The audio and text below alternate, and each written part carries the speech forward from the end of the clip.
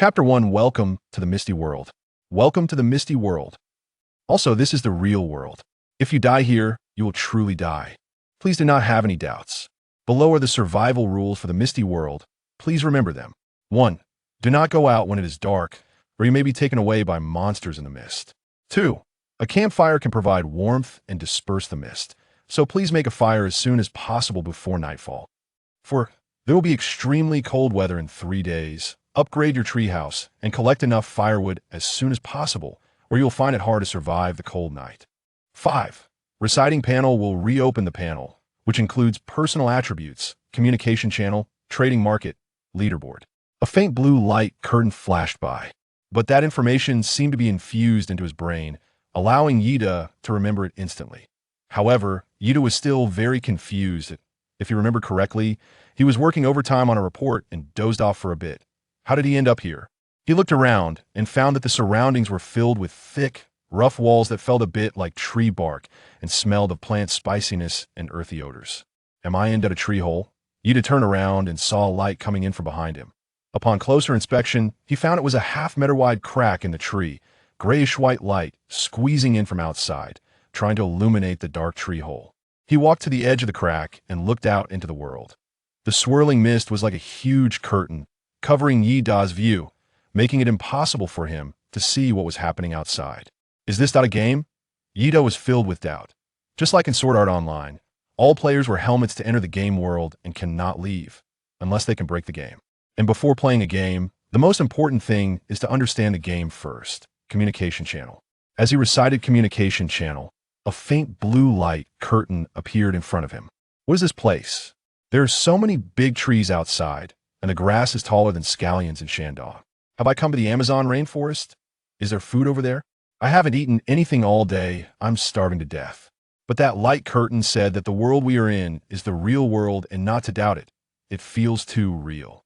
I slapped myself, and it hurt like hell. This is nothing like a game. Why slap yourself? Isn't it more fun to just go for it? I've always dreamed of living in a game, free from work and money worries. How great would that be? I don't care if this is real or a game. The prompt says the first 3 days are beginner period. So I'm ready to go, brothers. I also think the game is pretty good. Finally, I don't have to look for a job. Awesome. I'm a gaming expert. My chance to stand out has finally come. Let's go, brothers. I want to go, but there's mist everywhere outside. Can we even go out? While Yida was studying the game rules, out of the corner of his eye, he caught a glimpse of a square black shadow in the mist outside a wooden box the size of a beer crate. This is a treasure chest. Yida's pupils contracted, and his breath paused for a second. There are various supply boxes hidden in the mist, and they contain many good things, provided you can find them. The box mentioned in the mist survival rules must be this one, right? When did I, a non-lucky player, become a lucky one? I don't even have to go out. I could find a treasure chest. He didn't want to go out and grab it, but it was dark outside, and the mist was heavy, so he wasn't sure if it would be dangerous. He poked his head out of the tree hole and looked around. There was nothing but mist outside. Not even the sound of insect. No sound. There shouldn't be any danger, right? Yida squeezed his body through the half-meter-wide crack, and before completely leaving the tree hole, he listened carefully to confirm there was no sound outside. Then he quickly ran toward the treasure chest 10 meters away. The mist outside was extremely thick. Why Yida ran through it, feeling as if he was riding the clouds. Rustle, rustle, rustle. Yida turned his head and saw the grass nearby, shaking vigorously, as if some huge creature was moving through the grass. Moreover, the thing moving in the grass was incredibly fast. It quickly approached the edge of the grass and was about to burst out. Yida's heart raced, and his hair stood on end. He didn't dare waste time studying what would come out of the grass. Boom! The moment Yida lunged into the tree crack, he heard a loud crashing sound behind him, along with the sensation of the tree trunk shaking from the impact, confirming that something was chasing him in the mist. Roar! Chapter 2, The Wonderful Use of Beast Cores. A large brown-black bear was stuck in the tree crack. Based on the bear's arm that was reaching in, Yida estimated that this creature must be over 2 meters tall and at least 1 meter wide. The tree crack was only half a meter wide. Even Yida had to turn sideways to squeeze in, so the bear obviously couldn't get through. The bear was desperately stretching its arm through the crack, looking at its prey, so close yet unable to catch it, baring its uneven, beastly teeth and roaring in anger. Phew! That scared me to death. Yida lightly patted his chest. But Yida was the type who, the more scared he was, the more he acted recklessly. Only in this way could he relieve the fear in his heart. When he saw that the bear couldn't come in, he deliberately patted his backside and said, "Come catch me, you silly bear." Ha ha. Crack. Just when he thought the bear was stuck and couldn't come in, the bear's dark claws, like an excavator, clawed at the wood around the tree crack. The wood on both sides of the crack was torn off like paper, large chunks being ripped away. In just a few swipes, the bear tore off more than 10 centimeters of tree bark. Holy crap! Yida's eyes widened, and he quickly stepped back, not expecting the bear's combat power to be this formidable. He had to stop it. Yida frantically searched the ground, trying to find something he could use as a weapon. Just in time, he spotted the wooden treasure chest. Clang! He threw open the chest lid and saw 3 items inside: a card, a box of matches, and a stone axe tied with a triangular stone. Stone axe. Yida's eyes lit up, and he quickly picked it up. He took a deep breath and swung the stone axe down toward the bear's head. Roar. The bear let out a pained roar and snapped its jaws at Yida. A foul, fishy stench hit him, nearly making Yida gag. But he endured the terrible smell and fear, holding back the pressure, and raised the stone axe again, aiming for the bear's eyes. However, this time the bear was already prepared and bit down on the stone axe. Crack! The bear's teeth were like a stone crusher, effortlessly crushing the axe handle that was as thick as a child's arm. Crack!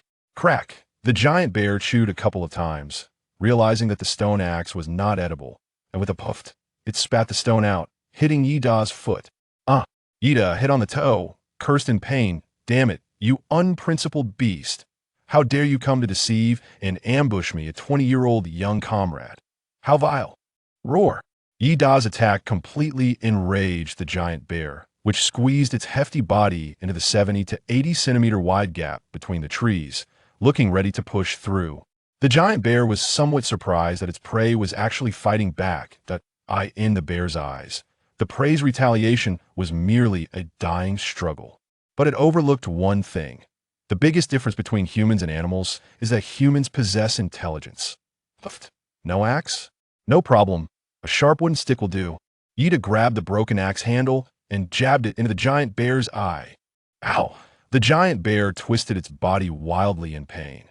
Unfortunately, its heavy body was stuck tightly in the tree gap, making all its movements futile. Does it hurt? Yida glared at the giant bear, whose head was bigger than his body, and roared, "It should hurt. The first time will definitely hurt. Just endure it." Puffed. A sticky, foul-smelling liquid burst from the bear's eye sockets, splattering onto Yida's face and body. Roar. At the moment Yida pushed in with all his strength, the bear's scream abruptly stopped. Like a player whose pause button was pressed, the giant bear's body went limp, hanging in the tree gap as if it had lost its support. Finally dead, Yida felt exhausted and collapsed to the ground.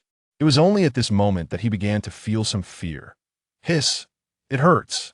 It hurts, hurts, hurts." While Yida was fighting the bear, his adrenaline had surged, allowing him to endure the pain. Now that he had relaxed, he finally felt the excruciating pain in his toe from being hit by the axe. Taking off his shoe, Yida finally saw. His middle and ring toes were bruised, and the ring finger was even oozing blood, revealing how hard the stone had struck. "Mom, that hit was so hard."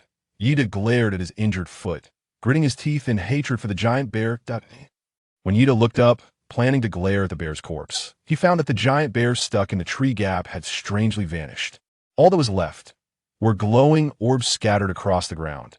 Inside those glowing orbs, various things seemed to be wrapped. Yida stared at the bizarre glowing orbs on the ground, feeling an infinite shock. Could it be? This is really a game world? Yida hesitantly reached out to grab one of the glowing orbs. The orb shattered, revealing a dull crystal stone inside. But the moment Yida grasped the crystal stone, it vanished in his hand like a snowflake melting away. At the moment the crystal stone disappeared, Yida felt a warm current enter his body, filling him with strength once again, which had been depleted from exhaustion. Moreover, the injury on his toe began to feel tingly, as if something was wriggling on the wound. Is that granulation tissue? Yida looked down and found countless granulation tissues growing in the wound, and that tingling sensation was indeed a result of the wound healing. Once the warmth faded, Yida saw that his wound had completely healed, even growing a thin layer of new skin, which had a slight color difference from the surrounding skin but felt completely painless when pressed. This is healed. Moreover, not only did his toe not hurt anymore, but even his previously severe athlete's foot had stopped itching and had begun to form a thick layer of skin. Yida scratched at it, and the skin shed away, revealing tender, undamaged skin. This that Yida's eyes were filled with J. Oh, why'd is this the reward for killing monsters? Then, can my congenital heart disease also gradually recover in this game? Yida suddenly felt a surge of hope. He had been tormented by congenital heart disease for as long as he could remember. Sometimes, when he didn't rest well, he would start to feel anxious and short of breath. Moreover, he had never been able to participate in sports, always watching his classmates play basketball, kick soccer, and run under the sun with envy. Yida truly envied them, but unfortunately, his body couldn't support him in doing those things. If his heart could really get better, wouldn't he then be able to engage in sports like a normal person, get married and have children, and not worry about whether his children would inherit his congenital heart disease? And the crystal that could restore his health was just the first reward obtained after killing the bear. Just one reward had brought Yida such great benefits. What about the remaining rewards? Why Yida's eyes lit up. Chapter 3. World First Kill Rewards. 4 light orbs remaining. Yida immediately reached out and burst the other glowing orbs. There were 50 rectangular chunks of meat wrapped in bear skin, resembling a beautifully packaged steak. There were also 5 portions of bear entrails, heart, intestines, kidneys, bear lungs, and bear liver. These entrails were also wrapped in rectangular bear skins, somewhat like the packaging bags used in ancient meat stalls. After obtaining various parts of a bear carcass, Yida's gaze fell on the last glowing orb, which was a transparent orb shimmering with colorful hues. The other glowing orbs were either red or blue, but this one was different in color. Yida saved it for last. Just as Yida reached for the light orb, a screen suddenly popped up. World First Kill Reward, Beginner's Lucky Ring. The screen flashed a line of text. As the light orb burst like a soap bubble, a platinum ring with a 4-leaf clover pattern lay quietly in Yida's palm. A lucky ring. Yida's eyes lit up, and he quickly slipped the ring onto his index finger. This good item was incredibly important for someone like him, who had never even rolled another bottle as a non-lucky player. This was truly something that could change his fate. Although, it might just be a game, and even if it couldn't, at least he could be a lucky king in the game. That would be pretty good too. After collecting the rewards from defeating the monsters, Yida's gaze fell on the scattered treasure chests. At the bottom of one box lay a pack of matches and a card. The matches were good items, but they were far less practical than a lighter, so Yida was not very interested in them and casually put them in his pocket.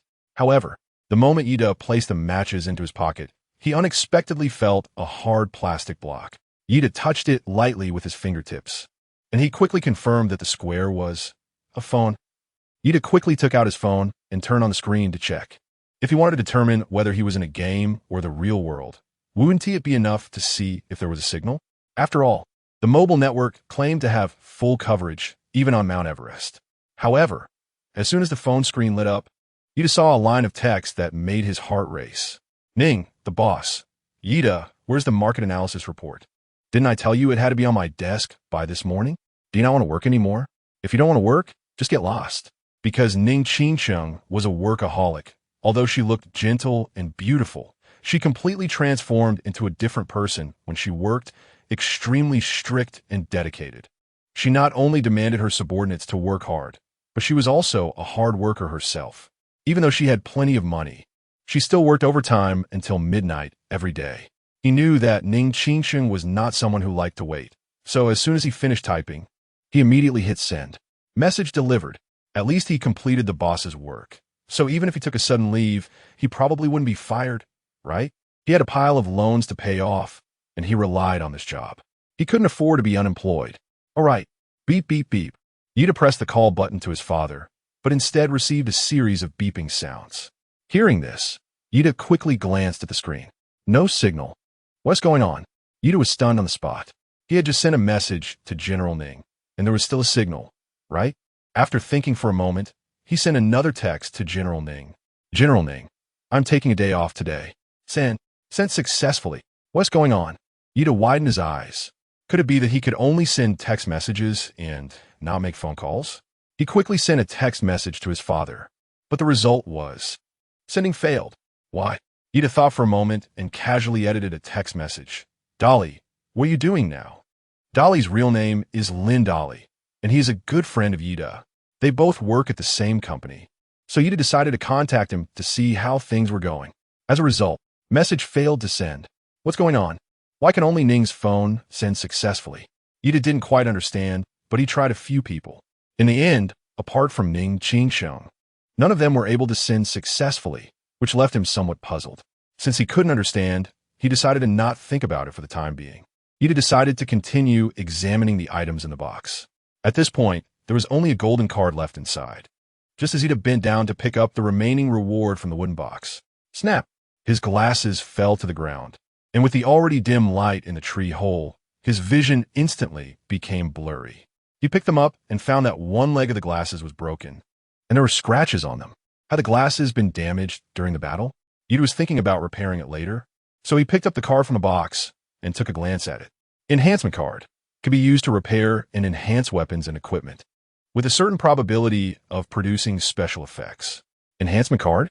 Although Ida couldn't see the value of this card, he decided to use it on his broken glasses. First, let's solve the urgent problem. Strengthen. Ida slapped the card onto the completely deformed glasses that had been crushed. A flash of white light passed by. His brain automatically received some information. Triggered lucky effect. Glasses undergo special transformation, gaining SSS level unique attribute. Beginner analysis. The glasses in Ida's hands not only transformed from a pair of broken ones into brand new glasses, with not a single scratch on the lenses. The entire look has even changed into a tech-savvy half-frame design, which at first glance resembles laboratory goggles. They're so light, and the best part about the reinforced glasses is definitely how much lighter they are. Ida weighed it in his hand. It was less than 10 grams, equivalent to a napkin. After putting on the glasses, he felt nothing at all. Very light and quite comfortable. However, when Ida put on the glasses, he truly understood what it meant to have a lucky bonus. What it meant to have basic analysis attributes. Because everything in front of Ida became interesting after he put on the glasses.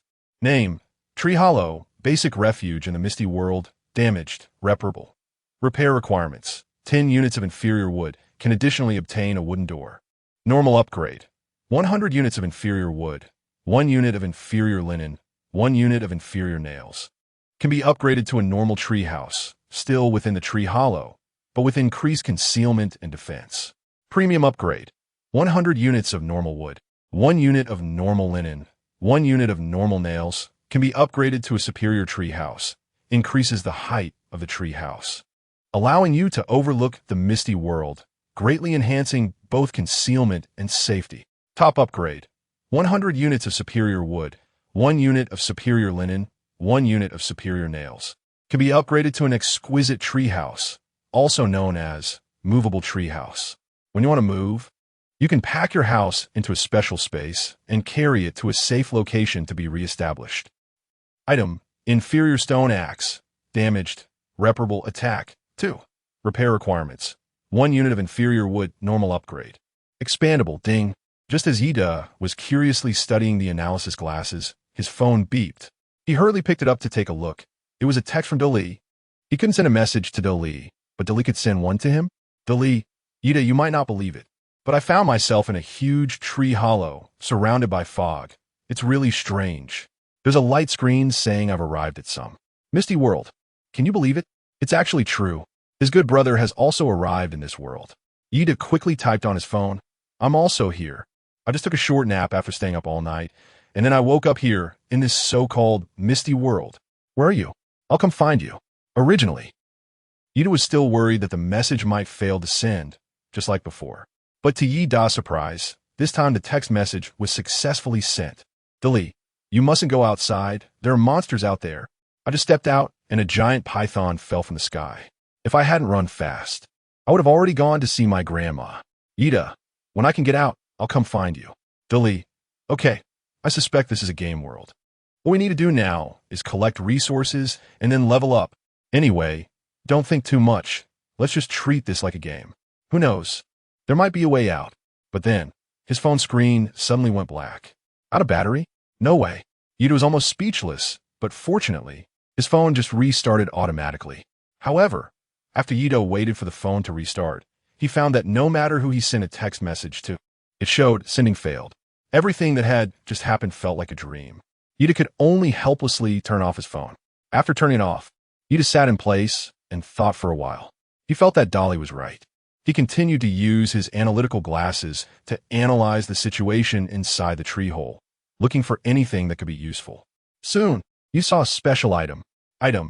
Match. Quantity. 50 pieces. Description.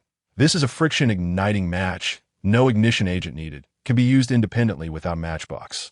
This match can actually be used independently? After Yuta gained insights about matches from his glasses, his eyes brightened, and he thought of a quick way to obtain resources. That is selling girls. Oh no, it's selling matches. You remember a rule mentioned in the Misty survival game. A fire must be lit at night. Each match here represents a source of fire, symbolizing safety and hope. In the real world, where fire sources are easily accessible, matches may not be worth much, but here, these matches are like a small gold mine. And as Yuta looked out towards the tree hole, Yuta's eyes lit up. The resolution of these new glasses is really impressive. Chapter 4. Crisis Everywhere. There are still 5 minutes until sunrise. It turns out it wasn't daytime yet. More accurately, the sun hadn't risen yet, which is why the fog outside hadn't cleared. No wonder he was attacked by a giant bear when he went out to get the treasure chest. Since he can't go out now, he might as well study the rules of this game a bit more. Yuta clicked on another sub-item on the light screen. Trading market. A small amount of trading content appeared on the light screen. Withered leaf, 1 unit. Exchange for 1 bottle of water or 1 portion of food. Branch 1 bundle. Exchange for 1 piece of bread. Down jacket 1. Exchange for 5 portions of food or 20 bottles of water.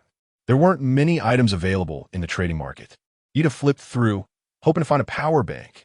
Whether in the game or in life, having resources in hand gives one a sense of security. Unfortunately, after flipping through, Yuta didn't find anything good, just some trash or personal items, but they were being sold at high prices. This was quite ridiculous. After searching for a long time, he couldn't find a charger, but he saw a player selling a down jacket. Although it was daytime, Yuta could still feel the coolness in the tree hole. He couldn't imagine how he would survive the long night wearing a short-sleeved shirt. He bought it. After all, the landlord's family had surplus grain, so Yuta was naturally generous. He waved his hand and directly purchased the down jacket. Transaction successful.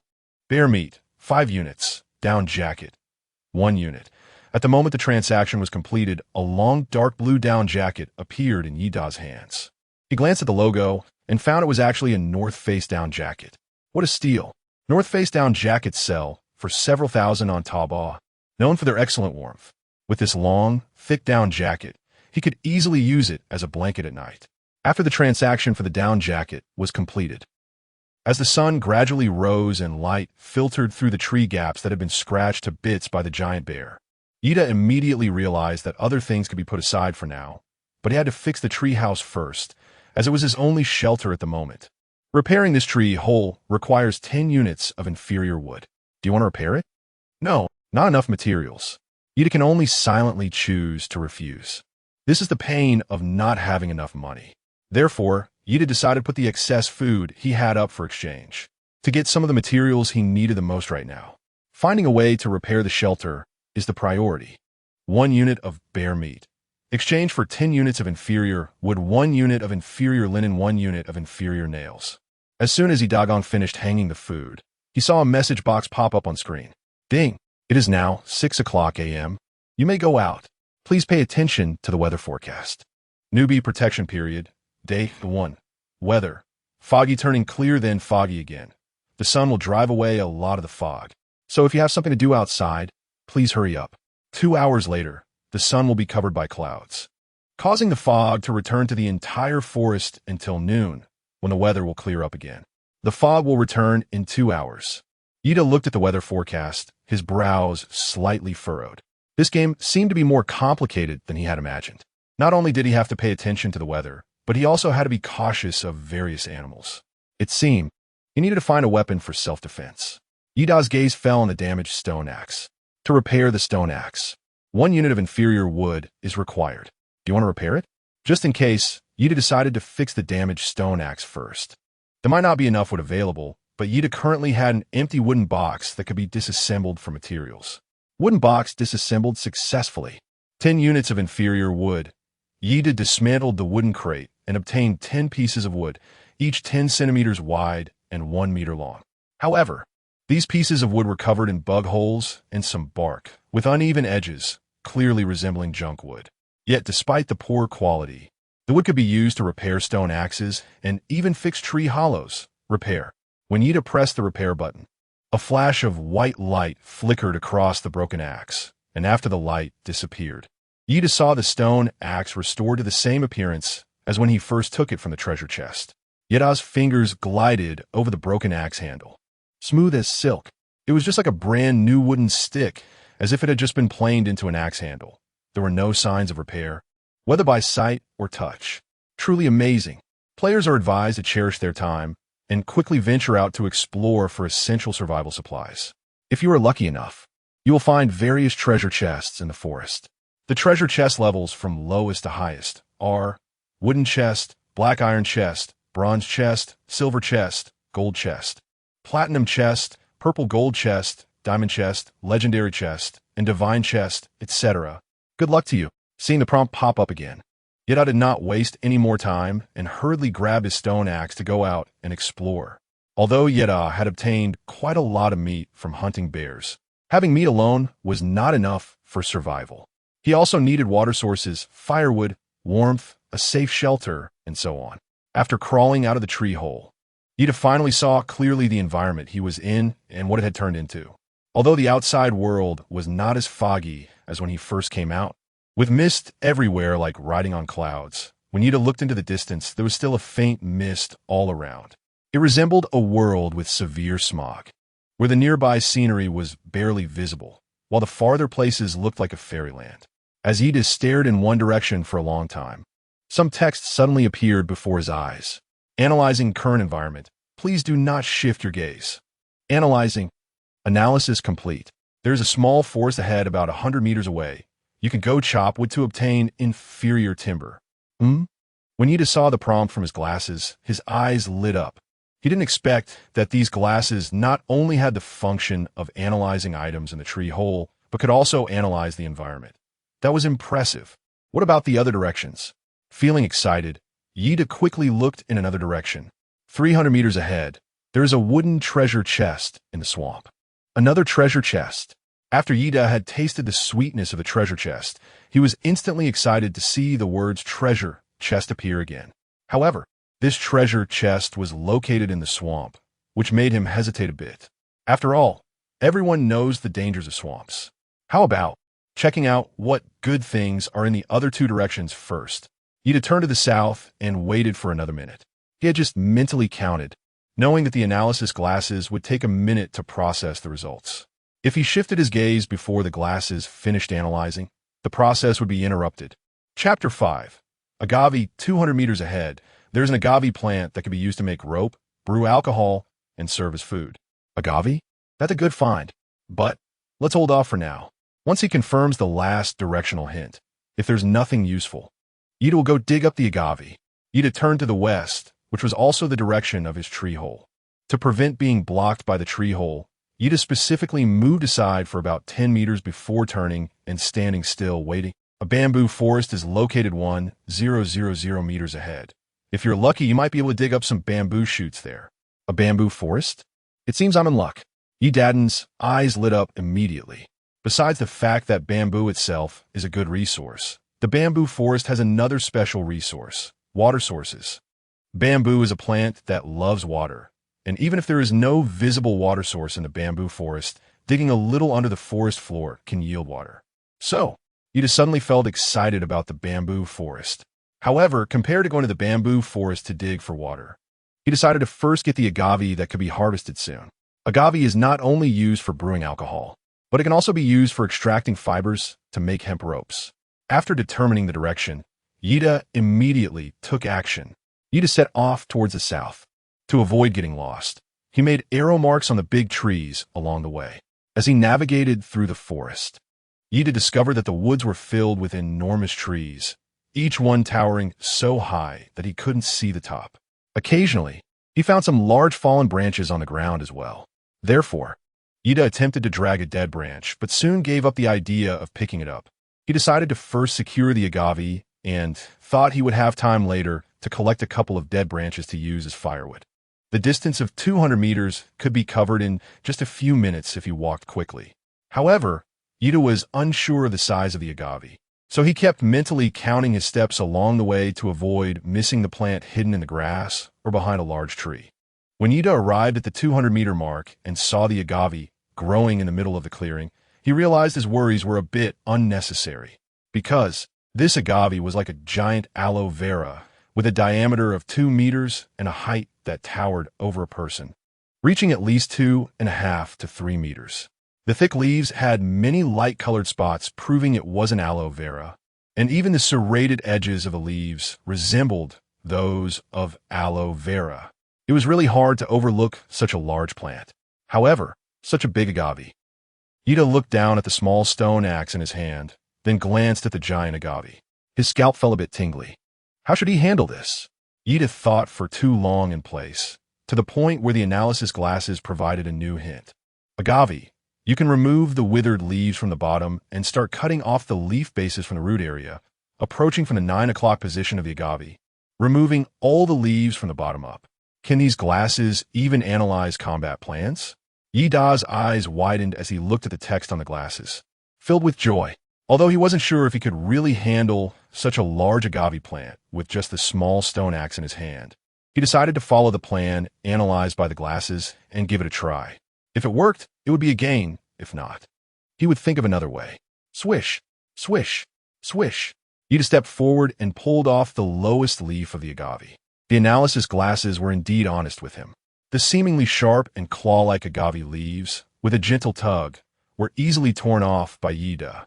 After Yida dragged the fallen leaves to the side, he discovered that the stems of the leaves had already withered and turned yellow, indicating that the leaves underneath were actually dead, just not completely fallen off yet.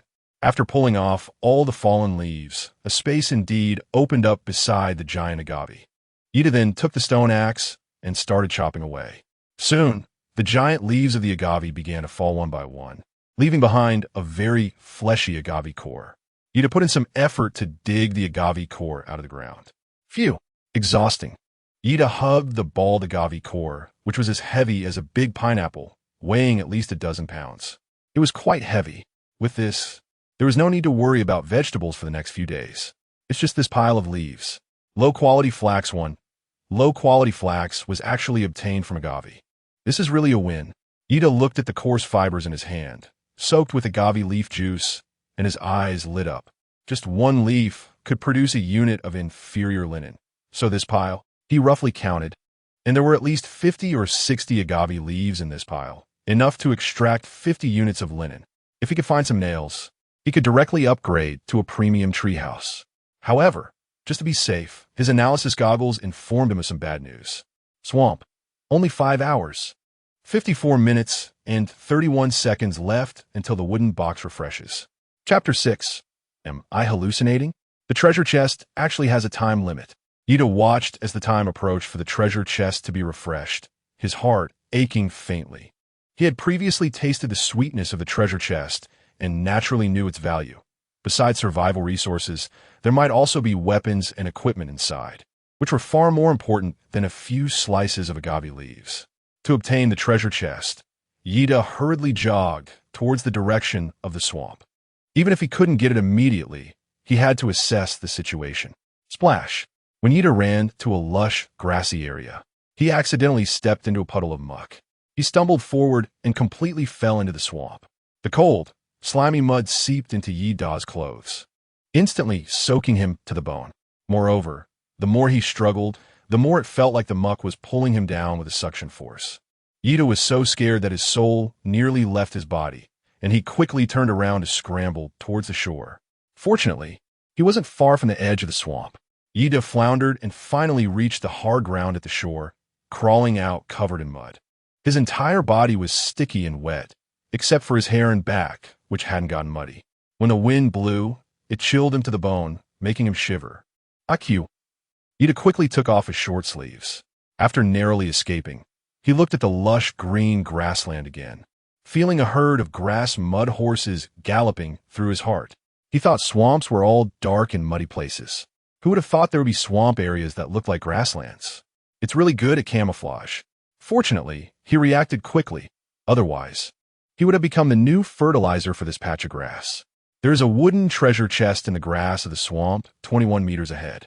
Ida waited for a moment, and the analysis glasses indeed provided a clue. 21 meters, not too far. The problem was how to cross the 20 meters from the marshland, which became a significant issue. It would be great to have a ladder or a small boat. Ida stared at the bushes not far away, pondering how to get across the dammed quicksand river. The treasure was right in front of him, visible yet unattainable, which made him feel very anxious. Wait a minute. Ida suddenly had a flash of inspiration. He remembered that when he analyzed the 4 directions with his glasses, one of them had a bamboo forest. Bamboo is a great resource, although it would be unlikely to build a boat with such a tool. Making 2 bamboo rafts for crossing the swamp would be no problem. Time, 7:15 a.m. There are still 45 minutes left before the thick fog envelopes the forest again. The bamboo forest is 1,000 meters away. 10 minutes later, Ida arrived at the bamboo forest. It was a lush area with dense, sturdy bamboo and branches that almost blocked out the light, and the ground was covered with a thick layer of dried bamboo leaves. Buzz, buzz, buzz. The bamboo forest had everything good, except for the damn mosquitoes, which were particularly numerous. As soon as Ida approached the bamboo forest, he was already overwhelmed by countless mosquitoes, and he suspected there were at least hundreds or even thousands of them here.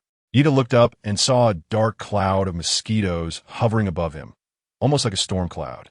Unfortunately, his clothes were stained with mud, so he had to take them off and tie them around his waist, leaving him bare-chested and turning him into a buffet for the mosquitoes.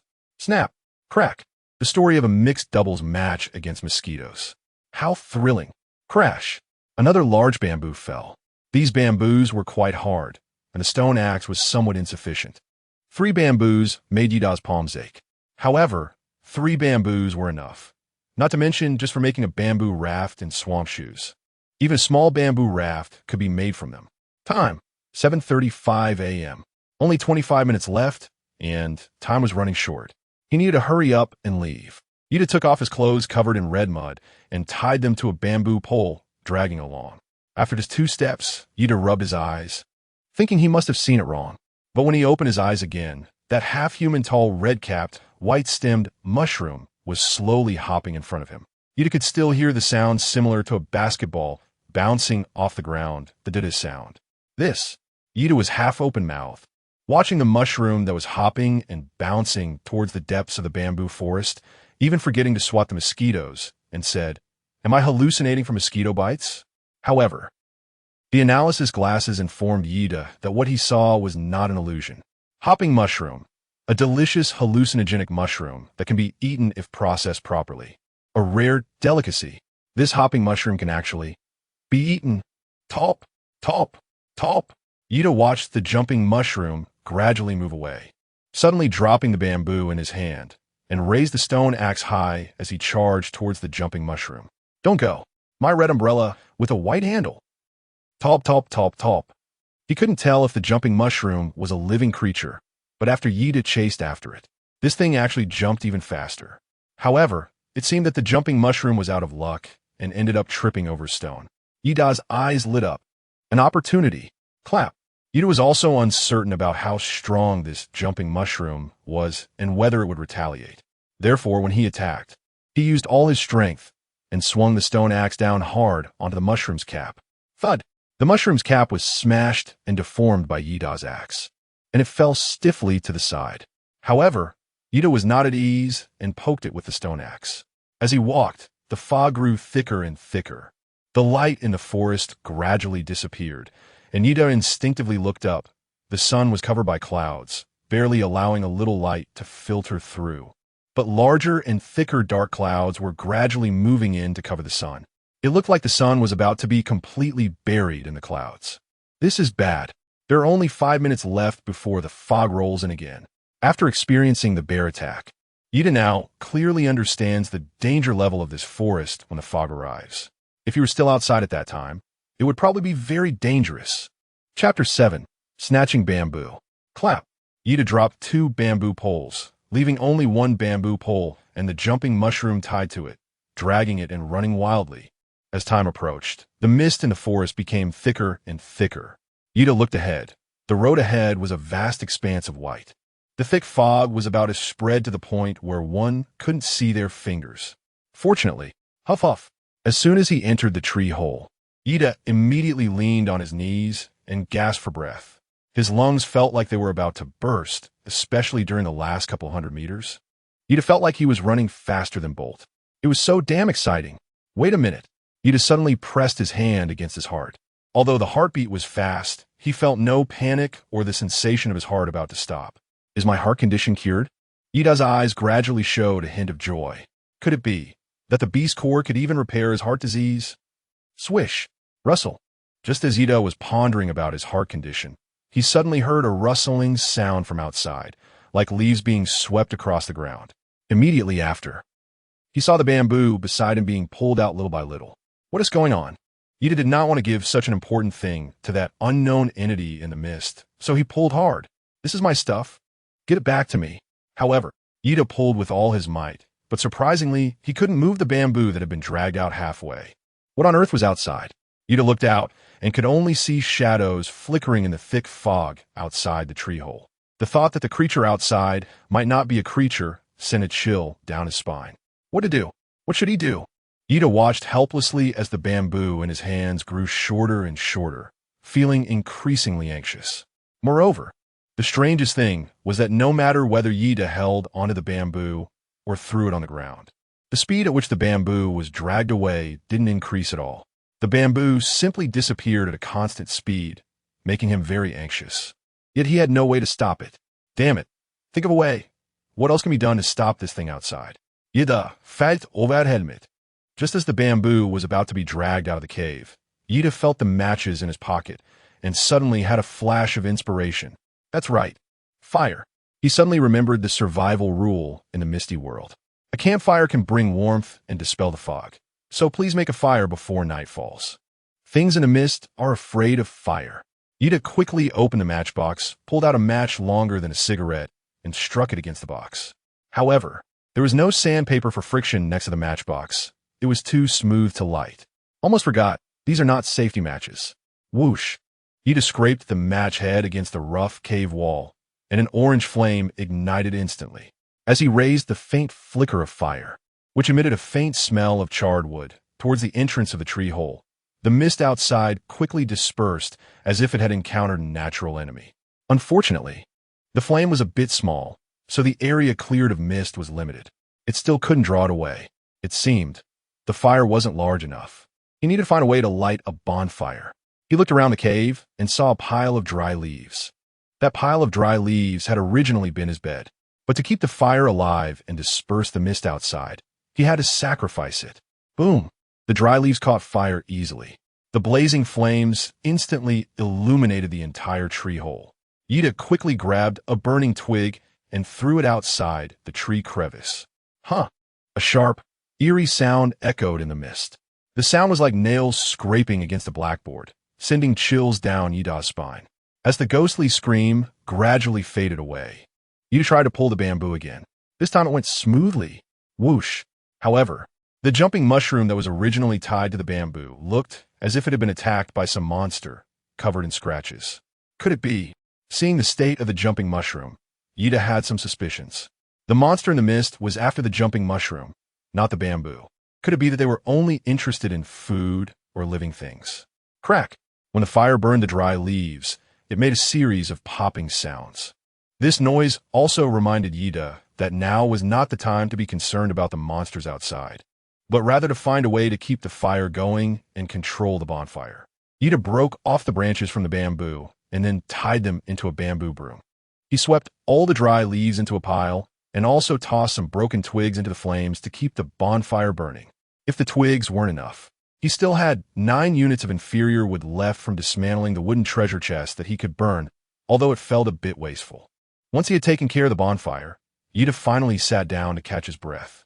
Ida first turned on his phone to see if he had received any messages from Dali or others, but unfortunately, there was still no signal.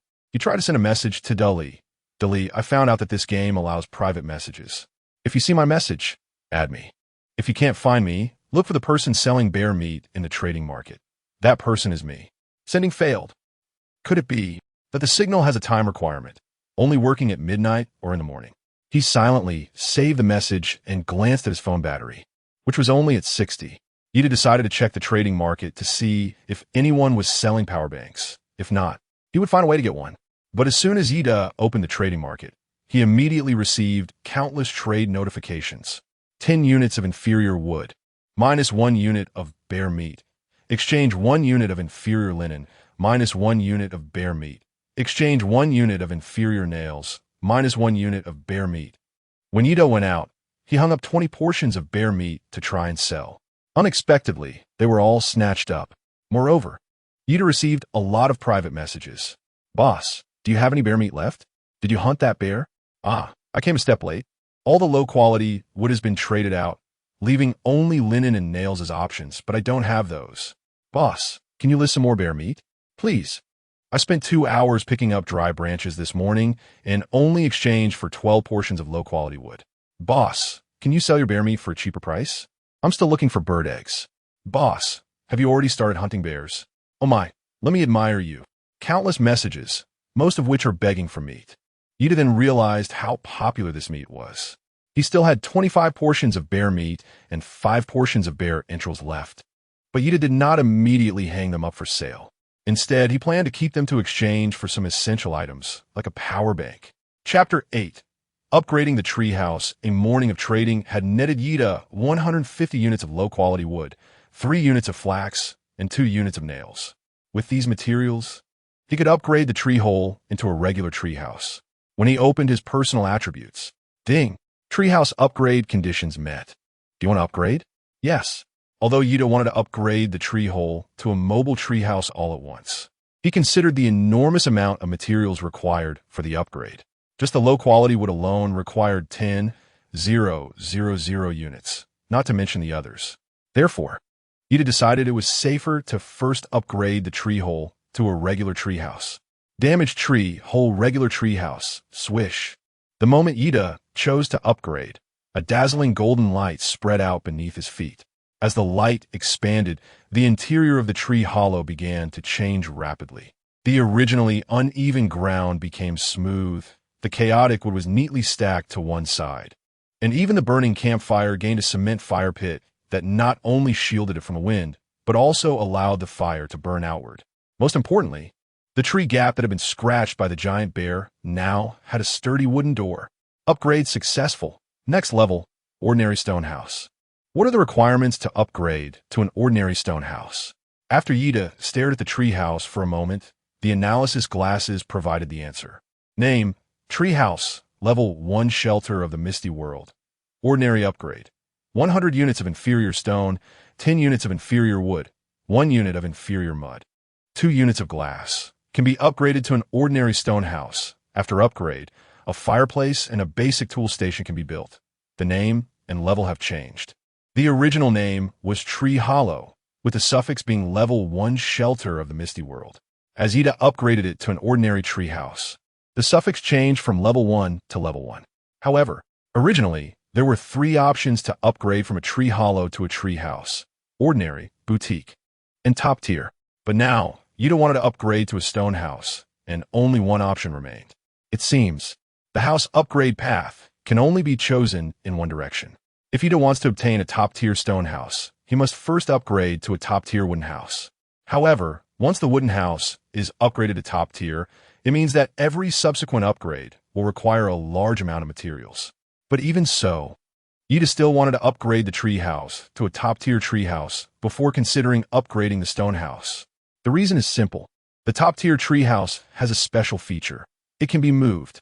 This is something that ordinary and boutique tree houses cannot achieve. In this strange world, no one knows what might happen next. If a sudden disaster like a torrential rain or flood occurs, it is not like Earth, where everyone can go out to seek shelter at any time. Here, going out at night is equivalent to seeking death. Therefore, a movable treehouse becomes particularly important. Upgrade. It must be upgraded. With a new goal, Ida became filled with determination again. Gulu gulu. But just as Ida was full of confidence and ready to work hard, his stomach loudly protested with hunger. All right, let's get some food first. I need to eat well to have the strength to continue working. Ida's gaze fell on the newly acquired jumping mushroom, wondering how to prepare this huge thing. Luckily, the analysis glasses were quite effective and quickly provided an answer. Jumping mushroom.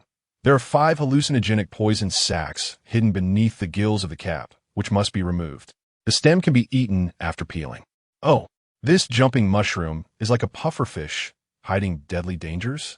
Ida flipped over the half-person-high jumping mushroom and poked his fingers into the folds beneath the cap, quickly feeling around until he touched a round, soft water ball.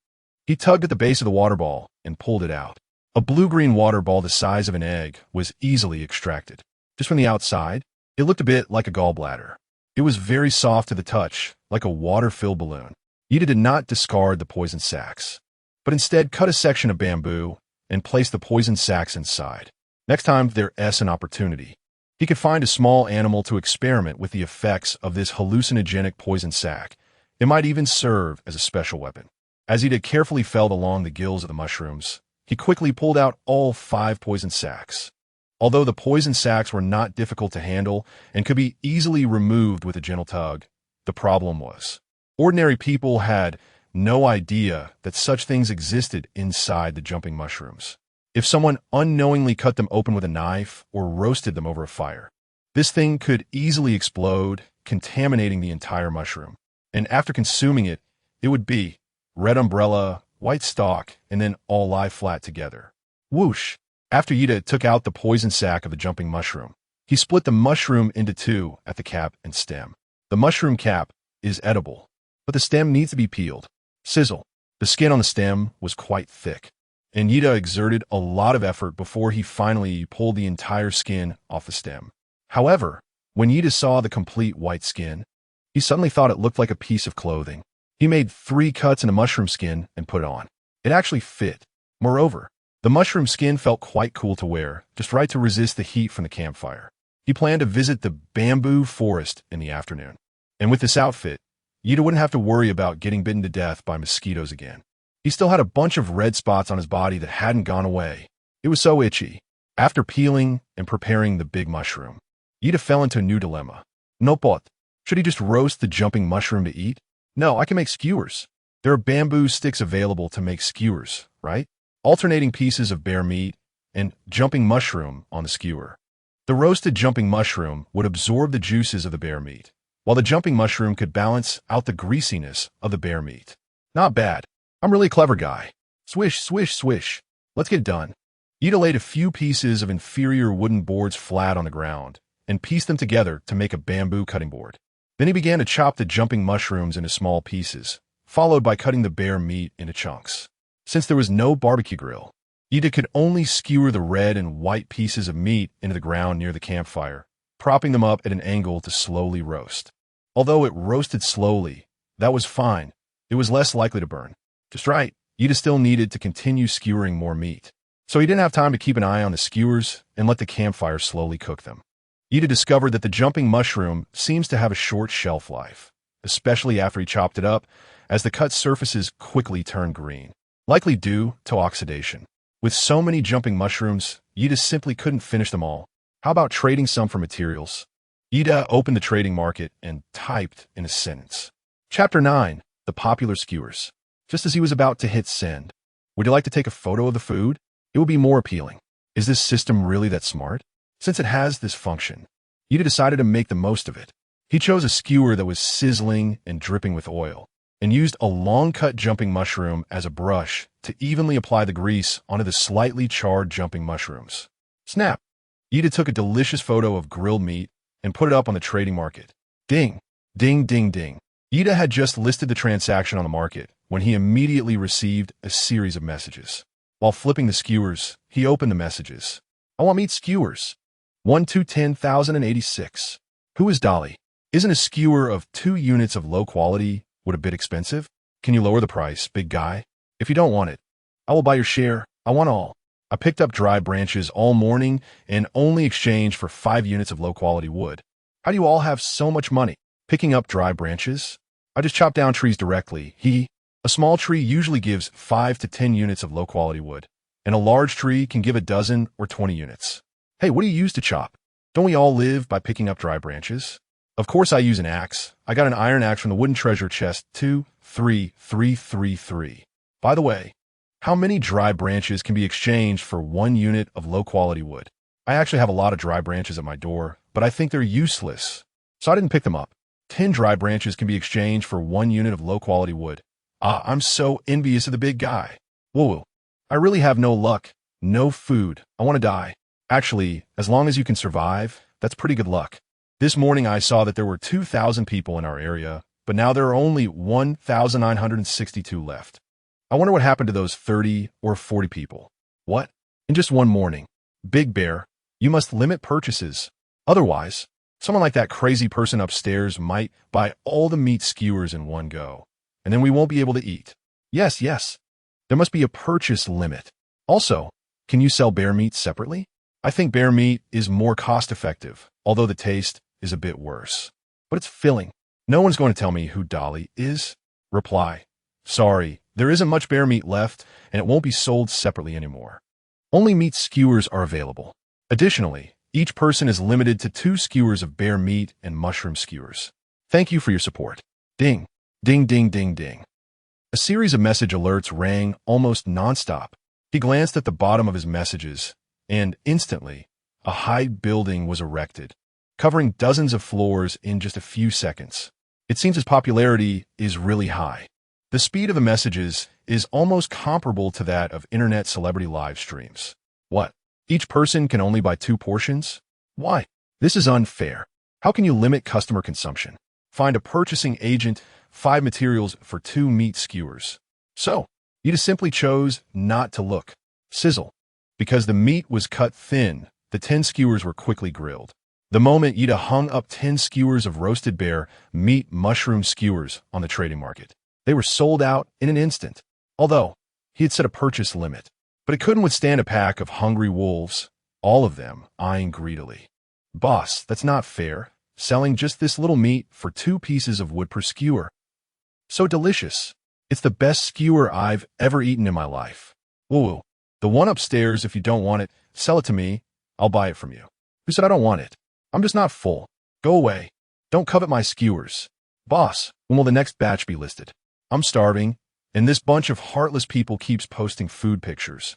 It's too much Still cutting and skewering. You just saw the comments from buyers and suddenly felt hungry too.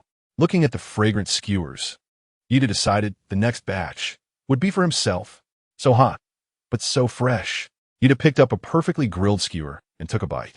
The rich juices of the jumping mushroom instantly burst in his mouth. However, those juices were filled with the meat juice from the bear meat, combined with the natural sweetness of the jumping mushroom, making Yuta experience what pure, natural flavor truly means. It was like fresh oysters and fatty salmon. Even without any seasoning, the ingredients were still incredibly delicious. He suddenly understood why he, as a shrewd businessman, cut the meat slices so thin, charged such high prices, yet still had no customers choosing to return or sell them to others. Because this kind of deliciousness is rare even on Earth, let alone here. After a group of starving players waited desperately to snatch this delicacy. Inferior wood could be found anywhere. But who knows when they would get to taste such delicious skewers again. The most important thing was to fill their bellies. Big shot. Isn't the second batch ready yet? I'm about to starve to death. Grill faster, I really want to eat. I'm out of inferior wood. Can I trade for something else? I have inferior linen and inferior nails. Is anyone willing to trade? Just as Ida was about to put up the 3rd batch of skewers, upon seeing this buyer's message, he immediately contacted them. I want inferior linen and inferior nails. How many do you have? I have 10 units. Big shot. I have 10 units of each material. Can I trade them all for grilled meat skewers? Ida calculated that 10 units of inferior flax are equivalent to 100 units of inferior wood, which means he can exchange it for 50 skewers of meat. Combining the two would be equivalent to 100 skewers of meat. Not to mention that Ida can't cook that much. Even if he could, he can't sell it all to just one person. Otherwise, the other buyers might really rebel. Chapter 10. Walking through the swamp. Buyer. This. How much can I exchange for it? Please, let me exchange a bit more. Ida, I can't roast it, but you can roast it directly. I can give you 100 skewers of meat, equal amounts of bear meat, and jumping mushrooms. How about that? Buyer, I don't have a fire, otherwise. I could roast it myself without any problem. Ida, I sell fire seeds too, but they are expensive. 10 units of low-quality flax can be exchanged for one. Do you want it? Buyer, so expensive? Boss, are you sure you're not just robbing me?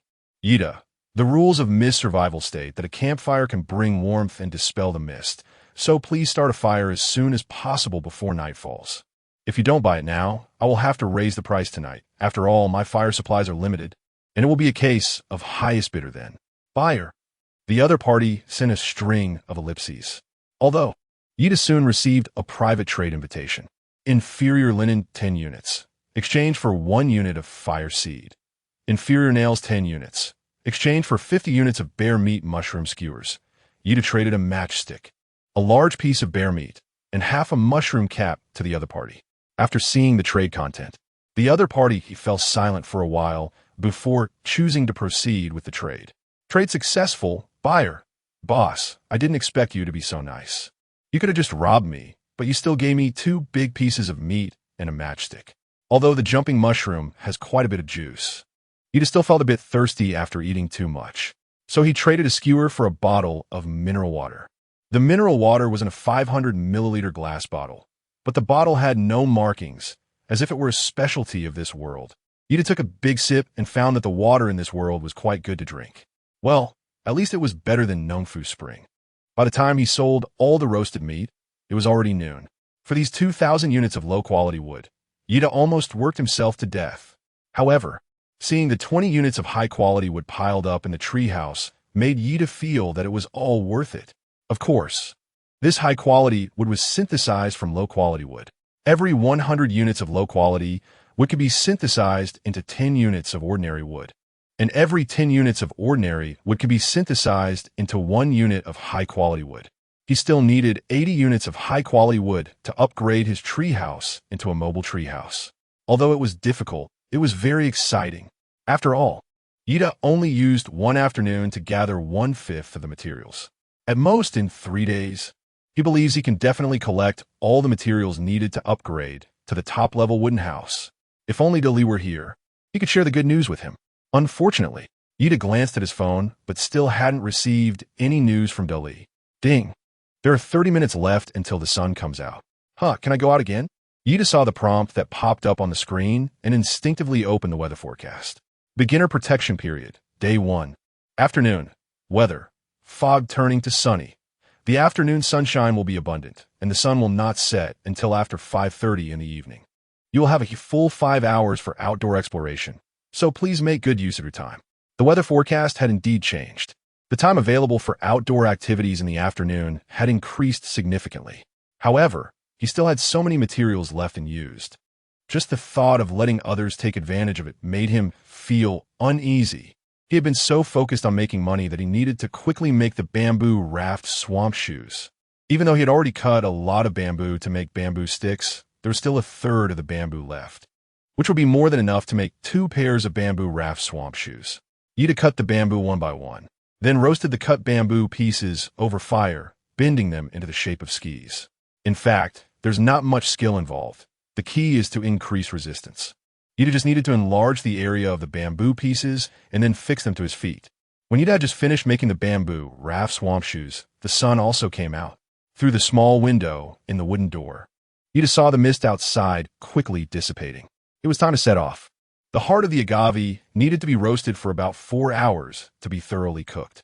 Although Ida had quite a few matches, each one cost money. The swamp. Ida carried 2 bamboo raft swamp shoes that looked like skis and arrived at the edge of the swamp. It was easy to identify where the swamp began. As long as there was grass growing, that was the extent of the swamp.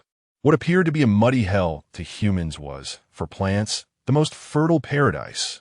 Ida sat at the edge of the swamp, putting on his bamboo raft swamp shoes, and stretched out his feet at the edge of the law. Oh no, I mean at the edge of the swamp, repeatedly testing.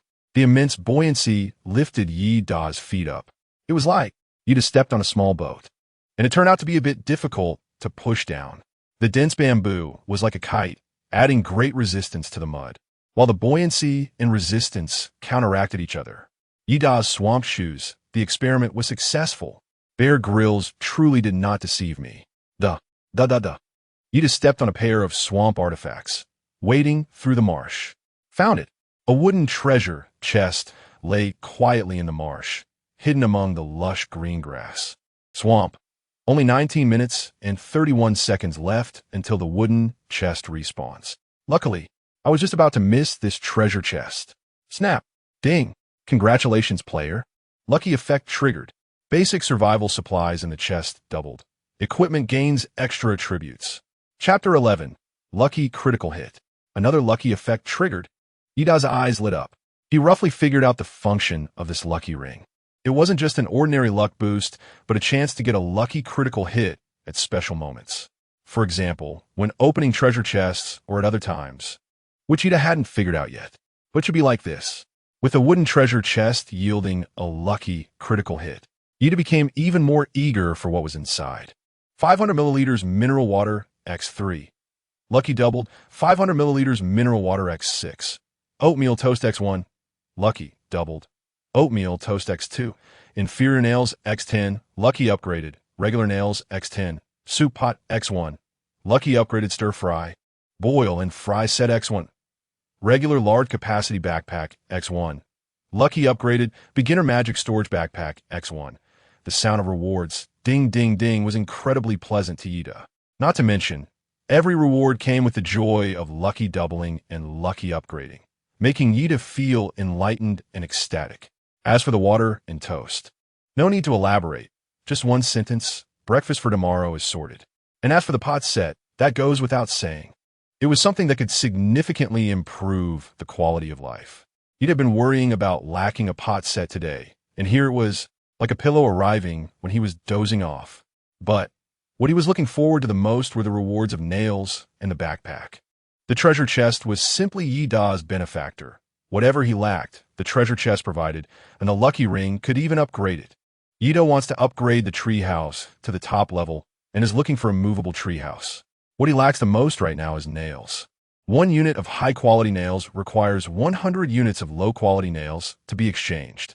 However, the lucky ring is very powerful, directly upgrading 10 units of low-quality nails to 10 units of regular nails, rather than doubling the 10 units of low-quality nails. Even if he doubles the nails, Yi Da can only get 20 units of low-quality nails, which would only synthesize to 2 units of regular nails, still far from upgrading to high-quality nails. The lucky ring directly upgraded the quality of the nails, equivalent to multiplying Yi Da's rewards by 10 times. Truly impressive, lucky. As long as Yi Da synthesizes one more time, he will immediately have 1 unit of excellent nails. Incredible. The top treehouse has already completed 1/3 of the task. Ha ha ha. Yi Da aims to complete the remaining tasks for the top-grade wood and top-grade linen by tomorrow. A magical backpack? However, compared to other known materials, what Yi Da is most interested in is this so-called primary magical storage backpack. What exactly is it? Yi Da took out a backpack from the wooden treasure chest. At first glance, it looked like an ordinary leather backpack. However, the moment he opened the backpack, Yi Da strangely saw a light screen. A light screen with 5 blank slots. Yi Da stared at the light screen in front of him and suddenly felt a sense of familiarity, as if it were a common backpack scene while playing games. Could it be that here, he could also put things into a backpack like in a game? Yi Da tried it out. As he attempted to move the empty wooden box into his backpack, a box icon indeed appeared in the light screen, and the wooden box on the ground disappeared. With 4 slots remaining, Yi Da placed the 3-piece pot set inside, which took up 3 slots. Only 1 slot was left. However, there were still 3 different items on the ground: 10 boxes of ordinary nails, 6 bottles of water, and 2 bags of oatmeal toast. Synthesize. With the 10 boxes of ordinary nails, Yi Da directly synthesized them into 1 box of fine nails. Synthesis successful.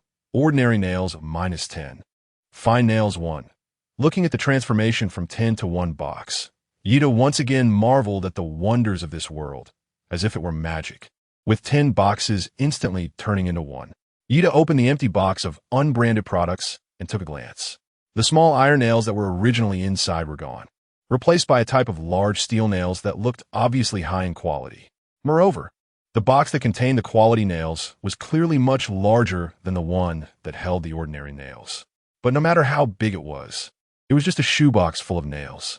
Ida picked up the nails and then turned 2 bags of slightly brown oatmeal toast upside down onto the nail box, stuffing 6 bottles of water into the backpack, occupying the last compartment of the storage backpack.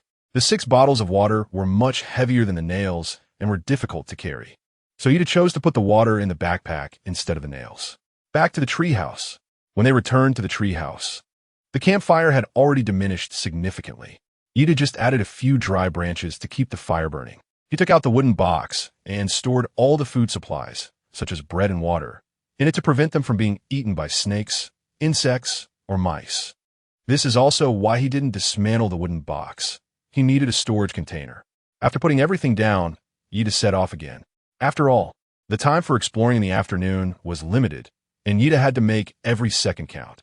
Compared to wood, Ida was in greater need of flax, a rare material. This material was difficult to acquire, whether through purchase or foraging. Arrived, Ida walked south and quickly found the place where he had chopped the agave in the morning. The agave leaves were scattered across the dry, sandy ground, and Ida frowned at the messy agave leaves. When he left in the morning, he had clearly stacked the agave leaves together for easy transport. So how could they be so disordered now? The farthest leaves had even been dragged about 20 to 30 meters away from the agave's root. It's important to note that agave leaves are very heavy. Unless there was a typhoon, they could not be blown away, which means something must have dragged the leaves away. Ida crouched down to take a look and found that several leaves indeed had bite marks on them. The bite marks were smooth and puncture-like. The leaves of the agave looked as if they had been bitten by a giant stapler, with one notable detail being that the holes were quite large, even as long as a piece of green arrow gum.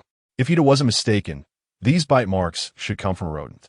But how big could a rodent be to leave such large bite marks? Hiss. Indeed, thinking about this made Ida feel a chill all over. He needed to leave here quickly. However, as Ida was picking up, he suddenly realized something was wrong. Chapter 12. Targeted. Ida discovered that this beginner magic backpack has a storage limit. When Ida picks up 10 leaves, the storage in the backpack reaches its limit. When Ida continues to pick up the 11th agave leaf, the agave leaf will automatically be placed into another empty slot. It seems that the storage limit for each slot in the backpack is 10 items. Therefore, Ida reached a conclusion. The basic magic backpack can only hold 5 different types of items, with a maximum of 10 for each type. Although the capacity of the basic magic backpack is limited, it has an undeniable advantage. It is light. Ida has already packed 50 pieces of agave leaves into his backpack, which must weigh at least 20 to 30 pounds. But the backpack feels as light as if it were empty. Even if the magical backpack doesn't reduce the weight, Ida can still carry it. If only now. What if the backpack is filled not with a dozen or 20 pounds of leaves, but with heavy items like iron or sand weighing 1 or 200 pounds? The difference would be significant. Once the backpack is completely filled, only 3 or 4 smaller leaves will be left on the ground, which Leifta intentionally chose to leave behind, planning to carry them if the backpack couldn't hold any more. Each of these agave leaves can yield 1 unit of low-quality flax. Ida couldn't bear to give up a single leaf. He took off the mushroom costume he was wearing, tossed all the agave leaves inside, and used the mushroom skin as a shopping bag to carry them away. How convenient. When he went out, Ida glanced at the time. It was 1:35 p.m. He had been to the south, west, and east directions centered around the treehouse. Only the north direction was left unexplored. Ida remembered that there seemed to be a forest to the north. If he needed more wood, he could go to the forest to chop down trees for it. Compared to other players, Ida had earned quite a bit of low-quality wood by selling meat skewers, so his demand for wood wasn't particularly high. Instead, he was very interested in the bamboo forest. Besides the wide range of uses for bamboo, he remembered seeing a hint about the bamboo forest that mentioned there were bamboo shoots inside, which would be perfect for digging up for dinner. Bear meat and bamboo shoot stew. It sounded delicious. Moreover, the bamboo forest not only had bamboo shoots, a wild delicacy, but also had jumping mushrooms, a special food. Although Yida had eaten enough of them, other survivors had good things to say about jumping mushrooms. To con other survivors out of more materials, Yida also planned to catch a few more jumping mushrooms to sell. However, Yida stood outside the tree hole, carefully considering his direction. There was one thing he was very concerned about: the respawn time of the treasure chests. Previously, when he went to the swamp to look for treasure chests, the respawn time was displayed on them. This meant that treasure chests in the entire Misty World could potentially respawn. Therefore, when choosing to set off again, Yida decided to take a loop, as usual, analyze the new data provided by his glasses, and then make a decision. 2,500 meters ahead, there is a current. That is the territory of wild boars. If you do not have decent weapons and strong combat power, it is not recommended to provoke them. To the south, where there used to be agave. Since Yida had cut down the agave, the valuable resources had shifted from the agave to the current 2 kilometers away. Water resources are important to everyone, but the problem is that is the territory of wild boars, and getting water there might not be so simple. Although domestic pigs and wild boars are both pigs, wild boars are not as docile as domestic pigs. Wild boars not only have long tusks, but also a very hefty weight. A charge from a 300 or 400-pound wild boar can easily take a person down. Moreover, Yida was not sure how many wild boars were actually there, so he dismissed the idea of heading south. To the north, 300 meters ahead, there is a swamp. Besides lush pastures, there are also freshwater crocodiles hiding beneath the mud. There are crocodiles in the swamp. After seeing this new prompt, Yida suddenly felt as if he had been tricked into taking a detour through the gates of hell. If he had known there were crocodiles in the marsh, he definitely wouldn't have foolishly run off to take risks. Snatching treasure from the jaws of a crocodile. He truly was lucky to be alive. Well, let it go. There's no need to dwell on the past. As for the marsh, it can't be visited for now, so he should change direction. To the east, there's a small grove 100 meters ahead, where you can go to chop down trees and obtain low-quality wood. P.P.S. Your luck seems to have run out. A hungry female wolf has appeared in the small grove. If you want to deliver a meal to it, you might consider heading in that direction. Yida felt that the world was maliciously targeting him. He had only opened 2 treasure chests in one day, so why was it treating him this way? It seemed that the only option left was the bamboo forest. But just thinking about the treasure chests in the woods made Yida reluctant to ignore them. According to the rules he had observed, the refresh time for the treasure chests didn't seem to be very long. The treasure chests he saw in the forest might be gone by tomorrow, and even if they were still there tomorrow, the hungry wolves might not have left. After contemplating for a little while, Yida decided to take the stone axe and go to the woods to deliver food to the hungry wolves. The small forest. Yida stood outside a dense grove of trees, looking into the shadowy interior where the canopy blocked out the sunlight. The grove was filled with tall, slender trees, but their branches and leaves were unusually lush, making the entire area inside the grove exceptionally dim.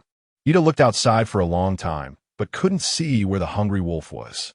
Originally, he wanted to see what the wolf looked like before deciding whether to challenge it one-on-one. But now, he couldn't see the wolf, and the forest was overly dark, so Yida really didn't dare to go in. After all, a wolf's vision is much better than a human's. Yida cannot see the situation in the forest, but that doesn't mean the wolf cannot see it. Therefore, Yida decided to deliver food to it after all. Literally delivering food. Really, feeding the wolf. Yida threw a large piece of fresh bear meat forcefully, tossing it to the edge of the small grove. Then, Yida stepped back 20 to 30 meters and hid behind a large tree, quietly observing the bear meat he had thrown out, waiting for the wolves to appear. Wolves have a keen sense of smell, so Yida was not worried about them not finding it. The only thing he was concerned about was that the wolves wouldn't eat the meat he provided. Chapter 13. Toxicity Experiment. As for why Yida was worried that a hungry wolf would refuse the meat he offered, it was because Yida added some seasoning to the meat. That's right. Yida used the hallucinogenic poison sac he had previously extracted from the jumping mushroom as a seasoning for the bear meat, offering it to the hungry wolf. To avoid being spotted by the wolf, which had excellent eyesight, Yida didn't even dare to show his head. He could only listen carefully to the sounds outside, with his ears perked up. After 10 minutes, Outside, apart from the occasional sound of the wind rustling through the leaves, there were only sporadic sounds of small birds squabbling, but no other noises. 20 minutes passed, and Yida took a stealthy peek outside. The meat was still there, and the wolf hadn't arrived. Just as Yida was about to give up, crack, snap. The sound of dry leaves being crushed came from outside the small forest, occurring every 1 or 2 seconds on average, indicating the carefulness of the creature stepping on the dry leaves. Yida heard the sound and immediately held his breath, not daring to move. He was afraid that if he made a mistake, he would scare away the hungry wolf that had finally dared to peek out from the woods. Of course, it could also be another creature, but Yida didn't dare to stick his head out to confirm whether it was a wolf or not. Anyway, the most important thing for him to do now was to wait patiently. Crack, crack, crack. Yida waited until the sound of withered leaves from a click. Crack, once every 2 seconds to several clicks every second, before he finally dared to peek out slightly from behind the big tree and take a glance towards the small grove. Because when the footsteps became denser, it indicated that the guy had initially let down his guard. As long as Yida doesn't make too much noise to scare it, there won't be any problem. In the shadows outside the small grove, a gaunt gray wolf is cautiously sniffing around the meat that Yida has thrown, but it still hasn't taken a bite. Yida looked at the wolf, which was so thin that its bones were showing, but its belly was hanging heavily, and its nipples were unusually prominent, as if it had just given birth. The gray wolf's tail drooped behind its rear, and the fur on its back was slightly bristled. This indicated that it hadn't completely let down its guard. Could it be? Yida frowned slightly and said it detected an unusual smell on the meat. When Yida poked the jump mushroom's poison sac and dripped it onto the raw meat, he indeed smelled a faint sweetness. It was possible that this smell aroused the wolf's suspicion, but that was fine too. Yida looked at the gray wolf's sagging belly and felt a slight sigh of relief in his heart. It had just given birth, and if it died, its cubs would probably find it very hard to survive in this place. After all, they weren't born savages if it weren't for necessity. Yida also didn't want to create more bloodshed. Sniff, sniff, a wolf. After sniffing several times, the gray wolf let out a mournful howl and gave up. It turned around and prepared to slip back into the dark little forest. Yida shuruk.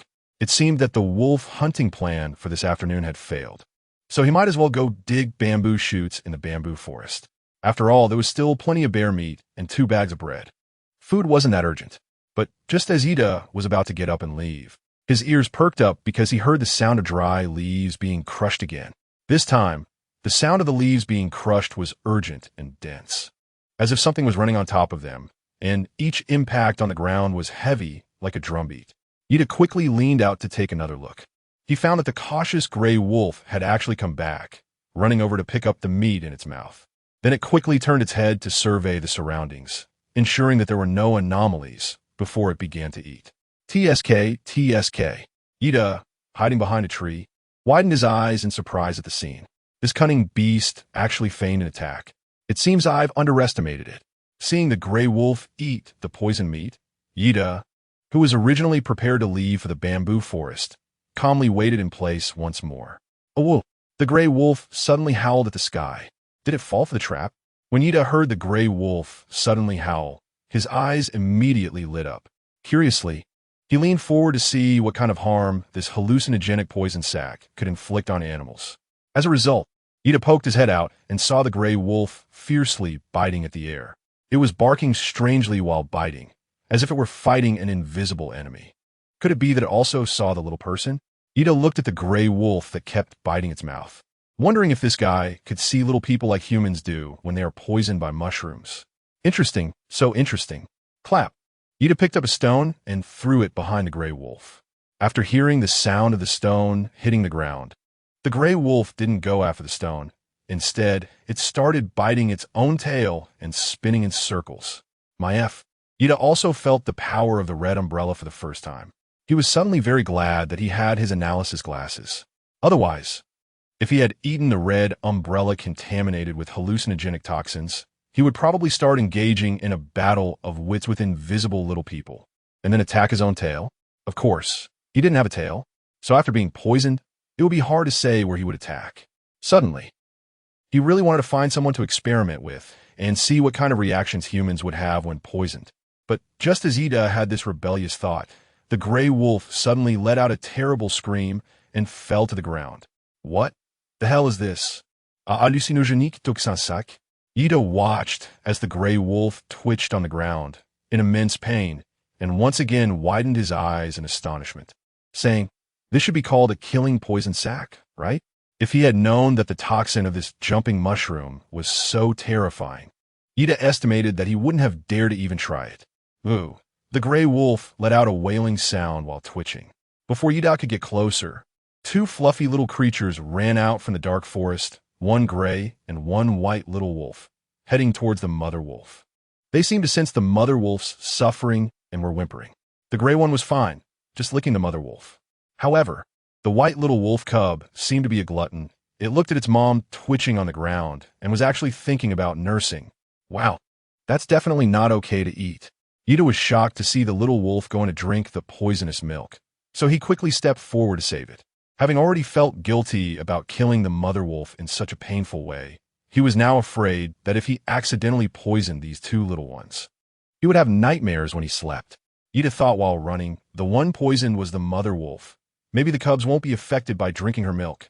But Ida quickly recalled a news story he had seen before. An old lady, known as the Grim Reaper spokesperson, did something that poisoned the entire village. This news left a deep impression on him regarding the toxicity of poisons. Chapter 14. The Grim Reaper spokesperson. The story goes like this. The old lady was particularly frugal. She couldn't bear to throw away a good bag of rice, so she washed the rice and cooked a big pot of it. As a result, the elderly couple ate it and ended up in the hospital due to poisoning. The old man ate more and died from poisoning that same day. Thus, the remaining pot of poisoned rice was fed to the chickens. If a rat poison could kill humans, how could the chickens be fine? That night, a number of chickens died. This made the old lady so heartbroken that she couldn't eat or sleep. She couldn't bear to throw away the dead chickens, so she cleaned them and put them in the kitchen. The next day was the old man's funeral, and the whole village needed to be invited for a meal. The old lady had been poor in her youth, had eaten many diseased chickens, and had survived to this day. Naturally, she didn't think dead chickens were inedible, especially since these had just died and were still fresh.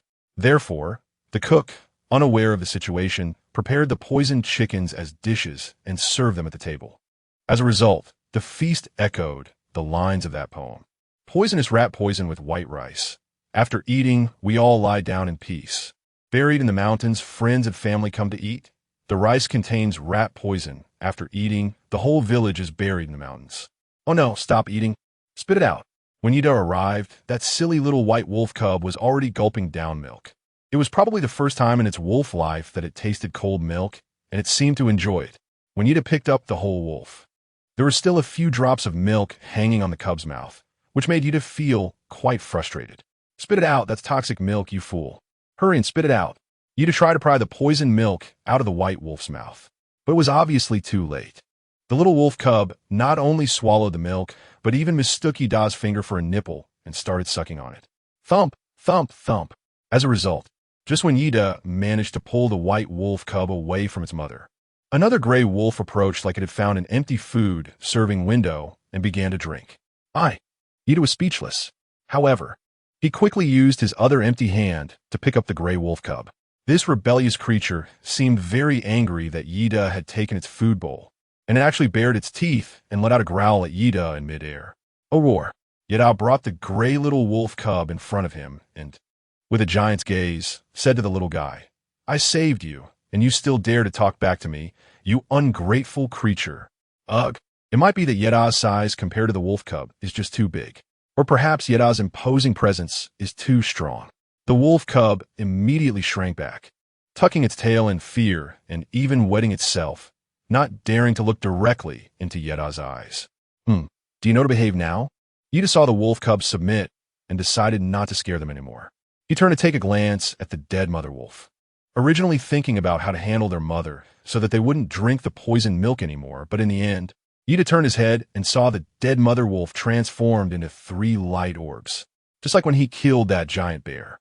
He didn't even need to handle the corpse, nor did he need to cut the meat or skin it. the wolf simply disintegrated into a pile of meat, a pile of organs, and a beast core. This was fine. The wolf cubs were probably too young and didn't understand what death was. So after breaking free from Yida's grip, they just sniffed around in place, occasionally tilting their heads as if they couldn't comprehend why their mother had suddenly disappeared. Snap! Yida reached out to grab the glowing orb that had meat chunks, and 5 pieces wrapped in wolf skin fell out from inside. This wolf was too thin, with a meat yield only 1/10 that of a giant bear. In another orb, Yida also obtained a bag of gray wolf entrails, a large, bulging package that was not less than the meat. This wolf had become so thin, having only its entrails left in order to nurse its young. Yida clasped his hands together and silently whispered, "Buddha, forgive me." After confessing to the Buddha, Yida looked at the last light sphere, which still contained a grayish beast core.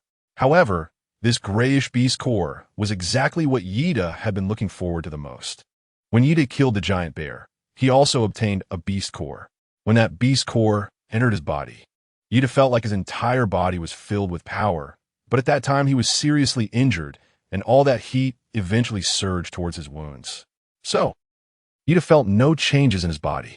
But this time, Yida was completely unharmed, and it was the perfect time for him to experiment with the effects of the beast core. Perhaps this beast core could bring him some changes, like breaking through the Danteon barrier in cultivation novels, achieving a breakthrough, and attaining immortality. Bang! Yida reached for the last bubble and caught the gray beast core inside it. The moment the beast core melted in Yida's hand, a surge of heat arose from his hand, spreading through his limbs and bones, making him feel an overwhelming surge of power once again. I must say, this feeling is truly addictive. It's as if someone is charging energy into your body, sweeping away all fatigue. Even Yida's slightly sprained arm, which had hurt while grappling with monsters in the mist for bamboo, instantly stopped hurting, and his neck and shoulders felt comfortable as well, making him feel as if he had been reborn. Especially his heart. Yida felt as if his heart had been fitted with a powerful pacemaker. For the first time in his life, he realized how strong and vigorous a normal heartbeat could be. He no longer had to worry about sudden heart attacks. Crack! Crack! Just when Yida thought that this beast core could only be used to replenish and repair mental energy, he strangely discovered that there was an area of gray skin appearing on the back of his hand. Moreover, this gray was spreading, as warm energy continuously gathered towards the back of his hand. Yida watched as the gray area on the back of his hand gradually expanded, becoming larger and larger. It looked like a drop of ink falling into clear water, then slowly spreading out, which was very magical. Furthermore, this gray skin appeared to have a somewhat cement-like color, and when touched, it surprisingly felt cool and had a rough, stone-like texture. What was going on? Yida touched the skin on the back of his hand, and when it turned into stone skin, he was instantly shocked. Is this the effect of the beast core? Or a side effect of the beast core? Could it be that my skin will look like this from now on? What the heck? What is going on? Yida was a bit panicked. The skin that had turned to stone felt incredibly hard when he poked it, as if it didn't belong to him. This sensation scared him so much that he wanted to cry for help. He was really frightened. He remembered that there was a disease on Earth called bark disease, which was characterized by the gradual hardening of the skin, turning it into something like tree bark. Then the hands would become useless, unable to perform even normal movements, let alone any precise actions. Chapter 15, Petrification. But just when Yida was feeling a bit flustered, the stone skin on the back of his hand began to recede, and his skin returned to its previous smoothness and elasticity. What happened? Yida felt like he was hallucinating. He looked at the stone-like patterns that appeared and disappeared on the back of his hand, almost thinking he was seeing things, suddenly feeling a sense of who am I? Where am I? Just as he was still pondering why the stone patterns on his hand appeared and disappeared, the 2 little wolf pups suddenly started whimpering and even began to bite at Yida's pant legs. It seemed like they were hungry. With their wolf mother nowhere to be seen, these 2 little guys seemed to have taken Yida as their new mom. I'm not your mom. Don't follow me. Yida dropped the 2 wolf cubs and hurriedly ran into the woods. He hadn't forgotten why he came to the woods. He was here to find treasure chests, not to take care of the cubs. Moreover, the 2 wolf cubs had consumed the poison milk from their mother, and Yida wasn't sure if they would survive. The sight of the mother wolf turning into a pile of light orbs in front of him was already cruel enough. If he were to see the two cubs turn into light orbs right before his eyes, he felt that his heart really couldn't take it. Treasure chests. Where could they be? After entering the small woods, Yida realized that he had somewhat overestimated his treasure hunting abilities. The woods were dimly lit everywhere, making it impossible to see the path, let alone find a treasure chest with a hammer. There was no choice. Yida once again utilized the advantage of his analysis glasses. To the east, there is a python hidden in the grass 45 meters ahead. You probably don't want to provoke it. To the west, there's a cave 3,000 meters away, rich in iron and stone ore. If you need various ores to upgrade your treehouse, this is a great place. Cannibals? When Yida saw the hint to the west, his heart skipped a beat. This world not only has survival players like them, but also indigenous people. He wondered what the indigenous people here looked like. The reason he wanted to know was to confirm whether he was still on Earth. Yida had previously suspected that this might be an unknown place on Earth, like a remote island or an undiscovered mountain range. After all, the Earth is so vast, and many places are actually uninhabited. Perhaps this is just a live broadcast set up by some bored people, like the Hunger Games or a moving maze game. But if the indigenous people here don't look like Earthlings, but resemble monsters like Avatar or E.T., then Yida could be sure that he was not on Earth. Although scientists have discovered many planets that might have intelligent life, humans on different planets would inevitably have different appearances due to environmental and genetic variations. Taking Earth as an example, even among Earthlings, people from different regions have vastly different features, such as black, white, and yellow races. Even among yellow races, there are many different characteristics. The appearance of yellow races from different countries can vary widely, let alone humans from other planets. It is absolutely impossible for them to look the same as humans on Earth. Moreover, the hint also mentioned that many of the cannibals were first-tier black iron warriors. But what does this first-tier black iron warrior mean? Is it a higher existence than ordinary people? Or is it a type of soldier rank like infantry, knight, or sergeant? However, since he wouldn't get an answer to this anytime soon, Yida decided not to dwell on it. He planned to take a look outside the cave secretly when he had the chance later. For now, he would check other directions first. To the south, there is actually a hidden treasure chest in a dead tree 35 meters ahead. If you found this, you really are impressive. To the north, there is a swamp 500 meters away, which not only has lush pastures, but also freshwater crocodiles hiding in the mud. Found it. The analysis glasses were indeed powerful, as they quickly helped Yida locate the treasure chest. Yida quickly walked towards the direction indicated by the analysis glasses. But for safety's sake, he waved a dry twig he had picked up, ensuring there were no hidden dangers in the grass, before daring to move forward. Although the analysis glasses reduced the risks for Yida, there was no telling if poisonous insects or snakes might suddenly come from elsewhere, and if he accidentally stepped on one. If he got poison here, he would truly be in a situation where he could only call out in vain. Yida waved the withered tree branch in his hand and took an extra precaution. After all, being cautious is not a crime. Sure enough, after Yida walked 35 steps, a withered tree appeared in front of him, resembling a crooked jujube tree at someone's doorstep, its bare trunk twisting upwards towards the sky. Within the trunk of this withered tree, there was a huge crack, as if it had been struck by lightning. However, the tree hole was pitch black and piled high with fallen leaves. If it weren't for the reminder from his analytical glasses, it would have been unbelievable for him to find a treasure chest hidden in such a ghostly place within this forest. Knock knock. As he struck the trunk forcefully, stone skin emerged on the back of his hand, almost completely enveloping it, stopping only at the knuckles. At first glance, it looked as if Yida was wearing a gray glove with exposed fingers. How? Did it appear again? Yida stared blankly at the stone-like skin on the back of his hand. But as he relaxed his palm and began to observe the back of his hand, the gray stone skin gradually faded back beneath the surface and disappeared. Could it be? Yida's eyes lit up with inspiration. This stone skin only appears when he exerts himself? Yida quickly clenched his fist and tried it out. Sure enough, as soon as Yida exerted force, gray stone skin reappeared on the back of his hand. Considering that the stone skin had no sensation when touched, Ida attempted to lightly punch a withered tree to see if there was anything special about the petrified skin. Knock, bang. However, when Ida lightly struck the trunk with his fist, oh my gosh, Ida looked at the tree trunk that had been punched through, and he was momentarily stunned. He hadn't really used much strength just now. Could this tree really be that fragile? Slap. Ida clenched his other hand into a fist and lightly struck the tree trunk. The trunk remained unmoved. Instead, Ida's knuckles were scraped painfully by the rough bark. Chapter 16. The Black Iron Treasure Chest Hiss. It hurts. This time, Ida looked at the petrified skin on the back of his hand, and his expression changed.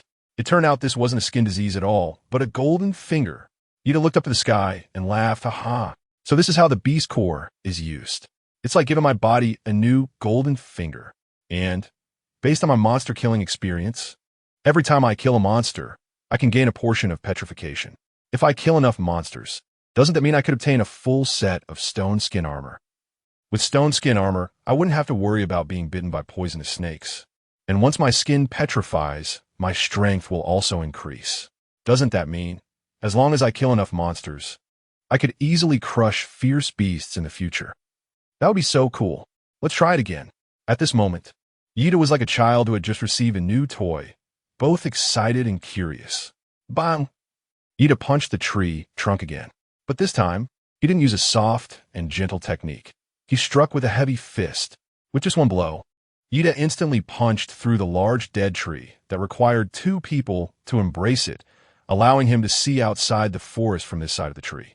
In an instant, wood shavings flew everywhere, and a smell of burnt wood wafted from the trunk. Ida was driven back repeatedly by the smoke, but he found that his hand was stuck in the tree trunk. As he pulled it out, the skin on his forearm got caught on the bark, causing a painful friction. Damn it, I've gone too far. Ida wanted to cry, but had no tears. Although his fists were not afraid of pain, the skin on Ida's arms was very afraid of pain. Hiss, hiss. Ida carefully pulled his arm out from the trunk, but the uneven bark still scraped several wounds on his skin. Digging a groove, it hurts. Ida took a deep breath, and just as he was about to use a bottle of mineral water from his backpack to clean his wound, he strangely discovered that the wound on his arm was rapidly healing. Gray gas. Ida curiously stared at the wound and found that some gray mist was actually spreading from it. The color of the mist was the same as his petrified skin. It seemed that this mist was continuously repairing his skin and healing his wound. Could it be that this is also part of the golden finger? Does that mean I become Saitama? Ida looked at the gray skin on his fist, and a sense of heroism surged within him. The boy didn't want to be a superhero, not even a one-punch man. Of course, being bald was out of the question. Ida just wants to become stronger, but doesn't want to go bald. Bang! Ida took out the stone axe and swung it down at the dead tree. After obtaining the new skin petrified, Ida hadn't experienced the weapon's enhancement yet. As a result, thud! The blade of the stone axe struck the dead tree, sounding like a drum hit. Loud, but the tree remained unshaken. Using a stone axe to chop down a tree probably yields this kind of result. Is the stone axe really this useless? Ida was speechless. Using this axe was not as good as using my fists. In desperation, Ida could only swing his petrified fists, controlling the force, and smash them one by one against the trunk. Bang! Superior wood mot bang bang. Superior wood 1. Superior wood 1 Ha ha ha. When Ida discovered that the wood he was smashing with his fist was actually superior grade wood, it was no wonder the trash stone axe couldn't chop it. After all, 1 unit of superior grade wood is equivalent to 100 units of inferior wood. Originally, Ida just wanted to break open a hole in this dead tree and take out the treasure chest inside. But now that he found out this dead tree was actually superior wood, Ida decided, I'll smash the whole thing to pieces. Not a single bit can be left. Otherwise, he would not be able to live up to this stroke of good luck. Superior wood 1. Superior wood 2 found it. When Ida hammered a tree down to just a stump, the treasure chest hidden inside the dead tree finally revealed itself. It was a black treasure chest shimmering with a metallic sheen. This is... Ida's eyes brightened with joy. A black iron treasure chest. He remembered seeing the levels of treasure chests before, and the black iron treasure chest was 1 level higher than the wooden treasure chest. He wondered what good things he could find inside the black iron treasure chest. Ida couldn't care less about smashing the tree stump anymore. Instead, he eagerly stared at the black iron chest and slowly lifted the lid. The lid of the chest felt a bit cold to the touch, and it felt much heavier than the lid of a wooden chest when lifted. It seemed this chest was made of solid black iron, a truly fine item.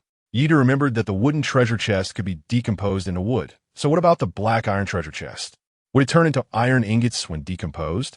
However, compared to what the black iron treasure chest could be decomposed into, Ida was more concerned about the contents of the chest. Ding! Congratulations, player. Lucky choice triggered. Choice 1. Double the resources in the treasure chest.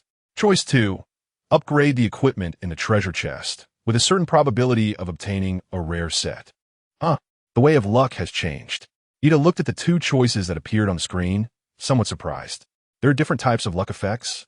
If he directly opened the box, it would default to the first option, but Ida didn't particularly lack basic supplies at the moment, and the second option mentioned. The chance to obtain a rare set. As everyone knows, sets in games are usually good equipment, and the word rare only solidifies its impressive attributes. This made Ida feel like a gambler again, and he directly chose to gamble. Choice 2. Upgrade the equipment in the treasure chest, with a certain probability of obtaining a rare set.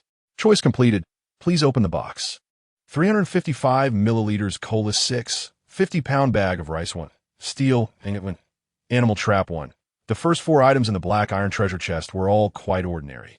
To be precise, they were just water, food, materials, and a survival tool. Although the items in the black iron treasure chest were of higher quantity and quality than those in the wooden box, they were still within Ida's expectations and did not exceed his predictions. Therefore, Ida's gaze fell on the last reward. It was a black chest armor that shimmered with a subtle metallic sheen. Just a glance at it made one feel that this armor was of exceptional quality. Low-quality wooden chest armor 1 has been lucky upgraded to black iron chest armor, black iron set 1-7. Sure enough, he hit the jackpot. When Ida saw the moment he obtained the lucky upgrade, he knew he had won the prize. Ida laughed happily.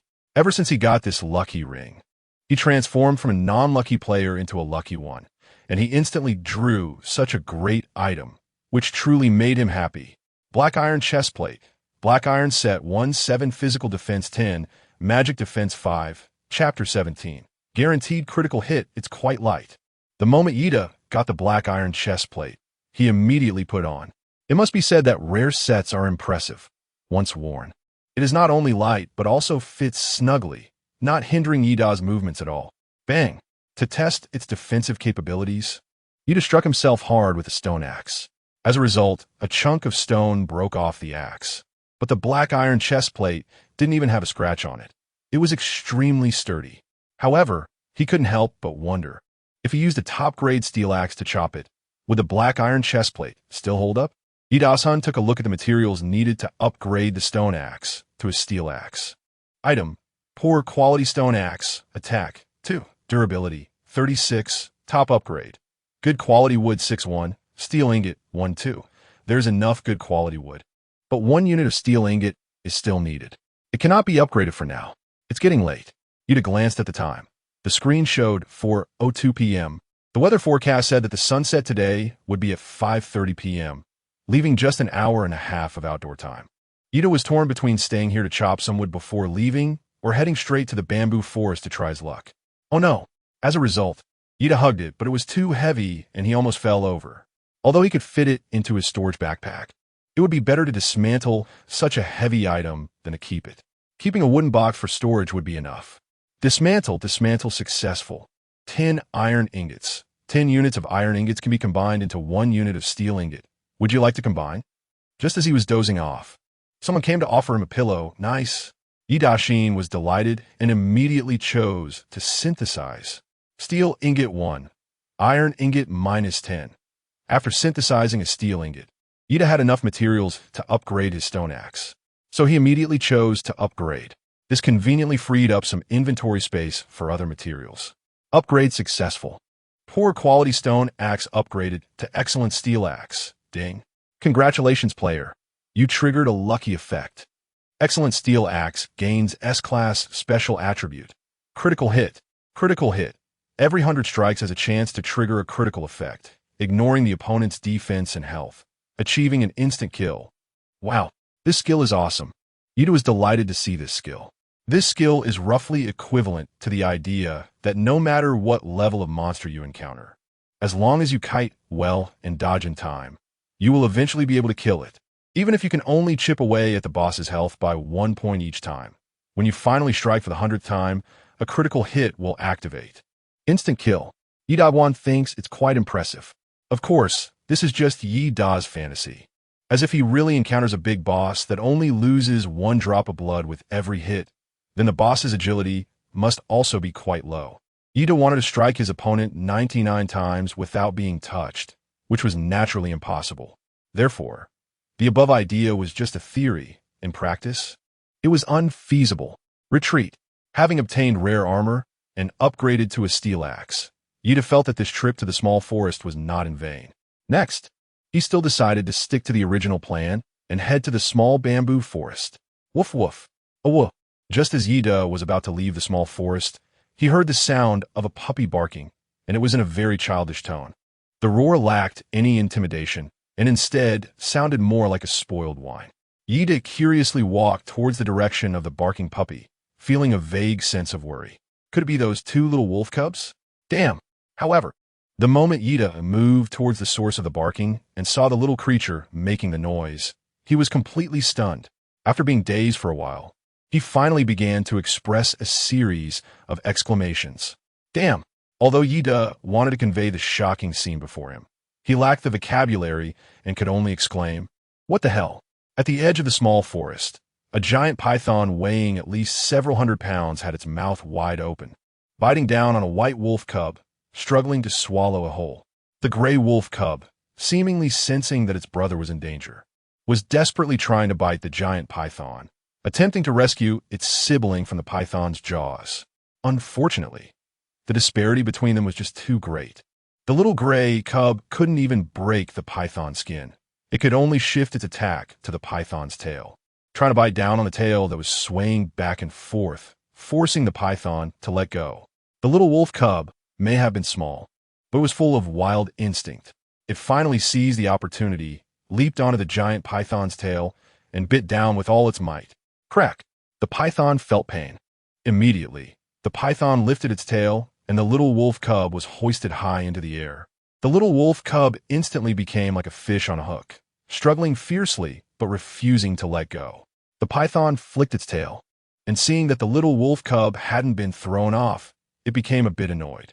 Wham! The python swung its tail down toward the ground. The little wolf cub was instantly sent flying like a struck ball, landing heavily and then bouncing back up high, blood spraying from its mouth, creating a red arc in the air. A woo! The little wolf cub let out a wail of agony. Yi Da looked at the pitiful appearance of the little wolf cubs, and his heart sank, feeling a bit reluctant. He originally thought that the 2 little wolf cubs had drunk poisoned milk and probably wouldn't live long, so he didn't want to get too involved. Otherwise, it would be hard for him to just watch them die. However, Yi Da didn't expect that the 2 little wolf cubs survived and even ran into the forest, where they were targeted by a giant python as prey. The key point is, the location where the little wolf cubs appeared was exactly the path Yi Da took when he entered the woods. Could it be that these 2 little guys came to find him, which is why? Just thinking about this made Yi Da feel even worse. But Yi Da gripped the steel axe tightly in his hand, looking at the giant python in front of him that stood taller than he did. He wasn't very confident about being able to take it down. The idea of a kite-flying strategy crossed his mind, but he immediately dismissed it. The kite-flying strategy could only be used against creatures with high defense and low agility, like turtles or other slow-moving bosses, but the giant python was notoriously agile, so it didn't apply here. Chapter 18. Slaying the Giant Python. Yi Da has only strengthened one of his hands, not to mention being strangled to death by a giant python. Even if he were to get hit by the python's tail, he would probably break several ribs. This battle can't be fought. Yi Da took a deep breath, feeling a bit hesitant. But just at that moment of hesitation, the little wolf cub that had been thrown away by the giant python's tail shakily stood up again, baring its teeth and whining at the python's tail, and pounced once more. Little Gray was brave. Even though the python was so large that it didn't even know where its head was Little Gray still followed its instincts, determined to fight for its prey as long as it was alive.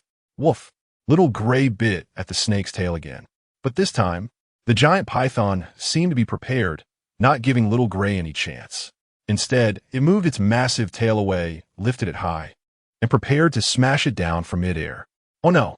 When Ida saw this scene, his heart immediately jumped to his throat. The giant python actually intended to smash Xiao Hui with its tail. Why does it have to force me? Ida watched as the giant python was about to smash Xiao Hui into a pulp, unable to bear it any longer. He hurled the steel axe in his hand like a dart, since he was still 10 to 20 meters away from the giant python. Running over would definitely be too late. Originally, he had planned to prepare some drugged meat to trick the python into eating it, taking his time with the plan. But now it was clearly too late. Ida could only take the initiative and throw his weapon first. Whoosh! The moment Yi Dafei swung the steel axe, it emitted a burst of golden light. The next second, crack, crack, crack, crack, boom! The steel axe unexpectedly triggered a critical hit skill. Wherever the steel axe passed, all the trees were instantly felled, countless trees producing cracking sounds, and after a moment, began to topple. The originally dark forest was suddenly cleared to reveal a bright and wide path. The giant python seemed to sense the terrifying power of the steel axe. Its pupils dilated in fear, and the black vertical lines in its eyes turned oval. Then the giant python opened its mouth wide, trying to spit out the white wolf cub in its mouth to increase its agility and escape the danger. Unfortunately, the giant python had already been marked by the critical hit skill. There was simply nowhere to escape. Whoosh! The steel axe sliced through the giant python at the point where its neck stood upright, or rather at 1/3 of its serpentine body. A thin line appeared on the giant python's body, and blood began to seep slowly from the wound. The little gray wolf seemed to sense that the life force of the giant python was dissipating. It actually stopped trying to attack the python's tail the moment Yida struck its neck, and instead raised its head to stare intently at the giant python. After a moment, the little gray sensed something was wrong and immediately turned to run to the side. Boom! And at that moment, the giant python's massive body finally crashed to the ground, head and body separating. The giant python's head fell not far from Yida's feet, while its body toppled against a large tree, uprooting it completely and causing it to lean over to the side. Yida looked down at the struggling white wolf cub in the giant python's mouth, feeling a surge of joy in his heart. This little guy was still alive, but just as Yida bent down, preparing to pull the wolf cub out of the giant python's mouth, the python's originally closed eyes suddenly opened, revealing its bright yellow eyes, and its long black pupils were staring directly at Yida. A centipede with 100 legs does not die easily. As Yida saw the giant python opening its eyes, he realized something was wrong. He quickly stepped back, and at the same time his right hand exerted force, causing a layer of petrified skin to instantly appear on the back of his hand. Whoosh! The snake's head indeed shot up in an instant, darting towards Yida. The moment Yida saw the snake's head flying towards him, he suddenly smiled and relaxed his guard. Instead, he opened both hands, as if to catch a basketball thrown by someone else, and caught the snake's head, because he realized that Xiaobai was still inside the snake's mouth, and this giant python couldn't even close its jaws, let alone bite him. So Yida simply caught the snake's head and dragged Xiaobai out from its mouth. Woo! Xiaobai was all wet. It looked up at Yida and weakly whimpered, then lay back down, seemingly too exhausted to speak. But when Yida lifted Xiaobai's head to check on it, the little guy surprisingly stuck out its tongue and licked Yida. It seemed to be expressing gratitude to Yida while also showing affection. Damn it! Yida was instantly melted by this little guy's lick. After all, who could resist the affection of a little milk wolf? Sigh. Yida sighed and said, "Meeting the two of you, I don't know if it's a blessing or a curse. If you want to follow, then follow." Woof! Yida reached out and rubbed the little gray head, only to find that its nose and mouth were covered in blood. It seemed that the little one had sustained internal injuries when it was thrown by the giant python's tail.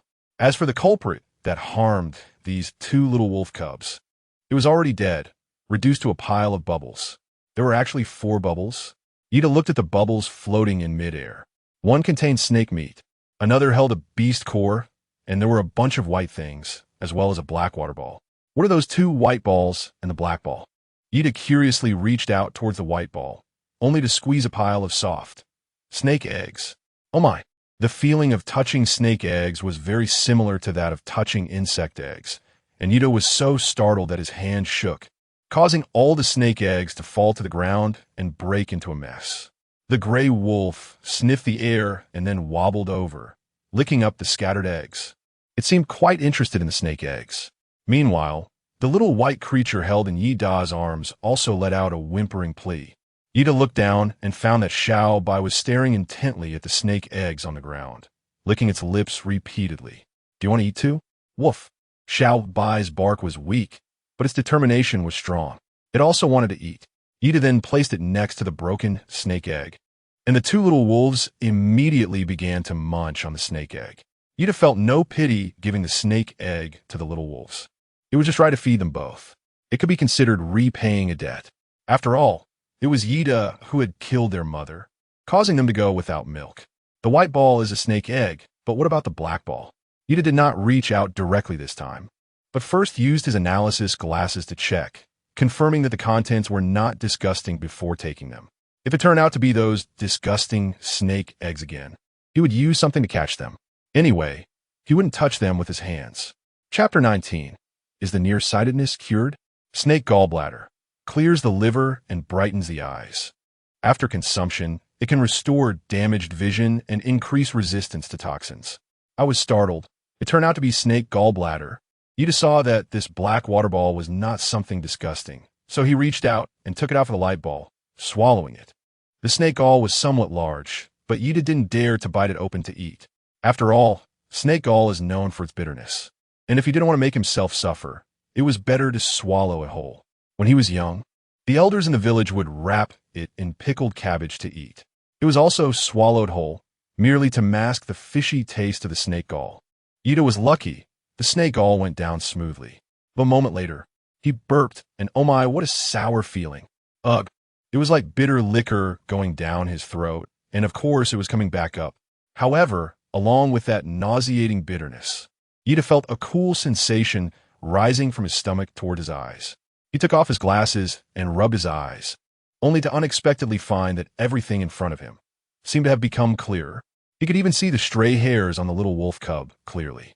Wait, ISNT my myopia around 600 to 700 degrees? One eye is 600 degrees, and the other is 700 degrees. Could it be that my myopia has improved? Ida found it hard to believe. After all, myopia cannot be cured unless surgery is performed.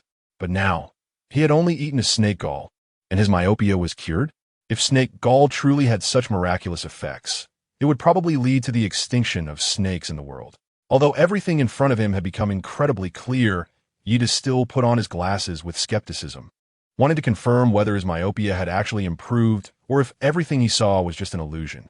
However, the moment he put on his glasses, everything became blurry again, and when he focused on the objects in front of him, he felt a bit dizzy. This sensation was like wearing glasses with the wrong prescription. Ida took off his glasses again, and everything in front of him became clear once more. Oh my God, has my nearsightedness really improved? Ida held the analysis glasses in his hand, feeling a mix of thoughts about whether to speak or not. With his nearsightedness, how could he analyze anything? Why not give it a try and see if the analysis glasses could still function despite the visual blur? If they could, he might use them in special situations. For example, he could wear them to analyze the 4 directions before taking them off when going out, or use them to analyze the location of treasure chests when he couldn't find them. That could work. It was just like when he was at the optical store, staring at the phoropter and looking at the hot air balloon image inside. Suddenly, everything in front of him became clear again. It seemed the analysis glasses were automatically correcting his nearsightedness. They were indeed smart, worthy of being upgraded and enhanced. Moreover, as the analysis glasses changed, new information about the 2 little wolf cubs appeared. Name, Jungle Wolf, Little Gray. Level, First Stage, Beginner. Skills, Bite Bleed. Name, Jungle Hell Wolf, Little White. Level, First Stage, Intermediate. Skills, Bite Claw, Roar, Mental Attack. These 2 little wolf cubs were actually different breeds? Ida looked at the prompts appearing on the little wolf cubs, One was a jungle wolf, and the other a jungle hell wolf, feeling somewhat surprised. But weren't these two wolf cubs born from the same mother? How could they have different breeds? Or is it possible that one of these wolf cubs is a hybrid and the other is not? Wait a minute. Ida looked at the little wolf cubs and suddenly realized that something was not quite right. Had these two little guys gotten bigger? Ida quickly picked up the little white wolf cub and found that it had indeed grown much larger and heavier. Moreover, right where Ida lifted the little guy, a tuft of white fur was left behind. Fur can be used to make warm items such as pillows and quilts. It is a rare, pure, natural insulation material. Picked up fur 1 after obtaining a piece of fur. Ida tasted the sweetness of it and lifted up the little gray cub that was still eating the snake egg shell. Sure enough, a unit of fur appeared under it as well. It had become heavier and was shedding fur. Could it be that this wolf cub just needed to eat to grow? Ida felt a bit emotional. The creatures in this world were truly amazing, as they could grow quickly just by eating. But then again, it made sense, considering how dangerous this world was. If these little beings didn't grow quickly, they would probably be gone in no time. Previously, Ida was nearsighted, and the analysis glasses came with a nearsighted effect. Now that his nearsightedness was cured, the analysis glasses had become a single-function analysis tool. Snake meat 20. Ida began to pick up the other two rewards. The snake meat was, of course, wrapped in snake skin, which was very thin and felt somewhat like a fabric embroidered with sequins. As for the remaining glowing orb, it was the beast core that Yida had intentionally left for last. The previous two beast cores had been absorbed by him without knowing their effects. So he had not directly observed the changes brought about by the beast cores. But now, the opportunity had finally come. Crack! Yida clenched the beast core tightly. Crack! Crack! Crack! At this moment, the entire right hand of Yida, except for the fingertips, had already been covered by stone skin. However, as Yida performed a series of movements resembling those of a frontline warrior, he felt no obstruction at all. Yida poked the hand that had turned into a stone hammer. It was hard and thick, just like real stone. But I wonder if stone skin has a limit. Bang! Yida threw a punch at a small tree that was about the width of a basketball. The tree was directly broken in half by Yida's punch. However, Yida's stone skin was not affected at all, as if he had just hit a foam board. There was sound and feedback, but he felt no pain whatsoever. Inferior wood 2. Inferior wood 3. The small tree exploded into 2 pieces of inferior wood, which Yida casually picked up. After experimenting with the tree, Yida was still not quite satisfied, as he had yet to test the limits of his stone skin. Chapter Haimui, Ghost Nedig That Bang. Yida swung his fist and slammed it heavily down to the side. Immediately, Yida felt a burning pain at the position of his fist. This sensation was reminiscent of when he was a mischievous child, using his fist to hit the wall, resulting in abrasions from the skin being scraped off. Moreover, his skin was swollen and red, with several minor scrape marks. Although Yida's fist was injured, he noticed that the rock he had struck had also been shattered into a large piece.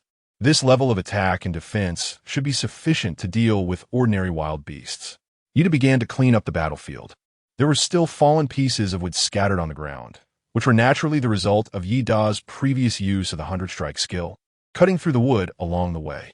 Inferior wood 2, inferior wood 3, inferior wood 6. After picking up 10 pieces of inferior wood, Yida immediately synthesized 1 piece of regular wood. This helps reduce the backpack space.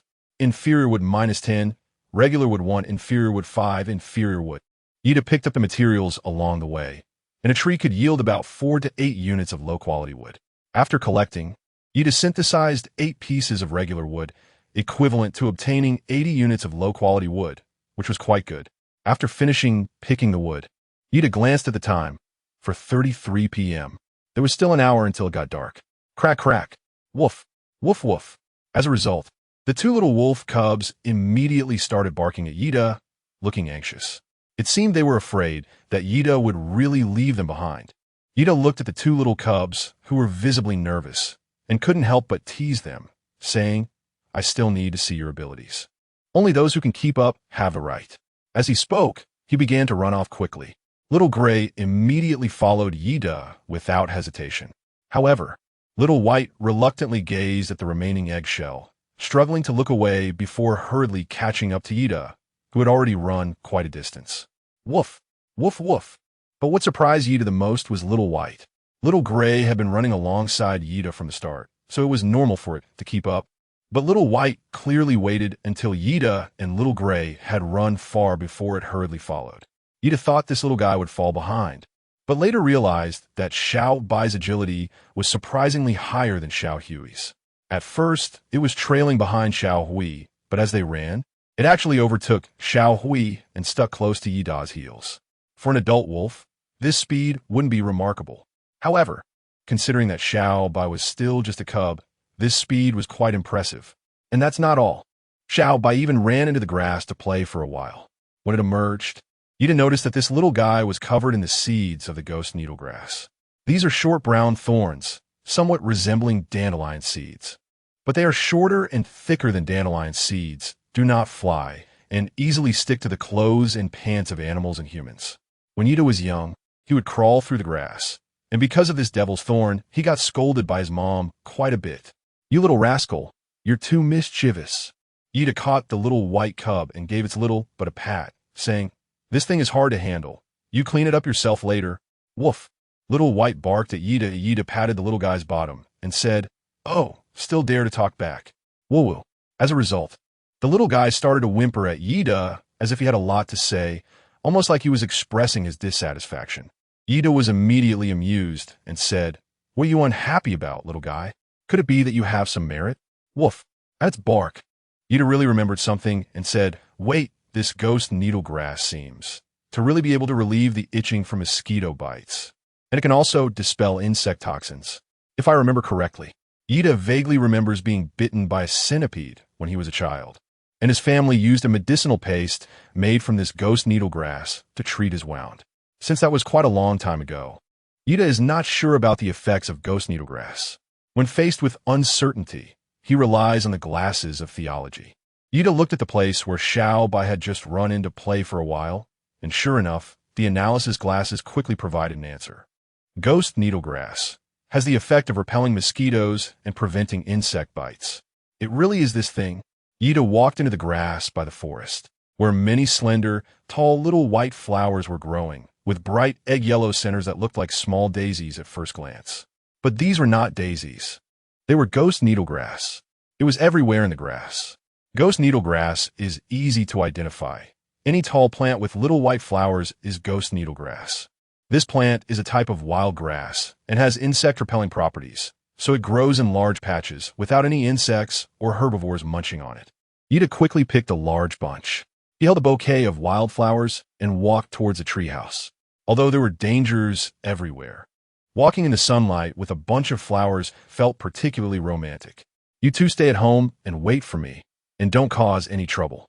Woof. But that idiot Xiao Bai had already run to the campfire, sniffing around it, as if he had caught the smell of meat that had dripped into the fire earlier. "Xiao Hui, keep an eye on your silly brother."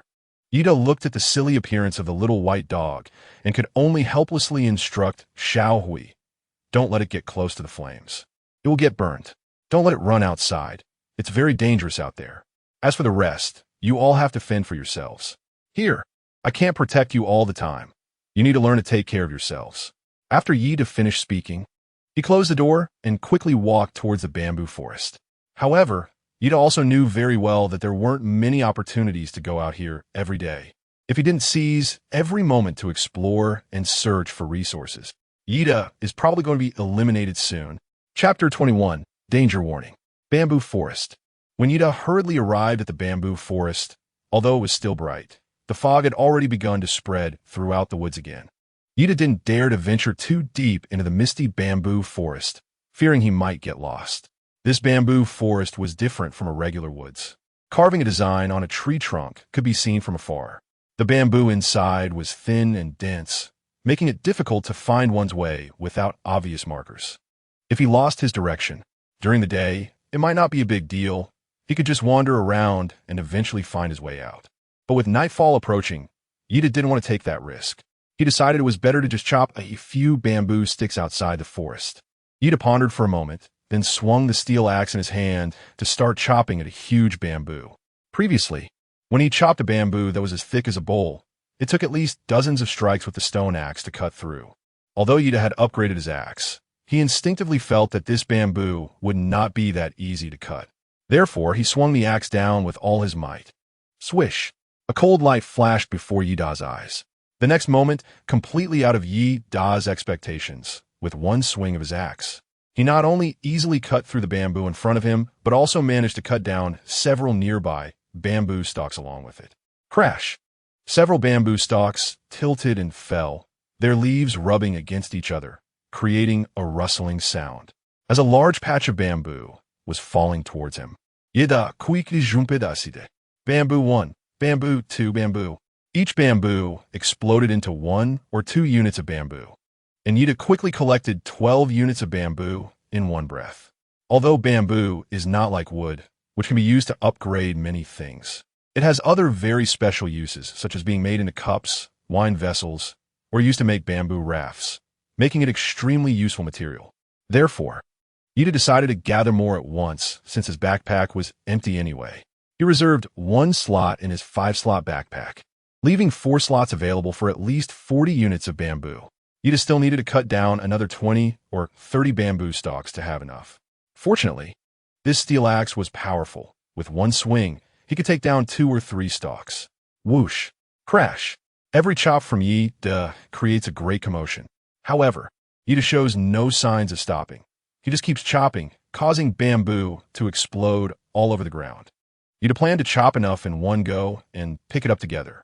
After all, using a steel axe to chop bamboo is not tiring at all, unlike a stone axe, which requires breaks in between.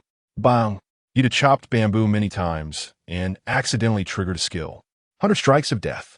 A glimmer of cold light flashed across the blade of the steel axe, carving a large arc through the bamboo forest. Wherever the arc passed, a large number of bamboo fell to the ground.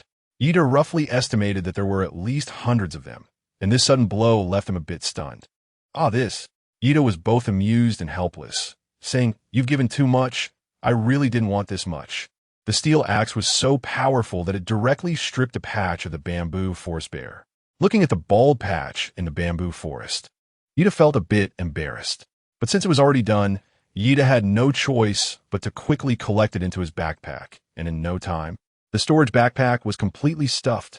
There were still quite a few bamboo left on the ground, and it felt a pity to waste them. Perhaps, Yidashin had a thought. If it could be synthesized, can bamboo also be synthesized? Yida tried it out and unexpectedly succeeded. Synthesis successful. Common bamboo, 10. Purple bamboo, 1 purple bamboo. Yida looked at the slightly purplish bamboo in his storage backpack, feeling a bit surprised. Although he didn't know what the purple bamboo could be used for at the moment. Since it was a material, it must have its purpose. Yida combined all the excess bamboo into purple bamboo. In the end, the purple bamboo occupied 1 slot, while the ordinary bamboo occupied 3 slots, leaving 1 storage slot reserved for bamboo shoots. With the bamboo sorted out, it's time to look for bamboo shoots. Yida stood in the clearing of the bamboo forest, which had been stripped bare, and casually chose a direction to gaze at. As long as he focused on a direction for a minute, the analysis glasses would provide hints. However, after Yida stared for a moment in the southwest direction, 3 red exclamation marks suddenly appeared before his eyes. This was the first time he had seen the analysis glasses produce exclamation marks. If it weren't for the small line of text below the exclamation marks, you'd almost thought he was seeing things. Danger warning. PPS. It's too late. The goblin sentinel has arrived. Quickly find a place to hide. When Yida saw this prompt, he immediately felt confused. What on earth is a goblin sentinel? Could it be that incredibly ugly little green creature from the game? Although he wasn't sure, Yida decided to follow the suggestion on his analysis glasses. First, he would hide. Yidahuan glanced around for a week and chose a sturdy tree by the bamboo forest. He climbed up using both hands and feet. In places where he couldn't climb, Yida used his petrified fist to create an artificial foothold on the trunk, finally reaching a large branch about 4 to 5 meters high. Yida had just settled on the tree fork when a large green-skinned creature emerged from the depths of the bamboo forest.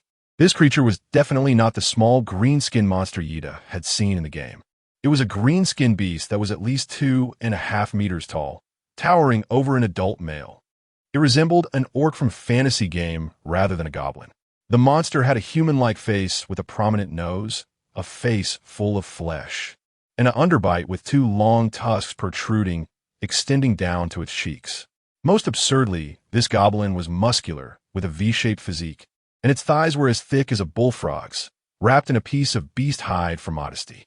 The upper body was completely exposed, except for a necklace made of skulls hanging around its neck. The skulls included wolf heads and various animal skulls, likely from creatures hunted by the goblin, which it had turned into a necklace to showcase its achievements. Chattering away, the goblin shouldered a massive spiked club and walked over to the area of the bamboo forest that had been stripped bare. It scratched its head and uttered a phrase in a language Yida couldn't understand. It must have been their own language. But this was enough to shock Yida. After all, if a race had a language, it meant they could communicate and learn from each other, indicating the formation of some kind of culture. With a thud, just when Yida thought the goblin would take a glance and leave, the goblin slammed the spiked club onto the ground, raising a cloud of dust, indicating that the weapon was not light at all. Chapter 22. Black Iron Warrior. What does this mean? Yida saw the huge goblin put down its spiked club and stand at attention, and he immediately felt uneasy. It couldn't be that it had no intention of leaving, right? Although he was anxious, Yida didn't want to confront this guy. He had just learned from his analysis glasses that this goblin sentinel was actually a Black Iron Warrior. Although Yida didn't know what a Black Iron Warrior was, it must be something extraordinary since it had a title. Anyone who has played games knows. Monsters with titles are either bosses or elites, and they are much more dangerous than ordinary monsters. Even the giant python Yida faced earlier that afternoon didn't qualify to be a Black Iron Warrior. So Yida believed that the goblin in front of him was stronger than the python, not weaker. Yida forced himself to wait patiently. 3 minutes passed. 5 minutes passed. The sky gradually darkened. Only a trace of red clouds remained at the horizon, which was about to disappear. The fog in the bamboo forest grew heavier, almost turning the entire bamboo grove into the bamboo garden outside the southern heaven gate. In 10 minutes, it would be completely dark, but that damn goblin still stood there, squinting and dozing off, refusing to leave.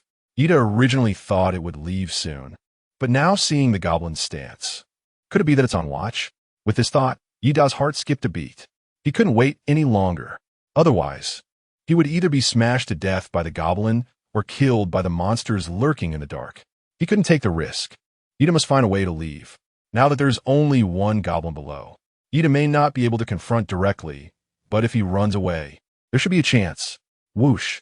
Yida slowly slid down the tree trunk. After reaching the bottom, he peeked out from behind the big tree. Brother Goblin didn't notice him and was still half-closed eyes napping. This was a good opportunity. Retreat. IQ. Yida had just taken a step when the goblin suddenly let out a thunderous sneeze, just as Yida was planning to wait for the goblin to calm down before leaving. He heard another chattering voice. Although it was speaking in a language Yida couldn't understand, he could still tell it was the voice of a second goblin. Its voice was much sharper than the first goblin's, resembling that of a eunuch, chattering away. But just as the eunuch's voice kept babbling on, Yida noticed subtitles flashing on his analyzing glasses. The analyzing glasses could even analyze speech. You lazy bum, the king is about to arrive, and you're not on alert. Be careful, or the king will kill you. Yes, sorry, sir. The subtitles produced by the glasses had a distinctly translated tone, but that wasn't important. What mattered was, Yi.Sai discovered that there was actually another goblin hidden in this bamboo forest. If it weren't for the sneeze from this goblin just now, which attracted the other goblin, Yida is likely to be discovered by the goblin hiding in the shadows. And this lanky eunuch goblin has a bow slung over his shoulder. Clearly, he is an archer. If only, when Yida was running away, the guy shot a cold arrow at his back. Yida couldn't help but gasp. He didn't dare to take the risk. He glanced at the time. It was already 5:23 p.m. Still can't leave, damn.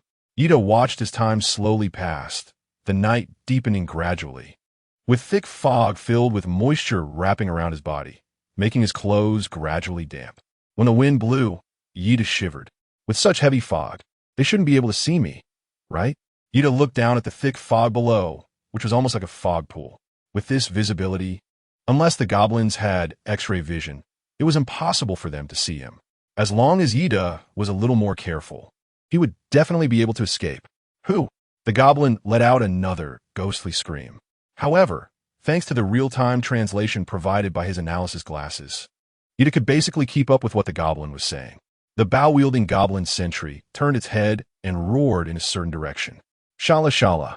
Yida listened carefully and indeed heard the rustling sound in the bamboo forest. It seemed like something was moving. This made Yida, who originally planned to sneak away, temporarily stop his actions and decide to observe the situation. Perhaps the creatures in the bamboo forest could attract the two goblins away, allowing him to avoid taking such a big risk. However, what Yida didn't expect was that the goblin with the bow suddenly turned its ears and randomly shot an arrow into the mist. Whoosh! With a dull thud, it instantly hit Yida in the chest. The goblin archer was actually capable of pinpointing the sound's location. How could he escape now? Unless Yida could sneak away without making a sound, which was clearly impossible. The area was filled with lush bamboo, and no matter which way he passed, he would inevitably brush against some bamboo leaves. Go collect the corpses. Yes. The archer goblin gave the order to the big goblin. The big goblin responded and hoisted the wolf fawn club onto its shoulder, then sprinted towards the direction from which the arrow was shot, moving with a speed that was completely uncharacteristic for its size. These goblins were even more troublesome than Yida had imagined. Captain, it's a jumping mushroom. The goblin sentinel's enormous green hand easily lifted a defeated jumping mushroom by its neck as it emerged from the bamboo thicket. The archer goblin glanced at it and indifferently said, "The king ordered us not to let any living creature go. Understood?" The sentinel simply nodded, then tore off the mushroom cap and opened its huge bloody mouth, biting down on half of the jumping mushroom. Yida watched the scene below and silently swallowed. Fortunately, he hadn't rushed in just now. Otherwise, it would probably be his thigh that the goblins were lifting up to eat. Swish, swish. Not far away, the bamboo forest swayed violently. Could it be the jumping mushroom again? The archer's ears twitched as he assessed the sound. Just when Yida thought he was about to shoot an arrow, the archer lifted his foot and kicked the silly big sentinel beside him, saying, "Stop eating. The boss is coming. Stand straight." Hearing this, Yida immediately hugged the tree trunk and sat up straight, gazing into the depths of the bamboo forest. However, the group of goblins emerging from the depths of the bamboo forest not only had large physiques, but were also carrying heavy items. Their earth-shaking steps made it hard for Yida to ignore them. Chapter 23, Crisis. Leading the group was an old goblin wearing golden armor, with a helmet embedded with shiny gemstones. It was enormous, holding a golden scepter inlaid with a massive red gemstone, giving off an overall luxurious impression. But the goblin's appearance did not match its equipment at all. This goblin was simply too old, far too old. Its face was covered with gray-brown age spots, and the skin on both sides of its face hung down like that of a saga dog, almost dragging down to its collarbone. Is this their Goblin King? Behind the Goblin King was a long line of goblins, grouped in eights, using bamboo frames to carry very heavy items, even bending bamboo poles as thick as a bowl. Yida glanced at the items they were carrying, which turned out to be countless treasure chests. Among them, there were mostly wooden chests and a small number of black iron chests. The contents of the chests were stuffed so full that Yida noticed that several of the lids couldn't close properly, with dazzling light spilling out from the gaps, suggesting that there were quite a few treasures inside. If he could get his hands on this pile of treasure chests, he would be rich. Of course, Yida can only dare to think about it. Right now, he can barely handle a single goblin, let alone facing a group of goblins by himself. When Yida saw the goblins passing through the bamboo forest carrying goods, he immediately breathed a sigh of relief. This meant that the goblins would likely leave after passing through. At that time, he would be able to leave as well. Thud! A short, round bamboo tube rolled out of the treasure chest and fell into the grass. Yida noticed it. Unfortunately, the sound of it falling was quite loud, and the goblins, with their keen hearing, naturally heard it too. However, the fallen item happened to be a bamboo tube. Once it rolled into a pile of toppled bamboo, it would be difficult to find. The goblins carrying the treasure chest checked the ground for a while, found nothing particularly special, and then gave up the search. Yida stared intently at the bamboo tube that had fallen from the black gold treasure chest, silently noting its location. The night was deepening, and as the sun set, visibility in the bamboo forest became lower. It was already 5:23 p.m. Only 7 minutes left. Sha sha sha sha. Sha sha. Watching the goblin army move further away, the two goblin sentries still lingered in place, causing Yida's heart, which he had finally managed to put at ease, to start racing again. The Goblin King had already left. Why were these little ones still here? It was now 5:25 p.m. If they didn't leave soon, it would really be too late. Yida was about to despair. But that damn big fool, instead of leaving, pulled out half a jumping mushroom that he hadn't finished from the nearby bamboo and started munching on it. Moreover, this big fool was eating with saliva flying everywhere, looking as if he was enjoying a feast. The archer also sat down on the ground, bored, and pulled over the cap of the jumping mushroom, using his sharp nails to poke at the poison sac inside the cap, as if he were just passing the time. Could it be? Yida's heart suddenly raced as he thought of a possibility. Damn, no way. After considering this possibility, Yida's heart pounded fiercely. In this quiet environment, he could even hear the sound of his heartbeat in his ears. Thump, thump, thump, thump, thump, thump. Yida was very worried that his heartbeat would be too loud and be discovered by the sensitive-eared goblins. Fortunately, those goblins' hearing was not that sharp yet. Instead, Yida began to hear various magical sounds around him. There were the sounds of claws scratching, countless murmurs, and the wails of ghosts and wolves. As night fell, 100 monsters roamed the night. Yida made a decision immediately. No matter what, he had to leave. Leaving might lead to death, but staying would definitely result in death. Yida quietly climbed down from the big tree.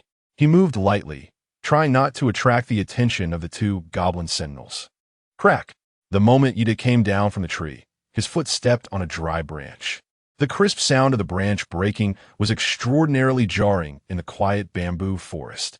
He hurriedly hid, hoping the goblins wouldn't notice him. Clap! Yida's fantasies were shattered by an arrow that was nailed in front of him, constantly trembling. He had been discovered, along with the appearance of the arrow. Yida also heard footsteps rapidly approaching him. Yida's heart sank, feeling that it was over. Woof! Woof! A dog's barking broke the crisis. Outside the forest. Chase! The goblins that had already approached the big tree suddenly turned and chased in another direction towards the bamboo forest. Yida poked his head out and took a quick glance. The attention of the two goblins had already been drawn away by the barking of dogs outside the bamboo grove. The clumsy sentinel swung his spiked club and charged outside. The archer goblin was now focused intently, drawing his bow and aiming at a certain spot outside the bamboo grove. A great opportunity. Yidashin was overjoyed, knowing that this was the best time to escape.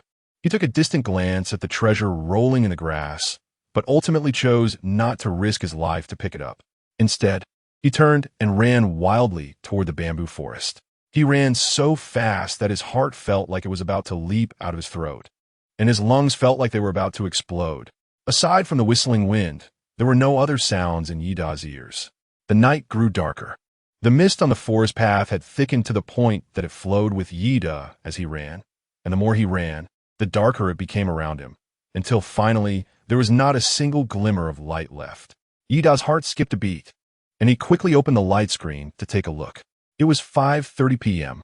The time was up. No wonder. The last bit of light had disappeared. Whoosh. As soon as his footsteps slowed down, various strange sounds immediately rang in Yida's ears. The sound was very faint, very low. Chapter 24, Lost Path. But strangely, this sound seemed to be able to penetrate your brain. Even if you covered your ears, it could still seep in like water, gently entering your ear canal and then drilling into your brain. The haunting melody could wear down a person's will, leaving them feeling cold all over. A layer of cold sweat rose on Yida's back. When the wind blew, the cold sweat felt icy, as if someone had opened a refrigerator door behind him. Where's this? Yida was running too urgently, and with the sky completely dark, he couldn't tell where he was. The analysis glasses needed at least a minute to determine his current location. But Yida had a feeling. If he dared to stand still in the darkness for a minute, he might die. Yida quickly fumbled in his pocket, trying to turn on the flashlight on his phone, but unfortunately, his phone booted up too slowly. He could only take out a match from his pocket. First, he needed to light the fire. When he first wrestled with the monster in the mist for the bamboo, he realized that the beings in the mist were afraid of fire. He opened the matchbox, which contained only 3 matches. Yida hurriedly struck much. The warm yellow light illuminating the area within less than 2 meters. Even such a dim light still made Yida feel warm, especially as the murmurs and heart-wrenching screams, along with all the chaotic sounds, instantly vanished. The survival rule of the mist was not wrong. Fire could indeed dispel darkness. Hiss! The match burned impatiently, extinguishing in just a few seconds. Ito was afraid of accidentally wetting all the matches, so he only took 3 with him when he went out. In his opinion, 3 matches were definitely enough just to carry a spark. Who would have thought that Yida would actually reach the point of relying on matches for light? This became a problem. These disturbing sounds not only made people irritable, but also affected Yida's mood, causing him to experience severe negative emotions. Crash! When Yida sensed something was wrong, he quickly struck another match. A faint light flickered back to life. The noise instantly vanished, and the negative emotions in Yida's mind disappeared without a trace. This fog was truly terrifying. Yida thought the danger in the mist was the monster. But now it seems that the monster is easier to deal with. The mental attacks brought by the mist are the truly terrifying existence. Fallen leaves. Find some fallen leaves to burn. We absolutely cannot let the fire go out. Yida tried to find something on the ground to sustain the fire, but after searching around, he only found damp, dead leaves. The fog brought a lot of moisture. The weak flame of the match was simply unable to ignite the damp leaves. Hiss! The second match went out as well. Yida only has 1 match left in his hand, which can last for a maximum of 30 seconds. I now seem like the little match girl. Yida complained a bit, but fortunately, his phone finally booted up successfully just as the match was about to burn out. Ning said, Yida, I want to ask you something. Did you take leave because you arrived at a very strange place? Dali replied, this game is really amazing. It's almost explosively realistic. I found a treasure chest and got a sword, but it's a bit heavy and I can't swing it at all. By the way, I saw that this game has a friend feature, but I can't find you. Why don't you check and see if you can add me? He could only take a quick glance before turning on the flashlight on his phone. A wolf. Just as Yida turned on the flashlight to illuminate the front, he heard a wolf howl coming from not far away. He dug in his ears, unsure if it was an illusion or... No, the match was still burning, and the phone flashlight was still on. This wasn't a hallucination. Yida immediately made a judgment. The sound was the howl of the wolf cubs. They were calling for him. Moreover, the source of the sound seemed to be not far from him. Yida didn't have time to think too much at this moment, and quickly jogged towards the sound of the wolf howling. A woo! The howling of the wolves came one after another. Yida followed the sound and circled around several large trees, finally seeing the flickering light in the darkness. That was the campfire in his treehouse. Ah! Woof woof! Woof woof woof! But Yida noticed that in the darkness, pairs of red dots were approaching the direction of the treehouse, like the eyes of some kind of monster. Yida rushed to the treehouse door, quickly reaching down to scoop up the little wolf cub and dashed into the treehouse. Bang! The moment Yida closed the wooden door, he heard a heavy object slam against it. The wooden door shook, and a lot of dust and wood chips fell from it. Fortunately, the treehouse's wooden door was sturdy enough, and the monster outside couldn't break it down. Phew! Looking at the roaring campfire inside the treehouse and holding the warm little wolf cub, Yida finally let out a sigh of relief. That was too dangerous. Woof! Little Bai wagged its tail in Yida's arms, licking his fingers to express affection. But what puzzled Yida was, why wasn't Little Hui sticking close? Woo-woo! Little Hui sensed that Yida was looking for it, and immediately let out a mournful cry. Yida looked in the direction of the sound. A bamboo arrow was lodged in Xiao Hui's hind leg, lying next to the bonfire, making a whimpering sound with its nose. Beneath it had already formed a pool of fresh red water, even staining the fur underneath Xiao Hui a dull red. Xiao Hui. Yida gently stepped forward and picked it up with affection. It was not until this moment Yida finally understood why there were dog barks outside the bamboo forest at such a critical moment. It turned out to be Xiao Hui. It was also Xiao Hui who distracted the attention of the 2 goblins, giving Yida the chance to escape. If it weren't for Xiao Hui, Yida is probably completely lost in the fog now, either being hammered to death by goblins or falling into extreme despair and dying an untimely death. Boo-hoo! As soon as Yida touched the bamboo arrow, Xiao Hui let out a whimpering cry. It must be in great pain. What should we do? Yida knew very well that he couldn't just leave the bamboo arrow in Xiao Hui's body. Otherwise, not only would he be unable to stop the bleeding, but Xiao Hui might even die from infection. But with Xiao Hui in this state, Yida couldn't bring himself to act. If only there were medicine. The moment he thought this, Yida suddenly remembered the trading market. He didn't have any, but perhaps someone else did? With this thought, Yida quickly opened the trading market and started browsing frantically. Chapter 25. Healing Medicine. Who has healing medicine? I have meat and water. Let's discuss in detail.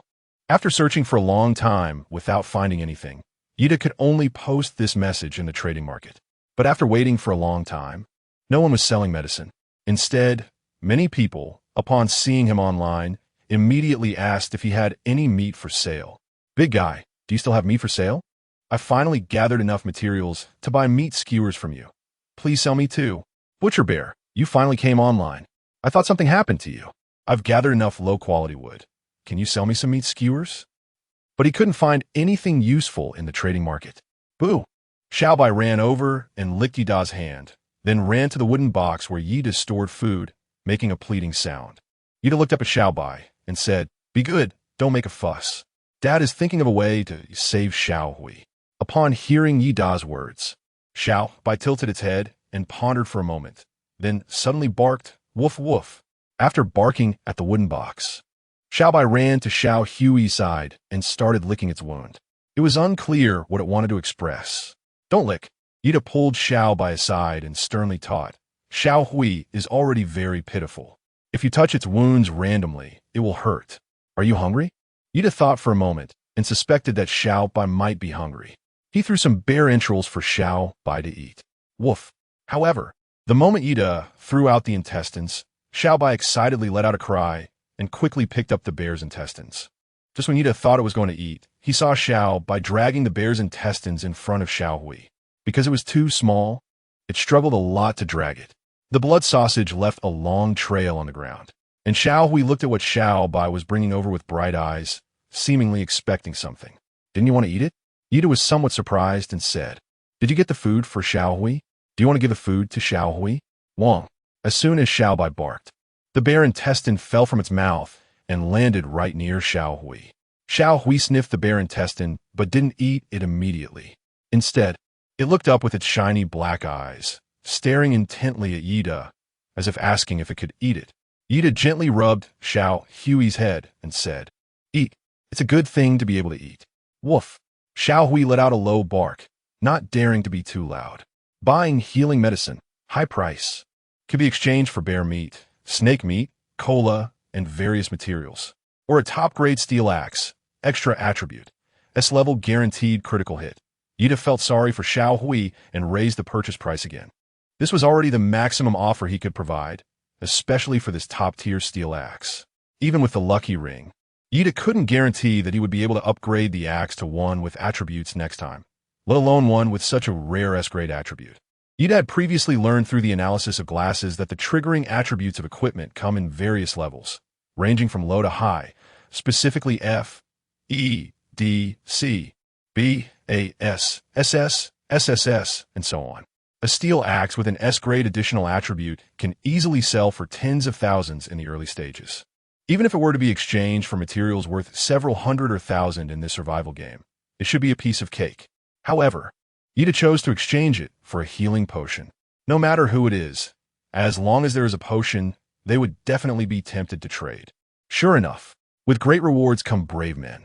"Hao Jian, I have the potion." Yida saw the outrageous request from the other party and really wanted to retort, "I think you're just asking for something ridiculous." Greedy? Really? Hao Jian sent a dog emoji and said, "I see you're looking to buy healing medicine, so you must be injured, right? This medicine might just save your life. Trading these external items for a life, don't you think that's worth it? Or do you think your life is cheap and worthless?" "I'm not injured, my pet is hurt, and I'm seeking medicine for it." Yida continued negotiating. To be honest, the value of a steel axe with S-level attributes far exceeds that of a bottle of healing medicine, right? If you only want food and water, I'm willing to trade. But wanting a steel axe along with 10 units of food and 10 bottles of water is a bit too much. I find it hard to agree. Hao Jian replied, bait. Ha ha. Are you really not even trying to make this believable? We've all fallen to this point. Who the hell would bring a pet here? Snap. Yida didn't say a word and sent over a photo of a wolf cub.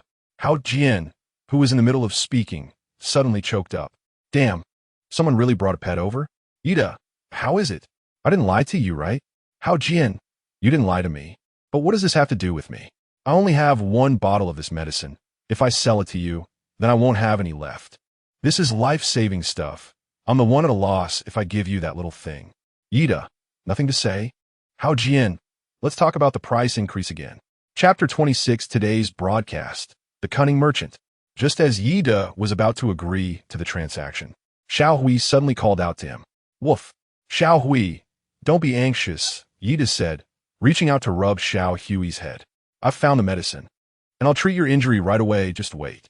Woof, woof, woof. Xiao Hui barked loudly, and Yida couldn't help but turn to look at it. As soon as Yida shifted his gaze from the trading market to Xiao Hui, he exclaimed in surprise several times.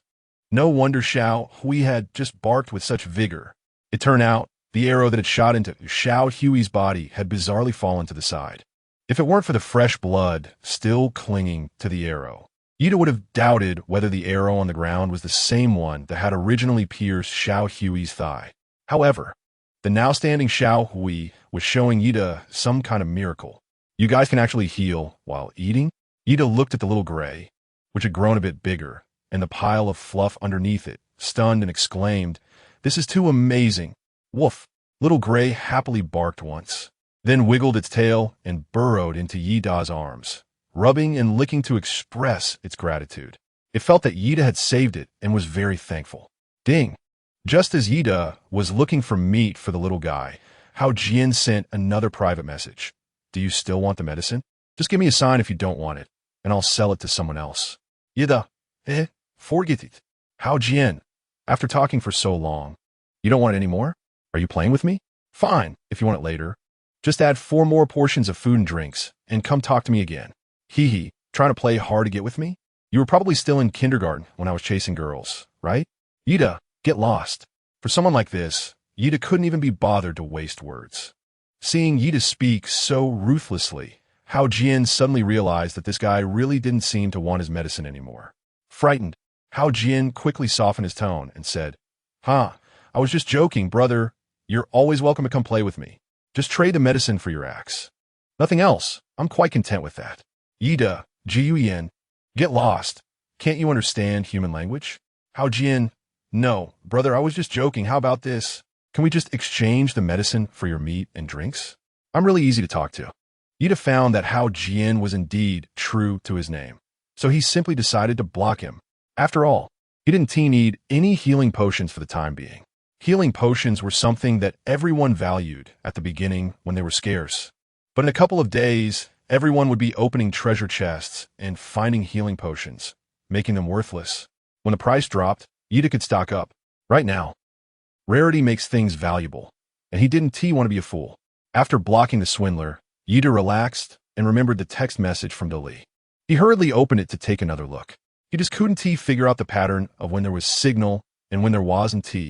Yida held his phone up to the door, nearly reaching the doorway. But the message still couldn't be sent. Moreover, after all his efforts that night, the phone's battery had dropped to 45, and Yida didn't dare to try again. He could only turn it off once more and try again before going to bed and before heading out in the morning. However, there was no signal on his phone, but he noticed that the communication channel signal was unusually strong, so Yida quickly opened the communication channel and searched there. Searching for player, Lin Dolly. No such person found in this area. Not there. Yida was completely stunned. But didn't Dolly say that he had also come to this strange game? Why can't he be found? However, there are 2 words before not found. In this area? Could it be that there are many areas in the place they are in? Searching for player, Ning Qingsha. Not found in this area. Not found either? Wang. Xiaobai barked and kept wagging its tail at Yida. Yidagong had been busy looking for someone, and at this moment, he remembered when he heard Xiaobai calling.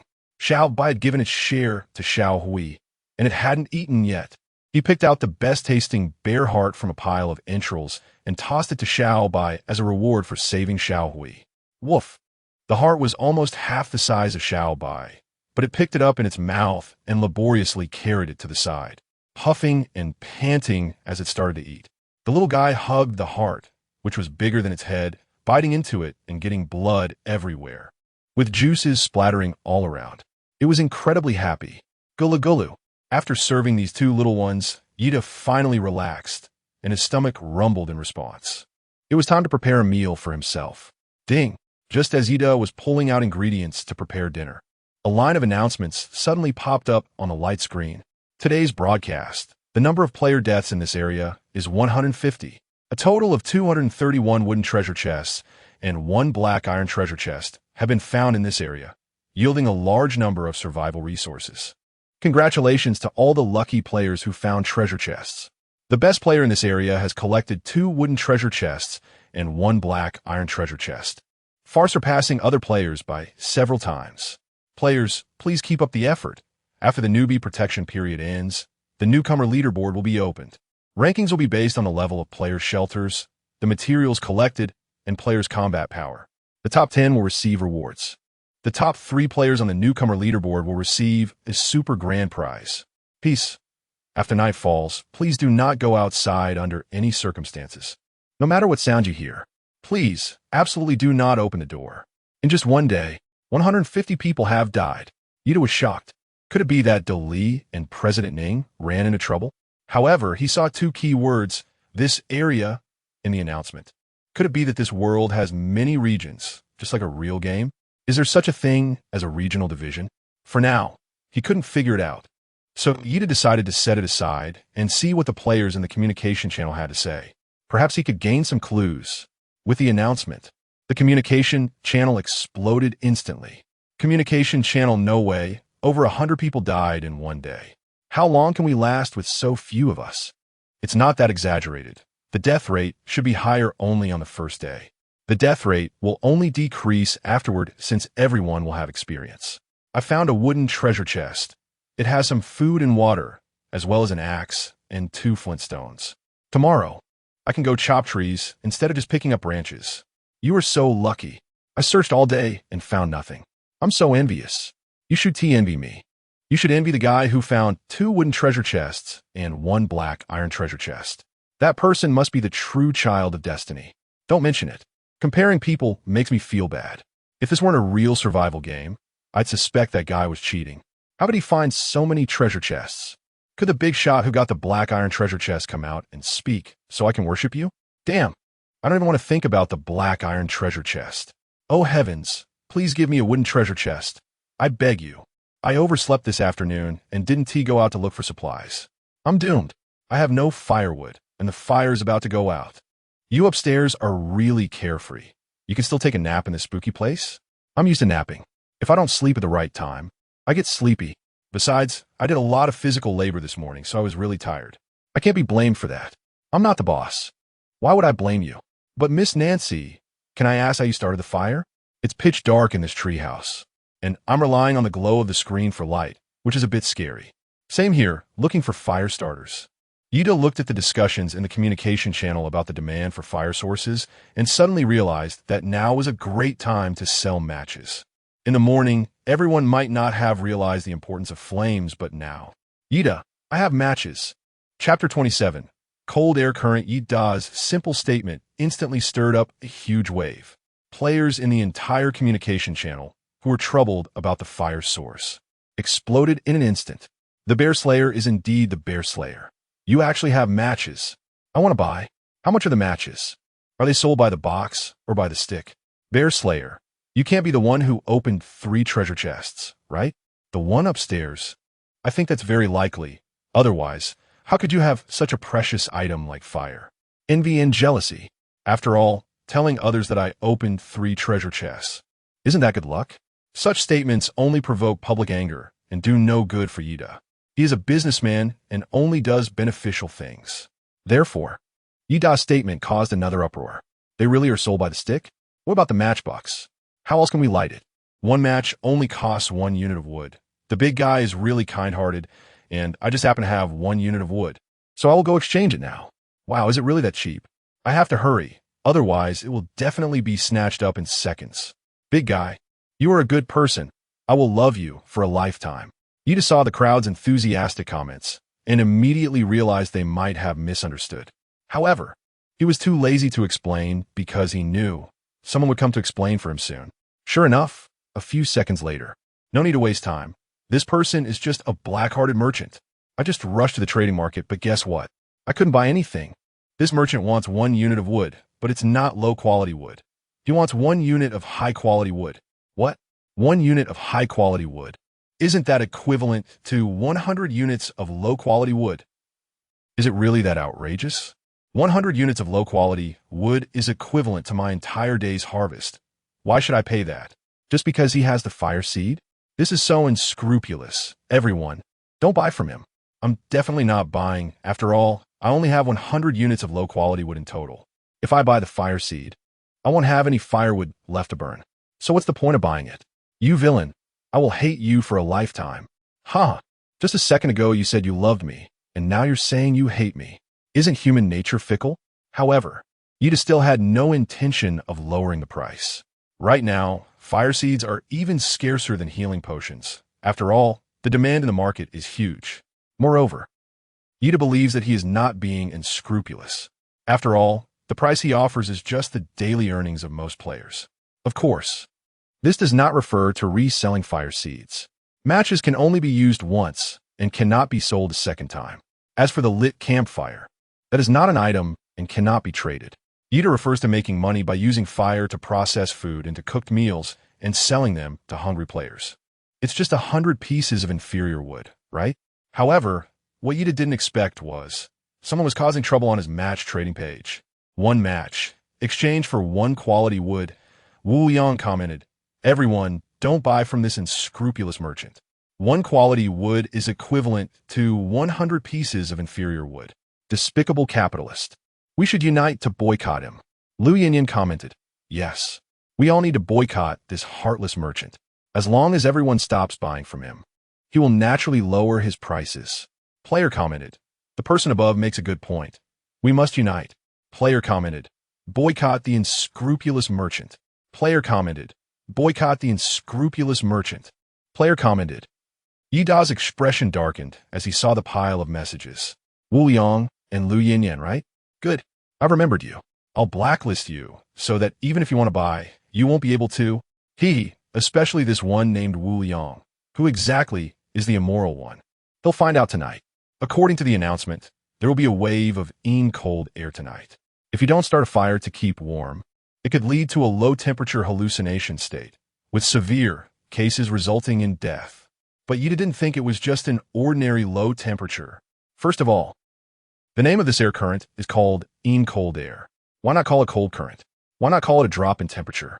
Instead, it's called cold air. This name sounds very suspicious, more like the title of some supernatural storyline. Secondly, hallucinations caused by low temperatures can lead to death. What kind of hallucination can kill someone? Just these 2 points are strange enough. Moreover, Yida suspected that this hint was reminding players that they must start a fire. In this brutal game, failure is inevitable. Boss, someone asked me to inquire if it's possible to exchange medicine for your fire starter. Yida saw this sentence and immediately let out a cold laugh. Without asking, he knew it must be that guy he had blocked. It turned out he didn't even have a spark, and yet he still dared to hold on to the medicine, thinking it was some kind of treasure just because it was a little bit of medicine. If he had used the medicine earlier to exchange for a spark with Yida, Yida might have agreed without hesitation. But now, boss, I have a power bank, but it's out of battery. Do you still want it? What use is a power bank without power? Match 1, quality wood. Match 1, quality wood. As the number of matches quickly dwindled, those who originally said they would boycott Yida suddenly panicked. People are like this. When something is not being bought, even if it's really useful, people will think it's not good. But when something relies solely on advertising and marketing to boost sales, even if it's not useful, people will rush to buy it. At this moment, the rapid sale of matches also made those who were on the fence a bit anxious. Most people even started to insult Wu Liang in return. Chapter 28 Boycott Yida. Wu Liang commented, "Everyone, don't buy this unscrupulous merchant as products.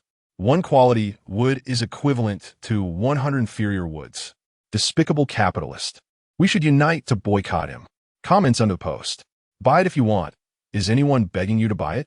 It's all your fault, you unscrupulous thing. Now that I want to buy it, it's all sold out. If something happens tonight, I want to let you off easily. Trash. It's just that you wanted to take advantage, but couldn't tea. So you incite everyone to join you. Now I missed the chance to act in time. And the matches are all gone. Bastard.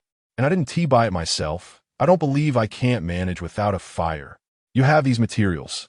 You might as well upgrade your tree house early. Wound tea that keep you warmer? A grown man. Don't act like a little girl, afraid of cold and heat. Simply useless. Yida saw the messages from the players to Wu Liang and couldn't help but laugh. Wu Liang is quite a tough guy, but he wonders if he can still be this tough after encountering the chilling airflow at night. Ding, ding, ding, ding.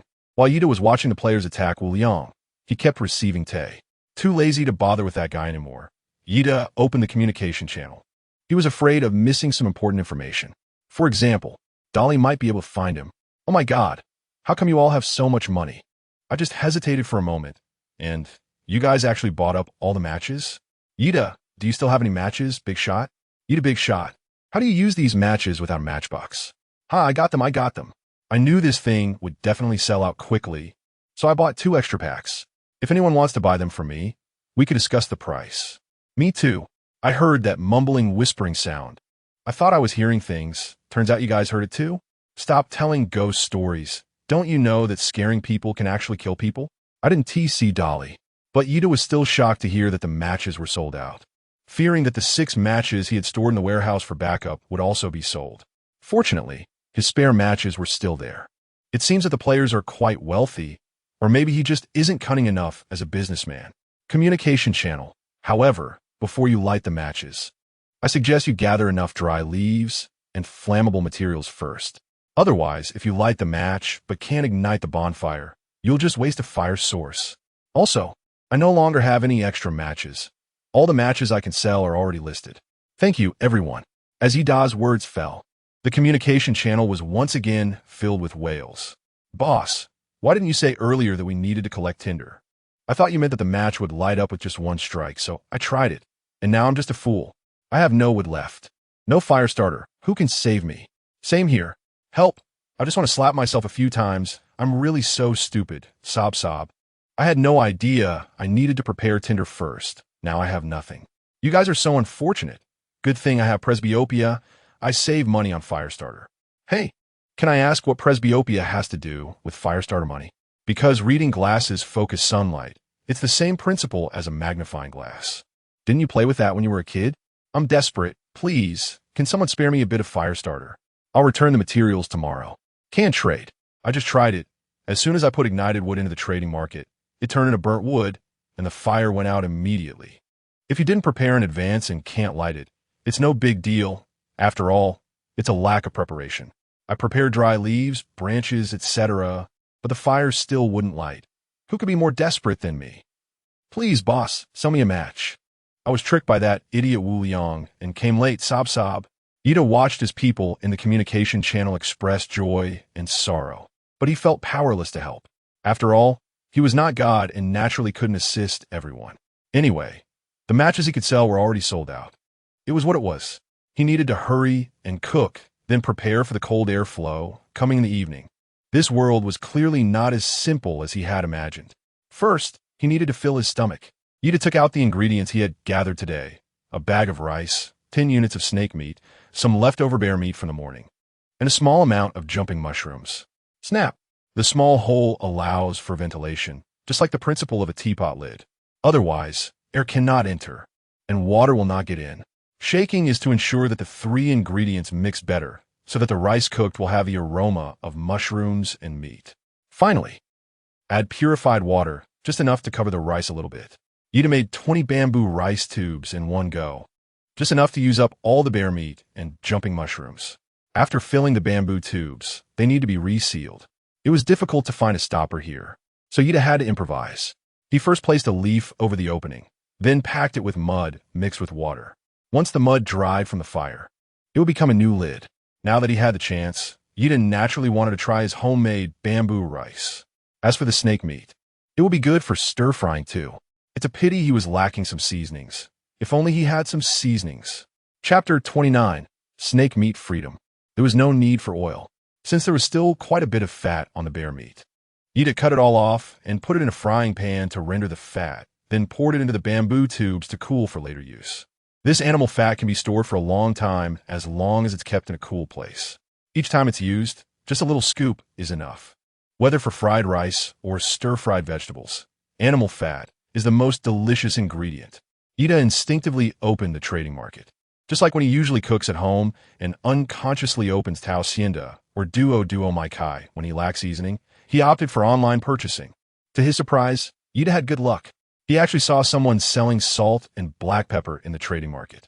1 bottle of black pepper and 1 can of salt, with a salt shaker included, in exchange for food and water, details to be discussed privately. Yida, Burotu. How about I trade a bamboo tube rice and a bottle of water? And Guojun bamboo tube rice. You actually have rice? Yida, I opened the treasure chest and happened to chop some bamboo. So, I made bamboo tube rice with it. Not only is there rice inside, but also meat and mushrooms, so it's nutritionally balanced. How about it? And Guojun. Seasonings are also considered a scarce item now. So 1 portion of bamboo tube rice is not enough. Ida, 1 bamboo tube, rice isn't enough, how about 2? And Guojun what? Brother, how much bamboo tube rice do you have? Ida, not much, just a few dozen. If you don't want 2 servings of bamboo rice, I can also give you a bag of toast and a bottle of cola. And Guojun, bro, what kind of rich guy are you to even have cola? Ida, so are we changing or not?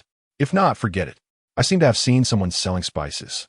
Before Yida could finish his sentence, and Guojun eagerly released the trading link and said, let's change. A fool doesn't take advantage of bargain. Yida, the bamboo tube, rice isn't cooked yet. I'll give it to you later. I'll give you the other supplies first. And Guojun, I was looking forward to it for a long time, but I have no other choice. You won't lie to me, right? Yida, in the name of the bear hunter, I absolutely won't deceive you. Deceiving you would be like deceiving a bear. And Guojun, you are actually the bear hunting big boss. Oh my, I didn't recognize you. Boss, can I take you as my godfather? Yida, no way, that's so disgusting. And Guojun, crying, can I be the big boss's ornament then? The new trading link is ready. Please take a look, boss. Mainly, I just feel it's so disgusting to talk about topics like sugar daddy and crying with a big man. Unless Guojun is a girl, they would be somewhat acceptable. He just clicked on the link sent by Guojun, took a quick look, and chose to confirm the transaction. Transaction successful. Toast -1, cola -1, black pepper 1, salt 1 sizzle. Sizzle. With the salt, Yida started to stir-fry the snake meat. Yida waved a spatula made from bamboo, added a little bear fat to melt, and let the oil in the frying pan sizzle over the fire before placing the chopped snake meat into the pan.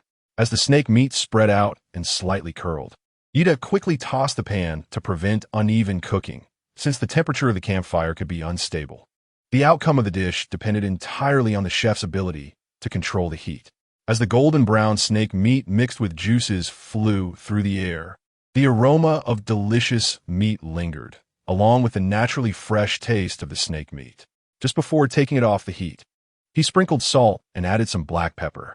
A dish of stir-fried snake meat, full of salty and savory flavors, was thus born.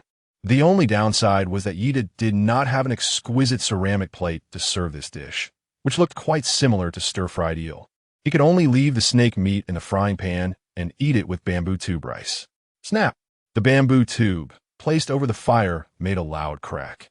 The originally green bamboo tube had been charred black by the flames, resembling a thick layer of ink. Yida used an axe to take the boiling bamboo tube off the campfire. When the bamboo tube hit the ground, it burned the surface, releasing a fragrant aroma. Once the bamboo tube cooled slightly, Yida stood it upright and made a large opening with the sharp axe, just like peeling a banana. The bamboo tube instantly transformed into a food container, revealing the glistening rice inside. As he got closer, Yida could smell the rich fragrance of bamboo leaves. Gurgle. The moment he caught a whiff of the deliciousness, Yida's stomach couldn't help but growl. He couldn't care about anything else at this point and grabbed the bamboo chopsticks made from leftover materials, eagerly digging in. It was truly delicious. The bamboo tube rice, filled with the juice of jumping mushrooms and bear meat, was indeed fragrant, but also very hot. Yida gasped as the rice burned him. Even so, he couldn't resist his craving and continued to shovel the rice into his mouth while inhaling sharply. Occasionally, he would pick up a piece of snake meat to eat. It was chewy and had a bit of cartilage. When he bit into it, it made a crackling sound. The taste was similar to that of eel, but the texture was more chewy and had a meaty feel to it. It was truly amazing. When Ida was young, he had eaten snake meat with his father's leader, which cost $800 per pound. That night, they had a hot pot and spent over $2,000 in total. But at that time, everyone's salary was only a little over $1,000. As a result, later, snakes became protected animals, and he hadn't seen snake meat hot pot on the streets anymore. However, Ida really didn't expect that one day he would have the freedom to eat snake meat. Just a plate of snake meat he cooked cost at least $800, but now it had become his dinner alone. The bamboo rice was fragrant, and the snake meat was delicious. It was just that eating too much meat was a bit greasy. If only he could have a plate of vegetables, this meal would be perfect. Ida sighed, but just as he sighed, he suddenly remembered something. Agave. Ida quickly stood up and pushed the firewood aside, exclaiming, "How could I forget the heart of the agave? Isn't that just ready-made vegetables?" Chapter 30. While others are hungry, Ida is enjoying. Ida scraped away the soil covering the agave core. A fragrance reminiscent of roasted sweet potatoes, accompanied by the scent of firewood, wafted towards him. The surface of the agave core had turned charred after long periods of high-temperature roasting. However, when Ida gently lifted the dried and cracked skin with a spatula, he revealed the light green agave flesh inside. He scooped up a small piece to taste. The flavor was somewhat like bitter melon, but the texture was powdery, akin to eating powdered potatoes. The color resembled that of broccoli stems. Not great. Ida quickly gave his evaluation. Compared to his bamboo rice and fried snake meat, this agave heart is not that tasty. Ida sprinkled some salt and black pepper on the agave heart, and it tasted quite like eating stir-fried bitter melon. Although the flavor was average, it excelled at cutting through greasiness. Its slightly bitter taste could quickly cleanse the palate of any heaviness. It was good as a side dish, but not something one could eat much of. This was Yi Da's evaluation of it. As a result, after finishing a meal, the snake meat and bamboo tube rice were all gone, but only a small piece of the agave heart was eaten, probably less than a tenth of it. After the meal, Ida opened a can of Coke. With a sip of Coke, he let out a satisfying burp. At that moment, he finally felt alive, especially after a meal, when the rich caramel-flavored gas surged from his stomach. The moment he burped made him feel fulfilled. Now he just needed a buddy to boast with. He wondered how Lee was doing. Ding! Just as Yi Da was patting his little belly and lounging around, the private chat channel rang with notifications.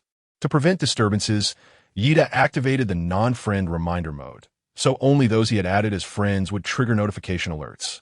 Yi Da casually opened the light screen. Nguo-jun, boss, is my bamboo rice ready yet? Yi Da, wow, I forgot. It's already done. I've eaten a portion. It's absolutely delicious. Nguo-jun, I'm still having the absolutely delicious duck neck. Will you owe me toast? Ida? And Nguo-jun, your bamboo tube rice came too late. I couldn't stand the hunger and finish the toast. Now I have no breakfast for tomorrow, Sob. Yida. Ah. What? Then you can have half a bamboo tube of rice and save the other half for tomorrow. How about that? And Nguo-jun, I can't do that. Yida. And Nguo-jun, anyway, this is all your responsibility. Big boss, you have to take charge. Ida didn't want to talk to you and threw a piece of poop at you. And Nguo-jun, I don't care, it's your responsibility anyway. You have to take responsibility. Otherwise, I'll bother you all night. Ida, got it. I'll give you the largest portion of bamboo rice. Is that okay? One is worth two. Don't make a sound. Don't say anything. And Nguo-jun sent you an expression. Ida took a glance and saw an expression with a mouth zipped up. This guy is definitely a joker. It's just a big man pretending to be like Zhenhuan. So disgusting. However, regarding this matter, it is indeed Yi Da's fault. So Ida still gave him the biggest bamboo tube rice. Ida made 20 bamboo tube rice dishes in one go, and the remaining 19 will definitely be sold individually.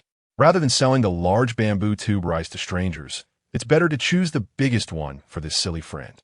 It's also a good first step to strengthen their friendship. And Nguo-jun, I received the bamboo tube rice. It's really thick and big. I like it so much. Ida, shut up or I'll block you. And Nguo-jun, so it turns out the big shot likes it black. I really didn't expect that, haha. The other party has blocked you. And Guo, how could you be so heartless?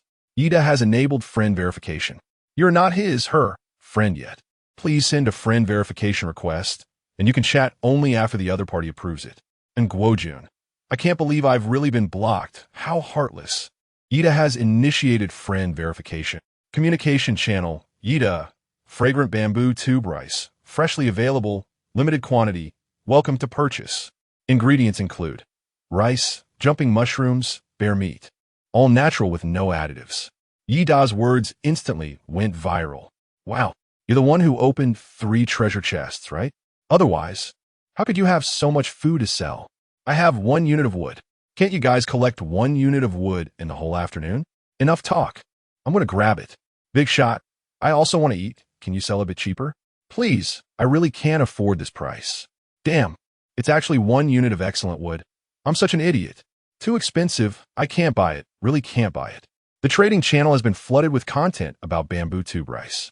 But bamboo tube rice, 15 portions left, 3 portions sold. Maybe it's too expensive. Half an hour has passed, and Yida has only sold 3 portions of bamboo tube rice. If this goes on, the bamboo tube rice will be cold. To sell more bamboo tube rice, Yida decided to learn from the many profiteers and bundle sales. Yida, to thank everyone for their support, I decided to offer a great deal. Anyone who buys bear meat, jumping mushrooms, and bamboo tube rice will receive an extra cup of cola. Cola? Wow. Are you opening a restaurant? You even have cola. I can't hold back. I originally planned to save these 100 pieces of inferior wood for upgrading my treehouse. But I just can't resist the urge to eat and drink cola. I'll buy it and work hard tomorrow. Boss, this is too heartless. I just spent so much money buying bamboo tube rice from you, and now you're telling me that later buyers get cola for free? The boss has a lot of supplies. It feels like he will become the rookie king of our district. That is not certain. As far as I know, there is another boss in our district, and he came with several bodyguards. They're essentially a team working together, while no matter how strong the boss is, he has just one person. The rookie king is unlikely, but there is a chance for the top 10 rookies. The person upstairs is talking nonsense. Those who come through are scattered.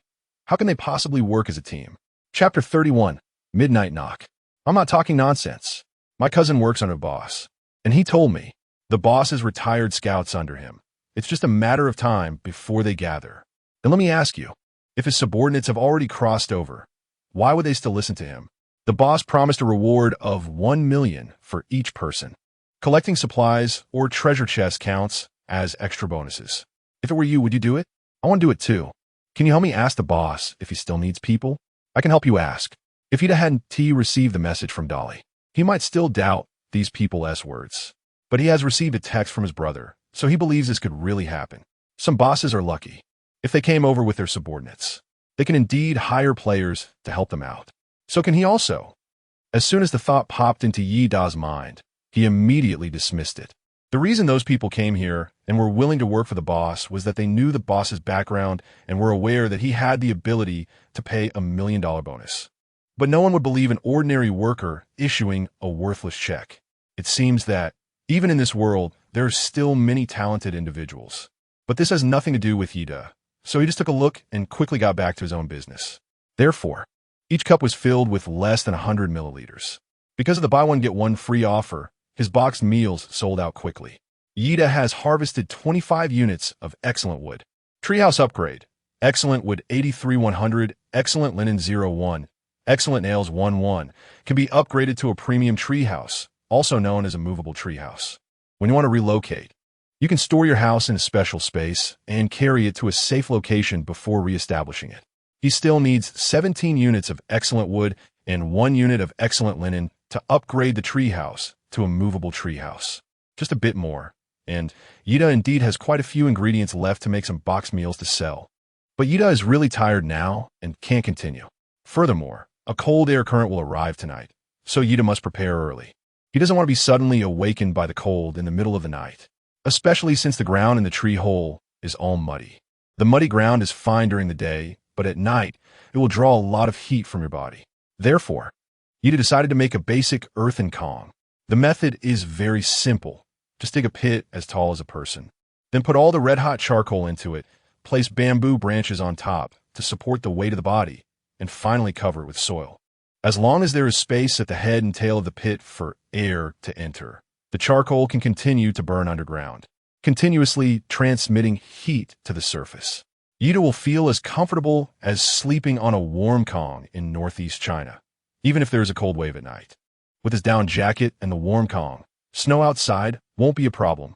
After setting up the warm Kong, Yida added some dry branches to the campfire, and it immediately blazed even more fiercely. With plenty of charcoal as fuel, the ground quickly warmed up. Yida lay on top, comfortably stretching and wrapping himself tightly in his down jacket, and fell into a deep sleep. As a result, he slept until midnight. Knock, knock. Knock, knock, knock. Yida was woken up by a knock on the door. For a moment, he couldn't react and thought he was at home, so he instinctively asked, "Who is it?" "It's me," a gentle female voice responded.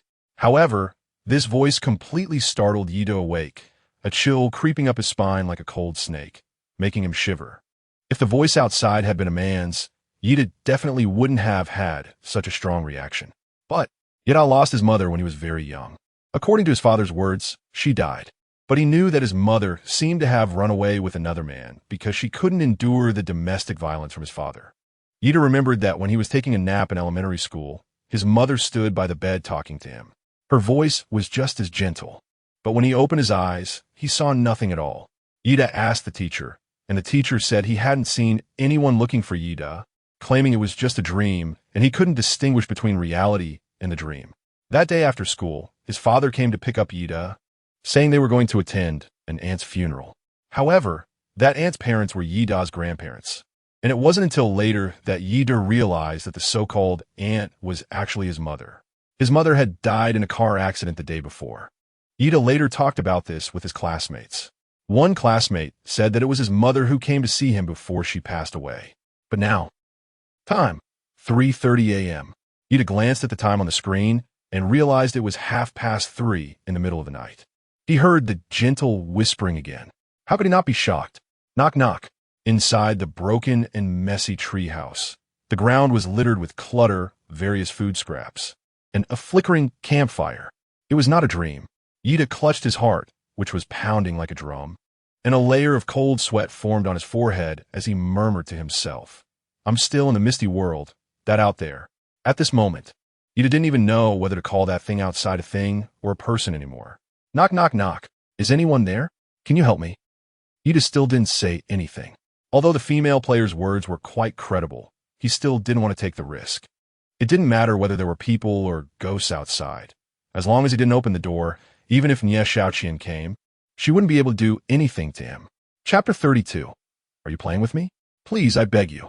Seeing that the people inside the room remained silent, those outside still didn't give up, saying, "I know you're in there. Don't you believe that I'm a player?" Of course not. Yida silently complained in his heart, but did not speak out, only adding a few sticks to the campfire. If he could retreat behind someone, he would want to learn from Han Li and quietly step back. "Please believe me, I am really a player. I'm kneeling down for you. Please, can you help me?" The woman outside was still pleading desperately. "If you don't believe me, I can send you a private message right now, and you will believe me." Ding. Just as the woman finished speaking, a notification sound rang from Yida's light screen. But the more this happened, the more the fear in Yida's heart felt like a black spot on a white shirt, magnified infinitely. First of all, how did this woman know who the owner of the house was? Secondly, how did the woman find his private message? Just based on these 2 points, Yida could already conclude that that thing outside was problematic. It could be the old woman from a Chinese ghost story, or it could be a ghost. In any case, it definitely could not be a person. Wan, I really am a player. Please help me. Yida, who are you? What do you want from me? How can I help you? He wanted to pretend he knew nothing, hoping that whatever was outside would leave soon. But that thing outside seemed to be sticking to Yida like glue. Wan, just search for people nearby, and you can find me. The person in the room is you. Don't lie to me. Do you still not believe me? Yida, Namo Amitabha, Guanyin Bodhisattva, God Jesus Bides, Taishang Laojun. Urgent like a decree. Wan, are you playing with me? Bang. The wooden door made a huge crashing sound. This noise startled Yida's heart, almost causing cardiac arrest. Hiss, hiss, roar. The monster outside, realizing that the people inside had seen through its identity and determined not to open the door, finally revealed its true form. It kept crashing into the wooden door, even using some sharp instrument to scrape across it, making the door emit a series of chalk-on blackboard sounds, sharp and piercing. At the beginning, Ito was also worried that the wooden door might not hold, but he soon discovered that the monster seemed unable to break through the wooden door, especially when he held a flaming piece of wood near the door. The sound from outside stopped. Indeed, it was afraid of fire. Ito relaxed when he heard no noise outside. As long as there was something to be afraid of, it was fine. It was afraid of that thing outside, but not afraid of anything else. Then the one who should be afraid was himself. But what exactly was outside? Ito raised the flame to the door and then leaned his eyes against the crack to try to see what was happening outside. Is the crack blocked? Ito found himself in complete darkness. Was it too dark outside, making it impossible to see? Whoosh! Just when Ito thought it was just the crack of the door blocking his view, the blackness in the crack shifted slightly, turning into a patch of white, and on that white surface, there were countless red blood vessels. What the hell? Ito was taken aback and fell directly to the ground. The black was the pupil, and the white was the sclera. There was no sound, not because it had left, but because that guy was crouched at the door, peeking inside. Oh my gosh! At that moment, Ito could only use countless curse words to relieve the fear in his heart. Bang! The thing outside, after discovering Ito, slammed against the door once again. Ito saw the crack of the door being pushed open slightly, and a lot of mist seeped into the treehouse through the gap. The mist was as dark as ink. Fortunately, when the dark mist encountered the light of the fire, it immediately dispersed. Just as Ito was torn about whether to upgrade the door first, he noticed that it had gone silent outside again. He waited for 10 minutes. Ito listened carefully for a long time, but still heard nothing. Had they left? Ida liket hysteriadips. Although he was still very scared, he really couldn't sleep peacefully until he confirmed whether that guy outside had left. Not to mention sleeping soundly. He was afraid he couldn't even get rid of the goosebumps on his skin. To avoid being on edge all night, Ida decided to take another look. He leaned closer, closer still. When Ida pressed against the door crack again, Ida swiftly and accurately jabbed a long, thin bamboo stick through the crack in the door. Snap! It sounded like a water balloon bursting. Immediately, a scream echoed from outside the door. After living for so many years, it was the first time Ida had heard such a piercing sound, like a needle stabbing deeply into someone's ear and drilling into the brain. It was chilling, making the hairs on his body stand on end. Bang! Bang, bang, bang! The door was violently hit several times, creaking under the impact. Even the bolt shook and a nail was knocked loose. As the door seemed about to be burst open by the monster outside, it absolutely could not be allowed to enter. Ida wants to use his body to block the door, but he is also afraid that the monster will deliver a fatal blow to him through the crack in the door. So, Ida denied this idea. Calm down. You must stay calm. Ida silently reminded himself to stay calm and thought about what this monster was afraid of. Fire, that's right. Those dark creatures are all afraid of fire. Ida quickly raised the torch to the door, scorching the gap. As the flames ignited on the door, the noises outside finally subsided. They finally left. Yi Da-song let out a sigh. Although he didn't lean against the crack of the door to look outside this time, he could feel that the presence outside had left. It might be due to the aura, or perhaps his sixth sense. In any case, the moment the wooden door began to burn, Ida could sense that chilling, bone-piercing coldness had vanished. Even the goosebumps on his arms had diminished significantly. Hiss! Sensing that the monster outside had departed, Ida hurriedly splashed mineral water on the wooden door to extinguish the flames. With the fire extinguished, the monster outside did not reappear.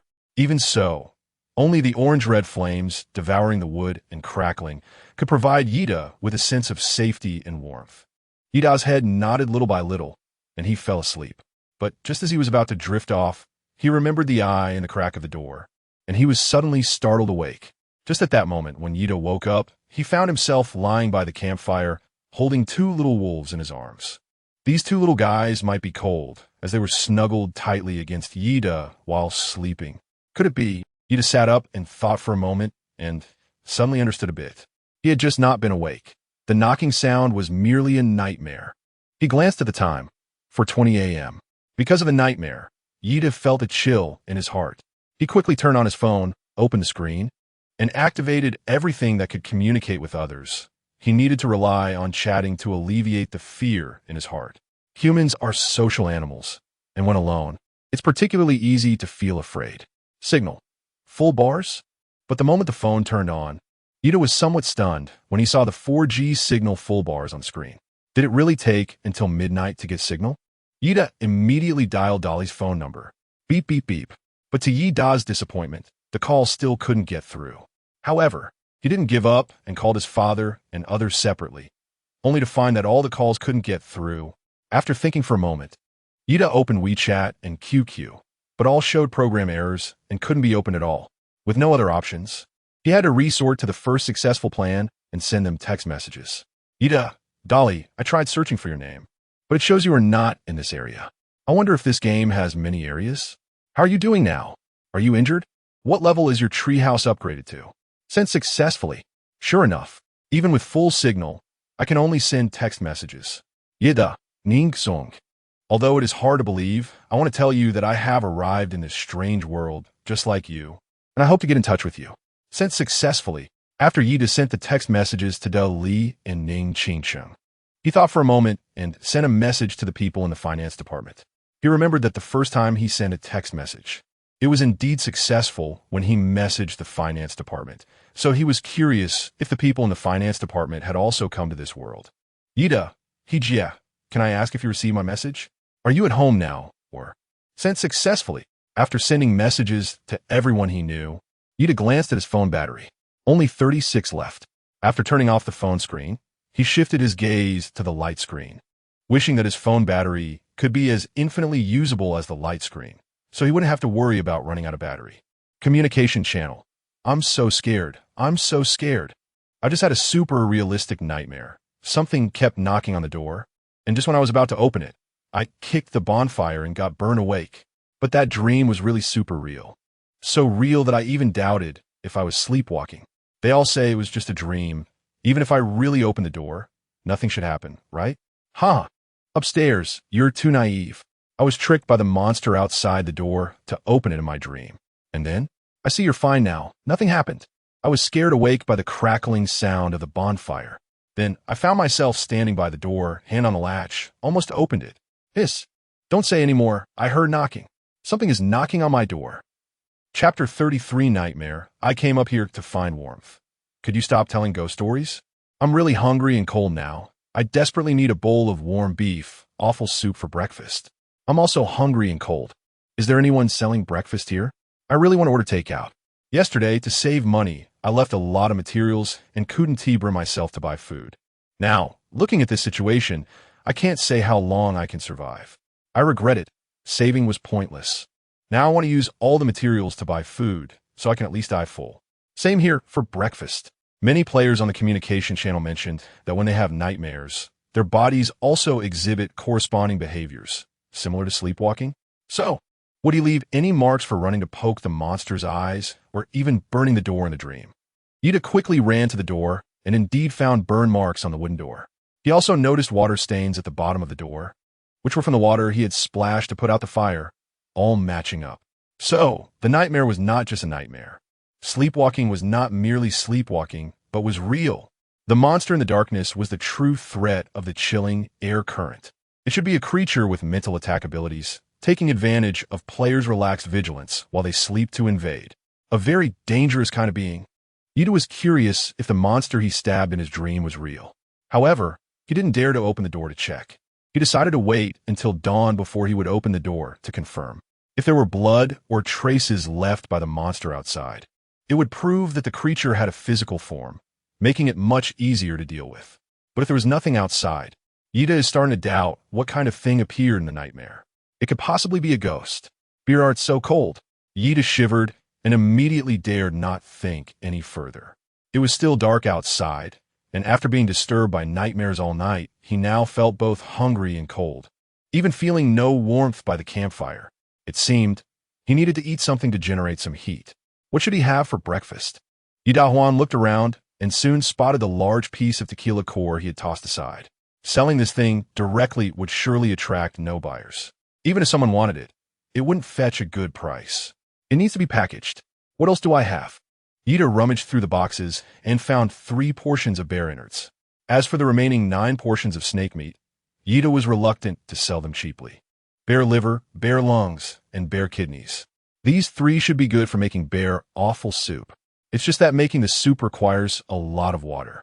Ida naturally couldn't use precious mineral water to make soup, so he searched a trading market and quickly found a vendor selling water. 1 wooden box of stream water, exchanged for 30 inferior wood. Transaction successful. Inferior wood -30. Wooden treasure chest 1. A wooden treasure chest filled with water appeared in front of Ida. Transaction successful. Wooden treasure chest -1. Inferior wood 15. I have to say, this merchant is somewhat clever. When everyone lacked containers, he directly used wooden treasure chests as trading containers. The water was a bit murky, not very clear. Ida removed the debris from the water, such as fallen leaves and some foam, and after boiling, he added the chopped bear intestines into the large pot, simmering it on low heat. He had to wait until the intestines were tender before he could add the chopped agave. Since the agave was already fully cooked, it couldn't be boiled any longer. He just needed to stir it with the intestines and heat it for a while before serving. For better flavor, Ida also added some black pepper and salt, instantly enhancing the taste of the whole pot of intestine soup. Ida scooped a bowl to eat. To his surprise, the bitter agave mixed with the bear's entrails surprisingly reduced the gamey taste in the soup and added a touch of sweetness. The warm and sweet broth flowed into his mouth and settled in his stomach, instantly bringing a sense of warmth rising from within his body. The chill brought by fear was instantly dispelled by this warm feeling. The bear offal soup was supposed to be a clear yellow, but when the agave bits were added, the green vegetable bits floating in the soup instantly transformed into patches of greenery in the desert, exuding a unique charm in the steaming hot broth. Ida picked up a piece of bear offal, put it in his mouth, took a bite, and it tasted like bear kidneys, with a lot of chewiness, but not hard to chew. The texture and chewiness were just right. The bear offal soup was made with the simplest seasonings, yet it created an irresistible flavor that made people want to have another bowl after finishing one. Communication channel. After listing the bear offal vegetable soup in the trading market, Ida immediately went to the communication channel to promote it. Ida, delicious bear mixed vegetable soup. Only 50 pieces of inferior wood for a bowl, cheap price. Limited quantity, hurry to buy. Have a bowl for breakfast, and you'll be full of energy all day. Wow, Bear Butcher. Didn't you just sell a bunch of bamboo rice last night? How do you still have food to sell?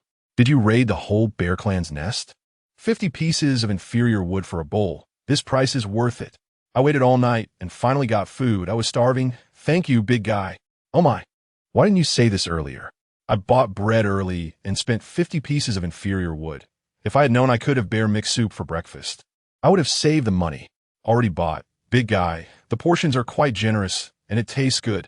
Ida cut the bamboo into sections to use for serving soup, with each portion about the size of a bowl of 8 treasure porridge. It's not too little, but also not too much.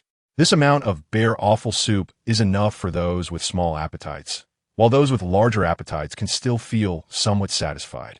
However, because it contains both meat and vegetables, the taste isn't too bad. It is quite reasonable for the many players. Furthermore, Ida previously bought cola for the players who were selling bamboo tube rice, which helped him gain quite a few fans.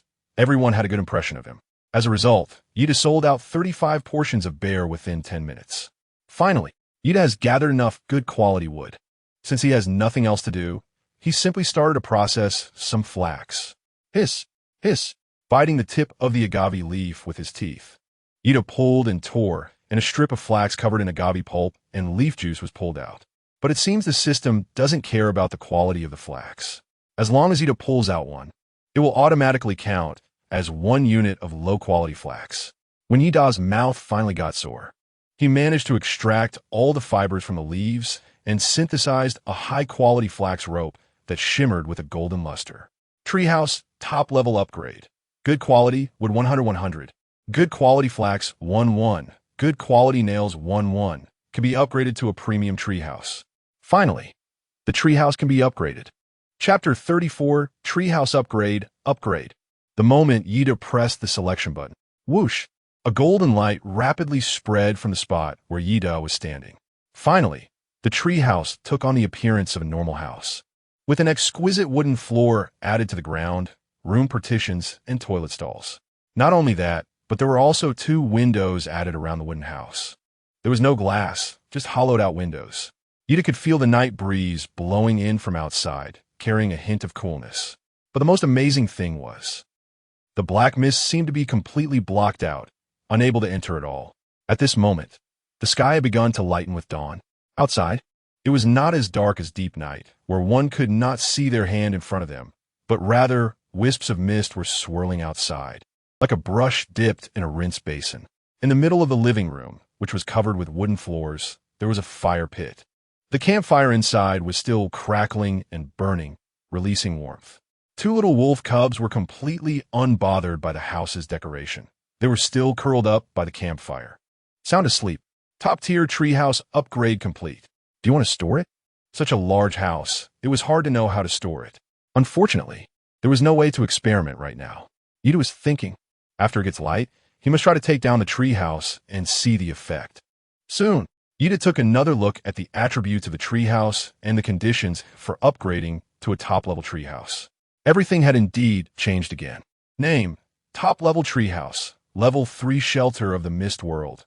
Top-level upgrade: 100 units of quality stone, 10 units of quality wood, 1 unit of quality mud, 20 units of glass, can be upgraded to top-level stone house. After upgrading, can build a fireplace, basic workbench, smelting furnace, potion table, etc. Not only had the shelter level changed from level 1 to level 3, but the items that could be built after upgrading to a stone house also included a smelting furnace and potion table. It seems that the benefits of upgrading to a top-level treehouse are not just about being able to store items, but also about being able to pursue a high-end development path, especially the ore smelting furnace. Yida had previously wondered, how could something like iron ingots, which were needed to upgrade axes, rely solely on opening treasure chests? The little bit of metal obtained from dismantling treasure chests would definitely not be enough. Eventually, pure metal would need to be refined from metal ores, and at that time, this smelting furnace would become particularly important. Ding! Just as Yida was studying the newly upgraded treehouse, his phone screen suddenly lit up. Yida's eyes lit up with joy, and he quickly stepped forward, bending down to pick up the phone that was on the ground. It was Ning Qingsheng. This woman. Yida couldn't help but chuckle bitterly when he saw the message she sent. At a time like this woman was still only thinking about work. But, sent successfully, today was his lucky day. He actually managed to get in touch. During the waiting time, Yida felt quite anxious, worried that the signal would disappear and they wouldn't be able to connect again. It wasn't that Yida was particularly eager to chat with the president. Although Ning was indeed an intelligent and beautiful woman, this was certainly not the time for flirting. Furthermore, considering their backgrounds, Yida knew that there was absolutely no possibility between them, as he wasn't thinking along those lines at all. Yida reached out to Ning Qingsheng primarily because he wanted to confirm whether he was in the real world or an illusion. Moreover, having a familiar acquaintance from the past gave Yida a sense of belonging. As the saying goes, humans are social animals. When Robinson was stranded on the deserted island, what nearly defeated him was not hunger or disease, but loneliness. If Friday hadn't appeared, Robinson might have died of despair. Ding. Yida, I don't know. I haven't found a way out yet. This place is very big. Ning, if possible, could you try to add me on the communication channel? My phone battery is low. Ning, okay, I'll give it a try. Yida stared at the light screen for a moment, but still didn't receive Ning Qingsheng's application. Could it be that she, like me, is not found in this area? Ding. The result.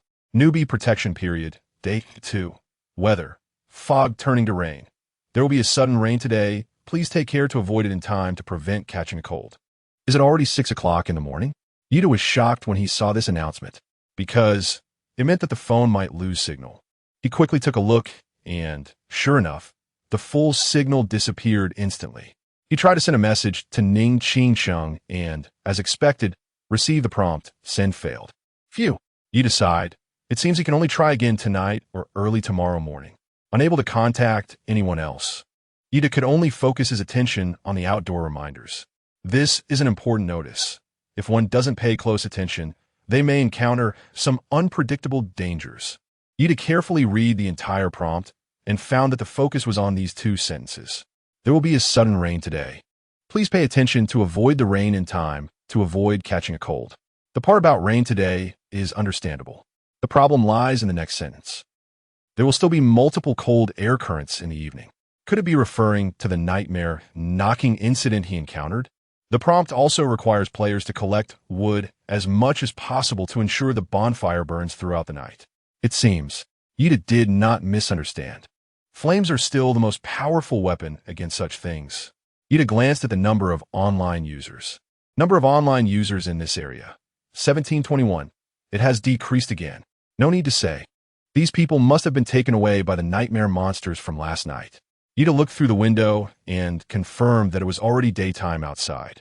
As the fog gradually cleared up, he finally pulled the door open. He had been waiting for this moment to open the door because he was incredibly curious.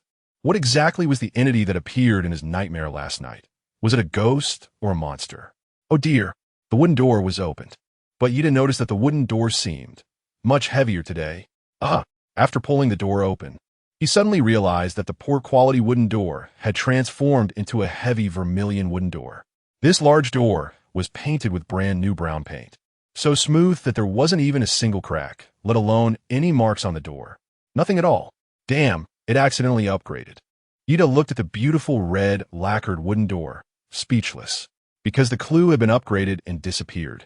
Now, he could not confirm what the nightmare truly was, perhaps a monster, or perhaps something unspeakable. Forget it, time will tell, and he would eventually have the chance to find out. Yida has a cheerful personality.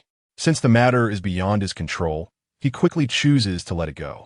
Just as Yida is about to retract the treehouse, a flash of white light suddenly blinds him. When Yida opens his eyes again, the entire treehouse has instantly collapsed into a small ball, falling at his feet. The ball is only the size of a ping-pong ball. When Yida looks back at the spot where the treehouse used to be, the trunk has completely restored itself, showing no signs that there was ever a tree hole. It's as if neither the tree hole nor the treehouse ever existed. How amazing! Yida picked up the round transparent light sphere, and he could see a tree stump inside, with a red lacquered wooden door in the middle of the stump. Is this what my treehouse looks like when shrunk? It looks a bit like a model. Looking at the small light sphere in his hand, Yida suddenly thought of the capsules from Dragon Ball. Those capsules can also contain everything. Yida put the treehouse into his backpack, even if it meant occupying one slot of the storage backpack. It was worth it because this item was too important. He didn't dare to just toss it into his pocket. If he accidentally dropped it, then Yida would have lost his home. After stowing away the portable treehouse, Yida used his analysis glasses to scan the 4 directions as usual. Chapter 35. Searching for Goblin Drops South. 2,500 meters ahead, there is a hidden current. A crocodile suddenly appeared and bit a wild boar. If you want to take advantage of the situation, you can go and give it a try. North. 300 meters ahead, there is a swamp. The freshwater crocodile has temporarily left. You might consider setting a trap there. The water source and lush grass will attract a large number of herbivores, and you may have a nice harvest. East. 100 meters ahead, in a small grove, a group of cannibals is holding some kind of special ceremony. You might be able to sneak into their cave and steal somewhere. West, 1,000 meters ahead, there's a bamboo forest. If you're lucky, you might dig up some bamboo shoots there. The south, east, and north all had reasons for Yida to consider going there. However, Yida ultimately chose to head west because he wanted to pick up what the goblins had dropped yesterday. He was extremely curious about that item. Moreover, picking something up shouldn't take too long, so Yida decided to collect it first and then decide which direction to go. Now that he had the mobile treehouse, he didn't necessarily have to stick to one corner. Instead, he could start exploring the map of this world. He still had family, friends, and brothers, and he had disappeared for a day. He wondered if his father would be frantic, if he would call the police, or if he would search everywhere for Yida. His father married late and had Yida late. His horsier father was already 70 this year. His heart wasn't in good condition either. This made Yida even more worried about his father's situation. To his mother, he might not be a good husband, but to Yida, his father had raised him since he was a child, provided for his education, cooked for him, and taught him. He was absolutely a good father. Although the first time he arrived in the Misty World, he saw the announcement about this world, but Yida never truly believed that he had crossed over. He remained skeptical that he had merely entered some kind of game or experiment. Even in the Matrix, there was always a chance to leave. He needed to find an excuse to ease his father's worries. Woof, woof, woof. Yida squatted down and gently rubbed the heads of the two little creatures, saying, Okay, I understand. I promise I won't leave you alone here. Woof. Little White continued to wag its fluffy tail, nudging for more petting. Since Yida had packed up the treehouse, the two little wolf cubs naturally couldn't stay in it by themselves. Living creatures couldn't be packed away, so Yida had to let them follow him. Fortunately, the two little ones were clever. They seemed to understand that there were risks everywhere in the forest, so they closely followed Yida's feet. One person and two wolves made their way smoothly to the outskirts of the bamboo forest. Learning from the previous night's experience, Yida didn't recklessly rush into the bamboo forest this time. Instead, he stood outside and observed. However, the bamboo was too dense, making it difficult for Yida to determine whether there were goblins inside. After all, the analysis glasses had their limitations. Woof, woof, woof, woof. Just as Yida was adjusting his position, using his contact lenses to analyze the various directions of the bamboo forest for risks, and had found two bamboo shoots buried in the dead leaves as indicators. The wolf's barking interrupted Yida's analysis. Where's Little Gray? Yida looked down and saw that only the silly little white dog was sniffing around the bamboo, marking its territory. Little Gray had long since disappeared. It was only when he heard Little White's barking that he realized Little Gray had already entered the bamboo forest to scout for him. Its barking should signify that there was no danger. Otherwise, Little Gray's sound would not be a woof, but rather a scream, or a roar, or even a cry of escape from the bamboo forest. However, Yida was always cautious, so he shouted into the bamboo forest, Little Gray, are you trying to tell me there's no danger inside? If so, bark again. Woof. So he quickly walked into the bamboo forest. But when Yida tried to find the treasure that the goblins had dropped yesterday, he suddenly felt troubled. Because after a night of wind and the passage of a group of goblins through the bamboo forest, Yida found it hard to recognize the location of the dropped items. Woof woof, woof woof woof. Seeing Yida spinning around in the bamboo forest looking for something, Little Gray and Little White hurriedly asked their master, seemingly wondering what he was looking for. Yida, feeling a bit of a headache, said, I'm looking for the tree I climbed when I escaped last night. With no way to find the marked point, Yida had to resort to a more clumsy method. That was to find the tree he climbed yesterday and then look down from a specific angle. He believed he would eventually find clues about where the goblins had dropped their treasures. Upon hearing this, Little Gray immediately started sniffing the ground. Woof! Did you find it? Yida's eyes lit up, and he was surprised to catch up with Xiao Hui's footsteps. Chapter 36, Finding the Lost Treasure. Yida had heard before that everything has a spirit, but he had never seen a little wolf that could actually understand human speech. At pet shows and circus performances, Yida had seen smart dogs, but he had never encountered a creature so intelligent that it could comprehend human language. Is this really a wolf? Little Gray seems more like a mute child who can't speak. Woof woof. Yida followed Xiao Hui and circled around the forest. After a while, Xiao Hui stopped in front of a big tree, sniffed it, and then called out to Yida. It wasn't until Yida saw the marks on the trunk, the ones he had punched in with his petrified fist, that he finally believed Xiao Hui truly understood him. Xiao Hui, you are so smart. Yida climbed up the trunk and looked down from the perspective of the goblins he had spied on yesterday. The clues at the base of the tree had been blown away by the night wind, and Yida was simulating in his mind the scene of the goblins passing by, including the ones carrying the treasure chest. As one goblin stumbled over a fallen bamboo pole, a bamboo tube rolled out from the chest. Found it. The moment the goblin's walking path was fully reflected in Yida's mind, he finally located where the treasure had fallen. He quickly found that inconspicuous bamboo tube among a pile of collapsed, messy, dry bamboo branches. It was a brownish-yellow bamboo tube about the length of his forearm. It was precisely because of its inconspicuousness that the goblins carrying the treasure chest had overlooked it, giving Yida the opportunity to take advantage of this. What could be inside this bamboo tube? A treasure? A weapon? Or perhaps a rare mineral? After determining his position, Yida quickly climbed down from the tree, eagerly anticipating the big prize coming out of the bamboo tube. Woof, woof, woof. But just as Ida was climbing down the big tree, he suddenly heard the barking of wolf cubs. Moreover, the barking was not a relaxed sound, but rather an anxious response to encountering an enemy. What's going on? Did the goblins appear? Ida was a bit nervous from the sound of the wolf's barking, nearly losing his grip on the tree trunk and falling down. He looked down at the ground and, strangely, saw that Xiao Hui was still there, leisurely lying on the ground, yawning out of boredom, seemingly not in a hurry at all. Woof, woof, woof. Oh, woof. Xiao Bai's barking continued, even mixed with the sound of wolf howls, which left Ida feeling a bit confused. However, Xiao Hui's calmness helped Ida relax a little compared to his initial anxiety. Woof. Xiao Hui responded and quickly ran deeper into the bamboo forest. Although Ida was a bit worried about Xiao Bai, he had finally found the location of the goblin treasure after much difficulty. To prevent any unforeseen delays, he quickly ran over to pick up the bamboo tube. Meanwhile, Xiao Bai had a jumping mushroom in its mouth that was several times bigger than itself, vigorously shaking its head in an attempt to kill its prey. It turned out that it had gone hunting for jumping mushrooms. Ida finally understood that Xiao Bai's barking just now was a sign of having discovered prey. He didn't expect that although Xiao Bai was foolish, it was quite skilled at hunting. The reason Ida said this was because Xiao Bai was still just a young wolf, yet it could hunt down jumping mushrooms that were several times larger than itself, which already proved its talent in this regard. Ida has always been puzzled. Clearly, Xiao Bai is a hell wolf, while Xiao Hui is just an ordinary wolf. Woo! It even occasionally bares its teeth and lets out a threatening growl, as if warning its prey. It's okay, it's okay. Ida walked over to Xiao Bai and gently patted its fluffy little head, saying, "This jumping mushroom is already dead.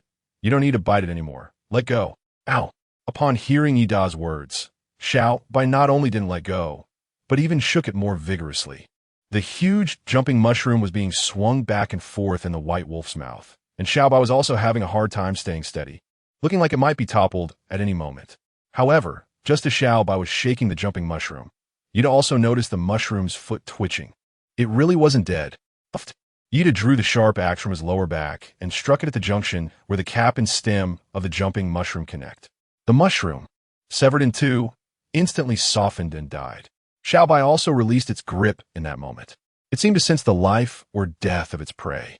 Not bad. Not bad. Ida patted the little guy's head, acknowledging its talent in this area. Ida put the jump mushroom that was about to be cut into his backpack. Although Xiao Bai didn't object, it stared at Ida with a look that said, "You've let me down." The intense gaze made Ida feel a chill all over, even raising goosebumps on his arms. Then he thought of a possibility and said, "Is it because I took your prey?" Woof. At this moment, Xiao Bai's intelligence seemed to have increased again. Ida was at a loss whether to laugh or cry. He thought that since the pet had caught the prey, it would automatically belong to him, but he didn't expect this little guy to be so calculating. However, Ida didn't want to return the jumping mushroom to this little guy. Not to mention whether the wolf could eat mushrooms or not. Even if it could, there was still a large number of toxic sacs in the cap of the jumping mushroom. Ida does not want anything to happen to the little wolf cub. Chapter 37. Digging Bamboo Shoots. Ida searched for a long time and found a piece of toast in his backpack. It was something he had planned to eat when he got hungry while working. As for other food, he left it in the treehouse and didn't take it out. At this moment, he could only trade the toast for a jumping mushroom with Xiao Bai. "Is it okay to trade this with you?" Xiao Bai approached, sniffed it, and immediately turned his head away in dissatisfaction, barking twice. Woof woof. Ida suddenly felt that having a high IQ in pets might not be a good thing. It mainly manifested in the fact that they were not easy to fool. "Must it be me?" Woof. Little White barked once. Ida roughly understood their language. 1 bark means yes, 2 barks mean no. The meaning of 3 barks is more complex. But at this moment, it was clear that Xiao Bai was refusing. Ida was trying to trade toast for a jumping mushroom, but insisted on using meat for the exchange. "Wait for me." Ida originally wanted to take out the mobile treehouse, and after it unfolded, he would take out some wolf meat from inside. Wolf meat is not okay. That's their mom. Ida isn't that twisted to ask for a mother and child to eat each other. Let's use snake meat instead, since there are still 9 portions of it. Taking 1 portion will leave 8. Buzz. But just as Ida was about to throw the mobile treehouse on the ground, the light sphere shook violently, but did not expand. Instead, a reminder popped up on Yi Da's light screen. Expansion failed. The area of this treehouse is 15 square meters. The owner must find a tree with a diameter of over 5 meters to expand inside that tree. My FK. Ida stared blankly at the prompt on the screen. It turned out that the mobile treehouse could not be easily opened anywhere. There were specific requirements for changing locations. Don't underestimate these requirements. Finding a tree with a diameter of 4 to 5 meters is not easy. However, the area of the treehouse is 15 square meters. So the diameter should be 5 meters, right? No, it should actually be 36 meters. Ida recalled the math knowledge from middle school. And there is a special formula for calculating the area of a circle, which is SR. First, to calculate the radius of the circle, you got our S15 142 78. The diameter D2 are 78 56. That's correct. After Ida quickly completed his mental calculations, he felt quite satisfied. He enjoyed thinking about problems and the underlying logic. Woof woof. Xiao Bai stood dumbly in place, very dissatisfied that its owner had not taken out any meat for it to eat. Ida was also startled by Xiao Bai's barking and immediately responded. I do want to get you some meat, but the conditions here don't allow it. How about I owe you for now? I'll find a place where we can set up a treehouse later and then return the meat to you. Okay? Woof woof. Xiao Bai growled twice. The two barks meant no. Yi Da's professional smile instantly froze. This little brat is quite difficult to handle. Woof woof woof. Xiao Bai seemed to sense that Yi Da was cursing it in his heart. It immediately barked even louder. Let me think. Yi Da's mind raced as he recalled that there seemed to be a hint about some prey in the south. He simply turned to look southward. South, 2,100 meters ahead. There is a hidden current where a crocodile suddenly appeared and bit a wild boar. If you want to take advantage of the situation, you can go and give it a try. There is also a special treasure chest by the hidden current. You can find it by searching along the riverbank. A treasure chest actually appeared in the south. Ida remembered that he hadn't seen the treasure chest notification before. Otherwise, he wouldn't have wasted time digging for bamboo shoots and would have gone straight to find a treasure chest. Moreover, there was also a pig injured by an alligator over there, which was a good catch. Previously, Ida hadn't considered hunting much. But now seeing the talent of the two wolf cubs, Xiao Bai and Xiao Hui, in hunting, he decided to take them along for the hunt. It's hard to say how strong their killing power is, but their tracking ability is definitely impressive. So, Ida continued to discuss with Xiao Bai. How about I take you to catch pigs later? Pork is delicious and fragrant. Ida coaxed Xiao Bai in a tone used for comforting children. After a moment of tilting its head in thought, Xiao Bai barked. It agreed. Ida rubbed the little guy's head and said, good boy. But what Ida was thinking was, little rascal, trying to compete with me. Hee. Since he decided to go hunting for wild boars first, Ida didn't leave the bamboo tube containing the goblin treasure unopened. First, he found it difficult to open the bamboo tube. Second, the time for going out during the day was limited. Ida planned to explore a few more places before the heavy rain arrived. If he was lucky, he might manage to find 1 or 2 more treasure chests. After all, there was no rush to look at the treasures. Once it started raining, he could find a place to hide and study them slowly. Woof, woof, woof. Xiao Bai, upon hearing there was pork to eat, began to impatiently urge Ida. I have to say, this guy may not be very smart in other areas, but when it comes to food, he is quite shrewd. I know. Just let me dig out the bamboo shoots, and I'll be on my way. When Ida was looking for the goblin's lost treasure, he discovered the location of 2 bamboo shoots through his analyzing glasses. Although the wild boar was anxious, Ida still planned to dig out the bamboo shoots before leaving. After all, if he was going to explore other places, who knows when he would come back to the bamboo forest. Ida naturally has to dig up some bamboo shoots. And how can there be pork without bamboo shoots? Stir-fried pork with bamboo shoots. Just thinking about it is mouth-watering. Woof, woof, woof. Got it, very soon. Ida was coaxing Xiao Bai while changing places to dig for bamboo shoots. Meanwhile, Xiao Hui sniffed at a strange plant covered in yellow mud that the owner had dug up, then walked thoughtfully to the side and began to dig into the ground. Chapter 38. Treehouse Ball Activation. Before long, Xiao Hui actually dug up a bamboo shoot from the ground. The bamboo shoot was the size of a trash can. much larger than the 2 bamboo shoots that Yida had found. Yida dug up 2 bamboo shoots, which were just slightly bigger than a 1.5-liter mineral water bottle. Pig lungs don't taste good, but for wolves, innards are more valuable than pork. This is because innards contain more energy, allowing them to sustain themselves longer. Therefore, in the wolf pack, only the wolf king and strong male wolves are allowed to eat the innards. The other wolves are not qualified to eat them. Woof! Little Gray barked happily, and its gray, fluffy wolf tail wagged joyfully. This signifies satisfaction and happiness. Woof! Little White was confused. Why should Little Gray, who dug up this inedible thing, get to eat meat? It could too. This stuff is everywhere. What is so hard about digging it up? Woof, woof, woof. Yida's reward seemed to have sparked Xiao Bai's ambition. Or perhaps it was Yida's promise of more pork that motivated Xiao Bai. This guy, imitating Xiao Hui, began sniffing around on the ground and soon found bamboo shoots. It lifted its butt and started digging frantically with its front legs. Before long, a high mound of dirt began to accumulate behind Xiao Bai. That speed was much faster than Yida.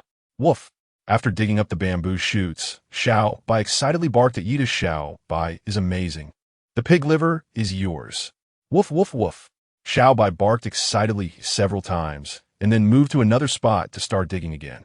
Yida looked at the little fellow who had already forgotten to urge him to hunt for boar, a sly smile curling at the corners of his mouth. Drawing big pies really works well, not just for people, but for animals too. An hour passed, in front of 1 person and 2 dogs. A small mountain of bamboo shoots piled up. Yida counted slightly and found there were 18 bamboo shoots, enough to eat for a while. But at this moment, both Yida and the wolf cub were too tired to want to move. Yida waved his hand, intending to store all the bamboo shoots in his storage backpack, but found it was full. The basic storage backpack only had 5 slots. Yida had already packed a piece of toast, a treehouse ball, a jumping mushroom, and a goblin treasure into it. With 1 slot left, after collecting 10 bamboo shoots, he can no longer fit the rest in. With no other choice, Yida can only take out the goblin treasure, and the bamboo tube is not big, just enough to fit in his pocket. Although the remaining bamboo shoots can barely be stored in the backpack. The current situation still makes Yida realize the frustration of insufficient backpack capacity. He wonders if this basic storage backpack can be upgraded. Yida analyzed the storage backpack with his analytical glasses for a while. Basic magic storage backpack, upgradable common upgrade, 10 units of inferior fur, 1 unit of inferior linen. Can be upgraded to an inferior intermediate magic storage backpack, 1 storage slot. Fine upgrade, 10 units of ordinary fur, 1 unit of ordinary linen. Can be upgraded to an ordinary intermediate magic storage backpack, 5 storage slots. Top upgrade, 10 units of superior fur, 1 unit of quality linen. Can be upgraded to a superior intermediate magic storage backpack, 5 storage slots, 10 items per slot. The common upgrade only adds 1 slot to the backpack, which is not very meaningful. To upgrade, at least a fine or top upgrade must be chosen to be considered an expansion. However, just looking at the material requirements for the fine upgrade made Yi Da's scalp tingle. It required 100 pieces of fur. Fur! Could be those things wrapped in meat. Is that stuff even considered a type of material? Yida was a bit surprised. However, he silently calculated in his heart for a while and found that he had 75 pieces of fur. He only needed to gather 25 more to level up. It seemed that Yida needs to find a way to hunt that wild boar. After all, a single boar has at least 25 pieces of fur. By then, it will be enough for Yida's backpack to advance to a higher level. All right, let's go catch the pig. With the motivation for upgrading, all of Yida's fatigue instantly vanished, and he sprang up like a carp, saying, "Let's go, everyone, we are setting off." Woof, woof, woof. Yida walked towards the wild boar territory in the south with 2 little wolves. As he passed through the woods, he chose a large tree with a diameter of over 5 meters and threw the treehouse ball at it. This time, the treehouse ball did not make any strange noises. Whoosh! A green light flashed by. A vermilion wooden door suddenly appeared on the previously intact trunk of the tree. Yida tried to pull the door to enter, but found that the handle wouldn't turn. What was going on? Yida was puzzled as this stuck. Just as Yida was shaking the doorknob, the analysis glasses displayed an additional line of prompts. Treehouse fusion time remaining, 4 minutes 35 seconds, it turns out. After seeing the time prompt, Ida finally understood. The treehouse does not merge and separate instantly. Each time it merges with the tree, it takes about 5 minutes. Since that is the case, Ida had no choice but to wait a bit. The wild boar territory is a full 2,500 meters away, which is 2.5 kilometers. With just over 4 minutes left, he might as well see what treasures are hidden in the goblin stash. This bamboo tube looks no different from most of the bamboo tubes in the bamboo forest. If Ida hadn't witnessed it rolling out of the goblin's treasure chest, he probably wouldn't have bothered to pick up such an unremarkable object. It's no wonder those goblin porters couldn't find the dropped items. Strange? However, the more Ida observed this bamboo tube, which was about the length of his forearm, the more curious he became. Because this bamboo tube had no connection points. It truly looked like an ordinary bamboo tube, plain and unremarkable. Forget it, whether it has connection points or not. One can break 1,000 methods with brute force. Ida looked at the degree to which the treehouse was integrated, and it was nearing completion. He didn't plan to waste any more time studying it. Instead, he decided to break it open with an axe to see what was inside. However, to avoid damaging the contents, Ida turned the sharp axe around. He used the broad back of the axe to knock open the bamboo tube, rather than chopping it. Chapter 39. Treasure Map Snap. The bamboo tube was opened. There were no gems or weapons as Ida had hoped for. Instead, there was only a brown hide emitting a foul odor, with a few strands of hair on it. The edges of the hide were even wrinkled, looking like it wasn't even worth low-quality fur. But when Ida took out the wrinkled hide and unfolded it, his eyes lit up. Although its appearance seemed worthless, the value inside was immeasurable, because this was a treasure map. Unfolding the hairy leather map, the content drawn on it was very crude, almost like the cave paintings of prehistoric men. But strangely, the map was dynamic, showing 3 pairs of footprints made by the map holder. Moreover, this map could even distinguish between human footprints and animal footprints. 1 pair belonged to a person, while the other 2 pairs were dog paw prints. Or perhaps they were wolf paw prints. Furthermore, the map was centered around the map holder, as Ida saw a huge tree drawn at his location. In the upper right corner of the map, there was a red mark. If Ida guessed correctly, this should be the destination. According to the simple drawings on the map, this location seemed to be inside a cave. A cave, a mark. What else could this be but a treasure map? It was very likely that it was the treasure that the group of goblins had carried yesterday. They were afraid that after hiding the treasure, they would forget its location. So they created this kind of treasure map. Ida looked at the treasure map, his eyes shining with excitement. Although there were no threats depicted on the treasure map, such as goblin sentinels, guards, or other dangers. However, Ida's analytical glasses seemed like a perfect match for this treasure map, not only guiding him in the right direction, but also timely analyzing potential threats. It would be unreasonable for this treasure not to end up in Ida's pocket. But now, it wasn't the right time to go treasure hunting. Because Ida's storage backpack was insufficient in capacity, he had to upgrade it before he could go. Of course, Ida had considered stealing a portion of the treasure first. But if he did that, the goblins would inevitably notice, and they would increase their defenses, making it much harder for Ida to attempt to seize the treasure again. Therefore, Ida must take advantage of the situation and clear everything in one go. After getting the treasure chest by the river, Ida decided to first explore the location marked on the map to get a sense of the area before making further plans. Woof woof. Just as Ida was studying the map, Xiaobai could no longer wait and started barking. Ida turned his head to take a look at the large tree behind him and discovered that 2 circular tree holes had appeared at a height of 1 person's height, which weren't there before. Are these windows? Oh dear. Ida twisted the doorknob, and this time, the door opened. As he pushed the door open, Ida smelled a strong, spicy scent of plants, like the smell emanating from the wounds of freshly cut trees. Could it be that this treehouse really hollowed out the big tree? Ida was a bit surprised. However, after looking around the treehouse, he found that everything inside was arranged as it should be. Even the embers in the stove were still flickering. Everything was unchanged. Woof, woof, woof. The water bowl was made by Ida from a piece of large bamboo. Ida took the opportunity to drink some water. Only then did he take out the jumping mushrooms and bamboo shoots from his storage backpack and arrange them neatly. As for the toast, Yida still kept it in the backpack. He had to carry dry food in case of emergencies.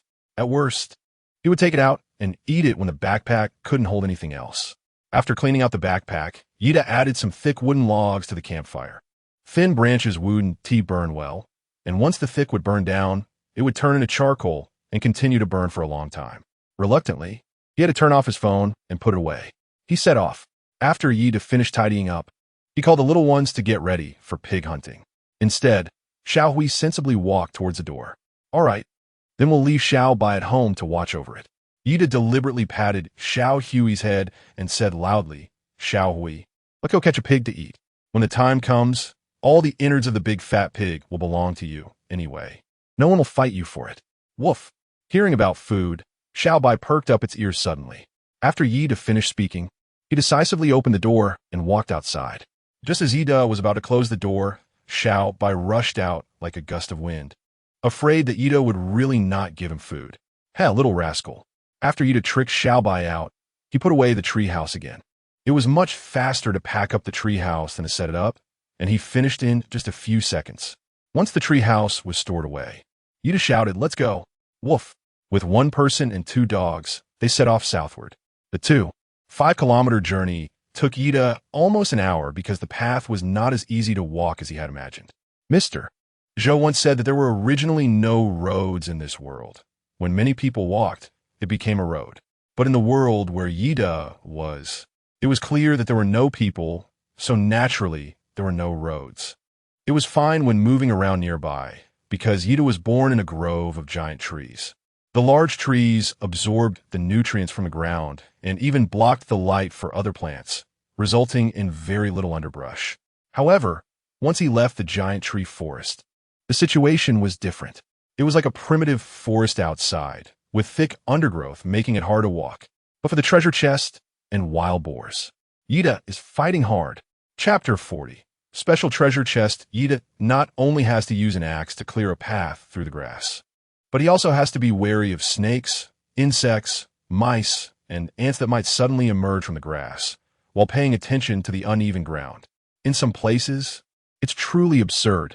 At first glance, it seems like flat land, but when Yida clears the grass, he discovers that it is actually a ditch or a riverbed formed by a dried up stream, with a height difference of 1 or 2 meters downwards.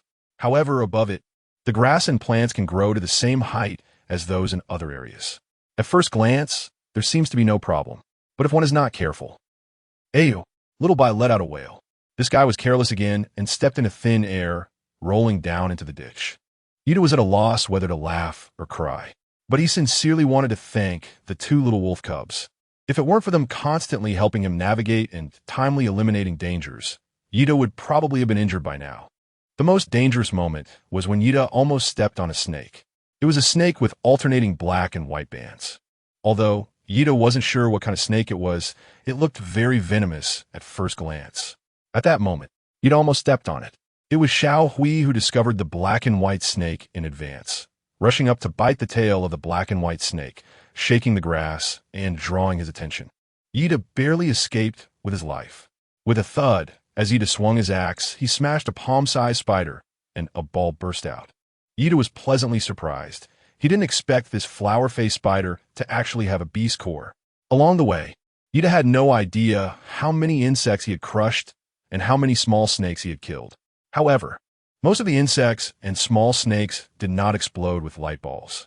This was likely because they did not have a beast core condensed within them. Their meat was not edible, and their skins were too small to be useful. Simply put, they were utterly useless. So naturally, they didn't drop anything. Eventually, Yida came to assume that insects did not have beast cores. But what he didn't expect was that just as he was nearing the wild boar's territory, this big spider surprised him. Although the beast core in the light ball looked only half the size of a giant bear's core, little by little, it was still better than having none. Snap! The moment Yida grasped the beast core, a warm current once again spread from his palm. Immediately, his entire right hand was completely petrified. Previously, Yida's petrification only wrapped around the back and palm of his hand, resembling fingerless gloves at first glance.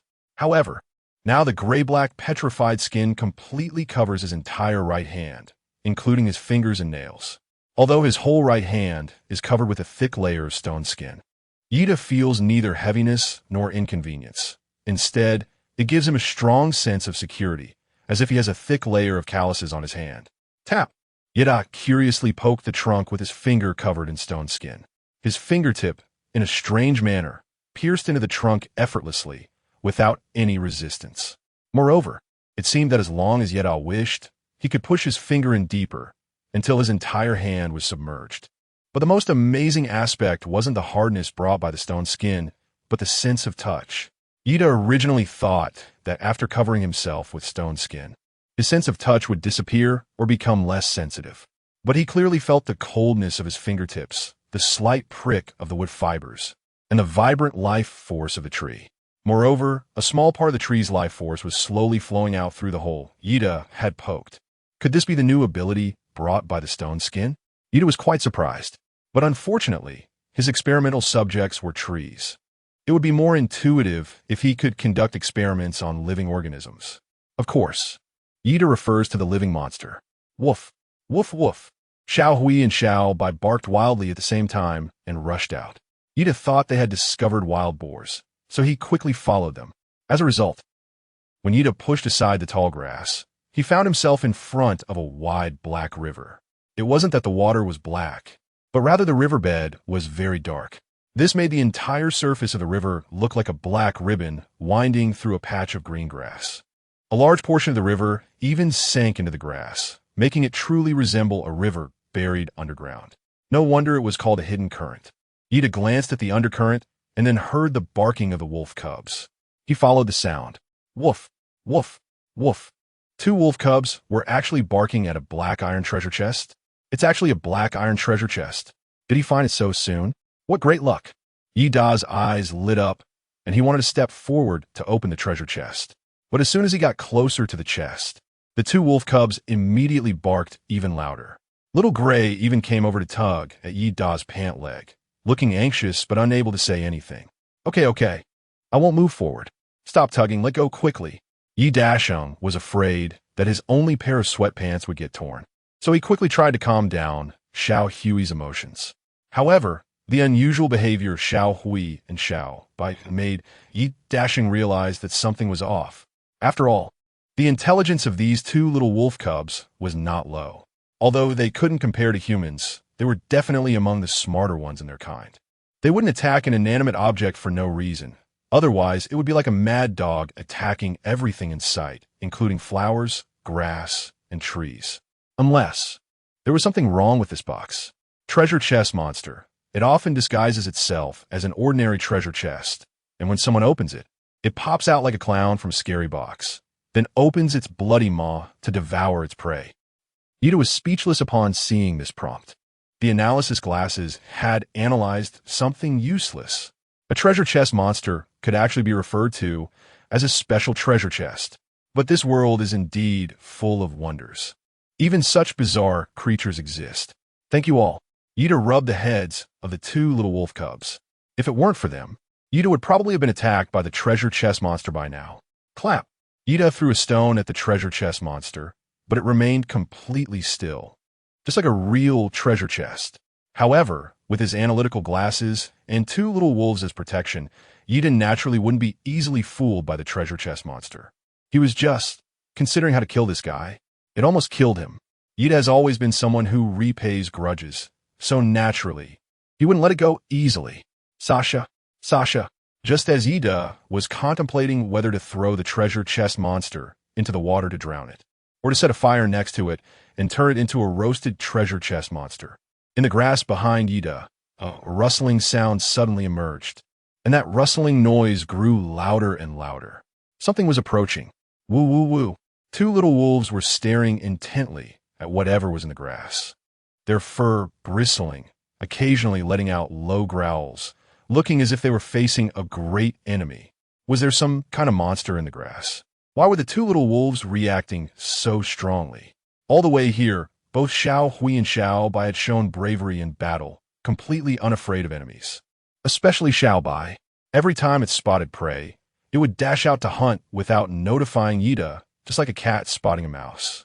But at this moment, The monster in the grass made Yida feel a faint sense of crisis. Chapter 41. The giant crocodile appears swish.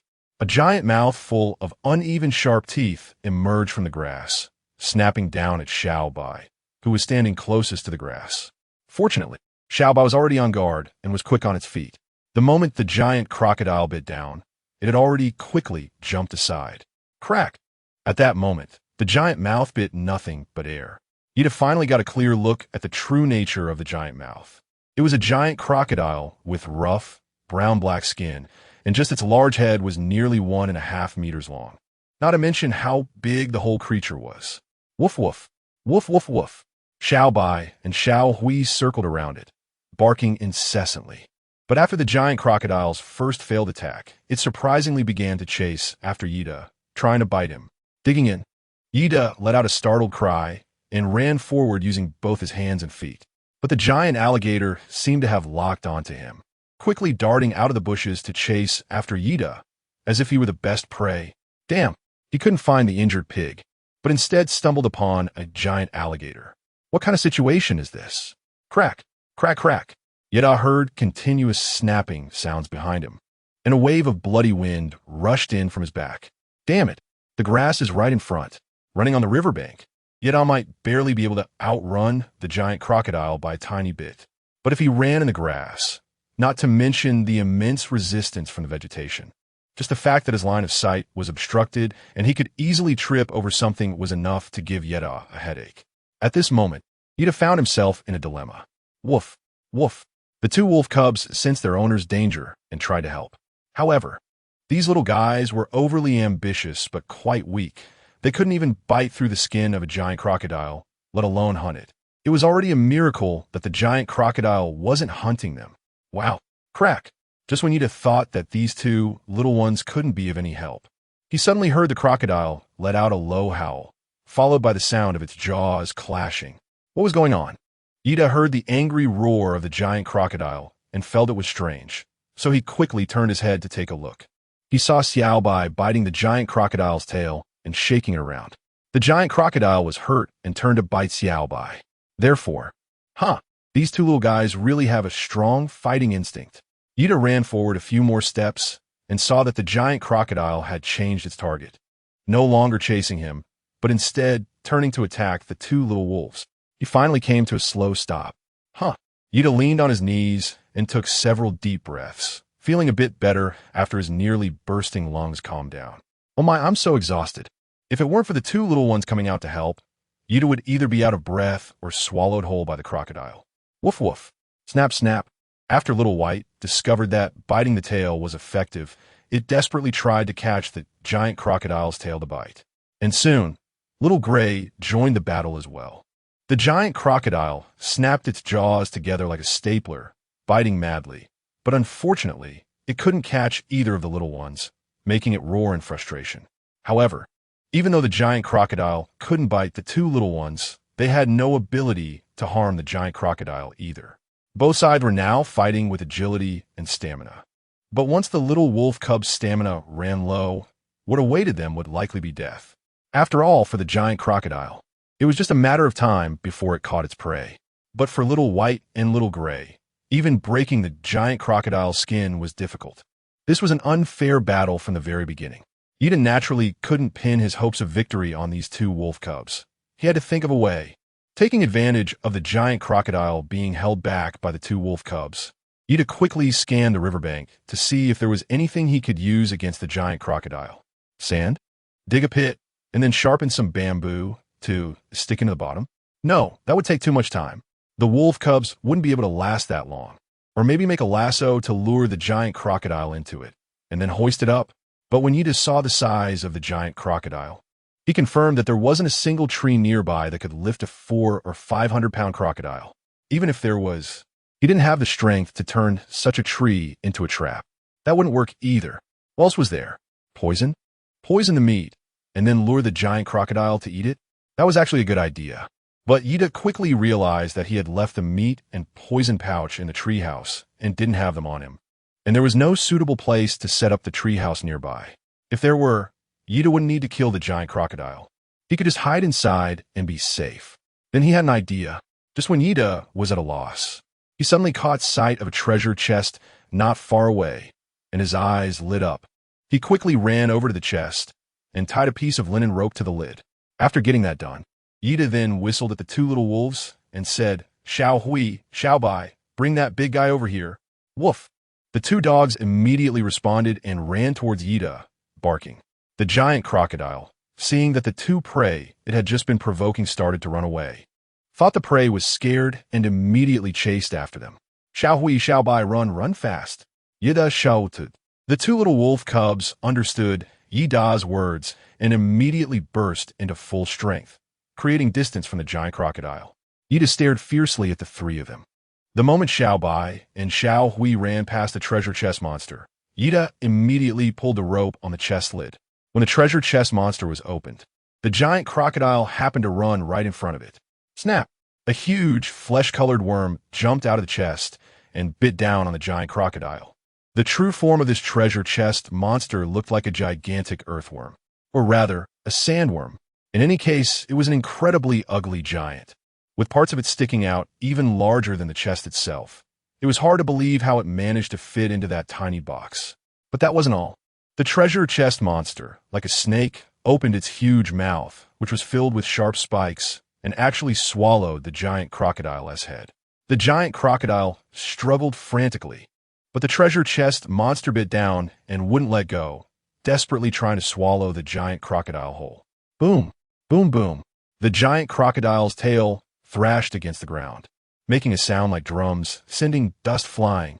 Yet after biting its prey, the treasure chest monster acted like a leech that refused to let go, focusing solely on swallowing its prey, regardless of whether it could actually do so. Chapter 42. The true form of the treasure chest monster crack. In its struggles, the giant crocodile swept its tail and hit the chest, directly smashing the fake black iron treasure chest to pieces, sending wooden shards flying everywhere. It turned out that this black iron treasure chest was merely a wooden box. The treasure chest monster really could disguise itself. Once the wooden box was completely smashed apart, the true form of the treasure chest monster was fully revealed. A long meat worm, like a large earthworm, but with rings of protrusions all over its body. And upon closer inspection, one would find that those protrusions had short tentacles. Those short tentacles were likely used by the treasure chest monster to stabilize its body. Slurp, slurp, slurp. The revealed treasure chest monster was still desperately trying to swallow the giant crocodile, but it was clear that this treasure chest monster was overreaching itself. Its belly was stretched thin as a cicada's wing by the giant crocodile, and Yida could even see the giant crocodile gnawing on the treasure chest monster's insides. However, the slimy secretion from the treasure chest monster's belly couldn't even dissolve the giant crocodile's skin. It seemed the giant crocodile was too big and too powerful. The treasure chest monster was simply no match for it. It would only be a matter of time before it was taken down by the giant crocodile. No, I can't just sit here and wait for death. Yida saw the situation and knew he had to take action. Otherwise, once the giant crocodile completely eliminated the treasure chest monster, he and the little wolf cubs would be in danger, unless they ran away now, far away, and never approached this river again. But such opportunities for the fishermen to profit from the clam and the crane fighting are rare. In this cursed place, dangers would only increase. So, he had to seize every opportunity to make himself stronger. Yida raised the axe and quietly circled behind the giant crocodile, aiming for its tail with a powerful swing. The crocodile's tail is used for balance and even as a weapon to attack prey. If he could chop it off, the giant crocodile's fighting ability would be reduced by at least half. However, to Yida's astonishment, the axe was deflected the moment it struck. The tail of the crocodile only bore a shallow wound, and not even a drop of blood came out. Isn't this supposed to be a top-tier axe? Is its reputation so exaggerated? Bang! Although he didn't sever the crocodile's tail, the giant crocodile felt the pain and immediately swung its tail towards the source of the injury. Yida watched as the giant tail swept towards him, and his movements were not as nimble as a wolf cub's. As he saw the tail about to hit him, the only reaction Yida could muster was to raise his hand to block, trying to use his arm to mitigate the attack. Bang! The crocodile's massive tail struck Ida's fist, immediately knocking him back a large step. But he managed to block it. Although Ida felt his fist numbed from the impact, but he held his ground. He had blocked the giant crocodile's tail attack. It was the stone skin. The stone skin had absorbed most of the attack. Whoosh! Although the giant crocodile couldn't turn its head to see, it sensed that its attack had been thwarted.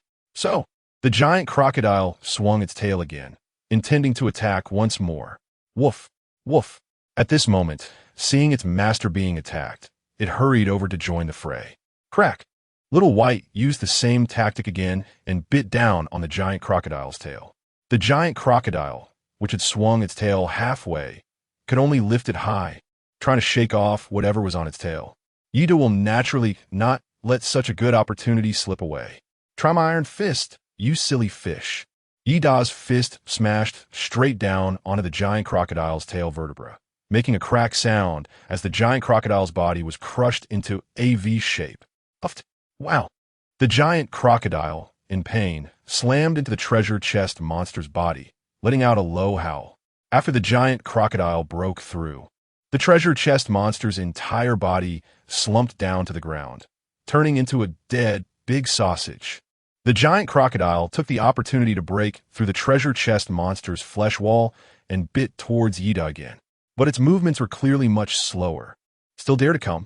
Ida was overjoyed to see that his punch was effective. When the giant crocodile charged at him, Ida punched down, smashing its eyeball. The giant crocodile shook its head and came again. But this time, Ida didn't give it a chance to open its mouth instead. He continued to punch down on the giant crocodile's head. Bang! Bang bang. Ida struck the giant crocodile's face, making it look like a dye shop had opened, with red, white, yellow, and black colors splattering everywhere. The small wolf cubs saw the crocodile lying still and even went to bite its tail.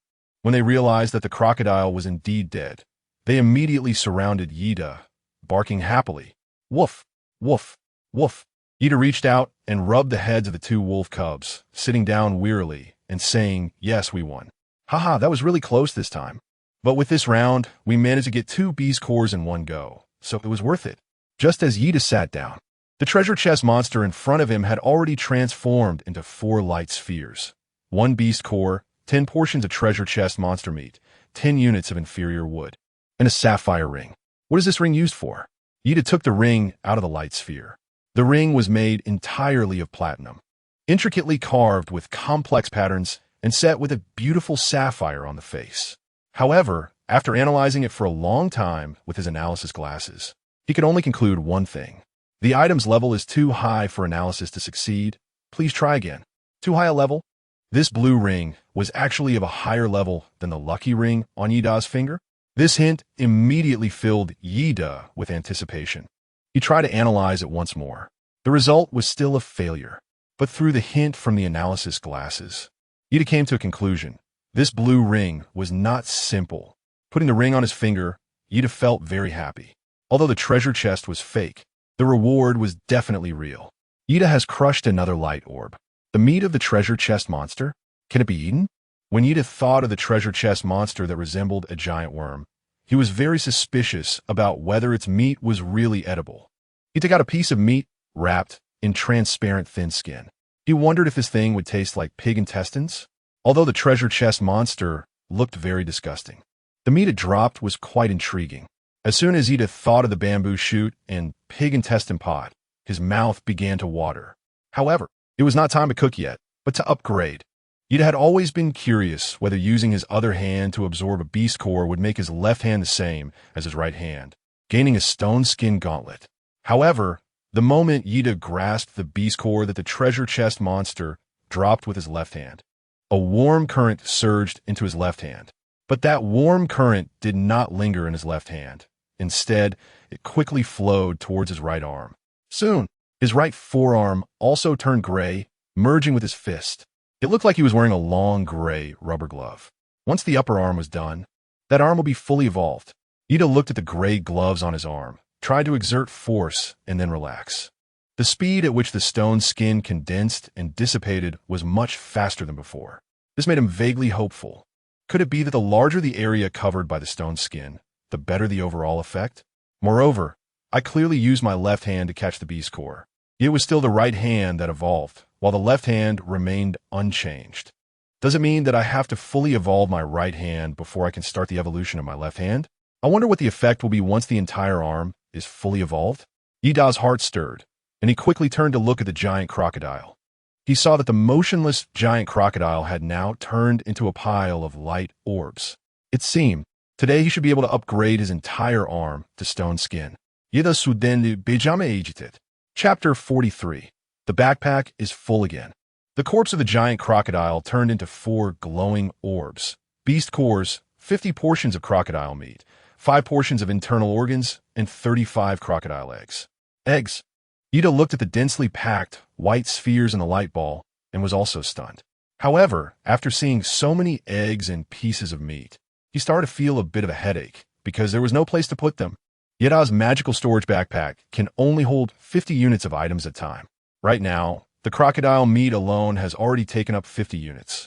Not to mention the crocodile eggs and internal organs, which simply cannot fit. Unless the storage capacity of the backpack doubles, it might be possible. Ida stared at the glowing orbs, suddenly unsure of how to handle them. In the end, he chose to take the internal organs and the beast cores. The moment he grasped the beast cores, they all surged towards Ida's right arm. Crack! Crack! Countless shades of gray-black erupted from beneath his skin, covering his entire arm. The instant his whole arm became petrified, Ida felt something different. That feeling was elusive, yet very real. For some reason, at the moment his entire right arm was petrified, Ida vaguely sensed that his arm seemed to be able to change shape. But Ida didn't know what to do. He pinched his right hand with his left hand. It felt incredibly hard, unlike something that could change shape. This left him a bit puzzled. Just as he was staring at his arm, trying to figure out, his analysis glasses surprisingly provided an answer. Petrification. First stage limit, you can modify the shape of the petrified area through intention or meditation. The key is to believe that you can change. Once your brain tricks your bones and flesh, you will naturally gain the ability to transform. Is this the limit? Ida was overjoyed when he saw the analysis. He had always felt that there would be a qualitative change once the entire arm was fully petrified. And at this moment, he sensed this qualitative change, but he didn't know how to use it. However, the analysis glasses provided specific operational directions, which relieved Ida a lot. Is it intention? Ida closed his eyes, trying to imagine his hand turning into the shape of a drill bit. The next second, Ida felt his arm was a bit warm, as if something was flowing toward his palm. Did it succeed? Ida was overjoyed. I really am a genius. But when Ida opened his eyes, he found that the petrification had completely receded. There was no change at all. Is it not possible? Ida's momentary peak of self-satisfaction quickly faded away. He thought he was a genius, but it turned out the fool was actually himself. However, Ida wasn't too disappointed. He could always try again when he had the time. After all, expecting to succeed on the first try was a bit harsh on himself. Even Luffy from One Piece took a lot of time and went through many battles to fully master his Gear 2nd and Gear 3rd techniques. And Ida had only made one attempt while adventuring in the wild. That doesn't count. He would try again at home, perhaps in a safer environment. He could focus better and succeed. After all, he had just tried and already sensed the energy. What else could that be if not genius? After Ida evolved the beast core to the second stage, the crocodile eggs and crocodile meat will be temporarily kept in the light sphere. He had tested before that if he didn't take them out, the light sphere would keep floating. At least there was no bloody smell, which could prevent it from being discovered by other carnivorous animals. Although, Ida is not sure if other animals can break the light ball. But for now, he has no better solution. Xiao Hui, come here. Ida, just in case, called Xiao Hui over. He pointed at the glowing orb that contained a pile of crocodile eggs and said, "Bite it, woof." Xiao Hui responded and immediately leaped high to bite the orb holding the crocodile eggs. Crack! Xiao Hui bit the air in midair and fell down. The glowing orb remained intact. He was indeed right. These glowing orbs were somewhat like game settings when monsters were defeated. The equipment would drop with a protective shield around it, ensuring that whoever hit it first would claim it, preventing other players from stealing the equipment. As for how long this protective shield would last, Ida could not be sure. Let's go. After making up his mind, Ida immediately chose a direction to set off. He decided to head east, which was towards the woods. If Yuta was lucky, he should be able to find a bigger tree. If he wasn't lucky, at this moment, sometimes, when he went to some more remote places to complete tasks, his backpack will be full halfway through. In old school games, you couldn't just click on a map to reach anywhere. Instead, you had to walk there, and sometimes you even had to buy a boat ticket along the way to get there. So he would wander around the villages near the task points, trying his luck. Talp, as he walked, Yuta felt a chill on his head. It seemed like something was dripping onto his head. Could be bird droppings? There were quite a few birds around here. Yuta heard various chirping sounds in the air, so numerous that he almost thought he had stumbled into a bird's nest. Yuta was startled and quickly looked up. But the moment he raised his head, he saw countless lines crashing down towards him. The entire sky turned gray, and white lines pierced through the dark clouds, falling onto the trees, the leaves, and the grass, creating countless small splashes. But, crackle, Yuta reached out and caught a white line. The white line fell into his hand and instantly turned into a small puddle of water. It started to rain. So sudden? This is too quiet, isn't it? Yuta originally thought that when it rained, there would be thunder and lightning, or at least the sky would darken, right? But this, how did it start so suddenly? And it's getting heavier? Let's hurry. Yuta hurriedly called two small ones, covering his head and running forward desperately. Fortunately, he had reached the edge of the woods by this time. Although the trees here looked like small ones, as long as there were trees, he had a chance. Trees with a diameter of 4 to 5 meters were not an exaggeration. With a careful search, he could always find one. As a result, crash. Yuta searched the forest for half an hour, but couldn't find a suitable tree. This made him feel frustrated. He once finally found a big tree, but when he threw the treehouse ball, it indicated that the trunk's diameter was only 3 meters, and the expansion failed. Woof, woof. The two little wolf cubs, Xiaobai and Xiaowei, were clearly tired from running. After all, they were still young wolves, and they had already consumed a lot of energy fighting the giant crocodile before following Yuta around the forest for so long. It's normal to be tired. Are you tired? How about we eat something first? Yuta took out a piece of alligator entrails from his backpack, not knowing which part it was, but it was just a bloody lump. He divided the entrails in half and threw them to two wolf cubs to eat. Woof. The wolf cubs were not picky. They started munching on it in the pouring rain, and it didn't matter that the food was covered in mud. Yuta was interrupted by the little wolf cubs and realized that wandering aimlessly in the forest was pointless. It would be better to stop and analyze the surrounding environment before moving on. East, 280 meters ahead, there is a towering tree known as the Tree King. Chapter 44, Tree King South. This is the direction you came from, where there are some food items left behind by someone near the dark stream. You might be able to pick up a good find. West, 1,500 meters ahead, there is a cave rich in iron and stone mines. If you need various ores to upgrade your treehouse, this is a great place. North, 1,500 meters ahead, there is a treasure chest, but that is the territory of the mighty gorilla. If you are confident in yourself, you can try to challenge it. Another treasure chest. What great luck. Yuta felt excited upon seeing the words treasure chest, just like winning money on a scratch-off ticket. Unfortunately, the treasure chest was a bit far away, and it wasn't the right time to look for it. The rain was too heavy.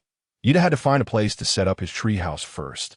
And the towering tree, 280 meters away, was much closer than the treasure chest a kilometer away. After being drenched for a long time, he was losing heat from his body. If he didn't find a place to dry his clothes soon, Yuta was worried he would catch a cold. Catching a cold in this cursed place would be more than just lying down for 2 days. First, the newbie protection period was about to end. Second, the newcomer rankings would soon be revealed. If Yuta doesn't want to fall behind, he must focus on leveling up. Xiaobai, shall we? Let's go. Yuta saw that the two little wolves had finished eating and immediately signaled for them to head east. Although finding a landing spot was quite exciting, Yuta felt puzzled about the hint he received. The hint said there was a type of tree-eating beast inside the towering tree, and it also mentioned that if he could catch a few, he might be able to harvest some good vegetables. Catching a tree-eating beast could yield vegetables? This hint seemed strange. Could it be that the analyzing glasses also made typos? With this odd thought in mind, Yuta quickly arrived 280 meters to the east. Before reaching the location of the towering tree, Yuta could already see a gigantic tree from a distance. Just one of its roots was much thicker than other trees in the forest. Moreover, this tree had hundreds or even thousands of such roots, so many that all he could see within his line of sight were the roots of the towering tree. He even had to look up to see the enormous trunk of this tree. Rather than a tree, Ida felt it resembled an island. Surrounding the towering tree were various smaller trees, and above, there were branches covering it, making it difficult for Ida to glimpse its full appearance. However, just the fact that it had created a rainless zone within the forest made Ida realize its immense size. Ida stepped into the rain-free zone 5 minutes ago, but he still hadn't reached the tree yet, nor had he touched the tree roots. One can imagine just how enormous this tree is.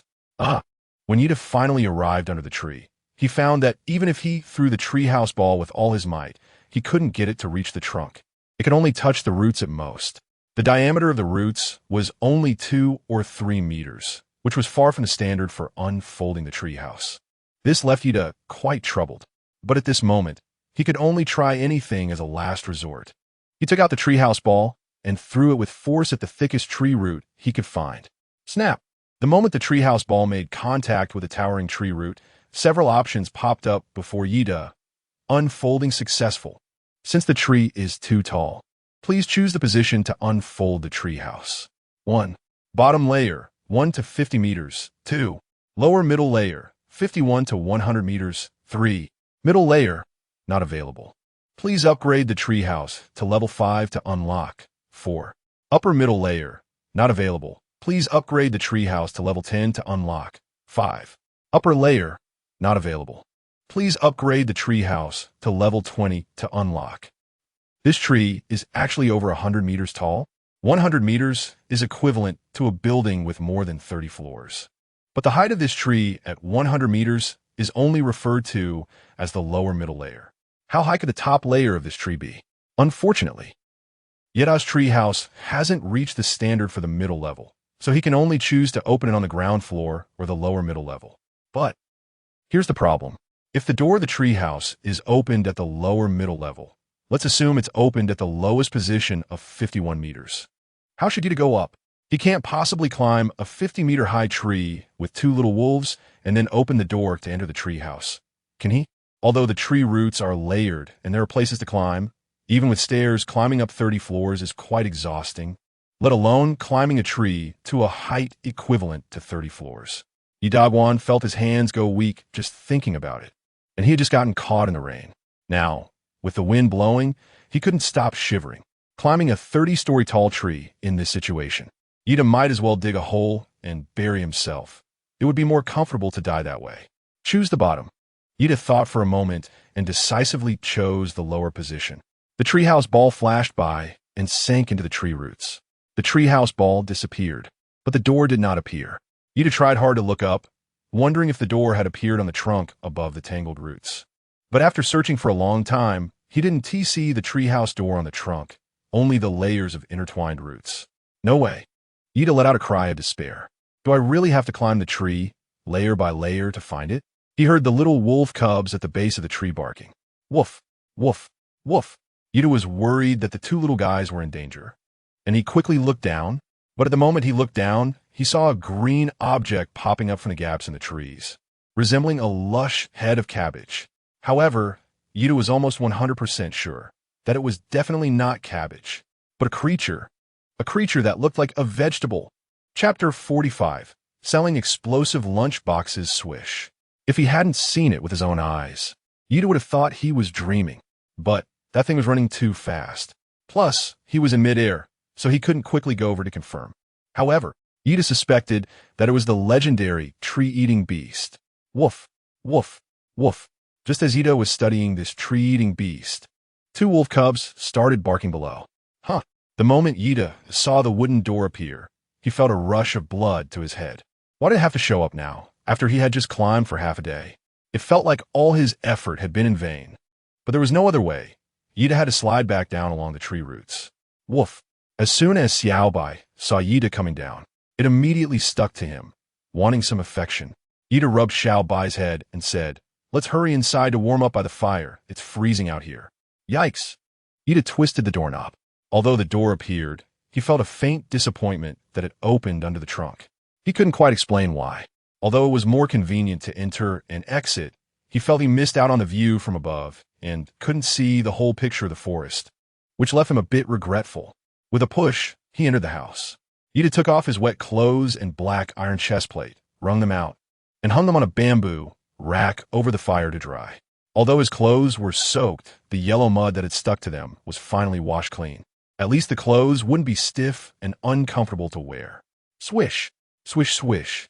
The two little ones rushed into the room and started shaking their fur wildly. Water droplets flying everywhere. They were like two dehydrated washing machines. Hiss, hiss, hiss. The water they shook off fell into the campfire, causing the charcoal to sizzle. The sound resembled that of cooking, which made Yuta feel a bit hungry. He casually washed some rice, put it in a bamboo tube, and placed it on the fire to roast. Cooking rice was rather time-consuming, so he decided to start first, leaving the rest of the time to prepare some other ingredients. He had dug up quite a few bamboo shoots in the morning, but unfortunately, he hadn't caught any wild boars. He did manage to obtain 10 pig intestines, treasure box monster, but he was unsure how they would taste. Yada took out a bag of treasure chest monster meat from his backpack, sprinkled some salt on it, and rubbed it until the slime on the meat was washed off. This was the method for cleaning intestines, and Yada wasn't sure if it was appropriate for cleaning treasure chest monsters. But since this thing looked a lot like intestines, Yada assumed it could be considered a special kind of intestine. As for tasting, Yada decided to sell the dish after cooking it well, letting other players try it first and see their feedback. If it tastes good, Yuta will eat it. If it doesn't taste good, Yuta sold everything. In this world where takeout is impossible, players are all in need of food. Yuta believes that as long as it is food, no matter how unappetizing, it can still be digested. After cleaning the pig intestines, Yuta started to peel the bamboo shoots. Bamboo shoots look large, but once peeled, there's not much to them. Yuta peeled 3 or 4 bamboo shoots the size of one 5-liter mineral water bottles. In the end, each bamboo shoot only yielded about 550 milliliters of finished product. However, that was enough. He sliced the bamboo shoots into coin-thick pieces, ensuring they wouldn't be too thick to absorb flavor or too thin to taste the meat. Once the bamboo shoots were cut, Yuta tossed them into a pot of soup to cook for about 10 minutes, as they needed to be cooked before stir-frying. Otherwise, by the time the bamboo shoots were cooked, the pig intestines would be overcooked.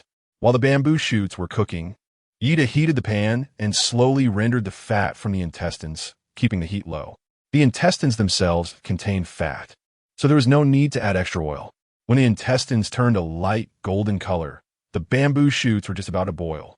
Yuta bought a box of creek water, and after blanching the cooked bamboo shoots in cold water for a moment, the shoots become crispy through the alternating hot and cold treatment. Finally, he mixed the two ingredients together and stir-fried them. Sizzle. As the bamboo shoots hit the pan, they began to absorb the oil from the pork intestines, treasure box monster, creating a slightly oily braised effect, making the bamboo shoots shiny. Meanwhile, the pork intestines became refreshing with the addition of bamboo shoots. Both the shoots and the intestines smelled particularly fragrant. This is a dish full of spring vibes, and it looks incredibly appetizing. But Yuta still didn't want to be the first person to test the poison. At this moment, Yuta began to miss Dali again. This guy had a big appetite and could eat. Unfortunately, Yuta quickly powered on his phone again. There was still no signal, and he suspected that there might only be a signal in the early morning hours. With no other options, Yuta could only go to the trading market to find players who could test the poison. Butcher Bear's small shop, selling stir-fried bamboo shoots with large intestines today, each serving for 1 unit of quality timber. Limited quantity, buy quickly. Ding, ding, ding, ding. Yuta just put up a title, and the comments immediately started rolling in. I want to make a reservation, big boss. I have wood. Please save me a portion. I'm starving and can't find anything to eat. It's so miserable. Please have pity on me, big boss. Isn't this Hakka cuisine? Just hearing the name makes me hungry. I can't believe I can actually eat this kind of home-cooked meal box here, and it's not expensive. This price is really reasonable. I never expected that one day I would end up in a situation where after a whole morning of work, I can't even buy a lunchbox. The life of a working person is truly hard. Yuta looked at the comments from everyone and didn't say much. He estimated that the bamboo tube rice should be about done. So he immediately used a sharp axe to cut open the bamboo tube and placed a spoonful of stir-fried bamboo shoots with pig intestines on each portion of rice. The fragrant pig lard mixed with the aroma of bamboo shoots seeped into the crystal-clear white rice, making the grains shine. As soon as he hung it up, it was snatched away in an instant. Ida didn't expect the craziness of these players. They were even faster than him, the cafeteria lady serving food. It seems that everyone had made quite a haul this morning. Otherwise, there wouldn't be so many people offering 100 units of low-quality wood to buy food from Ida. This made Ida start to think about whether he should raise the price of his lunchboxes next time. Otherwise, it would really be a disservice to his title as a profiteer. With more people eating, it was time to consider changes. Ida quickly received feedback. Delicious. This is so fragrant. I think this pig intestine doesn't taste like pig intestine at all. It feels more like sea intestine, with a thin skin and a bouncy texture. And there's a fresh flavor. Sea intestine, is that the kind of seafood that costs 80 per pound? Yes, that's the one. I also feel that this doesn't taste like pig intestine, but it's really explosively delicious.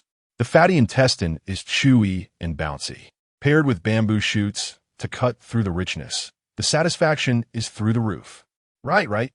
And the intestines are filled with a sauce that has the flavor of bamboo shoots. Every bite bursts in your mouth.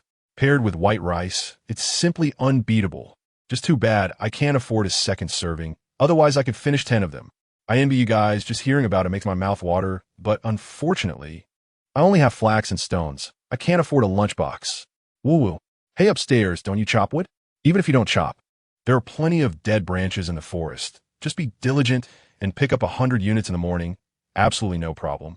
I was born in a stony beach, and besides hemp leaves and stones, there's nothing else around. Painful mask. I see. I sympathize with you. Ida originally looked at the comments to whet his appetite. When he saw that everyone was saying this treasure chest monster was delicious, he naturally let down his guard towards his food. Moreover, it did smell good, so he directly took a portion, filling it with stir-fried bamboo shoots and intestines, and was just about to eat when Ida saw the message from the player on the stone beach. Wow, isn't he currently in need of flax and stones? It's like someone is delivering a pillow just when he's feeling sleepy. Ida naturally wouldn't miss such a great opportunity, so he quickly got in touch with the other party. Chapter 46. Potential stock girl Ida Zhanya Dao. Hello, Zhanya. You're the one selling lunchboxes. Master Tu Xiong. Ida. Yes. How much low-quality flax and stone do you have? Zhanya. I have more stones. I have mined 230 units of low-quality stone. As for flax, I have only collected 90 units of low-quality flax. Do you want it, boss? Ida, I want everything. I could trade you with boxed meals or food. Zhanya, really? With a look in her big eyes. I want a boxed meal. And then I want some meat. Boss, do you have any wood? Can you trade some to me? I really can't find any trees to chop down here. I traded 100 units of flax for 100 units of inferior wood yesterday, and it really hurt. Ida, 100 units of flax in exchange for 100 units of inferior wood? That's like giving $1,000 to get $100 in return. Just listening to it makes Ida feel pained and speechless, let alone the parties involved. However, Ida could also hear the helplessness in Zhanya's tone. She urgently needed wood and food, but had to be taken advantage of by some despicable people. Many people probably haven't even upgraded their tree houses by now, so they naturally don't know the value of stones, which is why Zhanya couldn't sell her stones. I have wolf meat, bamboo shoots, treasure chest monsters, and a few alligator entrails.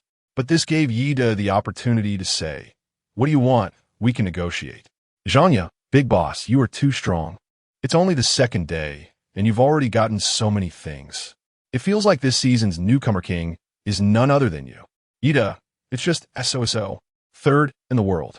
I would be very satisfied if I could just get into the top 10 of the newcomer leaderboard, haha. Zhanya, the big boss is modest. Unless someone can quickly level up to a black iron warrior, no one will be able to surpass you on the newcomer leaderboard. Ida, Balik Uron Karyor. What is that? Where did you hear about it? Ida learned about the title Black Iron Warrior from the analysis glasses, but Zhanya surprisingly knows this information too. Could it be that there are other players like him who also possess analytical abilities? Zhanya, report, boss, I saw it in the communication channel. Many players have gained special abilities after killing monsters. One player awakened a plant ability and seems to be able to grow plants for combat. Zhanya. According to him, he is now close to the second tier, and as soon as he levels up to the second tier, he will become a Black Iron Warrior. Ida was stunned for 3 seconds upon seeing this sentence. So, he is already a Black Iron Warrior now? This morning, when he killed the crocodile, he had already reached the second rank, and this is considered a Black Iron Warrior? Ida tried to maintain his excitement and calmly said, I see. Thank you for clarifying, but it seems we've strayed a bit off topic. What do you want to exchange? Zhanya replied, Yes, I got too excited. Boss, I'll be direct. I want to exchange all the materials with you. 200 units of inferior wood, a packed meal, a portion of internal organs, and 7 portions of wolf meat. What do you think, boss? Although the boss had said that 10 units of flax were equivalent to 100 units of wood, Zhanya still felt that she was asking for too much when she made these demands. She was afraid that the boss would think she was being greedy and wouldn't trade with her. To her surprise, Ida generously said, Of course, no problem. You even gave me 30 more units of stone. I'll exchange it for a bottle of cola for you. Zhanya, what? Did I hear that right? Thank you. Big boss, I really appreciate it. Aw, how did I deserve to have cola to drink? Thank you so much, I'm so grateful. Ida could really feel Zhanya's excitement. This guy was so worked up that he was almost incoherent. 30 units of low-quality stones weren't worth the price of a can of cola, but Ida just wanted to leave a good impression on her. This girl was clearly a potential asset. She occupied the best position without even realizing it, with a stone beach and a pile of flax. These would be important materials later on. During the beginner phase, no one had yet recognized the value of these 2 materials. But Ida was very aware of the rarity of flax. And once a large number of players upgraded their tree houses, they would understand how important stones were. Stones may not be rare, but everyone would need a large quantity. So, Ida decided to buy out the supplier Zhanya, not allowing other players to take advantage, and he also wouldn't need to waste time searching for materials. Isn't that a win-win situation? Transaction successful. 200 units of low-quality wood, -1 unit of spring bamboo rice with intestines, -1 unit of crocodile entrails, -1 unit of cola, -7 units of wolf meat. 230 units of low-quality stone, 90 units of low-quality flax after the successful transaction. There are piles of gray-brown stones the size of bricks, densely stacked to form a large stone platform. Synthesize. Yeda looked at the pile of stones and felt that his home had become messy. He directly combined 200 pieces of inferior stones into 3 units of superior stones.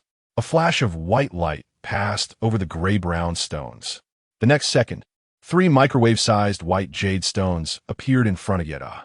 Both in color and texture, they were incredibly beautiful. The quality of the materials was indeed different from the inferior ones. Immediately, Yeda combined 90 units of flax with 10 units of inferior flax from his own warehouse to directly synthesize 1 unit of excellent flax. The materials to upgrade the top-tier magical storage backpack have finally been gathered. Basic magical storage backpack, top-tier upgrade. Excellent fur 1410, excellent flax 11, upgrading. Excellent intermediate magical storage backpack, upgrade successful. Storage slots 5, items per slot 10. Yeda looked at his old leather backpack, which instantly transformed into a brand new black crocodile leather sports backpack. Both the texture and size had significantly increased. Moreover, this travel bag had 2 extra pockets on the sides, allowing Yeda to carry 2 bottles of drinking water, so he wouldn't have to hold on to a mineral water bottle all the time. What a thoughtful design. After upgrading the backpack, the sky happened to clear up. Sunlight streamed into the treehouse. He walked to the window of the treehouse and looked outside to see what was happening. As a result, the scene before him left Yeda stunned. Outside the window, a sea of clouds swirled, but it wasn't mist, it was clouds. Yeda saw the clouds just a few meters below his window, a light gray color resembling a thick layer of cotton candy. While above the treehouse was the dazzling sun. In the distance, there were treetops piercing through the clouds, extending far away. At the edge of the forest, there was a towering stone mountain that reached into the clouds, its gray-brown peak breaking through the clouds, allowing Yeda to catch a glimpse of this majestic mountain. But as Yeda gazed at the beautiful scenery, his analytical glasses suddenly identified something about that magnificent peak. To the west, There's a cave 1,800 meters ahead, which happens to be the endpoint of the Goblin map. You might be interested in exploring it. Chapter 47. Extinct Banana Black Iron Warrior Cannibals. When Yida saw the hint about the cave coinciding with the location on the Goblin map, he finally realized that it was the same place. Yida has long wanted to sneak into the homeland of the cannibal tribe. Now that the Goblin's treasure is there, he can kill two birds with one stone. Moreover, his backpack has successfully upgraded, making it a perfect time to move things. Taking advantage of the daylight, he sets off, because there's a lyric that goes, "Come with me, we'll set off at dawn." Click. After Yida twisted open the wooden door, he took a moment to look at the situation outside before stepping out, making sure he wouldn't step into thin air. He wanted to avoid a scenario like in Stephen Chow's Prank Office, where Big Shag almost met his end as soon as he opened the door. What a magical door. However, outside was not the half he had imagined, but solid ground, firm and steady ground. Yida stepped out a foot and stomped twice on the ground. It's solid earth. After Yida walked out, he looked up. The towering trees still reached high into the clouds, making it impossible to see the top. He couldn't even spot the window of the 50-meter-high tree house because the dense leaves above his head blocked his view. Oh dear. Yida, not believing in the supernatural, stepped inside once more and walked to the window to look outside. The sun was still shining brightly outside, but there was a shade of coolness just beyond the door. This was not only because the tree canopy was too thick for the sunlight to filter through, but also because the fog in the forest was quite heavy. The sunlight couldn't fully penetrate the fog to reach the ground, giving the weather a somewhat gloomy appearance. When Yida saw the scene outside the window again, he was still shocked. The entire Misty World had transformed into a sea of clouds. As he gazed into the distance, it was as if he was in a vast ocean of mist. Apart from the distant stone mountain, he could see nothing else. However, at that moment, as he looked outside the window, he suddenly had an idea. That was to upgrade his treehouse to level 30, so he could stand at the highest point and overlook the entire Misty World. Yida wanted to know what kind of place this was. If it were a game. Those who have played games know that games have boundaries, as game modeling cannot expand infinitely, so there will always be an edge line. This edge line is the end of the data. As long as he finds the edge line, Yida can determine that he is in just a virtual game world. Then he would have to find a way to discover the game's bugs, or rather, the exit method of the game. If this is a world without boundaries, then it must be a real world, and Yida would need to understand where this world came from and what its relationship with Earth is. Is he on an island on Earth, or in some parallel space, or simply on another planet? It seems that the protection of private property in this world also has a time limit. If a player defeats a monster and drops items, but doesn't come to collect them, after a certain period, those items will become someone else's. This seems quite fair otherwise. If a player defeats a monster and drops something they don't want, they can't just let that glowing orb float indefinitely, right? That would be quite strange. At this time, the glowing orb protecting the crocodile meat and eggs disappeared, leaving only meat bricks wrapped in crocodile skin and a pile of crocodile eggs, neatly stacked by the riverbank. Many unknown insects were hovering near the meat bricks, and some aggressive black ants had already burrowed into the loosely wrapped meat bricks. Yida took a glance and marked the few pieces of meat bricks that had been contaminated by ants with mud from the riverbank. Although it's a bit unscrupulous. But who can blame him when there are no food safety laws in this world? So even if he acts like an outlaw, no one will come to catch him. Yida then set off to the west with 2 wolf cubs. After walking for 1,500 meters, Yida finally arrived at the end of the misty sea to the west. It was also the end of the forest, where a series of undulating gray-brown stone mountains seemed to encircle this misty forest. The mountains stretched out endlessly, and no one knew where they led. At least, as far as Yida's vision could reach, there were only gray-brown stone mountains and gray-brown mountain ranges. These gray mountains were indeed stone mines. But tools were needed for extraction. Stone requires specialized mining tools for extraction. The hardness of the stone here is too high and not suitable for mining. After seeing this sentence from the analytical glasses, Yida directly gave up. They have already told you that it is not suitable for mining, yet you still insist on mining. That is either crazy or just idle. But Yida clearly had neither, so he decided to keep moving forward. The cave is to the west. If Yida didn't read the map wrong, He just needed to look at the direction of the setting sun and follow this gray stone mountain range straight ahead to reach the cannibal tribe's cave. Roar, roar, roar. Ida had not yet seen the cave, but he could hear the monkeys' calls from a distance. This made him curious, and he looked towards the direction of the sounds. As monkeys are fruit-eating animals, and where there usually indicates the presence of fruit. Recently, Ida had been eating meat, although there were plants like agave leaves. But who doesn't want to eat fruit? So, Ida wasted a minute analyzing the position of the monkey. Rise 7 Banana Forest. There's a group of unruly monkeys here. If you want to pick bananas, be careful of their attacks. Rise 7. The moment Ida saw the name of this banana, his eyes instantly lit up, because this banana is the famous extinct banana.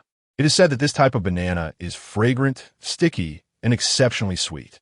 The one he ate when he was a child was this kind of banana, and it tasted incredibly amazing. After growing up, he never ate such delicious bananas again. At that time, Ida was puzzled as to why the bananas he ate after growing up didn't taste good anymore.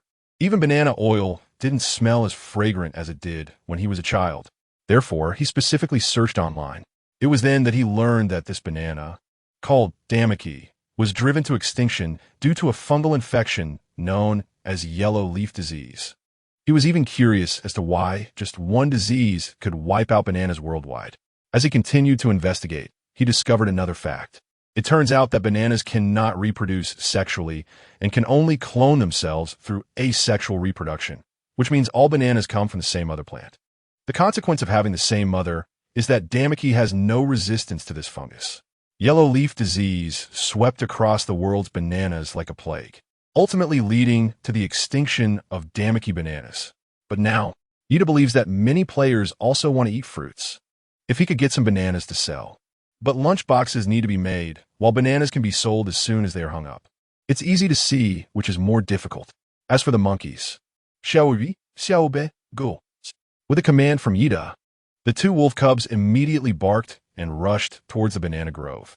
Ida followed closely behind and soon arrived at the banana grove. To his surprise, there were dozens of densely packed banana plants. Most of the bananas were still green, but a few had ripened and turned yellow, though many had been spoiled by monkeys. Perhaps because bananas were too easy to come by, Ida noticed that many bananas on the ground had only been bitten once or eaten halfway before being discarded. Countless little fruit flies buzzed around the rotten bananas on the ground, laying eggs and reproducing the next generation. Huh! Woof, woof, woof. Faced with the 2 sudden beasts, the monkey troop was frightened and hurriedly climbed up the trees, baring their teeth and clawing at the little wolves below, letting out growls. Little Gray and Little White, as Ida's trusted generals, naturally would not be intimidated by the monkeys. However, they couldn't climb trees, so they could only bark from below. Chapter 48. The Great Battle with the Monkeys dared not come down from the trees, fearing being bitten, and could only pretend to be fierce while perched on the branches, making the situation quite comical. Both sides faced off for a long time, making a lot of noise. But not a drop of blood was shed. Suddenly, one monkey threw a half-eaten banana peel directly at Little White's head, and with a thud, it stunned Little White, who had been barking happily. At this moment, the mischievous monkeys immediately realized that they could attack the 2 wolves below with ranged weapons. And they became arrogant, with one monkey raising the banana high and shouting wildly. Chatter, chatter. The troop of monkeys quickly understood the leader's intentions and also raised their bananas, bombarding the wolf cubs with a flurry of throws. Thud, thud. Thud, bang. Countless bananas rained down on the 2 wolves, causing them to jump left and right in an attempt to dodge the banana rain. However, they had to avoid not only the rain of bananas, but also the banana peels on the ground, while trying to evade the banana attacks. The 2 wolf cubs slipped several times on the banana peels, nearly falling down, and got hit by several bananas thrown by those pesky monkeys. The 2 wolf cubs yelped in pain, primarily out of anger. Because they couldn't jump up to the trees to counterattack the mischievous monkeys, they could only howl in frustration. Woof, woof, woof. Chatter, chatter, chatter. The 2 wolf cubs were furious, and the monkey troop became even more arrogant.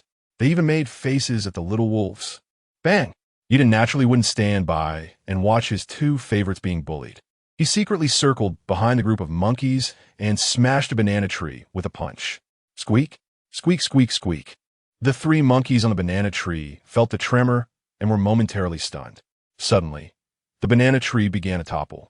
The monkeys went from confusion to screaming, quickly escaping from the collapsing banana tree. But the moment they hit the ground, it was their doom. Xiao Hui and Xiao Bai were already starving and thirsty. As the three monkeys jumped down, Xiao Bai chose to chase the largest monkey, while Xiao Hui targeted another monkey and pursued it. On the tree, the little wolf cubs were no match for them. But on the ground, the monkeys were definitely no match for the wolf cubs, especially since these two little guys had eaten so much meat from Yida and had undergone 2 or 3 rounds of evolution. Their running speed now was comparable to that of adult wolves. Squeak! The little monkey was quickly caught up to, and Xiao Hui bit its leg and slammed it down. Then he pressed it to the ground with his front paws and bit down hard on the monkey's neck. Crack! The little monkey died instantly. Xiao Hui proudly picked up his prey and swaggered past the banana tree filled with monkeys. The monkeys on the tree looked frightened and didn't dare to make eye contact with the wolf cubs. Woof! Woof! On the other hand, Xiao Bai had caught up with the Monkey King. But the Monkey King was no pushover and actually fought back against Xiao Bai. Roar! Woof! The Monkey King clawed at Xiao Bai's head, leaving a bloody gash. Blood seeped out continuously, instantly staining half of Xiao Bai's face red. But Xiao Bai was no pushover either. He charged forward and bit the Monkey King, but because the Monkey King had a strong fighting instinct, he directly attacked Xiao Bai's most vulnerable nose, forcing Xiao Bai to let go. Xiao Hui, aren't you going to help Xiao Bai? But Yida didn't expect. Xiao Hui actually dropped the prey, pressed his front paw on it, and laid down completely, showing no intention of going to help. This made Yida curious. Aren't wolf packs supposed to emphasize teamwork? Why aren't you going to help Xiao Bai? Woof! Xiao Hui didn't look up, merely responding symbolically. Yida thought for a moment and said, "Do you think Xiao Bai can win, so you don't want to help?" Woof! Xiao Hui responded again. But this time, Yida understood. Xiao Hui recognized Xiao Bai's fighting ability, so it didn't want to intervene in their battle. This might be somewhat like a king's battle, because the Monkey King was also a prey chosen by Xiao Bai itself, and it had to fight on its own. Roar! The Monkey King, realizing it couldn't win in a one-on-one fight, let out an angry roar to summon its companions. Upon seeing this, a few little monkeys on the banana tree wanted to come down to help, but at that moment, Xiao Hui suddenly stood up, perked up its ears, bared its teeth, and stared intently at those little monkeys, as if to say, "Come down and try it." They had just witnessed how Xiao Hui had taken down their kind, and this intimidation made them too scared to act recklessly. Roar! The Monkey King couldn't summon its companions, and its momentum weakened instantly. This is how battles go. You are strong. I am weak. You are weak. I become strong. At that moment, with a Monkey King's weakened state, Xiao Bai naturally seized the opportunity to pounce and bit down on the Monkey King. The Monkey King yelped in pain as its thigh was bitten, and it waved its 2 slender arms, trying to repeat its previous tactic of hitting Xiao Bai's nose. But Xiao Bai had learned to be clever. As the Monkey King swung at it, it dragged the Monkey King and turned its head, smashing the Monkey King hard against a large rock. The Monkey King let out a miserable scream and went limp. Xiao Bai then took the chance to bite the Monkey King's neck and shook it violently. The Monkey King flailed its hands, trying to pry open Xiao Bai's mouth a couple of times, but in the end, it was still bitten to death by Xiao Bai. Lying motionless on the ground, the little monkeys in the tree saw their leader had died and were instantly frightened, scattering in all directions. Countless little monkeys jumped down from the banana tree and quickly dove into the surrounding bushes, just as Xiao Hui and Xiao Bai were about to chase after them. Yida stopped them and said, "Don't chase. We have enough spoils as it is." Yida looked at the several fully mature banana trees in front of him, grinning from ear to ear. Compared to hunting a few meatless monkeys, Yida was more optimistic about these bananas. Each banana here represented a portion of material. One banana could be exchanged for 10 units of inferior wood, which wasn't too much to ask, right? After all, this was a great potassium-rich fruit. With so many bananas around, Yida counted on his fingers and immediately licked his lips. Chapter 49, Mr. Banana Yida roughly calculated that a banana tree has about 200 to 300 bananas. There are 5 banana plants here that could be eaten right away, while the remaining bananas are still green and cannot be eaten for now. They need to be left for a while before they can be consumed. Ida did not plan to pick the green bananas, as leaving some will provide future opportunities. After all, picking them now would not sell, and it would only add to the burden, so it's better to let them hang and wait for them to continue ripening. Yada can come every few days, taking away the ripe ones and leaving the unripe ones. If luck is on our side, this banana grove can at least provide Yada with bananas to sell for 10 days to half a month. And he might even change his name from Big Bear to Banana King. It smells so good. Yada broke off a perfectly ripe banana, and as soon as he peeled it, the rich banana aroma wafted towards him, slightly pungent. However, this somewhat sharp sweet scent is actually the ester compounds released when the banana is fully ripe. This proves that the banana is indeed ripe. The white, tender banana flesh is round and plump, reminiscent of peeled lotus root. This is the characteristic of the Misty banana. Unlike the slender, curved bananas we typically eat today, it has a consistently rounded shape from end to end. If today's bananas can be likened to slender beauties, then the Misty is like a voluptuous beauty from the Tang dynasty. Just a glance is enough to make one feel that it is a feast for the eyes. Taking a bite, the soft, sticky, and sweet taste instantly blossoms on Yida's palate. The flesh of the Misty banana is plump yet not hard at all, instead having a fluffy texture, and combined with its delicate and smooth feel, Yida feels as if he is tasting the cream of top-quality banana flavor. It's fragrant, truly fragrant. Moreover, this Misty banana is much larger than those sold in the market, such as the Shual banana or the Wanwan banana. Yida suspected that these two bananas weighed at least a pound. At this moment, after eating one banana, Yida surprisingly felt a bit full. It was really delicious.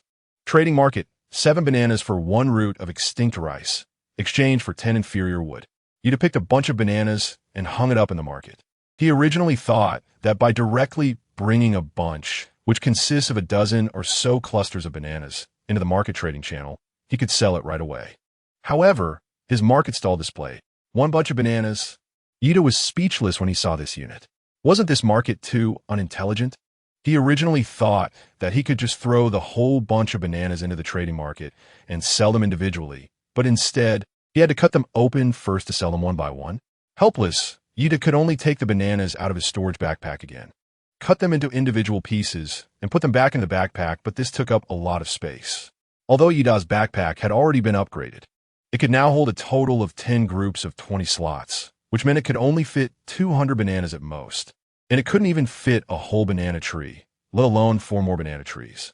But now, Yida was almost at the Cannibal Cave in the Greystone Mountains, and it was the perfect time for him to steal the goblin treasure. He didn't want to waste the capacity of his backpack on a few bananas. Although bananas could be sold for money, as the saying goes, if you can't bear to part with the bananas, you can't fit the treasure. Just when Yida was troubled about what to do with the bananas, he never expected that bananas would sell 100 times better than he imagined. Just a moment ago, Yida's 200 bananas listed on the trading market sold out in just a few minutes, and there were quite a few people asking to buy bananas below.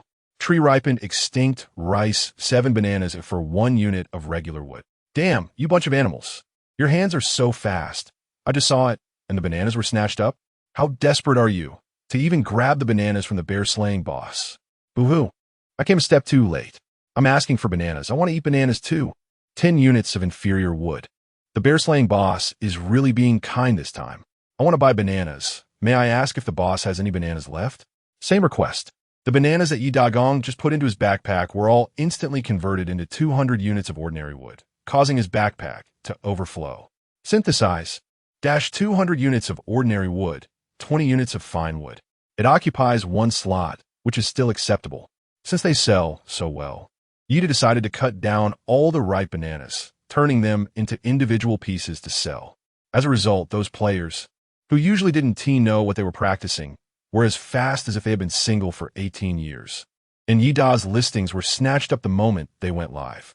By the end, Yida's speed in listing bananas couldn't even keep up with the speed of those with strong arms grabbing items. Once all the bananas were sold, Yida ended up with 100 units of fine wood in his backpack. This took up half of the space in his magical storage backpack. Now he needed to go to the treasure cave. Bringing so many materials with him wasn't appropriate. How about? Yida Huan looked around the surrounding environment. Next to the banana grove was a patch of grass, which had grown taller than a person, even taller than the green onions from Shandong. After pondering for a moment, he hid all the good timber among them. Anyway, these things can't be eaten, and as for use, apart from humans who can use tools and make fire, these timbers were essentially no different from a tree or a flower to the animals in the forest. Moreover, Ida has not encountered any other players in this forest yet. Therefore, he confidently hid the wood in the bushes. Of course, to be on the safe side, Ida covered it with some dry leaves to disguise it a bit. After emptying his backpack, Ida continued his journey towards the cave in the Greystone Mountains. Ida knew from the map that he was very close to the cave, probably just a few minutes away. But the closer he got to the cave, the more anxious he became. After all, both the cannibal tribe and the group of goblins were all black iron warriors, although Yida had also honorably advanced to become one of the black iron warriors. That didn't mean he could take on 10 or even 100 by himself, so he had to be a bit more careful and cautious. It was best to achieve his goal of sneaking into the enemy's territory without anyone noticing, which was the steady approach of someone like Yida, who just wanted to survive until the end. However, Yida followed the map's instructions and searched the area several times, but he couldn't find the exact location of the cave. Is it really that hidden? In desperation, Yida had no choice but to focus on the location of the cave marked on the map, staring at it intently for a while. Cannibal Tribe's cave. At this moment, the cave is empty, making it a good time to sneak in. Chapter 50. The treasure cave has been found. Yida was glad he had his analytical glasses. Otherwise, this cave hidden halfway up the mountain, covered by a huge rock outside, would have been too difficult to find. It was practically a blind spot. In such a secretive place, he wondered how the cannibals usually came and went. However, when Yida got closer and prepared to climb up, he discovered a very inconspicuous crack at the edge of the boulder. This crack was likely worn smooth by the cannibals treading over it for years, as the stone wall was not only dust-free, but also unusually smooth. Just as Ida was about to use his hands and feet to climb up, woof, woof, woof, the two little wolf cubs suddenly started barking. Seeing their expressions, Ida guessed that these little guys were probably afraid he would leave them behind and climb up alone. After all, wolves are canines, not felines, and they're not good at climbing. Moreover, these two little ones were still juveniles with short legs, making it even more impossible for them to scale such a steep rock wall. Helpless, Ida could only pick up Xiao Bai and then hold its bottom to push onto the flatter area above the giant rock. Xiao Hui did the same. After sending the two wolf cubs up, Ida finally climbed up using both hands and feet. Why does my body feel so light all of a sudden? When Ida started to climb this giant rock, he felt much lighter. Although, when Ida absorbed the beast core and became a black iron warrior, he already had some sensations. However, he had not yet intuitively felt the changes in his body. At this moment, he felt like Spider-Man, effortlessly climbing up the rock wall, and he even sensed he had extra energy to continue climbing. Even if he were to climb the famous Chief Rock in the rock climbing world barehanded, it would probably not be a challenge. Unfortunately, there were no pull-up bars here. Otherwise, Ida could test how many pull-ups he could do now. Normally, his limit was a maximum of 25 pull-ups in one breath. If he could easily surpass that number, it would mean he had indeed become stronger, but not bald. After Yida climbed up the more than 3-meter-high rock wall with the two wolf cubs, the hidden cave entrance finally revealed itself before him. The entrance was not large, about 1.5 meters high, with a width and height that were roughly the same, in a semicircular shape. It exuded a damp breath that had not seen the sun for years, and a cool breeze blew out from inside, hitting the noses of the two wolf cubs, causing them to involuntarily sneeze. Yida had to bend down to walk in. Could it be that this cave is so low from beginning to end? Once inside the cave, Yida immediately regretted not bringing a torch, as it was too dark in here. He wondered how those cannibals could move around freely in the cave. Or perhaps those cannibals had lived in such dim environments for so long that they had already developed the ability to see in the dark. Yida thought to himself and reached out to touch the top of the cave. He opened the light screen, and by the dim glow of the screen, Yida saw that his fingers had a layer of black soot on them. Fortunately, these primitive people, like him, needed a torch to navigate through the darkness.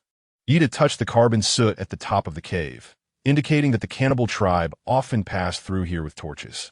The stains left by the smoke of the torches are primarily composed of carbon. Because the resin burned by the torches produces tar, the carbon sticks to the stone walls. After confirming that the primitive person's vision was ordinary, Yida finally breathed a sigh of relief. He was afraid of encountering monsters like those in dark invasion movies. Those monsters looked very much like humans, but due to living underground for a long time, their eyesight had degenerated. They relied on their sense of smell to hunt rather than their eyes. In such a dark and narrow environment, Yida did not think he stood a chance against those monsters. Although he learned through his analysis glasses that the cannibals were temporarily not in the cave. After confirming that the cannibals were just ordinary vision creatures, Yida continued to bend down and move forward, illuminated by the dim blue light emitted from the light curtain. After walking for dozens of steps, he suddenly found himself in a wide open space. The cave in front of Yida not only opened up, but also had a faint light illuminating the entire interior. It was filled with countless dry branches and leaves, as well as several half-green, half-yellow bananas. There was also a nearly burned-out bonfire pile in the cave, filled with carbon ash. It seemed this should be the stronghold of the cannibals. However, aside from the dry branches, there was nothing valuable here. It would take 10,000 branches to synthesize quality wood, and the synthesis would be too laborious. If he took them directly, they would take up too much space. So Yida simply gave up. He had no interest in these supplies. He continued deeper into the cave. The further he went in, the wetter it became. Yida leaned against the cave wall as he walked forward, feeling the water all over his hands. And even his sleeves were cold and damp due to the beast's tide, which was quite uncomfortable. A fork in the road. Yida walked another 100 meters, and the cave split into dozens of entrances. Usually, a fork in the road only splits into 2, 3, or 4 paths, which is already absurd. But on the rock wall before him, there were densely packed and overlapping fork entrances, resembling a beehive, so numerous that it was unbelievable. Yida was completely bewildered by this multitude of paths. Yida used his analytical glasses and spent half a day to select the best fork in the road. But what else could Yida do? Unless he wanted to drill into every hole to take a look, he could only analyze them one by one, treating it like a scratch card game, which wasn't so bad. If this one doesn't win, there's always the next. The first cave, analyzing. The cannibal's den. Inside there are some hay and the trophies of the cave's owner, various skulls, and some beast teeth, as well as a few almost rotten bananas. No win, scratch again. The second cave. This is a passage with a large amount of low-quality animal skins, which were obtained from the cannibal's hunts. But since they are not skilled at processing hides, the skins are somewhat rotten. Animal skins? This reward isn't bad. Although they are low quality, they are still animal skins. To Yida, this cave felt like winning 5 yuan on a scratch card, which was quite pleasing. However, Yida didn't rush into the cave to collect the animal skins. Instead, he continued to scratch for prizes. He planned to scratch all the prizes in one go before deciding what to collect. After all, the capacity of his backpack was limited, and he couldn't take everything. Choosing the valuable ones was the wisest choice. The third cave. This is a path leading to hidden treasures. But there is a small stone gargoyle inside that can merge with the cave. If you're not careful, it will bite you. Chapter 51. Crazy Burglary. The 4th, 5th, 6th, up to the 13th cave. Yida analyzed all the caves thoroughly. There are a total of 7 caves that are the lairs of the cannibals, or the entrances to their large dwelling, with dozens of nests inside, chaotic like a maze. If Yida hadn't had the help of his analyzing glasses, if he were to wander into these nests, he might not find anything good even after a whole day. Instead, the possibility of him getting lost inside would be much greater. However, aside from these 7 nests, among the remaining 5 entrances, 3 are cannibal warehouses. The cannibal granaries are filled with food. One of them is a warehouse stacked with inferior furs. The other 2 caves contain small stone statues and secret treasures, as well as a path to the 2nd level, the cave that holds the secret treasures. If you had guessed correctly, this should be the goblin's treasure. I wonder what the relationship is between goblins and ogres. Why are there goblin items in the ogre's lair? It's puzzling. Although, Yida was very curious, but he was also a bit afraid of the small stone gargoyle hiding in the shadows, suddenly popping out to bite him. If that thing was an ordinary bat, Yida would be willing to take the risk of rabies from a bite just to investigate. But the problem was, Being bitten by this little stone gargoyle wasn't just about getting rabies. It meant being petrified and turning into a stone sculpture. If he'd had turned into a stone sculpture and died immediately, that would be one thing, but if he didn't die and slowly starved or dehydrated inside the sculpture, just thinking about it gave him the creeps.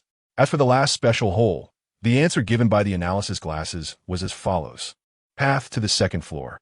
If you have doubts in your heart, pass through here, and you will get many answers. This path to the second floor refers to upstairs, the top of Greystone Mountain, or somewhere else. But compared to the treasures that require risk to obtain and the trivial answers, Yida preferred things that were easily accessible. He decided to first empty the 3 warehouses of the man-eating tribe. Should he go to the fur warehouse first, or the food storage warehouse? After a moment of contemplation, Yida chose, because the other 2 warehouses were obvious, either food or furs, with no surprises. But this warehouse was different. It hadn't been revealed yet, and it was the largest warehouse of the cannibal tribe. There might be treasures inside, after all. Yida's backpack has limited storage space, so he should definitely pack some valuable items. After moving this warehouse, if he still has space in his backpack, he can consider packing furs or food later. Woof woof. Xiao Bai, don't run around. As Yi Dagong walked into the cave leading to the cannibal tribe's warehouse, Xiao Bai was still outside another entrance, sniffing around and even barking wildly. He took a glance and found that the entrance the little guy was focused on was actually the cave where the cannibal tribe stored food. Quite clever. It seemed that this little fellow was coveting the delicious food inside, which was why he refused to leave. Woo! Xiao Bai let out a mournful howl, clearly unwilling to go. Yida had limited time, so naturally, he didn't care whether the little guy was willing or not. He simply said to Xiao Hui, keep an eye on it and don't let it run around. Woof. Xiao Hui responded immediately. Then, like a general who had received a military order, it walked proudly behind Xiao Bai. Xiao Bai, feeling helpless, could only follow Yida into the cave with a dejected head. The cave wasn't very high, with a ceiling of only about 8 meters. Yida had to lower his head to pass through. However, this time he was smarter and did not enter the dark cave empty-handed. As Yida passed by the hall where the cannibals had a bonfire, he picked up several pieces of inferior wood and dipped the ends of the sticks into a bowl of dark substance next to the bonfire, confirming that the entire stick was covered in resin before stopping. Resin is a highly combustible fuel and was one of the important materials used by ancient people to make torches. So Yida naturally could not miss out on this good stuff. At this moment, Yida raised the pine resin torch and slowly stepped into the stone cave. The cave warehouse he entered was at least 100 square meters in size, filled with various types of stones in the middle. There were blue stones, white jade stones, and various crystals that sparkled with dazzling light. Moreover, the surroundings of the warehouse were piled high with all kinds of wooden treasure chests and black iron chests, as well as various rusty armor, weapons, and other miscellaneous items. This should be a warehouse used by the cannibals to store materials and spoils of war. Naturally, Yida had no interest in the rusty armor and junk. However, he was very interested in the pile of stones in the middle of the warehouse. Could that pile of white jade stones be high-quality stones? If so, Yedas biditin bejamirapit. This pile of white jade stones must weigh at least over 100, right? If these are truly high-quality jade stones, then Yeda's treehouse could quickly be upgraded to a stone house. And not just an ordinary stone house, but a top-tier movable stone house. Just thinking about this, Yida quickly focused on the pile of stones and began analyzing. Quality stone. This is high-quality material. Crystal, or every 10 units of crystal, or can be synthesized into 1 unit of glass. Inferior iron, or every 10 units of inferior iron, or can be synthesized into 1 unit of iron ingot. And every 10 units of iron ingots can be synthesized into 1 unit of steel ingot. Inferior silver, or every 10 units of inferior silver, or can be synthesized into 1 unit of silver ingot. Countless names of ores were analyzed one by one through the analyzing glasses. Yida's eyes widened at the sight of so many good things. Unfortunately, he couldn't just toss them in his backpack and take them away. There were too many and they were too low level. So, Yida could only place his hand on the where he wanted the most. Synthesize, synthesize, synthesize, synthesize, synthesize. Chapter 52. A wave of wealth, countless inferior materials disappeared, transforming into countless ordinary materials, which then turned into countless excellent materials. Yet saw more and more white jade stones in front of him, eventually piling up into a small mountain of white jade stones. Collecting. In the blink of an eye, Yada's backpack was already filled to more than half.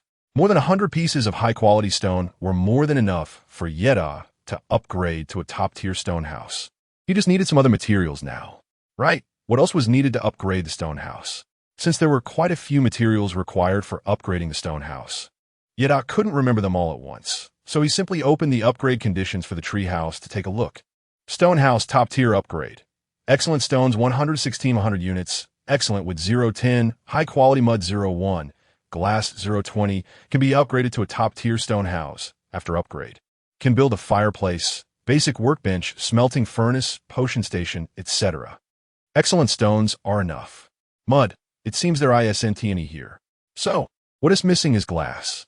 Yada's gaze fell on that pile of low-quality crystal, or he was originally quite troubled, thinking that glass would be like nails, a material that needed to be obtained from treasure chests.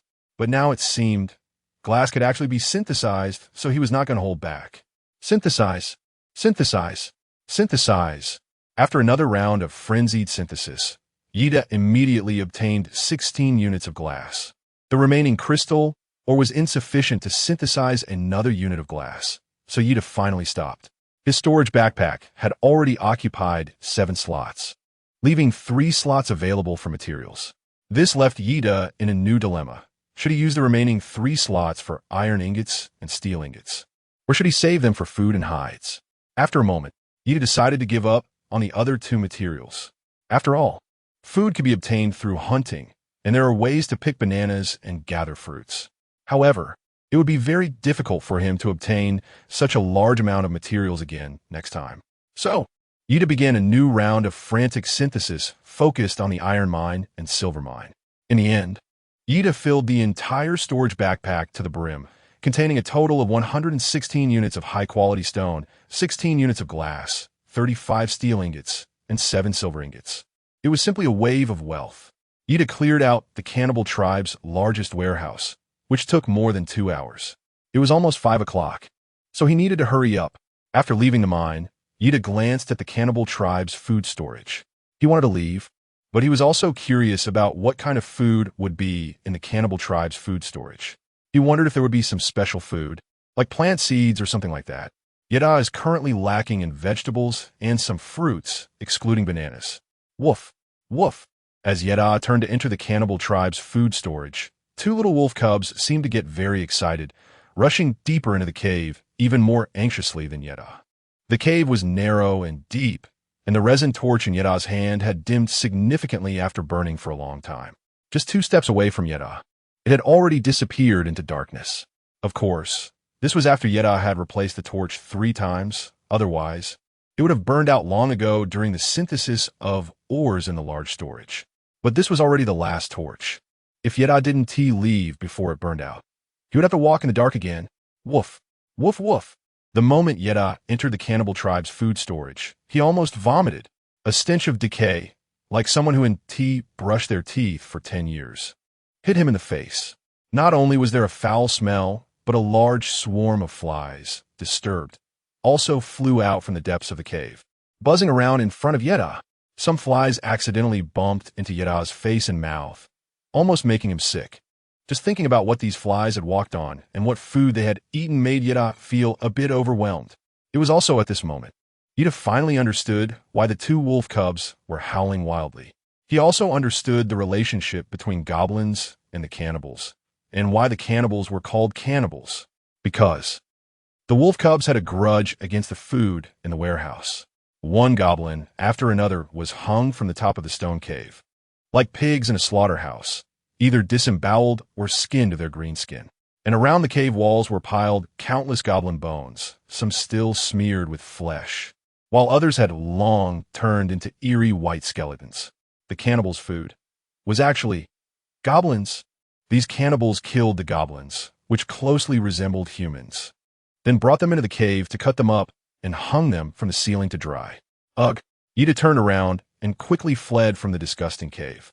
But when Yada with 2 wolf cubs, reached the cave entrance. He saw the long-lost red alert once again.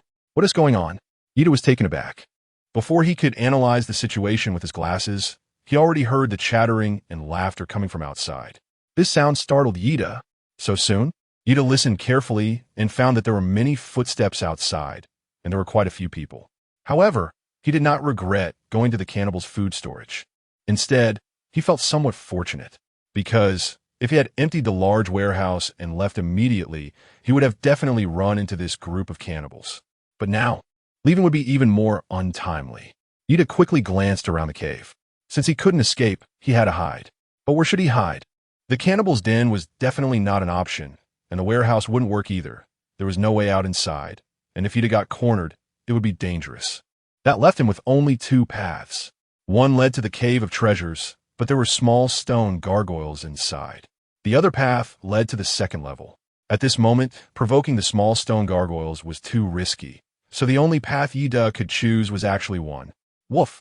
The 2 little wolf cubs also sensed the danger outside and let out warning cries. Startled, Ida quickly put a finger to his lips. Fortunately, these 2 little wolf cubs understood human language, and under Ida's cue, they quieted down. Then, Ida took advantage of the time before the cannibals entered, sneaking into the deep cave leading to the second floor with 2 little wolf cubs. To avoid being discovered, Ida extinguished the torch, relying solely on the dim light of the curtain to slowly make his way deeper into the cave. Chapter 53. The Second Floor. World? The sunset turned all the clouds red. Ida had thought that this road led to the underground cave on the second level, and he had also thought that it led to the mountain peak, but he had never imagined that it was a road to another world.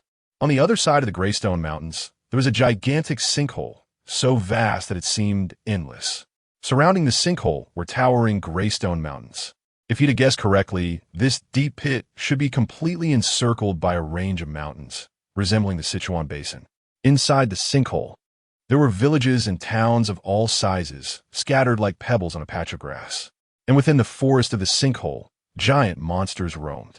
Some of these monsters looked like skinless, blood-red giants, while others had pale, strange, elongated limbs with a few horns on their heads.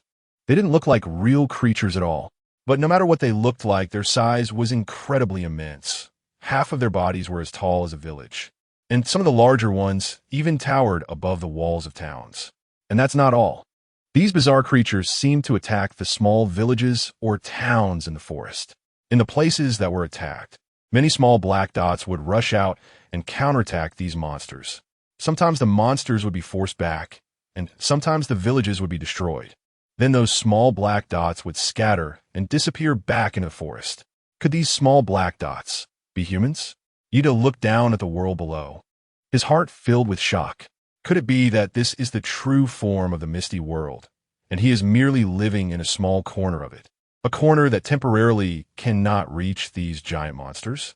In this moment, Ida was in shock, truly at a loss for words to describe what he was seeing. He didn't know who to confide in about everything before his eyes. It was too bizarre, too incredible. What was this pit in the sky, and what kind of monstrous creature was lurking within it? Woof, woof, woof. Just as Ida was preparing to carefully study this world, Xiaobai barked and dashed down the mountain toward the fluffy white creature. It was only at this moment. Ida then noticed that at the edge of the cliff where he was standing, there was actually a winding goat path leading down, connecting to the ground of the sinkhole below. Xiaobai, don't chase, Ida shouted, but was already too late. This little guy, Xiaobai, goes crazy every time he sees prey, and because Xiaobai was running around, Xiao Hui followed suit. Now, both little wolf cubs had run down, and Ida had no choice but to go down after them. You little rascal. Ida finally caught up with Xiaobai and lifted it up. The little guy had a big white rabbit in its mouth, looking very proud as if to say, I caught it. Snap. Ida slapped Xiaobai on the head and said, I let you feel proud. Are you planning to take us down for this broken rabbit? You fool. Do you even know where this place is? Ooh. The little wolf cub shrank its head and whimpered in grievance. It seemed to not understand why it was being scolded for just hunting. But whatever the master said was the law. This pit looked very dangerous, and it didn't plan to linger here any longer to avoid unnecessary trouble. Run. Run fast. However, just as Yida was lifting Xiao Bai and preparing to go up, he suddenly heard an anxious shout from behind. Gray stone, what? Yida didn't hear clearly because the boy was shouting while running, and his voice mixed with the wind, sounding a bit vague. But before the boy could answer, Yida heard the whimpering of Xiao Bai and Xiao Hui, as well as the sound of thudding not far away. That thudding sound was very much like the noise made by a drilling machine used for road construction, the vibration of the drill bit hitting the ground repeatedly. Moreover, the frequency of that sound was particularly fast, somewhat resembling the speed at which a gaming expert types on a mechanical keyboard, dense and urgent, yet very rhythmic. Still not running.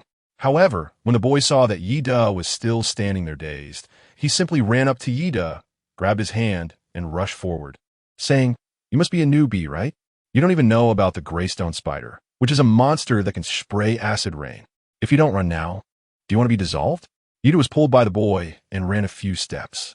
Just as he was about to struggle, he saw a shadow appear in the mist behind him, the size of a truck. What was most terrifying was that this shadow had countless long legs, striking the ground rapidly, crawling at an incredible speed, resembling a giant spider. The loud drilling sound Yida had just heard was indeed the noise made by this creature as it crawled. Holy crap! The moment Yida saw the monster, his already dilated pupils instantly shrank to the size of a pinhole. What the hell is this? Could this be the so-called Greystone Spider that the boy mentioned? At this moment, Yida no longer resisted, but allowed the boy to pull him as they ran forward frantically. The two little wolf cubs seemed to sense the terrifying nature of the monster behind them, and ran even faster than both the boy and Yida. Poochie! Yida had just run a few steps when he heard a puffing sound behind him, like the sound of water pressure and air friction when a fountain first starts spraying. Before he could react to what was happening, the boy shouted, "Accelerate! Hurry up! That dog spider is releasing poison, go!" Was that the sound of venom being sprayed? Yida couldn't help but gasp as he indeed caught a whiff of a pungent chemical smell in the air, reminiscent of chili pepper spray, which made him sneeze uncontrollably several times. This showed just how irritating the venom was, and this was only the smell released after the venom evaporated into the air. Yida couldn't even imagine what terrifying consequences would ensue if that thing touched him. Hachu! Hachu! Xiao Bai and Xiao Hui clearly couldn't handle the stimulation either, and both sneezed several times in succession. Xiao Bai, who had originally been holding its prey in its mouth, sneezed, and the prey fell from its mouth. Chapter 54. The wonderful use of the stone house, but the boy beside Yida's eyes lit up. He immediately released Yida's hand and quickly stepped forward to scoop up the large white rabbit that had fallen on the ground, tossing it behind him. Thud! Woof, woof, woof. Xiao Bai was furious that this person had stolen its prey and barked several times at the boy. But the boy ignored Xiao Bai and continued to urge Yida, saying, "While that Greystone Spider monster is busy picking up food, let's quickly hide behind the rocks." "How?" Huff puff. "How we hide?" Yida ran out of breath, his lungs burning with pain, and he could only think of one thing. When can he stop? So he had no idea what the boy was saying. Hide? On this bare, gray stone wall. Where could there possibly be a place to hide? The boy was taken aback by Yida's question and replied, "Don't you have a stone house?" "A stone house." Puff! Can it really hide on the gray stone wall?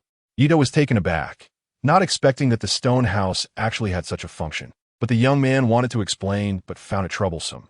So he simply waved his hand and said, "Forget it. Just follow me." Immediately, the young man quickly ran up a relatively flat area of the Greystone Mountains, his steps so smooth, as if he were a mountain goat running on the cliff walls for years. Yida hurriedly followed along, and in places where he couldn't keep up, he used his petrifying hand to increase friction, managing to barely keep pace. Sure enough, he saw a giant gray spider, stopped on the path they had just run through, preying on a rabbit. The rabbit wasn't too small, weighing 7 or 8 pounds, and with its fluffy fur, it looked about the size of a large cabbage. But in the jaws of the giant spider, it was so small it was almost like an envelope box at the entrance of a hallway, hardly noticeable. Judging by the proportions of the rabbit and the giant gray stone spider, Yida estimated that the spider must be at least 3 or 4 meters tall. Moreover, the enormous size of the spider was just one thing. Yida noticed that the area they had just run through, whether it was the trees or the grass, was emitting white smoke. That was the thick smoke produced by the evaporation of acid after the plants and ground had been corroded. "Come up quickly," the boy shouted to Ida. A flash of gray light passed, and a gray stone door appeared on the stone wall. The door was made of the same material as the stone, and even the cracks of the door bore stone patterns. If one didn't look closely, they would just think that the stone patterns were particularly unique. But Ida had seen with his own eyes that the cracks in the stone wall had appeared out of nowhere. "Is this the stone house?" Ida was shocked. He quickly accelerated to climb up to the position where the boy was. The boy opened the door a crack and quickly pulled Ida into the house. The boy was about to close the door, but Ida stopped him and shouted, "Shall we hurry?" "Woof." The two wolf cubs were very intelligent. At Ida's call, they quickly squeezed through the door gap. Bang! After the boy closed the door, the two people and two dogs collapsed by the door, gasping for breath. Only then did Ida have the chance to carefully observe the situation inside the stone house. The stone house was about the same size as his tree house, with a wooden floor, and the walls were made of piled white rocks. If there was any difference between this stone house and Ida's tree house, it was probably that Ida's tree house had a fire pit in the middle, while this stone house had a fireplace on the west wall instead. Below the fireplace was a lower stove with some pots and pans on it, and there was also a wooden bed on the north side of the stone house, covered with thick blankets and pillows, kept very tidy. Next to the stone house were two small compartments, one with a closed door and the other with an open door, where Ida saw it was filled with firewood. By the door, there were two simple wooden shelves, neatly arranged with various treasure chests, including wooden chests, black iron chests, and bronze chests. These treasure chests were clearly used by the boy as storage cabinets. Most of the chest lids were closed, while a small portion was filled with items, leaving the boy no choice but to leave some chests open. Ida saw some red fruits and some green leaves in the treasure chest, not knowing what plant it was. "Where are you from, newbie?" The red-haired boy turned to look at Ida, a look of confusion flashing in his eyes as he said, "You've been in the novice forest for a month and still haven't upgraded to the stone house. That's pretty pathetic." Ida finally saw the teenager's features clearly. This guy, aside from his somewhat flamboyant short red hair, had soft features that didn't resemble a man at all. With delicate eyebrows, large eyes, a small nose, and rosy lips, the teenager exuded a feminine charm. It was hard to tell if this guy was an adult. The area near his mouth was so smooth that there wasn't even a hint of stubble, unlike Ida, who hadn't shaved for 2 days and already had a ring of coarse stubble around his mouth. If this went on for another 10 days or half a month, Ida would have a full beard. "Beginner's forest?" Ida asked in confusion. "What does that mean?" "So where's this place?" It was quite new. He didn't even know that. The teenager's mouth curled up slightly at this and extended a hand, saying, "I can explain, but you need to pay me first." "What about that rabbit just now?" Ida retorted. After all, that rabbit was caught by Xiao Bai, so indirectly it could be considered his master's possession, right? TCH. This place is much harder than the novice forest on the first level. If you couldn't gather enough materials to upgrade your stone house on the first level, you'll have an even tougher time on the second level. However, I see you seem to be a first-tier black iron warrior now, right? If you've already advanced to a black iron warrior, you could join our village for shelter. It's much safer than being alone. I am a first-tier black iron warrior. Ida stared intently at the boy and noticed that above his head it showed he was a third-tier black iron warrior, 2 tiers higher than himself. A third-tier black iron warrior is actually being chased by the monsters of this world, which shows just how dangerous this world is. Therefore, Ida couldn't help but ask, "I have a question since the novice forest is more suitable for newcomers to survive. Why do we have to enter the second layer world? Is there some kind of mandatory regulation?" Chapter 55, Novice Forest and Pit World. "You don't know this?" The boy frowned even deeper and said, "Have you not passed the newcomer period and just ran down here? Anyone who has passed the first month of a newcomer period knows that as time goes on, the entire novice area will gradually sink into the second layer pit world, and you have no choice but to go down. At that time, the novice forest will directly merge into a part of the pit world. And every month when the novice forest and pit forest merge, it is also a carnival day in the pit world, because the novice forest will have a large number of low-level prey and many confused novice players. Each village will take this opportunity to absorb newcomers. For a novice player like you at this level, if you don't join a village, it's almost impossible to survive. "Do I have to join a village to live?" Ida asked in confusion. If I can upgrade my tree house to a stone house, can't I hide on the stone wall like you and survive? Why do we have to gather together? When I was up there, I saw those giant monsters attacking villages. Isn't it safer to be alone? Naive. The boy sneered and said, it's only daytime now, and the monsters during the day are ordinary creatures, so they naturally can't detect our presence. Try it at night. Without the protection of a village, not a single newcomer can survive the darkness. Even if you hide on the stone wall, it won't help. You will soon be discovered by those monsters. And then they will smash the rock wall and drag you out to drain your life force. By then, you will understand the importance of village. I didn't intend to. Ida wanted to say that he had no intention of joining their village, but before he could finish his sentence, he was interrupted by the boy. The boy said, my name is Linji. Remember my name. When the village chief asks who recommended you to join the village, just say my name, okay? Also, it's about to get dark soon. Without the sun's light, you won't be able to go anywhere. After speaking, the boy pushed open the door of the stone house. Outside was a scene of clear light, spilling over the gray stone mountains, making the gray stones appear even darker, while the nearby forest looked much gloomier, like gaping mouths ready to devour anyone. If it weren't for the remaining sunlight, it would probably have turned completely dark outside by now. This really isn't a place for newcomers like him. However, Ida didn't come away empty-handed from this trip. He gained a lot of information from the boy.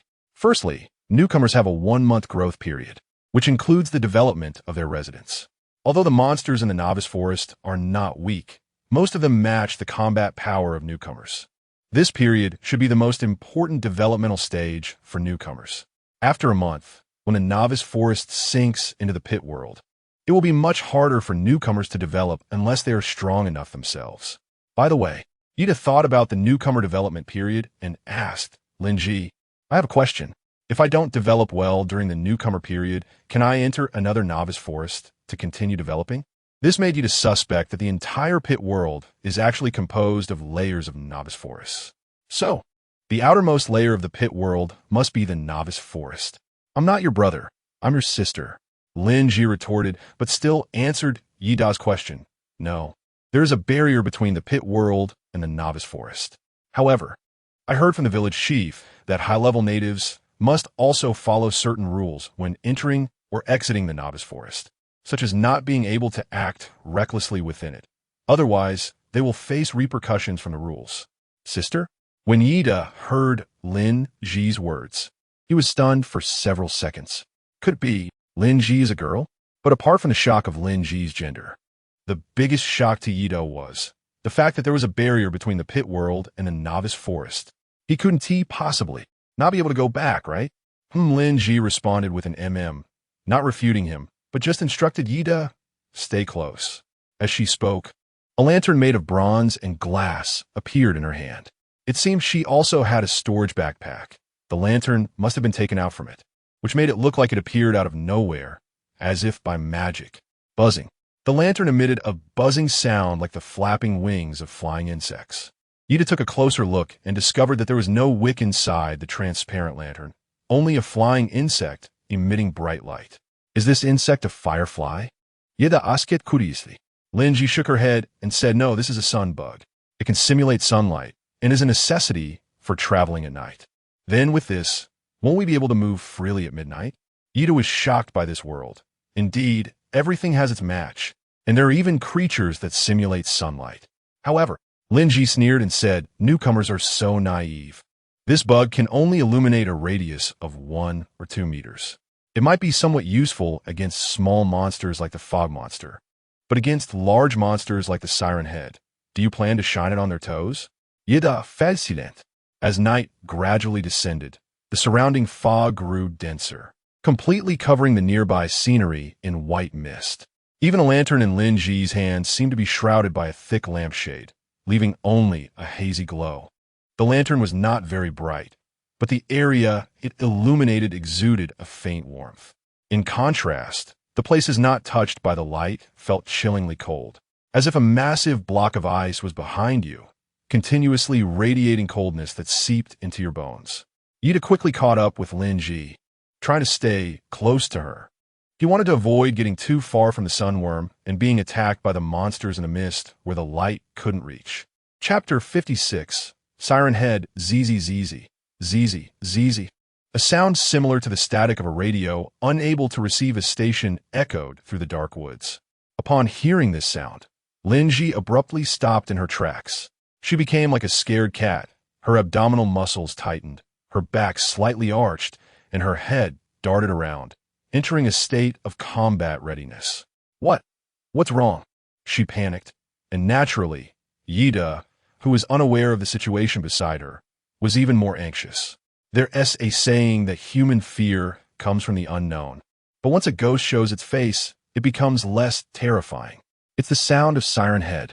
Lin Ji's voice trembled, as if she were recounting something very frightening. That huge, elongated monster? Yida recalled the monster he saw from a high vantage point, its elongated shadow resembling a streetlight. But it lacked the head of a normal creature and instead had several horns. The monster was already quite terrifying in appearance, not to mention its enormous and chilling size. No, that's right. Linji looked around but seemed unable to find the source of the sound, so she quickened her pace and said, "That thing usually stays in the center of the sinkhole. It wouldn't come out to the edge like this. Why would it come to such a boundary today?"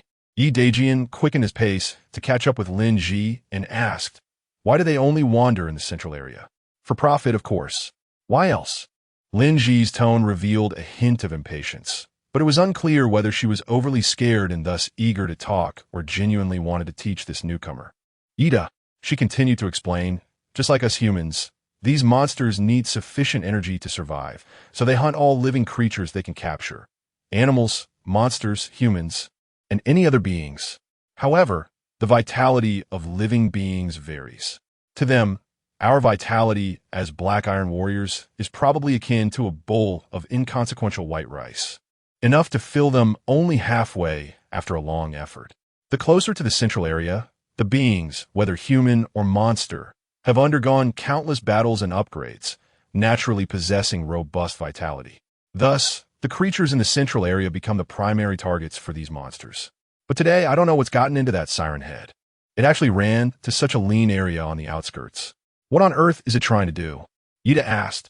"If we hide in the village, can we avoid its hunting?" He had no confidence in the village where Lin Ji was located. After all, he had already witnessed on the mountain how the Siren Head overturned and smashed people's villages. And the village where Lin Ji was located was clearly a small calamity on the outskirts of a sinkhole. Can such a village really withstand a monster of this level? No. Hiv. Yida was shocked by Lin Ji's ostrich mentality. What kind of ridiculous idea is this? As Lin Ji was walking, she suddenly turned toward a gap by a huge gray rock and said this way. When Yida followed Lin Ji closer to the giant stone, he noticed a figure squatting in the depression on top of the rock, dressed in gray clothes, with a gray scarf and a gray headscarf. If it weren't for the two little wolf cubs looking up simultaneously, their fur standing on end and emitting a threatening whimper, Yida really didn't notice this human who had merged with the rock. "Sure, no talking." Yida was taken aback and quickly comforted his two little wolf cubs. Asking Lin Ji, "Are we at the village?" "Yes, that's the Xiong. He's in charge of the lookout," Lin Ji explained, nodding at the Xiong, who was squatting above. The Xiong grinned and said, "Your two summon beasts are really impressive. They were able to detect my presence. I really envy you summoners. You don't even have to fight yourself." "Summoner?" Yida was taken aback for a moment, quickly realizing that a Xiong must have misunderstood his profession, and he explained, "I'm not a summoner. I'm just a warrior." Yet I was afraid that Da Xiong wouldn't believe him, so he specifically covered his fist with stone skin. Da Xiong looked a bit surprised and said, "You're a warrior, so how do you have summoned beasts?" "I found them," Yida replied. "When I was in the forest, I encountered a dead mother wolf, and seeing these two little wolves, I felt sorry for them, so I took them in. I didn't expect they were willing to follow me." "You really are lucky," Da Xiong sighed while looking at the little gray and little white wolves. "I don't have such good luck. Otherwise, I wouldn't have to keep watch myself every day. I could just let my pets keep an eye out for me." I heard the siren too. Really, how did that guy suddenly come to the outskirts? With the huge threat of the siren, Da Xiong lost the mood to say anything more. He quickly climbed to a higher position and began to look around vigilantly. "Let's go." Linji waved and slipped into the crevice. Yida thought that upon seeing the watcher, the village had finally arrived. But he ended up following Lin Ji through several twists and turns for quite a while before they finally passed through a crack in the rocks. The moment they emerged from the crack, Yida saw a village built among the stones. Most of the houses in this village were constructed around large rocks, and every household had a lantern made from sunbugs hanging at the entrance, which from a distance looked like rows of streetlights, illuminating the entire village path. Although it was already nighttime, people in the village were still moving about freely, completely unconcerned with the rule of not going out at night. It seemed that this was one of the benefits of living in the village. Oh, this newcomer is actually a young man. Not bad, not bad. Our mining area is just short on people. Lin Ji was quite popular in the village, and just after entering, many people had already greeted her. You don't have a stone house yet, so you can't set up a place on the stone wall. I'll take you to the inn to stay. Lin Ji said, do you have quality materials to pay for rent and food? If not, I can lend you some first, and you can pay me back later when you've mined. Quality materials are your currency?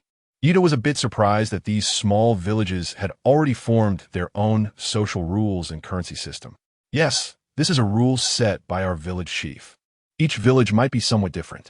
Lin Ji rummaged through her pocket and took out 3 pieces of quality fur, saying, this rule is to prevent some newcomers from hiding here, thinking they are safe and becoming lazy and not working. Ida looked at the 3 pieces of fur that Lin Ji handed over, and he couldn't help but feel a mix of amusement and frustration. To be honest, right now, he had nothing else but a backpack full of quality materials. Moreover, there were plenty of these worthless furs in the cave of the cannibal tribe. But Yida thought they were too cheap and didn't take any. He never expected that in the pit world, this stuff would actually be a form of currency. Chapter 57. Explosive fruit. I have quality materials. Thank you. Yida now has a backpack full of high-quality materials, but he has nowhere to put them. He doesn't want to lend Ji a favor for such trivial things.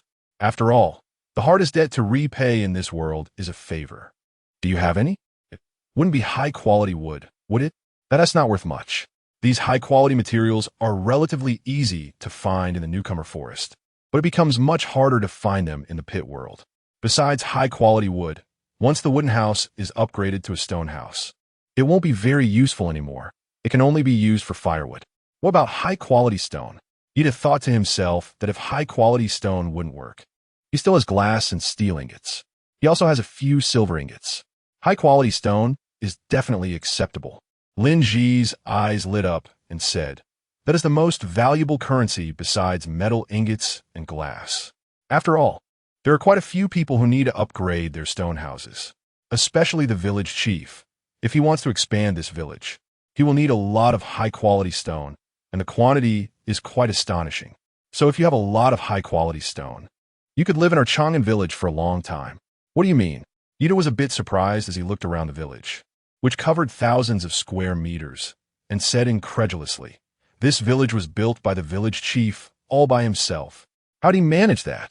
As far as I know, upgrading a stone house only leads to a movable stone house at most. Can it really be upgraded further? It's not about upgrading the stone house, but after infinitely upgrading the houses, you can reach the village.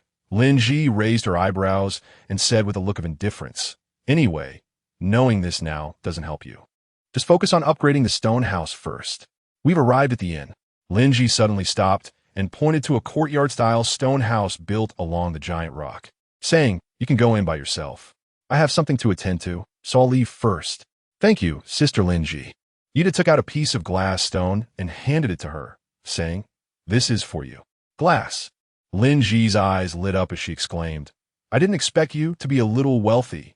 This piece of glass is equivalent to 10 pieces of good quality stone. I really need glass. Thank you. You're welcome. Ida said, looking up at the wooden sign hanging above the courtyard that read there as an inn, and was about to step in, saying, I'm leaving. Wait. But at that moment, Lin Ji called out to Ida. Ida turned his head and saw Lin Ji walking over quickly. He then slapped 3 purple-red fruits into Yida's hand and said, I don't take advantage of others. These 3 are called explosive fruits. If you encounter danger, just throw one out. It can attract the attention of monsters. Remember, you must throw it hard and far. The explosive power of this thing is quite terrifying, only slightly less than a grenade, but it has a splash effect. When it explodes, its seeds will scatter everywhere, like a shotgun. I suspect this is a special effect evolved by the plants here for survival. We all use it like grenades, and if used well, it can save lives. I'll trade it for your glass stones. Thank you. Yida clasped his fists in thanks. Inside the inn, although it was called an inn, it was just a simple farmhouse layout. After entering the main door, there was a large empty courtyard with a water tank in the middle, above which some green plants were growing. They appear to be aquatic plants, similar to lotus flowers. But they didn't look like lotus flowers because their leaves were triangular and they had small white flowers. Walking through the courtyard, the farmhouse had houses on 3 sides. The houses on either side were only 1 story, but the main building in the center had 2 small stories and was likely the main residential area of the inn. The door of the main building was wide open, and inside the hall were a few sets of wooden tables and chairs scattered about. By the door, there was a wooden counter where a small old man with sunglasses and a couple of small mustaches was sitting. When he saw someone come in, the old man lazily asked, "Staying the night or eating?"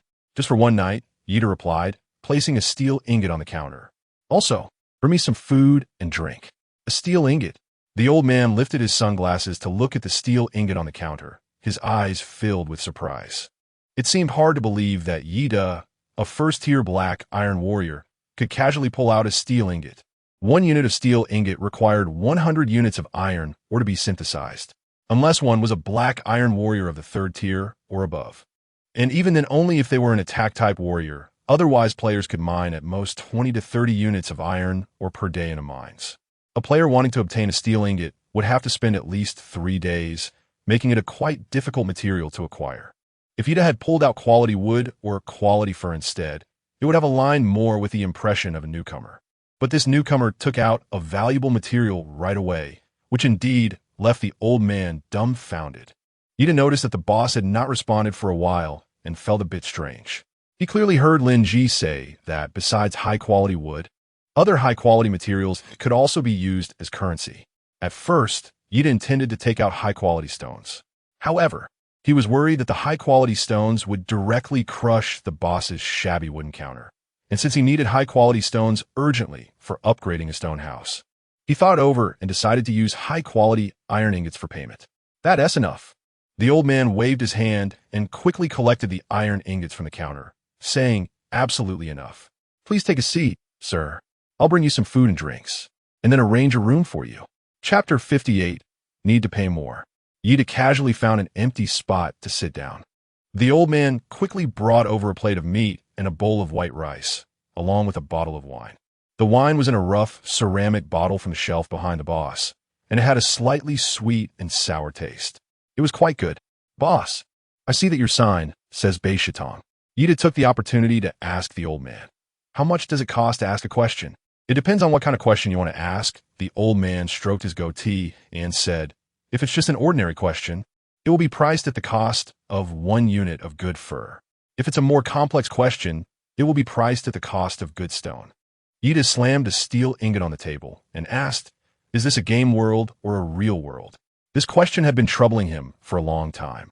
Is this truly a game world or is it a real world? But asking a newcomer such a question is useless. Only those who have been in this world for a while might know. After all, the longer one stays, the more likely they are to notice the oddities of this world. If this is indeed a game world, the old-timers who have been here for a long time must know. What is a game world? However, what Yida did not expect was that when the old man heard the words game world, he was taken aback, with a look of incomprehension in his eyes. Moreover, his expression did not seem feigned. It was as if he was hearing such a term for the first time and completely did not understand its meaning. This left Yida somewhat puzzled. Could it be that the boss was too old and didn't play games, so he didn't know what a game was? But that was unlikely, not to mention Yida's father. Even Yida's grandfather knew what games were and would often scold him while he was playing on his phone. "No playing games. Go to your homework." At this moment, the boss's question really left Yida confused. He didn't understand. The boss silently took back the steel ingot and said, "Why don't you ask another question? I did catch the word mahjong in what you just said. I have indeed heard that those wealthy ladies play mahjong to pass the time, but I don't know how to play. Nor can I afford such expensive mahjong sets." "What? Beiping? Beijing?" Yida dug at his ears, almost thinking he had misheard. Beiping is the old name for Beijing, and no one calls it that anymore, unless they are from that era. Moreover, the boss had just mentioned the chaos of war, the lack of food, and the absence of a safe place to live. Not only that, but he didn't even know what a game was, and even said that mahjong was a pastime for wealthy ladies. Could he be? But as soon as this thought appeared, Yida felt it was impossible. How many years had it been since the Republic of China? Even if someone had lived to this day, they would surely be in their 70s or 80s. Yet the boss in front of him looked no older than his early 50s. Although the boss wore a melon hat, the hair showing beneath it was still black and shiny, showing no signs of aging. However, the long braid he had on his back made Yida doubt again. At first, Yida thought this old man just wanted to imitate the looks of an ancient innkeeper, so he dressed like a character from a historical drama. But now it seemed, the boss was just being himself? What? You're not from Beiping. So you're one of those modern people spoken of by Lin Ji and the others, right? The old man seemed unfazed and said, "No wonder you talk nonsense. What you so-called modern people say is just as incomprehensible as that ghostly talk. So, boss, you really are from the Republic of China?" Yida took a deep breath and finally asked his biggest question. "How old are you this year? Are you sure you want to ask this question?" The boss smirked slightly, stroked his goatee, and said, "Then let me tell you, I am indeed from the 14th year of the Republic of China, and I have been here for about 3.5 years. I don't know the exact time. As for my age, I guess you are not very interested. I know what you want to hear. Since you have paid a certain price in steel ingots, I can tell you that people from all eras come here. I have seen someone from the Ming Dynasty. The most are from the Qing Dynasty and the Republic of China, and the rest are you so-called modern people." This information was like bombs, exploding one after another in Yida's heart. Here, people from all eras? This cannot just be a game. After all, there were no so-called games during the Ming and Qing dynasties, and even game consoles are high-tech products from the past few decades, right? So what kind of place is this? Then, do you know what this place is? Yida asked, and the questions in his heart only increased. The old man, however, smiled slightly and rubbed his fingers, saying, "This is another question, and it will cost more." "Deal." Yida took out a piece of steel ingot again. The other party raised an eyebrow and said, "According to everyone's speculation, this is a world for those who are on the verge of death but have not yet died.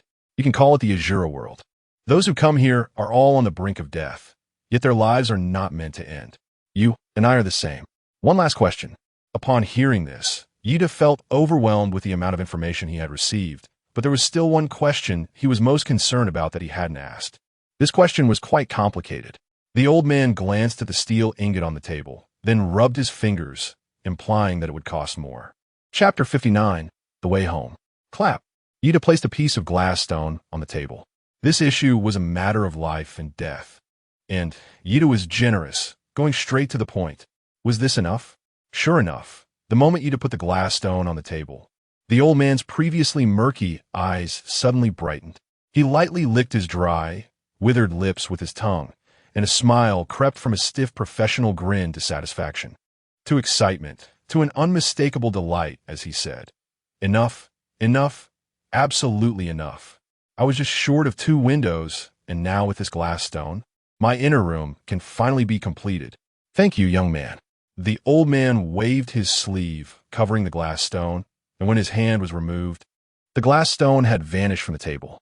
Although he knew that making things disappear was the work of a storage backpack, every time he saw it, Yida was still amazed. If only. The old man took the item and then picked up a wine glass to pour himself a drink of fruit wine. "Why?" Yida asked. "I would like to hear the details." After learning that the old man was from the Republic of China period, Yida tried his best to speak in the style of that era. Of course, he only knew about the way people spoke in that time, from TV shows and books. But what it was really like could only be understood by those who lived in that era. At the center of the pit world, there's a main city. The old man, perhaps because he had received the payment, didn't hold back and directly explain to Yida that is the oldest existence in the entire pit world. And beneath the ancient city, there are rumors of a labyrinth. No one knows how many layers that labyrinth has. After finishing his words, the old man downed the drink in his cup and continued. But it is said, Yida thought he would hear some big secret. But in the end, is that it? To be honest, Yida felt a bit disappointed. He felt like he had been fooled by the old man, who seemed just like a charlatan, taking money and casually spinning a story to deceive people. But who could prove that he was indeed from the Republic of China? It was possible that even his identity was made up. Do you think I'm lying to you? The old man noticed the disappointment on Yi Da's face. He filled Yi Da's empty wine glass and poured himself a glass as well, saying, "The village chief has a map to the main city, which also includes a map to the maze. Once you see it, you'll understand I'm not lying. Can you let me see the map?" Yida asked. "I will pay you a sufficient reward. It's about seeing the map, not obtaining it." Although, there isn't much difference for Yida, since the screen has an automatic photo-taking function. As long as Yida glances at the map, he can make a copy of it. But the phrasing made a significant difference. Sure, after thinking for a moment, the old man seemed to feel that it wasn't a big deal, and he agreed, saying, "Anyway, the village chief likes to show off his map when he has nothing to do, so I probably won't even need to ask him. He'll just bring it out to show off." Then, Yida wanted to say, "Let's go now." But before he could finish his sentence, the old man immediately interrupted. "Tomorrow, the village chief will be training tonight. Unless it's something important, no one can disturb him." "All right, then we'll set off tomorrow." Yida wasn't hinarush. Although he was wasting beginner time, if he could get valuable clues here, it would be worth spending a few extra days. However, just as Yida was about to take the two little wolf cubs upstairs, the old man immediately called out from behind the counter. "If you're planning to take your two pets upstairs, you need to pay extra, I know." Yida already knew the old man's catchphrase. This guy was just obsessed with money. But that was normal. After all, merchants pursue profit. Moreover, seeing the inn so empty, Yida figured that since a newcomer had finally arrived, the old man had to make the most of it, or the inn probably wouldn't survive. However, since he had already paid for the room, he wasn't feeling generous this time. He simply tossed a good quality stone on the ground for the old man before heading upstairs. His room was on the second floor, and the second one on the left after climbing the wooden ladder. The door was an old wooden one like those in period dramas, with a layer of paper on the window to block the wind. It didn't prevent poisoning or peeping. Fortunately, he was a grown man, so there was no point in anyone peeping at him. Pushing the door open, he found a wooden bed and a set of original wood tables and long benches inside, which could be considered a rather simple dwelling.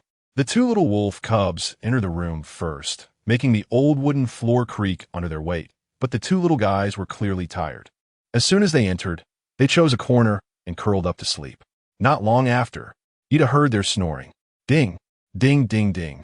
But at that moment, he was on the road, surrounded by danger, and naturally, he didn't dare to distract himself to check the information on the light screen. It wasn't until now that Yida finally had time to sit down and look at the daily announcements. Congratulations to everyone for surviving safely to the second day in such a perilous place. I believe most players have gained good survival experience. As long as you can safely get through the exploration period of the first 3 days, your survival rate will greatly increase. Here is today's report. The remaining number of players in this area is 1,673. Today, players in this area found a total of 312 wooden treasure chests, yielding a large amount of survival resources. Congratulations to all the lucky players who found treasure chests. After 1 day, the newcomer leaderboard will be opened, and rankings will be based on players' shelter levels, the resources collected, and players' combat power. The top 3 in the newcomer list will receive super prizes. The announcement became a bit more concise, especially the appendix below. But Yida was more concerned about today's death toll, which surprisingly was even higher than the first day's death toll. It seemed this death toll might include last night's casualties. Who knows how many people the midnight knocking had taken away. In any case, those people were definitely gone, as they certainly didn't have the magical sunworm lamp in Lin Ji's hands. Just wondering, Yida lives in this inn.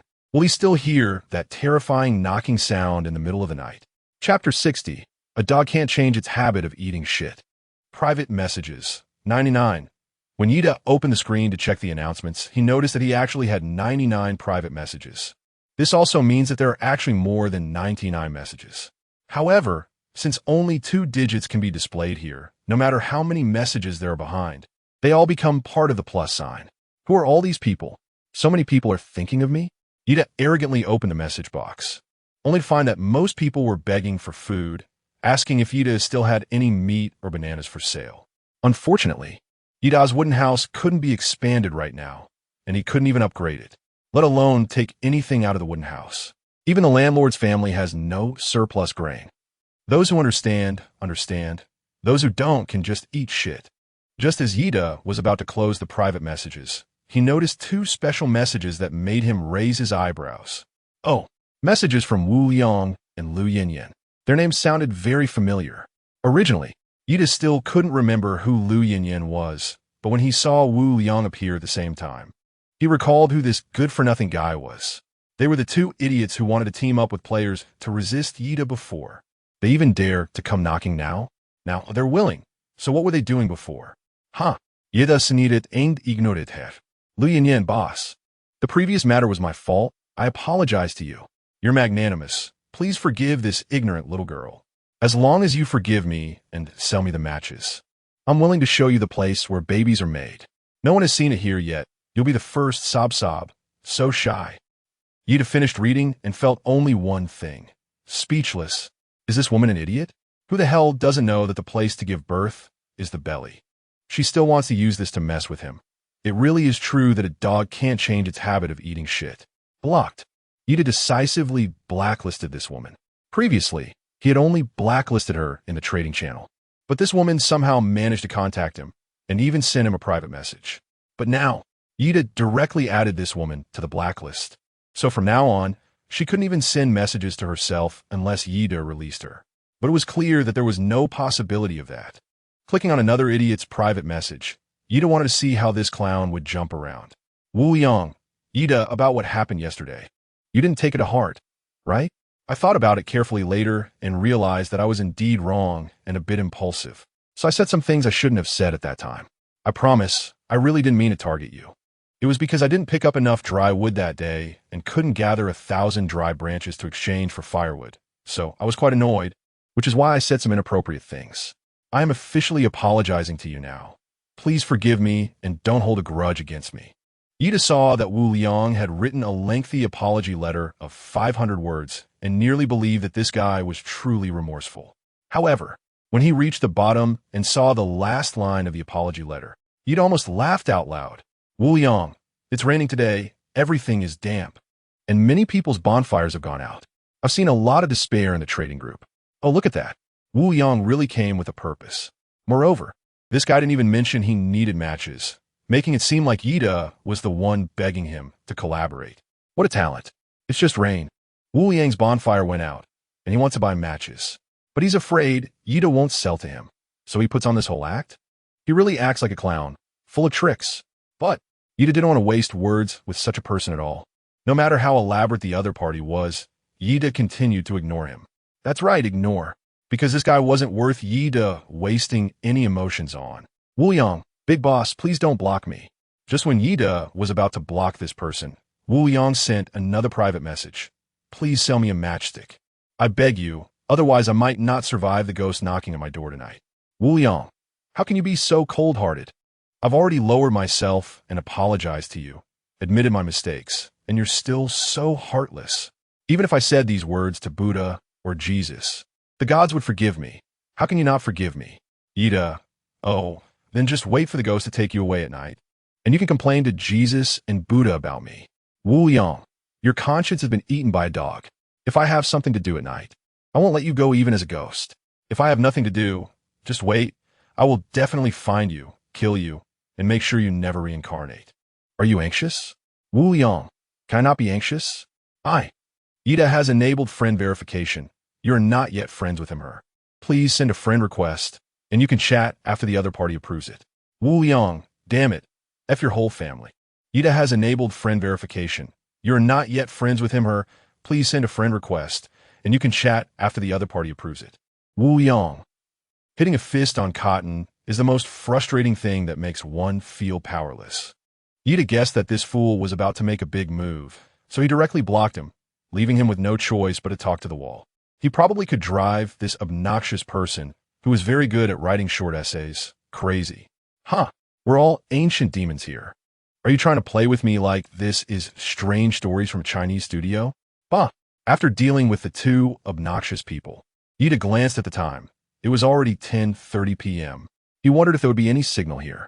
Dolly, I received your text. I'm fine. And I've awakened an incredible ability. I actually became a swordsman. Do you know that, Yida? I inexplicably became a swordsman, and I can even perform sword flowers. If you were here, I would definitely give you a performance of the by-sword dance. Dolly. Oh no, my phone is almost out of battery. I can't chat anymore.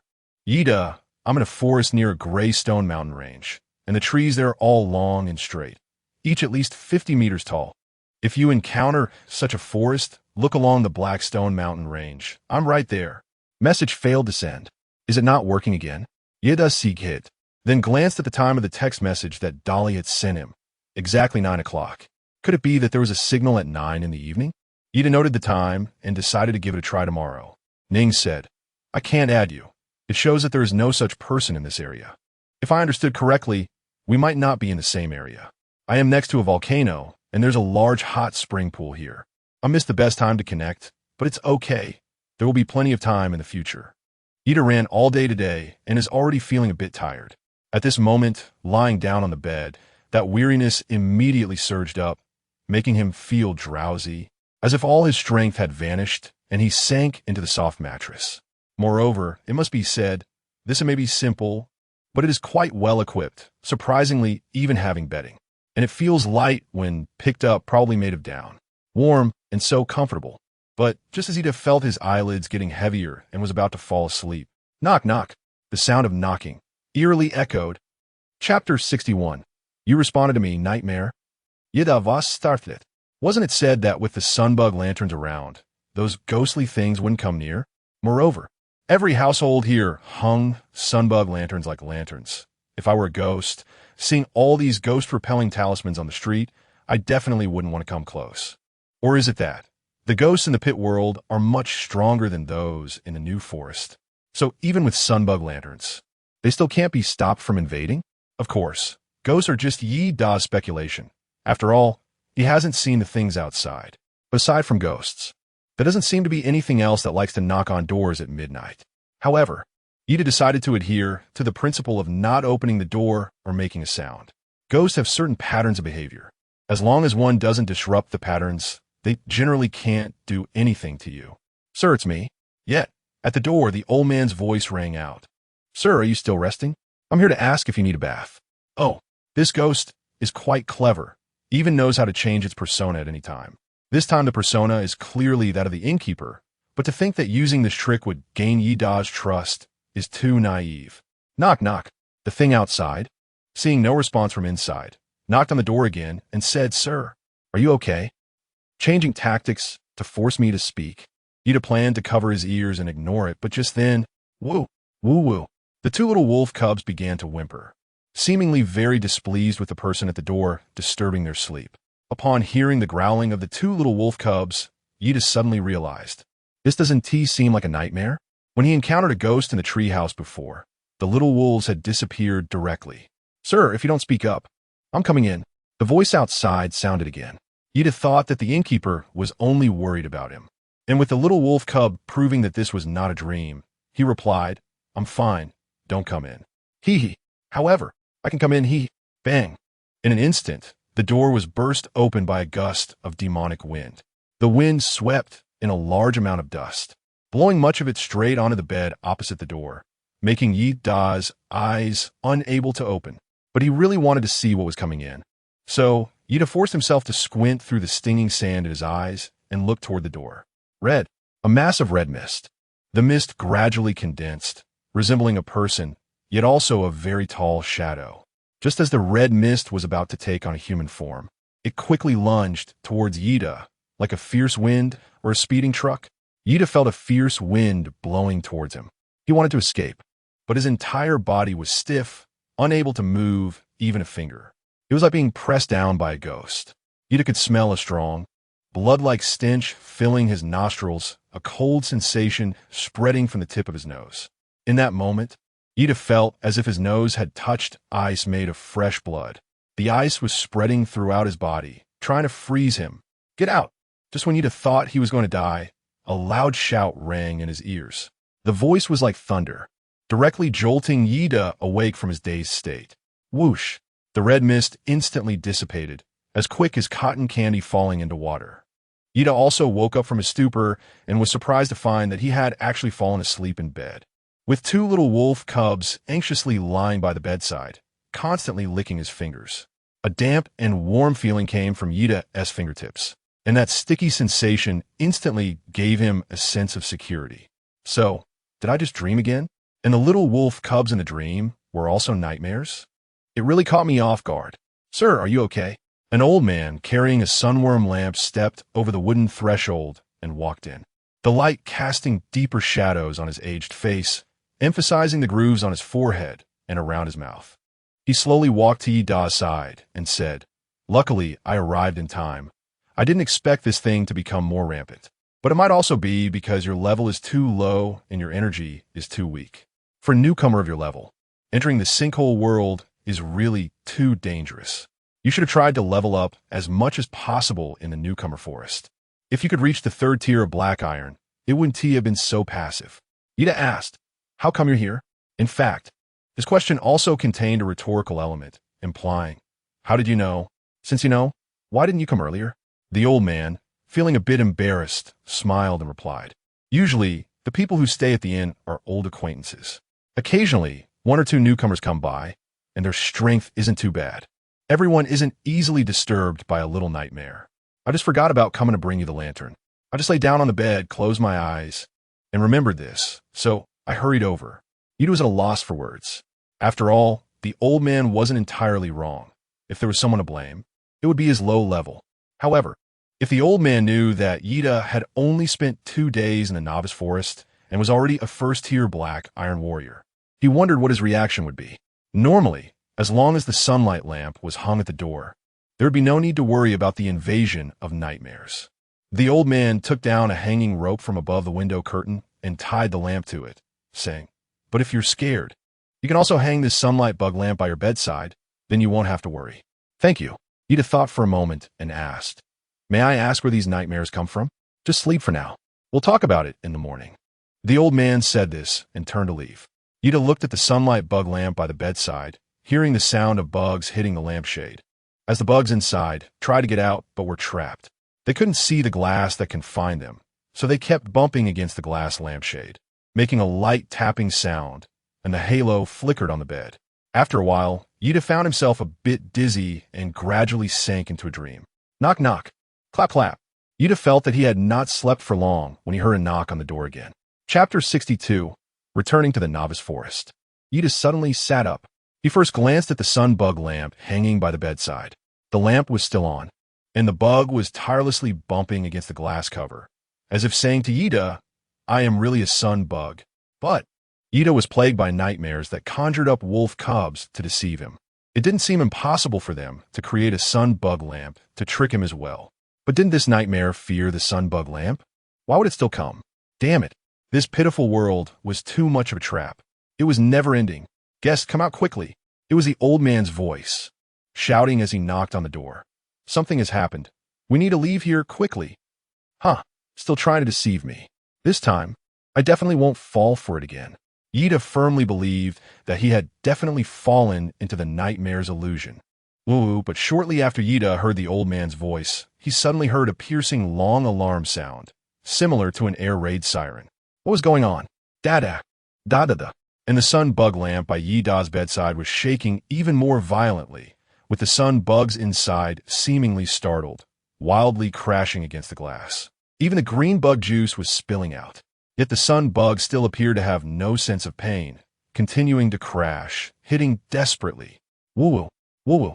At this moment, the two little wolf cubs beside the bed suddenly stood up, emitting low growls towards the window.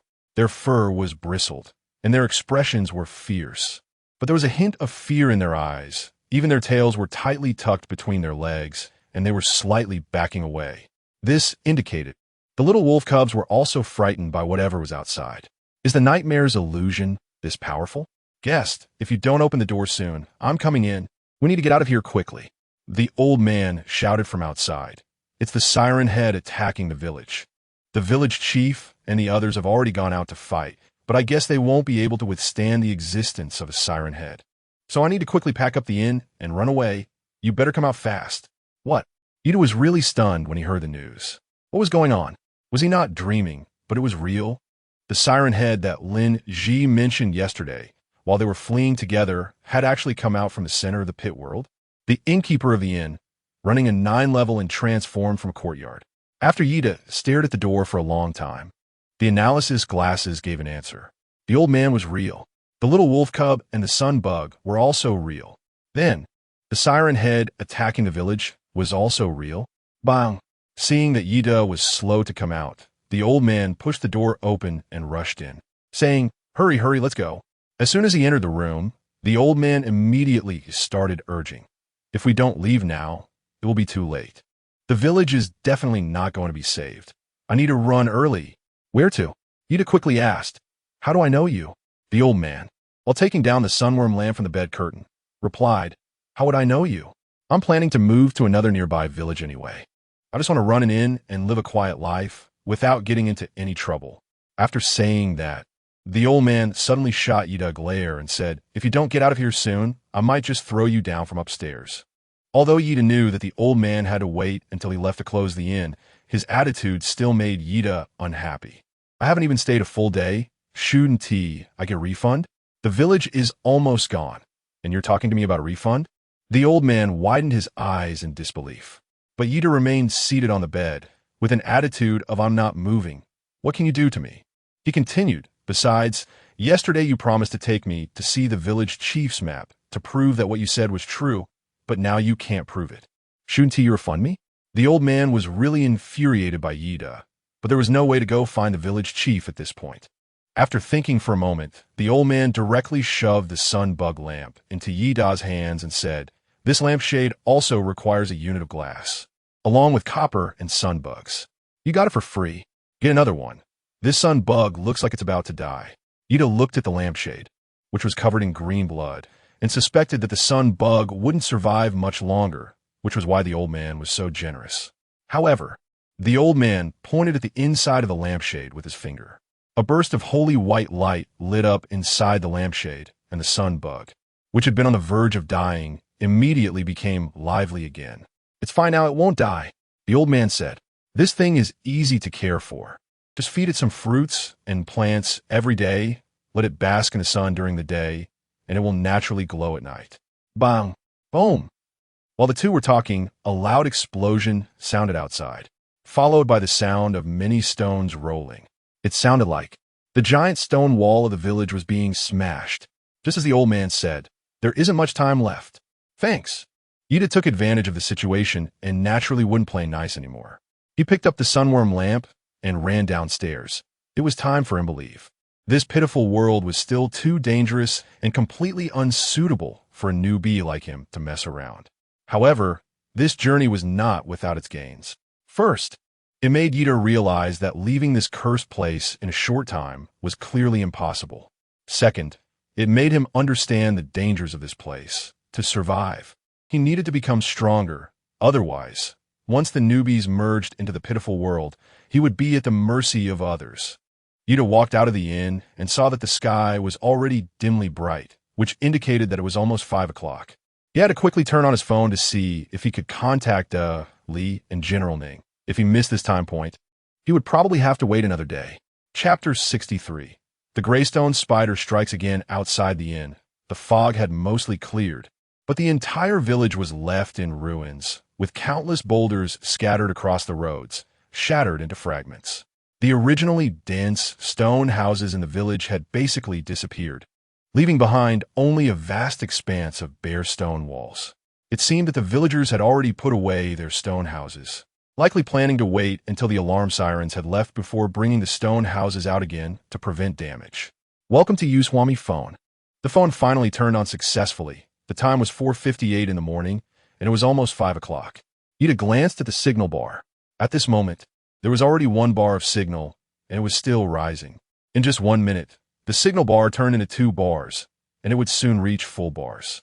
Sure enough, only at this time every day can there be a signal. Yida quickly sent a text message to Lee while there was signal. Lee, there will be signal every day at 5 in the morning, and also at 9 in the evening. Be sure to check in at those times. With no time to send more, Yida could only convey the most important information to Lee. Just as Yida finished sending the message to Lee and was about to send one to Ning Qingsheng, A buzzing sound suddenly came from outside the village.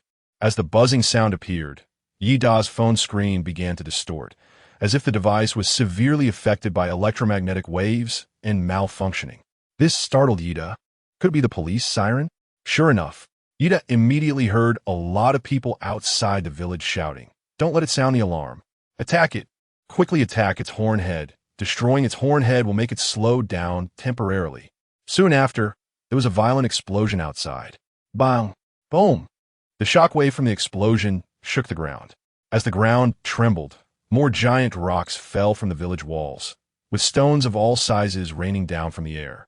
A giant rock the size of an old 29-inch television even rolled down next to Yida, and if he hadn't dodged quickly, he would have been crushed by it. Woof! Woof! Two little wolf cubs were also barking fiercely at the giant rock that nearly harmed Yida Little Gray, Little White.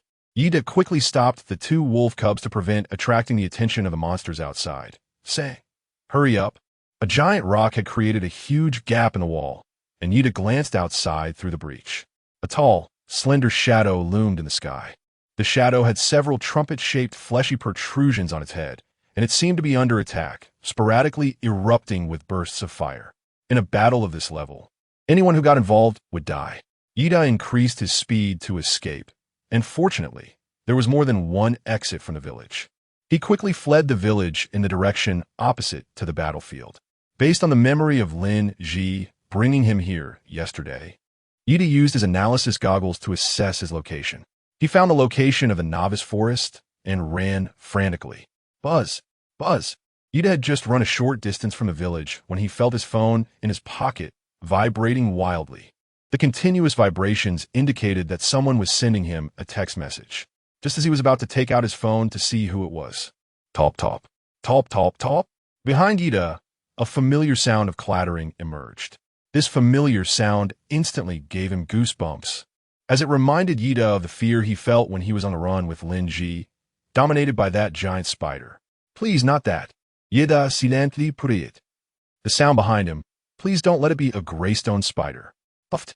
As that thing behind him unceremoniously spat out a mouthful of green saliva, it landed on a tree not far from Yida. The tree was instantly corroded by the acidic liquid, releasing a large amount of pungent white smoke. At that moment, Yida couldn't deny it any longer. Greystone spider. Woof, woof, woof. Yida originally planned to follow the greystone wall to find the cave they left yesterday. However, he didn't expect to encounter the greystone spider again after just a few steps. It seems that the spider's lair is nearby, but now, Yida doesn't have Lin Ji's stone house to hide in, so he can only rely on his own wits to distract the big spider. Otherwise, with the speed of the greystone spider, it would only be a matter of time before it catches up to them. Little Gray, Little White, follow me into the forest. Yida shouted and quickly took the little wolf cub into the forest. However, he did not expect the forest to be able to withstand the attack of the greystone spider. After all, spiders are insects and are very adept at moving through grass and trees. But, crack, rumble. Trees were being knocked down one after another by the greystone spider. Moreover, it seemed that the greystone spider, unable to catch its prey, was frantically spewing venom, with countless droplets falling like rain. Some tiny droplets of venom splashed onto Yida's skin, sizzling and smoking, feeling as if he had been splashed with sulfuric acid, causing him unbearable pain. This won't do. At this rate, he would either be bitten to death or poisoned to death. Yida threw a bomb fruit deep into the dense forest. Bang! With a loud explosion, several surrounding trees were directly destroyed. Even the shockwave produced by the explosion sent countless branches and dead leaves flying in all directions. Although Yida was not very close to the explosion site, he was still hit painfully by the branches and various wood debris carried by the shockwave. As the sound of the explosion echoed, the sound of rapid footsteps quickly approached the explosion site. Sure enough, the spider's nature is to be curious. When Yida just entered the forest, he wondered why the greystone spider always appeared quickly whenever they were at the Greystone Mountains. Later, he speculated that it was likely due to the spider's keen hearing. Once there was any disturbance, it could easily be attracted. Sure enough, the explosion sound from the bee immediately drew the greystone spider away. Taking advantage of the spider's departure, Yida ran towards the Greystone Mountains with the two wolf cubs. The phone continued to vibrate. If he dared to stop now, it would be tantamount to seeking death. Chapter 64. Exploding the Greystone Spider. The cannibal's cave was not difficult to find. Yida just needs to follow the Blackstone Mountain range, and there is a narrow, grassless path leading up to the place where the cannibal tribe's cave is located. Yida suspects that the narrow path was left by the cannibals who frequently come in and out of here. Talp, talp, talp, talp, talp. However, Yida finally saw the narrow path in the distance, and the Greystone Spider emerged from the woods, directly blocking their way. If Yida wanted to move forward, he had to pass by the Greystone Spider. This was quite troublesome. Yida and the two wolf cubs stopped in place. The Greystone Spider also did not understand why its prey suddenly halted and stared at Yida with wide eyes. Phew! The Greystone Spider, growing impatient, was the first to spit out a mouthful of green venom. The venom landed less than a meter in front of Yida, almost splattering on him. However, after spitting out the venom, the Greystone Spider fell silent. It seemed to be on guard. Yida suddenly had an idea. Could it be that this animal belongs to a passive hunting species? Simply put, it means that if the enemy doesn't move, I won't move. I only act when the enemy acts. To prove this idea, Yida deliberately made a scene and shouted at the Greystone Spider about 10 meters away. Can you stop spitting everywhere? As a result, the Greystone Spider spat again. However, this time it landed half a meter in front of Yida, corroding the ground and making it sizzle with white smoke. The other spit of venom it had previously released had already created a pit in the hard ground, filled with white smoke and charred remains, which was exceptionally terrifying. But Yida did not retreat. He realized that the Greystone Spider would not attack first until it was certain that its prey was weaker than itself. In short, as long as Yida didn't run, it wouldn't chase him. To ensure absolute safety, this Greystone Spider would also spit venom at its prey, directly attacking with poison in an attempt to kill it before moving in to feed. It truly had a very unique attribute. However, this special hunting style was quite beneficial for Yida. How shameless! Yida silently tightened his grip on the exploding fruit, staring fiercely at the Greystone Spider and saying, "Try spitting another mouthful." The more arrogant the prey was, the more the Greystone Spider dared not act recklessly. Seeing Yida so arrogant, the Greystone Spider indeed opened its mouth to prepare to spit venom. Yida seized the opportunity. The moment the Greystone Spider opened its mouth, he dashed forward a few steps, swung his arm, and directly threw the exploding fruit into its mouth. Bullseye. Three-pointer. Boom! The exploding fruit exploded in the Greystone Spider's mouth with a loud bang. The Greystone Spider let out a wretched scream. Just when Yida thought he could drive this guy away, the Greystone Spider unexpectedly spat out a burst of flames. Immediately, the Greystone Spider crashed to the ground, its greystone armor clashing with the ground, causing stone shards to scatter everywhere. Before long, the Greystone Spider started thrashing its 8 legs wildly in the air, continuing to scream in agony. It looked extremely painful. Moreover, every time it opened its mouth, a large amount of white smoke would billow out. Soon, fire ignited from within. It couldn't be. Yida swore that he really only intended to use the bomb fruit to drive away the monster. But because the monster was too tough, he ended up blasting into the Greystone Spider's mouth. Who would have thought that the venom in the Greystone Spider's mouth could actually burn? The flames spread from its mouth all the way to its stomach, burning it to death. A wisp of blue smoke passed by. The Greystone Spider turned into 3 light spheres. Black Iron Helmet 1, Common Stone 100, Beast Core 1. Another piece of black iron armor? Yida quickly crushed the light ball and took out the black iron helmet to study it. Black Iron Helmet, Black Iron Set 2-7 Physical Defense 10. Magic Defense 5. He had just upgraded to the first tier of Black Iron and already gathered 2 pieces of the set. It seemed he was on track to collect the entire Black Iron set during the Black Iron period. 100 ordinary stones?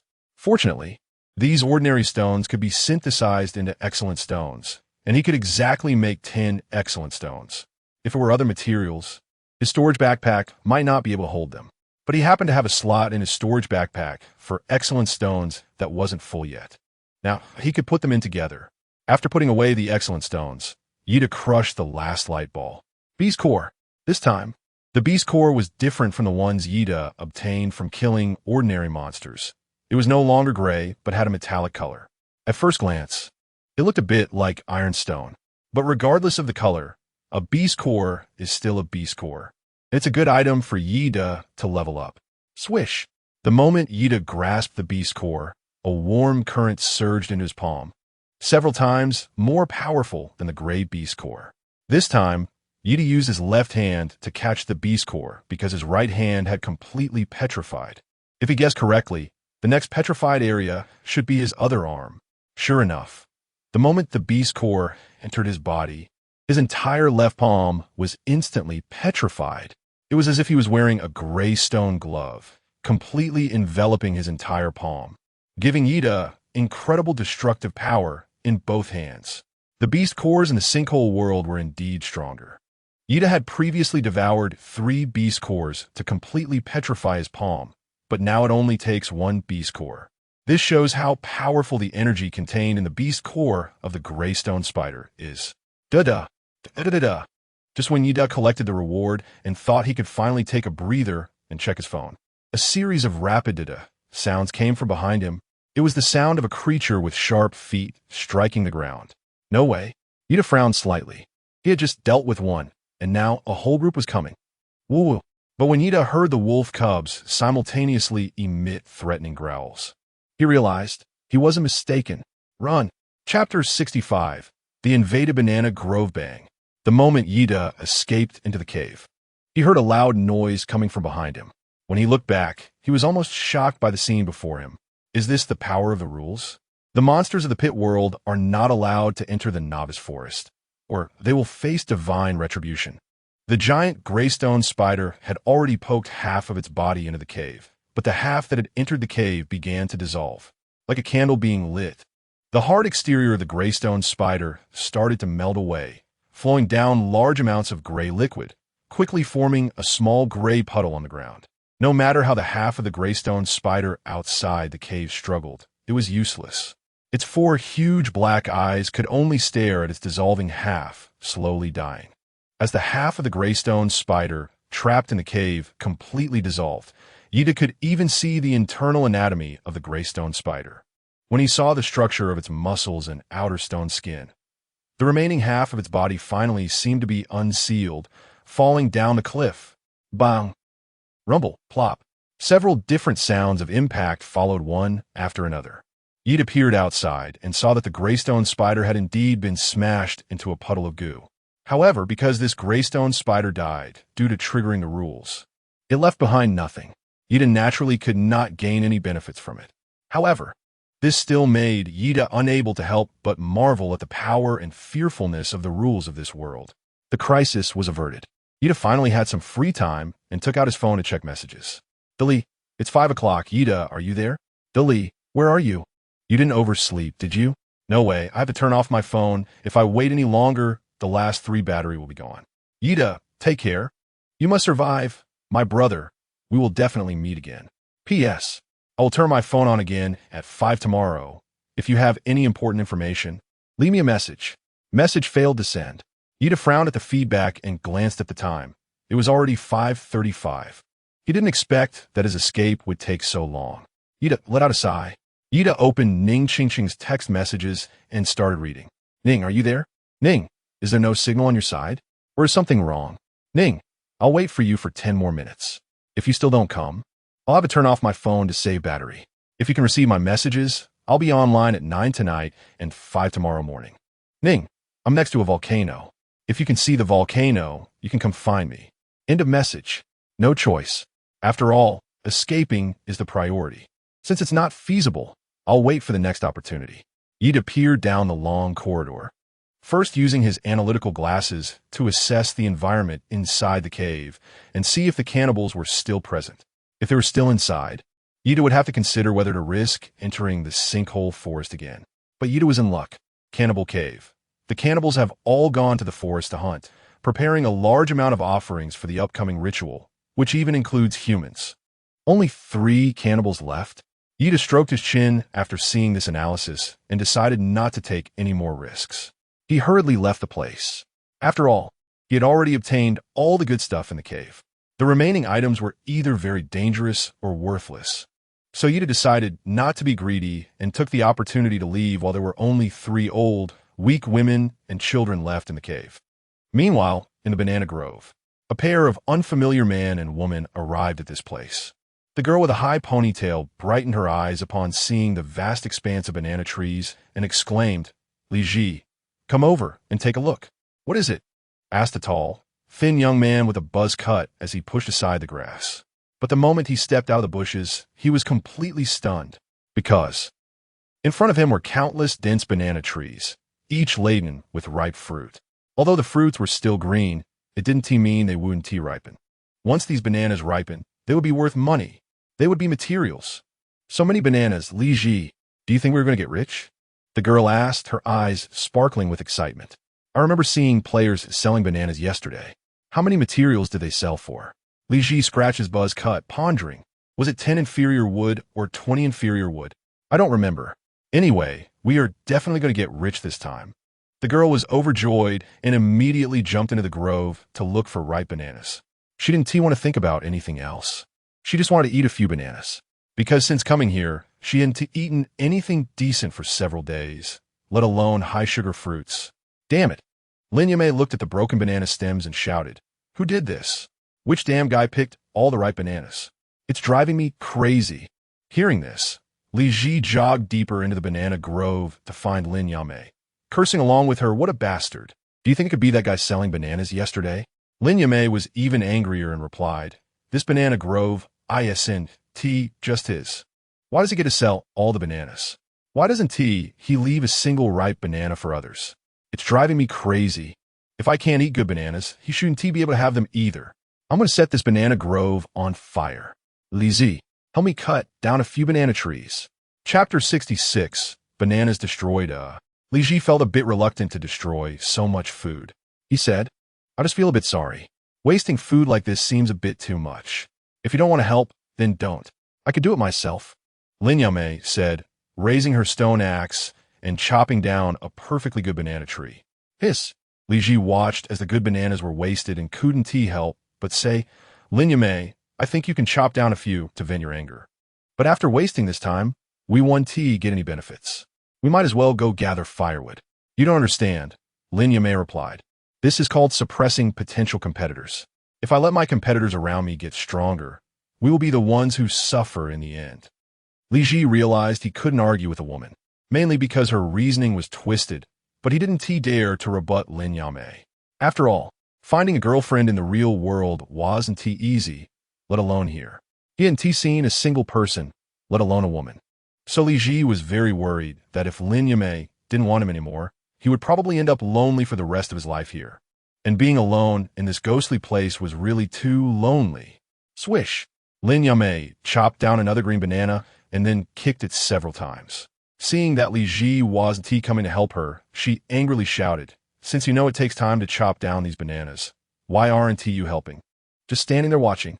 Li Ji was left speechless. She had clearly said before that if he didn't want to help, he didn't have to. Now she was turning it around and saying he was in the wrong? But whatever. As the ancients say, only a petty person and a woman are difficult to deal with. What could he do? "All right," Li Ji replied, stepping forward to pick a banana tree that had just begun to bear fruit, ready to swing his axe when, "Hey, a rabbit!" Li Ji suddenly shouted, quickly abandoning the meaningless task of chopping down the banana tree and chased after the rabbit.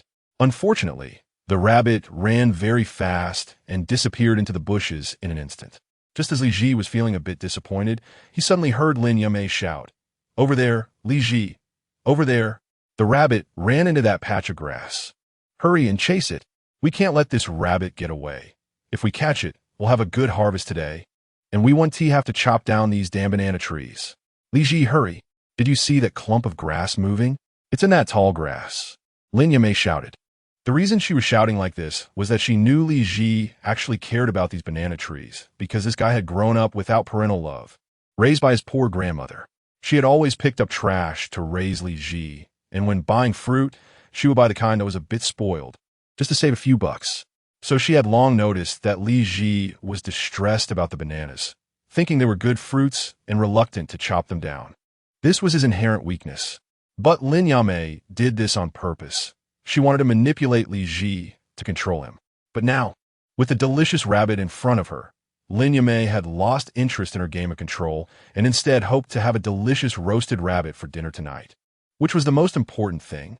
However, neither of them expected that in the grass where the rabbit had run, there was Ida hiding there with tremendous wealth. Ida analyzed the surroundings with his keen eyesight and sharp hearing, confirming that there was no one outside the cave. Only then did he lead the two wolf cubs to sneak into the cannibal tribe's hall, planning to slip out through a small path and leave this place first. However, just as he left the inner cave and stepped into the hall, while Yida was preparing to take the can of dark resin paste placed by the bonfire. Whoosh! A wolf! Little Gray was suddenly pulled into the air. Yida turned around and realized that Xiao Hui had unknowingly stepped into some trap, with one of its hind legs being pulled up by a thin rope and hanging in midair, swaying back and forth. Xiao Hui was also frightened and let out a wailing cry. Upon seeing this, Xiao Bai couldn't help but start barking madly. This is bad. Yida froned, feeling that something was off. First of all, it was too dark here. He couldn't see where the trap's rope was, nor could he be sure if there were other traps in this hall. Moreover, when he arrived, he clearly remembered that the analysis glasses did not indicate any traps here. But now there were traps. This could only mean one thing. Someone knew he had been here and deliberately set traps to catch him. However, the other party didn't expect he had a pet. Whoosh! Sure enough, just after Xiao Hui was caught for a moment, 3 natives appeared.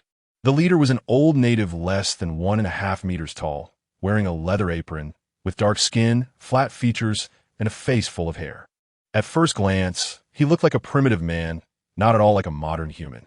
Beside this round old native stood 2 slightly taller, younger female natives, but they were all uniformly dressed in aprons and wore no tops. However, looking at the 2 topless natives was definitely not enjoyable. Instead, it felt like abuse. At least that was how Yida felt, mainly because their figures were too terrifying and their body hair made Yida not even dare to look directly at them. Chattering away, the cannibals started chattering excitedly. Fortunately, Yida had the analysis glasses as a translator. Otherwise, he wouldn't even know what they were yelling about. You little thieves! How dare you steal our things? You better hand them over, or I will eat you all. I will offer your bones and souls as sacrifices to the forest god, ensuring you can never be reborn. The cannibal's words made Yida's expression turn cold. Although stealing was wrong, scaring people was your fault. All you know is eating? Yida sneered. Since you want to eat so much, why don't you eat this as well? Yida directly threw the last remaining explosive fruit in his hand towards the cannibal tribe. The cannibal indeed didn't know what it was and instinctively reached out to catch it. As a result, boom, with a loud bang, the leading chieftain of the cannibal tribe was instantly blown to pieces by the explosive fruit. It's hard to tell whether the chieftain was too tough or if his 2 wives were too tough, but even though the chieftain was blown to bits, the 2 women surprisingly only sustained minor injuries. Chapter 67. The Terrifying Black Iron Ability, Cannibal Tribe. Black Iron Level 1 Warrior, Cannibal Tribe. 0 level. These 2 women. One is a Black Iron Level 1, and the other is 0 level. 0 level means they haven't advanced to become Black Iron Warriors. But it doesn't mean they lack combat power. It just indicates their combat ability is still within the range of ordinary people. But now, only a Level 1 Black Iron Warrior was left, and Yida felt he had a chance. Crack! He began to gather power in both fists as the sound of cracking stone echoed. One of Yida's arms and a fist were completely petrified. But when Yida was ready for battle, he found that the 2 cannibal women were still half collapsed on the floor, showing no intention of resisting at all. This left Yida unsure of how to proceed. Release my wolf. Yida pointed at the little gray wolf hanging in midair, howling incessantly, and shouted. The 2 women were indeed taken aback for a moment, not immediately understanding what Yida meant. However, the plumper woman, who was also a first-tier Black Iron Warrior, first glanced at Yida's gesture, then looked at the wolf in the air and immediately understood, nodding. I'll go right away, I'm on it. Of course, the words they spoke were still in a language Yida couldn't understand, but the analysis glasses saved Yida's ears. Yida nodded in agreement, and only then did the quickly get up. She walked to the edge of a stone cave and untied a rope. Wang Wu Xiao Hui let out a mournful howl and fell from midair. Ida aimed at the spot where Xiao Hui fell and reached out to catch it. As a result, Xiao Hui was so frightened that it almost peed itself, which made Ida very disgusted, and he threw it onto the ground. Xiao Hui shook its fur on the ground and was fine. Ida was on guard against the two cannibals while waiting for the fat woman to untie Xiao Hui and catch her. However, to Yida's surprise, these two women, whether out of concern that Yida had the bomb fruit or simply because they were naturally not good at fighting, showed no intention of resisting at all throughout the process. After they put down Xiao Hui, as Yida requested, they actually knelt before Yida, pleading for mercy in a prostrating manner. Could it be? Yida quickly recalled the content he had seen before about tribal wars. When the war between two tribes ended, the winner would take the women and food of the defeated tribe, while all the men, regardless of age, would be killed. So, these two women wouldn't consider themselves as spoils of war, would they? Yida won the contest against the cannibal tribe leader, so he also became the new master of these two indigenous women. But as Yida looked at these two women wearing animal skin skirts with dark skin, crew-cut curly hair, and possibly covered in mud and lice, he had only one thought in his mind. This is exciting. You try to speak as slowly as possible. But the two women just looked up at Yida with puzzled expressions and then shook their heads. The others. I don't know. Master, we don't know. The women continued to shake their heads, trying hard to explain in their broken language. Sigh, forget it. Yida sighed. The language barrier made communication impossible. He originally planned to turn and leave, but after taking a couple of steps, he suddenly had an idea. There was still a treasure in the cannibal tribe's cave that he hadn't taken. Perhaps now was the perfect time to retrieve the treasure. This is a path leading to the hidden treasure, but inside there is a small stone statue monster that can merge with the cave.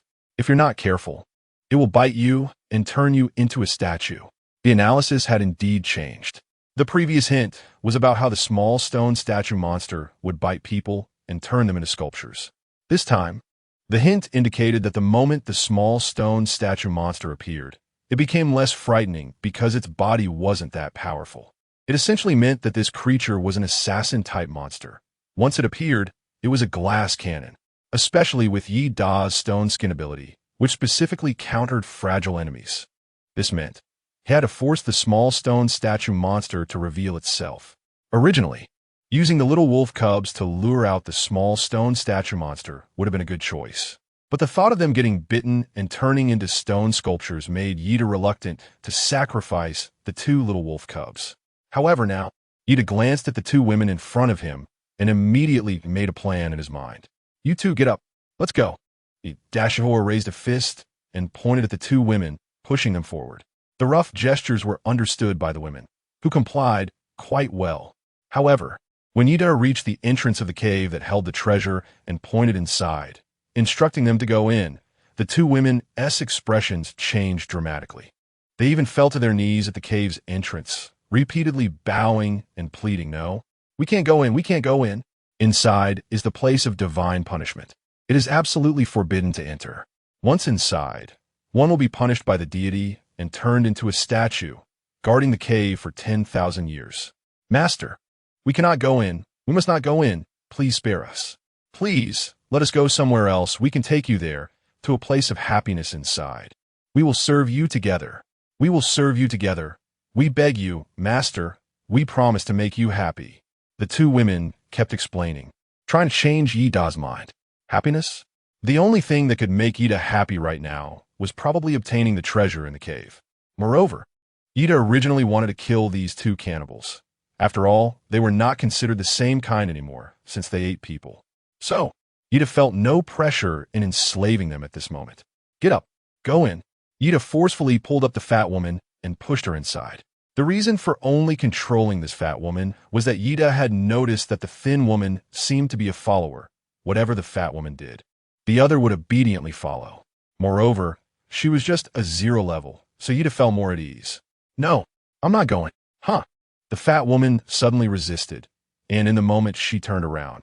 When Yida saw the woman's face, it blossomed like a flower, transforming into 4 petal-like mouths, each filled with countless sharp teeth with hooks, snapping towards Yida. Could this be the ability of the fat woman? Yida was startled by the huge mouth and instinctively punched it. Chapter 68. The Land of Divine Punishment. Bang. It's unclear whether Yi Da's stone fist was particularly effective against this gluttonous ability, but he unexpectedly smashed through the woman's head with one punch. Viscous blood, slightly warmer than body temperature, instantly splattered onto Yi Da's face and body. The woman's blood had a metallic smell, not much different from that of a human. A few drops of blood splattered onto his lips. Yi Da tasted the flavor with a hint of sourness. Damn! Furthermore, at the moment that woman opened her four-petaled mouth towards him, she could no longer be considered human in Yi Da's eyes. She could only be regarded as a cannibalistic monster. A piercing scream shattered the eardrums. After a moment of daze, the skinny woman finally couldn't help but scream, "Shut up, get up!" It was unclear whether she was overly frightened or terrified of Yi Da's killing intent. But when Yi Da told her to be quiet, she really did fall silent. "Let's go." Yi Da pushed her. The thin woman walked forward in a daze, like a death row inmate being escorted to the execution ground. It was very cruel, but when Yi Da thought of the pile of skulls in their food warehouse and by the campfire, he felt that this was nothing, just eliminating a threat to the people. The light of the sunworm lamp illuminated the long cave walls. This cave could only accommodate one person at a time, and everywhere, both on the ground and above, there were uneven stalactites, clearly a natural cave. It was hard to walk, and the narrowness of the cave made it feel quite oppressive. Although the sunworm lamp provided much better illumination than a torch, it still couldn't light up the path ahead too far. Looking into the distance, the cave seemed to lead to a black hole, swallowing all light into the dark depths at the end. Drip! The sound of water, occasionally dripping from the stalactites, always startled people just right, especially the thin woman walking in front of Yi Da. As she walked, she suddenly cried out, "God! Divine punishment! It's divine punishment! We can't go any further, Master. We can't go on." The stone sculpture depicted a young, strong adult male of a cannibal tribe, with well-defined chest and abdominal muscles. But his face was filled with terror, running while looking back, as if trying to escape something that terrified him. It was in this state of running that he was turned into a stone sculpture sealed within this cave. It seemed they had already entered the territory of the small stone statues. Yi Da knew that these stone sculptures were all caused by the little stone monsters, so he wasn't as afraid as this woman. After all, true fear comes from the unknown. Unfortunately, they couldn't communicate, and Yi Da couldn't explain too much to her. He could only threaten her with his fists. Keep walking. The woman stared at Yi Da's stone fist, which was covered in her companion's blood, her eyes filled with fear. In the end, she lowered her head and took a few steps forward. However, the further she walked, the slower her pace became, because the deeper they went, the denser the stone sculptures became along the way. Most of the stone sculptures were in a state of panic, while a small number of them were hiding against the walls as if trying to conceal something. But because they were too close to the stone walls, after being petrified, they had even merged with the cave, indistinguishable from one another. Moreover, besides the majority of the stone sculptures belonging to the cannibals, there were also a small number of goblin sculptures. It's unknown how the goblins were forced into this place by the cannibals back then, or perhaps they escaped inside, only to find it was a dead end and ultimately perished at the hands of the little stone monsters. Of course, all of this was just Yi Da's speculation. Azuyang. As they walked, the cannibal woman suddenly rushed a few steps forward. Then, she suddenly hugged a stone sculpture holding a torch tightly, calling out its name. "I finally found you." Azhuang. This heartfelt cry, filled with love, made it clear to Yi Da, even though he couldn't understand their language, that this male native was likely the beloved of the female native. It's just a pity that her lover ultimately turned into a stone sculpture in the cave, and she married the tribe leader. What a sad love story. But how strange. Yi Da Huan looked around the cave, noticing that the number of stone carvings had decreased significantly. They had passed through an area with the most stone carvings, and in less than 10 meters, there were 7 or 8 sculptures. However, now, there were times when not a single sculpture could be seen on a stretch of 10 meters, indicating that they were indeed leaving the territory of the small stone gargoyles. But why had he not seen any small stone gargoyles or the so-called goblin treasures? Just as Yi Da Huan was puzzled, the woman suddenly released the stone sculpture and ran wildly deeper into the cave, shouting, "Oh, Divine One, punish me too, for I have intruded into your territory and desecrated you. Please turn me into a statue as well. I want to be with my Zhuang for all eternity. I want to be with him, never to be separated." The woman shouted while running, trying to provoke the divine presence. Meanwhile, the two little wolf cubs following Yi Dahuan suddenly barked wildly and rushed out. Woof, woof, woof. As Yi Dahuan watched the woman sprint deeper into the cave, he saw a shadow move. Only the woman was still running in the narrow cave, running. Her shadow was stretched longer, until it almost merged with the darkness and disappeared. Then a sound of flapping wings came, and Yi Dahuan saw a gray stone bat, the size of an owl, diving down towards the thin woman. Ah! The woman screamed. Yida has never heard such a torturous scream in his life. "You two sit here and wait for me. Don't run around." Yida instructed the two little wolf cubs and, enduring a headache, charged towards the small stone statue monster. Because Yida remembered what the hint said. Chapter 69, Treasure. Slap, slap, slap.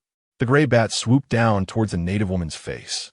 The woman was saying she wanted divine punishment, wanted to turn into a statue with her lover, but when the moment of crisis came, the instinct for survival in humans would be triggered. So, although she was seeking death, when faced with the attack of the small stone statue monster, the woman still desperately waved her hands, trying to shake off the monster's assault. "Don't come over, don't come over. Get away, get lost." Unfortunately, the small stone statue monster was much stronger than she had imagined. Soon, the woman lost her ground, and her entire face was enveloped by the small stone statue monster, tightly wrapped. At first glance, it seemed as if the woman's head had turned into a stone sculpture. If it weren't for the fact that the woman's hands were still desperately tugging at the wings of the small stone statue monster, trying to pull it off her face. You'd almost thought that this woman had turned into a stone statue again. But what was strange was, ugh, help, I can't breathe. The woman struggled hard at first, but as time went on, she struggled with less and less strength, and her movements became slower and slower. It looked like she was about to suffocate to death. Bang! Ida threw a punch directly at the woman's face without holding back. However, he was not the least bit concerned about hurting her, because, before Yida used his stone fist to attack, he had tried to help the woman pull the little stone monster off. But he found that the little stone monster was indeed as cold and hard as stone. No wonder the woman had even scratched off her nails and still couldn't pry the little stone monster off her face. That was because the moment the little stone monster landed on a person's face, it directly turned into a statue. But for Yida, this was a once-in-a-lifetime opportunity. Crack, crack, crack, crack. The area where the little stone monster was hit by Yida's stone fist immediately caved in, and countless cracks began to appear around it. These cracks were slowly spreading until they covered the entire little stone monster. But, as the little statue became covered in cracks, large and small pieces of stone began to fall off it. Like a real, crumbling stone sculpture, the little stone monster started to shed fragments. And as its collapse accelerated, the woman also sensed the little stone monster's demise. She hurriedly used her bloody fingers to frantically scrape away the fragments of the stone monster from her face. After a moment, she finally managed to pull the entire little stone monster off and threw it to the ground, producing a crisp sound as it hit the ground. The little stone monster was completely shattered into several pieces, dead beyond recovery, and the woman was finally free. She began to breathe deeply. Huff, puff, puff. Just as Yida was relieved for her, having escaped with her life. Yida noticed that the woman's nails were starting to turn gray, resembling the color of stone. Moreover, this color was spreading upward toward her arms and throughout her entire body. Could it be? Yida quickly walked over to a nearby goblin stone statue and leaned down to look at the goblin statue's palm. He found that the stone statue's armor plate had indeed flipped up and some of the fingernails were missing. Only then did Yida realize. All the stone statues here had previously been attacked by the small gargoyles, and after the gargoyles finished their attack and left, these individuals thought they had escaped disaster. Little did they know, they had already been poisoned. There was no way to escape from here. However, it was precisely because the statue poison did not immediately turn people to stone that it gave those who had turned into stone statues a false sense of hope. They believed they could still escape, They thought they still had a chance to hide and avoid the Grim Reaper's attack. That was why there were so many movements and expressions among the stone statues in this cave. Because all of this was delayed petrification, creating the effect. Ida wanted to pat the woman's shoulder to comfort her, but he was afraid of being infected by the petrification virus, so he stopped halfway. He wanted to ask if the woman had any last wishes. If it wasn't too difficult, perhaps he could help her fulfill them. But he realized they couldn't communicate and had to give up. Woo-woo. The woman was crying while covering her face. But she didn't know this was the last moment of her life. Ida also couldn't bear to tell her, mainly because of the language barrier. Therefore, Ida could only watch as the woman gradually turned to stone, ultimately becoming a weeping stone sculpture. However, considering she had previously expressed her wish to be with her Zhuang forever, Ida moved her stone statue next to the Zhuang, allowing them to snuggle together through the long time ahead. What a romantic love. After reflecting on this beautiful love, it was time for Ida to collect the spoils. The little stone statue monster had already transformed into 4 light orbs. Goblin Treasure 1, Goblin Secret Letter 1, Little Stone Statue Monster Core 1, Quality Stone 4. When Ida saw that 2 of the light orbs contained goblin-related items, he was surprised to discover that the goblin treasure was actually hidden within the little stone statue monster's body. Although he didn't know how the goblin managed to do it. But Ida first took the goblin's secret letter. If he wanted to know everything about the treasure, it was clear that the secret letter was the best thing. The letter was made of parchment, filled with squiggly characters resembling tadpole script, with many circles and tails. From a distance, the parchment really looked like a piece of tadpole. Fortunately, the analysis glasses proved useful once again. Cursed humans, they have once again ambushed our goblin den and captured us in their territory as prisoners of war. Damn it. Damn it. These damned humans actually live by eating us goblins. I thought they just intended to enslave us, but it turns out they want to eat us. None of them expected that my special ability is self-healing. Ha. I escaped from the meat hook, and I fled with their human treasure, the energy bow. Ha. As long as this range attack treasure is gone, it won't be so easy for these humans to ambush our goblin den again. But it seems I ran to the wrong place. This cave feels very wrong. Despicable humans must have known this cave was problematic. No wonder when I fled into the cave, they didn't pursue me, but looked at me with strange eyes. So that's it. Forget it. I feel like I'm going to die.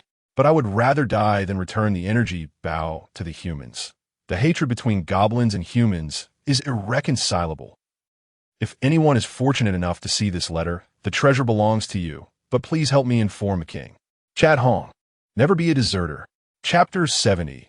Player stealing wood. After reading the secret letter, Ida directly stuffed the letter into the slightly open mouth of the statue. Informing them was impossible. Although the goblins refer to humans in the letter as cannibals, Ida considered himself not to be the same kind as cannibals. But who could guarantee that the Goblin King thought the same? Moreover, what benefit would there be in doing this? Ignoring the in the letter, Ida only cared about the treasure mentioned in the letter. This treasure is called the Energy Bow. Ida reached out to another sphere of light and obtained a green ring. The ring was entirely emerald green, felt icy to the touch, and looked like a jade ring. But how is this supposed to be used? Treasure, Psychic Bow. Wear it on your finger and infuse it with energy to use it. Is it really that exaggerated? Ida curiously followed the prompt from the analysis glasses, silently chanting to infuse energy into the ring. Whoosh! In the next moment, a bow radiating green light suddenly appeared in Ida's hand. It was as if it had materialized out of nowhere, a bow conjured from thin air. But the amazing part was, in Ida's hand this bow had substance. It felt icy and hard, somewhat like iron yet not quite iron, somewhat like stone yet not quite stone. The moment it appeared, Ida could truly feel its existence. Even holding it in his hand gave a sense of reality. So, this treasure ring is meant to store such a bow? Ida suddenly remembered that he had a sapphire ring, which was a treasure that dropped when he defeated a treasure chest monster. However, until now, he still didn't know how to use the sapphire ring. Could it be that the sapphire ring was actually a secret treasure? Unfortunately, Ida didn't have the sapphire ring with him. He could only wait until he unfolded the treehouse again to retrieve the sapphire ring and give it a try. It seemed that condensing the arrow also required injecting energy into the secret treasure. Ida tightly gripped the bow handle and pulled back the bowstring. As he continuously channeled energy into the treasure ring, a green glowing arrow gradually formed in the bowstring. Shall we give it a try? Ida really wanted to release the bowstring and test the power of the arrow. However, he had a premonition that the arrow's power would not be small at all, and it was highly likely to blow this place up. If he blew up the cave, that would be a problem. Otherwise, it would be quite funny if he ended up burying himself. Banana Grove. Li Ji, these are all excellent wood materials. We're going to get rich. Lin Yamei gently stroked the high-quality wood as if it were a luxury item. Her face filled with joy. Which idiot actually hid so much excellent wood in such a place? I don't know if it's because he is too carefree or just plain stupid. But with these, our treehouse should be able to upgrade to a top-tier treehouse, right? Then we can move the treehouse close to the banana grove, guard it while the bananas ripen, and sell them. We won't have to worry about food and clothing for a while, and we won't even need to take risks. That is true, but Li Ji was a bit worried. The person who managed to get so much excellent would definitely ISNT an ordinary player. If we just take his stuff, one T it what? Is there a camera in this world? Lin Yamei looked at her boyfriend with a frustrated expression and snapped. As long as he didn't leave a note for him, who knows who stole it? Bruce. These woods don't have anyone's name on them. Whoever finds them gets them. But Li Ji actually wanted to say that wasn't his point. He knew Lin Yamei misunderstood him. But Lin Yamei didn't give him a chance to explain and said, "Stop being silly. You're a grown man. Why are you so timid? What a waste. 100 pieces of wood weigh at least several hundred pounds. This world doesn't have cars, not even a cart. Who can carry such a pile of wood for so long? Ugh, so heavy." After her excitement, Lin Yamei finally remembered to start moving the wood. But after lifting about 10 pieces, she was already bent over and unable to stand up, saying, "Damn, why is this wood so heavy? Li Ji, what are you standing there for? Come help. Are you stupid?" Lin Yamei raised her voice. "Do you think the original owner of this wood will wait for us to move it slowly? We should take as much as we can while we can." Lin Yamei's tone faltered, her face flushed, but she seemed to feel that she couldn't lose ground. She put her hands on her waist and shouted, "Of course I know, so hurry up and move." "Oh." Li Ji shrugged helplessly and had no choice but to help Lin Yamei carry the wood, walking towards the nearby overgrown forest, planning to hide the wood carefully first. After all, with so much grass in the forest, he didn't believe the original owner could find the wood among the tall grass. Moreover, Li Ji had also thought it would be best to store the wood in separate areas. This way, even if the original owner could find some, he wouldn't be able to quickly locate the rest, and that would be Li Ji's opportunity. Unfortunately, Li Ji had no idea that his actions were completely in vain, because Yida had analysis glasses. He could easily see where his wood was hidden with just a glance around the forest, and there was no need to search everywhere. Where to hide? Lin Yamei walked into a patch of grass taller than herself, and all she could see was green grass. She suddenly didn't know where to put the wood. Over there's a patch of grass that's darker and greener. It has a unique shape. Li Ji pointed to a nearby patch of dagger grass and said, "Let us put the wood in there. It can serve as a hidden marker, making it easier for us to find the wood later." Good. Lin Yamei didn't have much experience in this matter, so she surprisingly didn't argue. But neither of these two fools realized that the patch of grass they chose was notoriously known as dagger grass, named for its sharp, knife-like serrated edges. Thus, ouch, this grass hurts. The moment Li Ji stepped into the grass, he let out a scream. Lin Yamei, walking behind him, was still unaware of how dangerous the dagger grass was, so she commented, "You're a grown man. Can't you stop acting so delicate? It's just a scratch on the grass, come on." It really hurts. Only then did Lin Yamei, after stepping into the dagger grass, start to scream in pain. She immediately dropped the wood and tried to retreat from the grass quickly. As a result, her letting go caused her to lose balance and lunge forward, tumbling into the depths of the dagger grass, along with Li Ji. "Ouch. It hurts, it hurts. Li Ji, get off me quickly, it hurts, I want to get out. I want to get out too, but this grass is... Can you stop pushing me?" But when he passed by the banana grove, he found the ground littered with smashed and trampled bananas. and his expression immediately darkened. This proved that outsiders had been here, because whether it was monkeys or cannibals, they would never destroy food like this. Only players would. Chapter 71. Fire Elemental Magic Power. That's my wood, hand it over. Yida finally found the little thief who stole his wood in the bushes. He took out his sharp axe as a weapon and warned the two. Although he didn't want to cause trouble, it didn't mean other players would think like him. Oh no, the master has come to confront them. Damn it, it's all your fault for moving too slowly. The couple started arguing again in the bushes. But the woman didn't think it was wrong to steal from others. Instead, she blamed the man for being too slow. The man, clearly more patient, said to her, "Why don't we just return the things to him? After all, they aren't our materials, and stealing is wrong." "Shut up." But Lin Yamei was not so easy to talk to. She directly interrupted Li Ji and said, "If you don't ask the owner for the things left in the house, that is indeed called stealing. But for things left outdoors, unless it's labeled or the land belongs to someone, if not, then naturally, whoever sees it gets to take it. Otherwise, can I say that all the trees on this mountain belong to me? You all are not allowed to cut them, just because I saw them. Do they all belong to me?" Li Ji couldn't argue against Lin Yamei at all. He could only walk out of the bushes and shrug at Yida, indicating that he had tried to mediate but was powerless to help. Listening to the woman's twisted reasoning from the bushes, Yida found it amusing.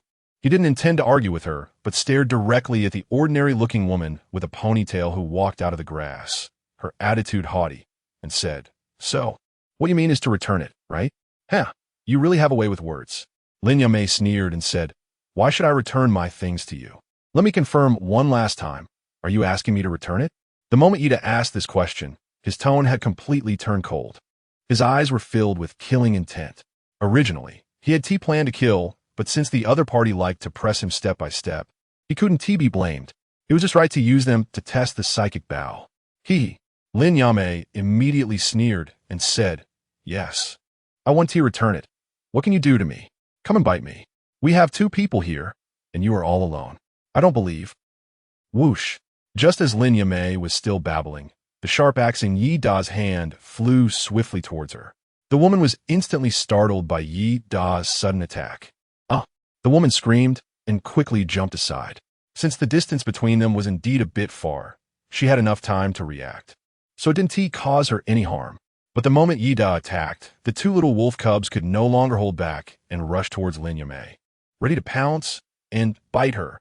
"Damn it, how dare you attack me?" Lin Yamei shouted angrily, and then conjured a fireball in her palm, smashing it towards the little gray one. The fireball hit Little Gray's fur directly, instantly igniting it. Little Gray howled in pain, rolling on the ground. Originally, fur is a very flammable thing, and at that moment, being hit by the fireball, it only took a moment for Little Gray to be completely turned into a big fireball. Little White, seeing its companion being attacked, barked in confusion but had no way to help, because it was also afraid of fire. Yedaseyes vidinit in dispidif. This damned woman. First, it was to shorten the distance for both sides. Second, it was to keep the little wolf cub and himself out of the attack range of the woman's fireball technique. It seems this should belong to the woman's supernatural abilities. Fireball technique? A very powerful supernatural ability. This made it even more necessary to eliminate her. She was merely a level 0 existence, yet already so strong. If she were to grow, it would be disastrous. In that instant, Yida had already placed the woman directly on his blacklist. She must die. "Awoo, awoo." Little Gray howled in pain, but it still obeyed its master's call.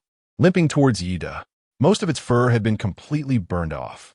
However, a small portion of its fur was still burning, and many of its flesh and skin had turned charred, even emitting a faint aroma of grilled meat.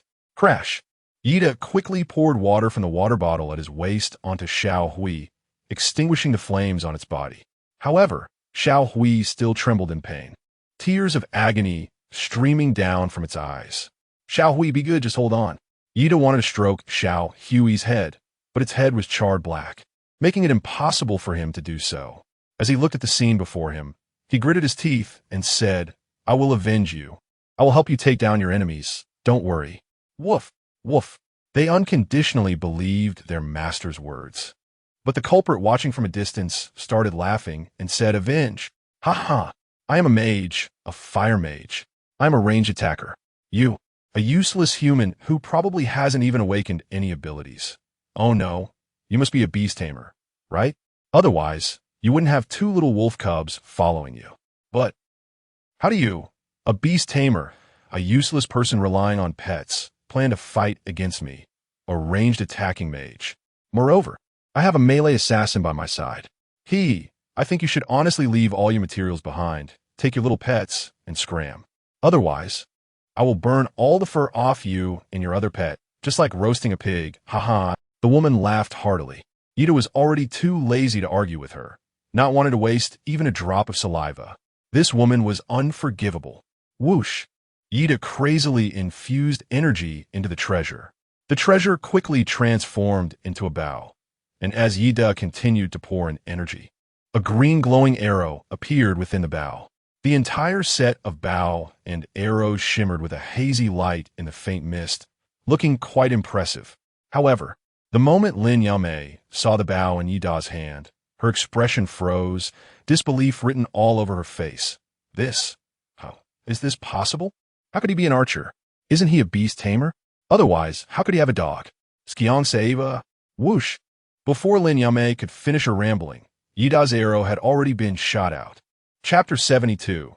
This woman must not be left alive. Li Ji hadn't even recovered from the shock of Ida conjuring a bow when he saw an arrow.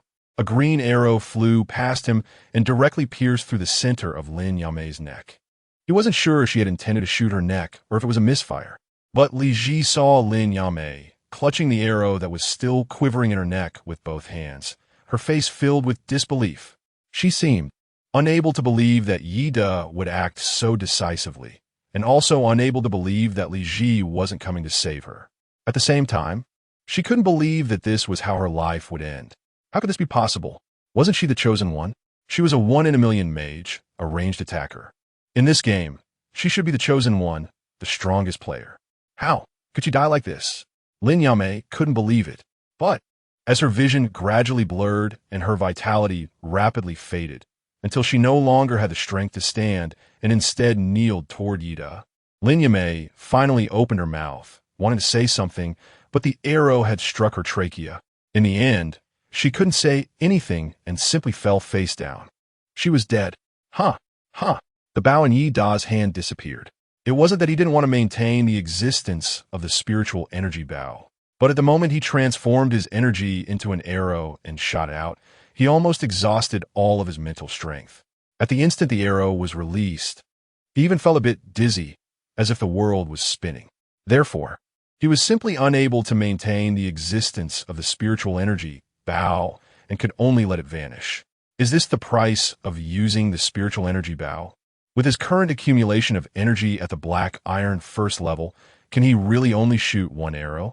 But must be said, this spiritual energy arrow, both in power and accuracy, is incredibly strong and sharp. Moreover, the concealment level of this bow and arrow is unmatched by other ranged weapons, except for firearms. With this, Ida has gained some initial self-defense power in this world. Yamei. It was only at this moment that the buzzcut man finally woke up and hugged his girlfriend tightly. Unfortunately, apart from the blood that continued to gush out from her throat, Lin Yamei had completely collapsed and was dead. Ida looked at the man with a buzz cut, feeling somewhat uneasy. Given his current condition, it was clear that he could no longer use the energy bow. Did he really have to resort to close combat? If he had known this would happen, he wouldn't have thrown away the axe. In close combat, every inch counts. Having an axe would extend his reach by 20 or 30 centimeters, significantly boosting his combat power. Moreover, he was still unaware of the opponent's abilities, which was also quite dangerous. Ida stared intently at the other person, planning to wait and see how they would react before making a move. Perhaps the other person was a more impulsive and showy individual. He might reveal his abilities to intimidate Ida, aiming to boost his own prestige while diminishing that of others. Bang! However, what Ida never expected was that the man would kneel directly in front of him and say, I'm sorry. I'll return everything to you, I promise. The banana trees in the banana forest were not damaged by me. It was all Lin Yamei. It was all her doing. It has nothing to do with me. Please have mercy and spare me. I promise I won't seek revenge. Ida examined the man in front of him and quickly understood. He was afraid of his spiritual bow. Moreover, after the man's girlfriend died, instead of showing anger or running away, he knelt down and begged Ida to spare him. This indicated that the man was very shrewd and quite dangerous. In front of such an opponent, Ida could not show weakness or let him know that he was no longer able to use the spiritual bow. Therefore, Ida needed to adopt a more aggressive attitude to create a sense of pressure on the other party. Sparing you? Sure. Ida curled the corner of his mouth and sneered slightly. Give me all the materials and supplies that this woman has collected, and I might consider letting you go. Thank you. Thank you, big boss. Li Ji repeatedly thanked him, then cautiously stood up and pointed in a certain direction. Our treehouse is 15 kilometers away from here. If the big boss doesn't mind, I can take you there. Did you hear that? Yida's voice carried the pressure of a superior. The reason Li Ji was so obedient was because of Yida's apparent indifference. That relaxed feeling of having killed someone without a care and telling Li Ji to pick up his own axe seemed to show that he wasn't worried at all about Li Ji attacking him. This calm demeanor made Li Ji even more apprehensive. This indicated that the big boss in front of him didn't rely on a sharp axe as his real weapon. Otherwise, he wouldn't have so casually asked his opponent to pick up a weapon unless he was completely unconcerned about it being taken away. The more relaxed Yida appeared, the more cautious Li Ji became. Ouch! Damn it, that cheap woman. Why did she hide the wood here? Ah, hiss, it hurts! Li Ji cursed as he dragged the wood out from the grass. Although Yida's backpack was already full, that didn't stop him from tormenting Li Ji. Carry 4 pieces of wood and follow me. By making Li Ji carry heavy burdens, he naturally wouldn't have the opportunity to ambush him. It was a win-win situation. Ah, yes. Li Ji originally wanted to plead for mercy, but when he saw Yida's cold gaze, he quickly shouldered the wood and followed Yida towards his treehouse, walking slowly. Along the way, Li Ji tentatively chatted with Yida. Boss, what's your name? My name is Li Ji. Li as in the pair, and Ji as in ambition. I came to this world while having sex with my girlfriend, although I don't really know how we got here. We just suddenly appeared in this world. Also, boss, I found that after killing monsters, one awakens a special ability. For example, my girlfriend awakened a fire-related ability, which allows her to throw fireballs. In comparison, my ability seems rather ordinary. I wonder what your ability is? It wouldn't be archery, would it? Boss, where do you hide your bow? Does it just appear when you want to use it? Archers are really cool. It's so enviable. Li Ji kept talking, trying to extract information from Yida. By the end, he seemed a bit bored, and they were almost at their treehouse. But even now, he still didn't know the man's name or abilities. If they were to fight, it would be too dangerous. Li Ji didn't want to lose everything he had worked hard to collect, so he decided to take a risk and seize the last opportunity to gain Yida's trust. Boss, I know you don't believe me. How about I sign a master-servant contract with you, allowing me to become your subordinate? Chapter 73. Blade Arm Yida paused for a moment and asked back. A master-servant contract? Yes. Li Ji exclaimed excitedly upon seeing that Yida was finally willing to respond. It's a contract where you are the master and I am a servant. As long as we sign it, I can't betray you. It is said that this contract was originally aimed at wanderers whose tree houses were destroyed if they didn't want to sleep outdoors at night. They had to find other players to prey to become their lodgers. However, because some lodgers killed their hosts and took over, this contract came into existence. I know you won't let me off easily, so I think being a servant is better than dying. I believe you won't mistreat me, right? Yida thought for a moment and felt that if what Li Ji said was true, it might be worth considering. After all, after experiencing the second layer of the world, Yida realized that it was difficult to establish a village relying solely on one person's strength. If there was a mechanism in this world for building a village, then Yida wouldn't mind starting to gather some villagers right away. However, there was one thing that puzzled Yida, so he rubbed his chin and asked, how do you know about this? After all, we've only been in this world for 3 days. During these 3 days, most players were busy trying to survive, collecting materials, and fighting against nightmares at night. So there was simply no time to study all these miscellaneous things. So, Yida is very curious about how this person named Guangji knows. I have a friend whose ability is being a prophet, Yida responded and followed Li Ji into the dark woods. Although it was still a forest, Yida was fairly certain that the woods in front of him were not the same as those in his birthplace. Moreover, the most strange thing was that Yida had just used his analytical glasses to analyze this forest, but couldn't find Li Ji's treehouse. Even after Li Ji pointed out the location of the treehouse, he still couldn't analyze it. This indicated one thing. This foggy world, or rather this novice forest, was protecting the players. It did not allow any analysis or foresight that could harm the players to manifest, which was why Yida couldn't discover Li Ji's treehouse. Furthermore, from the outside, the treehouse was nearly indistinguishable. The door of the treehouse looked almost like tree bark, with just a gap for the door and a doorknob that was merely a branch, even sprouting green leaves. At first glance, one would only think it was a branch of a large tree and would never consider it a doorknob. So, for anyone other than the owner of the treehouse, trying to find a wooden door that merged with the trunk in this vast forest would be as difficult as finding a needle in a haystack. "Come in, big shot," Li Ji said as he pushed open the treehouse door. Bang! Li Ji threw the wood aside, and Yida took the opportunity to enter and explore the interior. Yida glanced around. Li Ji's treehouse was just a basic treehouse. Aside from an extra door and a fire pit, there weren't any significant upgrades. "Boss, are you thirsty?"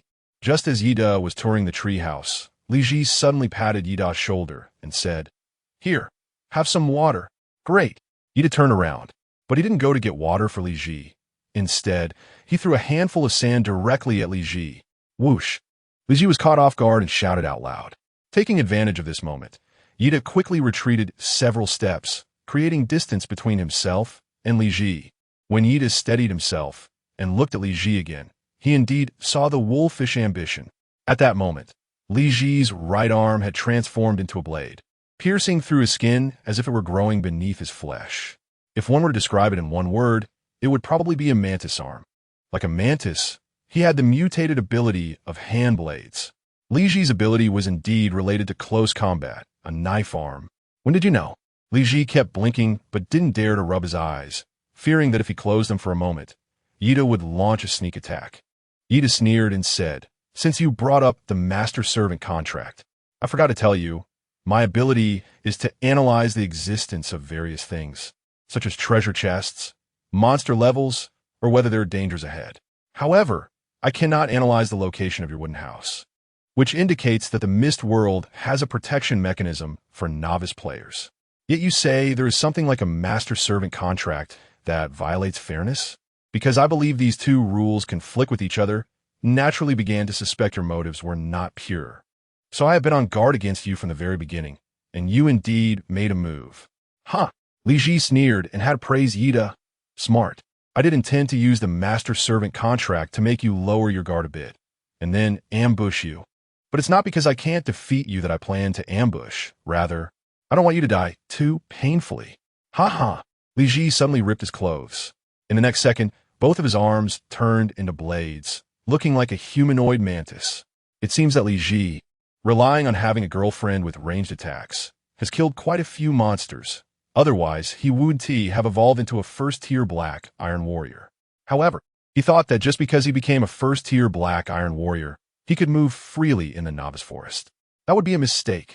When Li Ji swung his double blades toward Yida, although he had weapons, he lacked technique. In simple terms, his combat power was equivalent to that of a madman swinging two knives, just wildly hacking away. Yida, having learned a bit of martial arts, easily blocked Li Ji's double blades with his petrified right arm. The moment they clashed, a crisp metallic sound of impact was heard. Immediately, Yida executed a black tiger pouncing on the heart, his petrified left fist smashing hard into Li Ji's heart area. In an instant, Li Ji was sent flying, spitting blood. Goo! Li Ji flew out like a shrimp and then landed heavily. He clutched his chest, which had several broken ribs, and emitted a sound like a deflating bellows. Who? How? How is this possible? Li Ji resembled a beast that had lost its edge after defeat. He had become a cowardly dog with its tail between its legs, not daring to make eye contact with Yida. How is this not possible? Yida glanced at the scratches on the stone skin, which were not shallow. It was evident that the sharpness of the knife arm was also very high. Unfortunately, Li Ji did not use it well, merely wielding the blade like a kitchen knife in a chaotic manner, so his defeat was not unjust. Chapter 74. The Psychic Bow That Can Absorb Energy. Yida sneered and continued, "Do you really think that in this novice forest, you are the only one who has become a black iron warrior? The only one who has awakened their abilities, and that makes you invincible? Aren't you an analyst?" Li Ji's voice trembled slightly, filled with disbelief as he said, "And you also have a bow and arrow. How could you possibly be good at close combat? How can you have so many abilities by yourself? This isn't scientific. Didn't your mother ever tell you not to reveal all your trump cards to the enemy?" Yida retracted his stone arm and said, "I am indeed an analyst, and I also have a spiritual energy bow along with the stone skin ability. So what? Is that not allowed? How does it feel to have your ambush thwarted and your abilities countered? Don't you want to die?" "Yes, I really want to." Li Ji suddenly lifted his head, which had been lowered, and charged at Yida in a final desperate attempt, shouting, "I want you dead." But just as Li Ji raised his head and was about to charge forward, his eyes were filled with terror because the fiery red spiritual energy bow was already fully drawn, and the glowing red energy arrow was aimed directly at Li Ji's head, ready to be released at any moment. So halfway through his charge, he completely deflated, but he couldn't control his inertia at all. That's what I was thinking too, so goodbye. Yida naturally would not give Li Ji another chance to ambush him. So the moment he knocked Li Ji down, he had already recharged his spirit bow. Just right, as he had also rested enough along the way, he could finally use the second spirit arrow. At this moment, Yida didn't want to risk his life against a desperate person. Instead, if he could solve the opponent easily, he would use the simplest method, avoiding counterattacks. That is the only way to survive on the battlefield. Whoosh. So, the moment Li Ji looked up, Yida had already released the bowstring. The sound of the arrow cutting through the air, accompanied by Li Ji's wail and unwillingness, pierced through Li Ji's eyeball and reached the back of his head. And then his whole body fell straight back. The arrow was fast, and the speed at which it pierced his eyeball and destroyed his brain matter should not be slow either. So, Li Ji should have died without much pain. However, in the next second, Li Ji's corpse suddenly ignited, as if it had been hit by a fireball. What is going on? Yida looked at Li Ji's burning corpse with a confused expression. When he just drew the bow, he noticed that the energy bow seemed a bit off. As the light of the bow, an arrow changed from green to red. Could this red color indicate fire elements? But where did these fire elements come from? Yida thought for a long time and could only come up with the idea that Lin Yame's ability was fire magic. Could it be? Yet das ist within it. This spiritual bow could not only shoot spiritual arrows, but also absorb certain special energies from the prey in reverse. What a pity. Yida's energy has been depleted again, and he won't be able to shoot another arrow for at least 1 or 2 hours. Otherwise, he could try to see if the psychic arrow could have a new mutation after killing Li Ji. However, before Yida could study this psychic bow and figure things out, he received a new notification. The owner is dead. Would you like to take over the owner's treehouse? Yes. As long as Yida is not foolish, he will naturally choose yes. He originally thought that when Li Ji died, the treehouse would disappear, but he didn't expect this man to be quite good. Even in death, he wanted to leave a surprise for Yida. Just as Yida received the treehouse from Li Ji, he unexpectedly received another prompt. Would you like to merge with your level 3 movable treehouse? Yes. Merging. Please wait. It can actually merge with my treehouse? This is truly a pleasant surprise. I just don't know what it will turn into after the merge. After about 10 minutes, Li Ji's treehouse directly became part of Yida's treehouse, or rather, it became an extension of Yida's movable treehouse, adding a separate small room. This small room is only half the size of Yida's treehouse, but the interior decoration has been upgraded. The ground has been transformed into wooden flooring like that of Yida's treehouse, and the small room even has a wooden door, becoming a fully functional separate room. It turns out that merging with another player's treehouse allows for an additional room. If I were to merge with the treehouses of a dozen players, wouldn't I be able to create a villa? Yida thought of this and felt a little excited in his heart. But now, Yida is most curious whether adding an extra room to the treehouse will affect its upgrade to a mobile stone house. After all, he has worked hard to gather the materials for upgrading to a stone house, and now it is time. Splash! Yida emptied all the materials from his backpack in one go. However, the upgrade notification for the treehouse did not come, as he still needed some mud and quality wood to upgrade the stone house. But where could he collect this mud? Or could he just pick some up from the swamp? With 2 hours left before sunset, Yida immediately emptied his backpack and went out again. He first ran to the banana grove and collected all the remaining wood, totaling 96 pieces, although it would occupy 5 slots in his backpack. Considering that greedy players like Li Ji and Lin Yame were not uncommon, it was worth it. Yi Dasheng was afraid that the night would drag on and bring more troubles, so he quickly gathered the wood. With 5 slots left in his backpack, Yida needed to reserve 1 slot for mud, 1 for the treehouse ball, leaving 3 slots to collect any good items he might come across. After picking up the wood, Yida didn't rush off immediately. Instead, he stood still and used his analysis glasses to scan in all 4 directions. Then he decided where to head for trouble. East, 5,000 meters ahead, there is a volcano with a large hot spring lake below, and there is a treasure chest in the lake. South, 500 meters ahead in the grass, there is an enraged wild boar guarding a treasure chest. A first-tier black iron warrior. It's time to test your strength. West, 1,500 meters away, there's a cave rich in iron and stone. If you need various ores to upgrade your treehouse, this is a good place. North, 1,500 meters away, there's a treasure chest, but it is in the territory of a mighty gorilla. If you are confident in yourself, you could try to challenge it. Chapter 75. Strength 3 treasure chests actually appeared. Yida stroked his chin and began to analyze which direction would be suitable with the remaining time. Hot springs? Volcanoes? It seemed like the place where Ning Ching-Chung was. Yida wondered if she would be there, and he immediately felt a surge of excitement. But the hot spring was 5 kilometers away, which was too far. Even if Yida rushed over now, he would definitely be too late. He decided to check it out tomorrow instead. For now, he would skip that.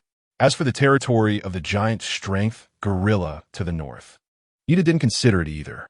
Firstly, the giant strength gorilla sounded very powerful, and secondly, 1,500 meters was not a particularly close distance. With the sky about to darken, Yida had to seek a closer target. After looking around, it seemed that only the wild boar territory 500 meters to the south was most suitable for Yida to run to now. Moreover, since his stone skin had upgraded to its current level, Yida had not yet fought an enemy head-on, and he was indeed curious about his fighting capability. It was to try to go find the wild boar to test his strength.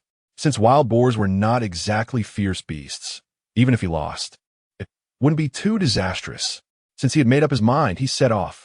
Yida adjusted his gear, donned his black iron armor and helmet, then swiftly advanced toward the direction of the grass. Snort! Snort! From afar, Yida could hear the sound of pigs snorting and the noise of sawing wood coming from the waist-high grass. This puzzled him. Why would there be the sound of sawing wood? Better take a look first. Yida did not immediately reveal himself, but crouched down in the grass, pulling aside some blades to look in the direction of the sound of sawing wood. He saw a giant wild boar, as large as a small mountain, actually scratching itself against the bark of a tree. And the sound of sawing wood was not made by a human at all. It was the sound of bark falling off as the wild boar rubbed against the tree. Hiss! Yida saw the bristles on the wild boar, which were as hard as a steel brush, and couldn't help but gasp. However, what surprised Yida even more was not the sound of wood being sawed, but the size of the wild boar. Describing it as the size of a small mountain was not an exaggeration at all. This wild boar was as large as a hippopotamus. The smallest size for a hippopotamus is 900 kilograms, and a normal size can reach 3 to 4 tons. Facing such a pig, it's really hard to say if Yida has the strength to fight. Achoo! Xiao Bai's nose seems to have been tickled by the grass, and he actually sneezed. The crisp sound of the sneeze wasn't loud, but it still caught the attention of the wild boar king, which suddenly stopped rubbing against the tree bark and stared intently at Yida's location. Sniff, sniff. The moment the wild boar king made this move, Yida's heart sank. He had a bad feeling. If he remembered correctly, pigs have a sense of smell even stronger than dogs. Sure enough, whoosh, whoosh, whoosh. After sniffing towards the grass, the wild boar king immediately began to dig the ground with its front hooves, preparing to attack. The moment Yida saw this action from the wild boar king, he understood immediately. It was planning to charge. Scatter. Hiding was useless. Yidamo suddenly stood up and shouted at the two wolf cubs, and the three of them immediately scattered in different directions, although this tactic had little effect in stopping the charge of the wild boar king. Having multiple targets at least could confuse the wild boar king's thoughts and choices. Boom! Boom! Sure enough, when the wild boar king was halfway through its charge, it paused for a moment. Yida seized this moment of hesitation and charged directly to the side of the wild boar king, striking it on the head with a fist covered in stone skin. A sound of bones cracking echoed. Ow! The wild boar king let out a miserable cry. Immediately, blood flowed from its 7 orifices, and it fell to the ground with a thud. Woof! Woof woof! The two wolf cubs, hearing the commotion, rushed over to attack the wild boar king. But by the time they arrived, the wild boar king was already down. The two little ones could only circle around the wild boar king, barking incessantly, even occasionally rushing forward to bite the wild boar king to test whether the prey was truly dead or just playing dead. But the wild boar king allowed the two wolf cubs to bite it, remaining completely still. It was clear that it was dead beyond recovery. When did I? Yida looked at the giant wild boar in front of him, which was 4 to 5 times larger than his own height of 8 meters, with disbelief in his eyes. Has it become this strong? Although Yida knew that the power of his stone fist was very strong. However, he truly did not expect that even a wild boar king of this size could not withstand a single punch from him.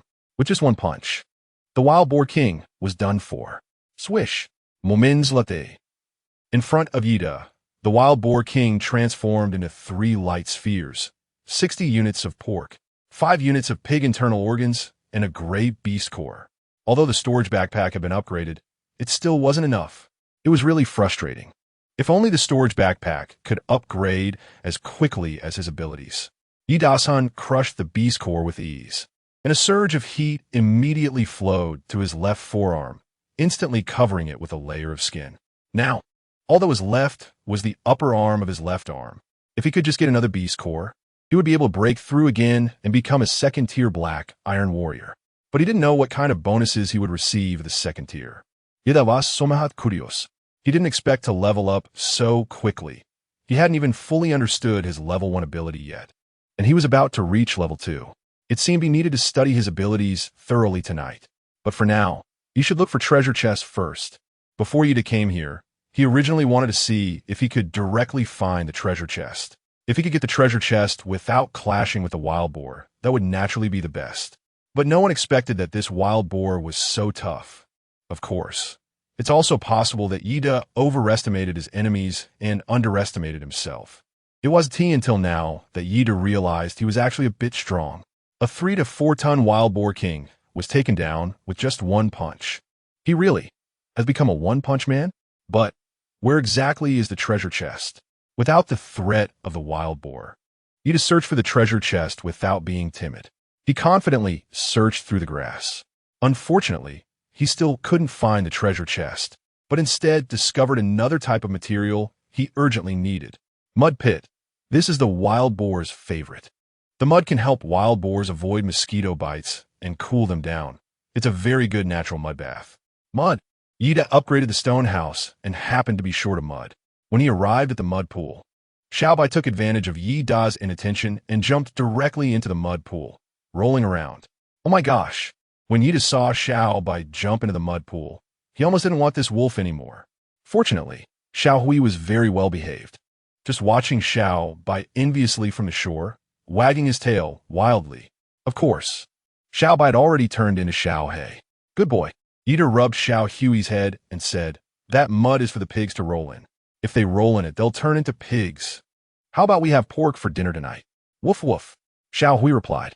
However, upon hearing Yida's words, Xiaobai suddenly popped its head out of the mud, tilting its head to look at Yida and barking. Woof. It had an expression that seemed to say, "Are you really going to eat me?" Chapter 76, Upgrading to the Top-Tier Stone House. What do you think? Yida sneered and said, "If it turns into a pig, it will definitely be eaten." Huh. Just as Yida was complaining about this troublesome little wolf cub, he was surprised to find something with a metallic sheen appearing in the mud pit. Yida quickly used his analysis glasses to analyze it. After a minute, He confirmed that the metallic-colored object was actually a black iron metal treasure chest. Xiao Bai, can you help me fish the treasure chest out? Yida didn't want to go down into the dirty mud pit to fetch the treasure chest, so he wanted to ask Xiao Bai for help. However, Xiao Bai was clearly still angry about Yi, saying he wanted to eat him. This little guy actually turned his head away and ignored Yida. All right, it's my fault.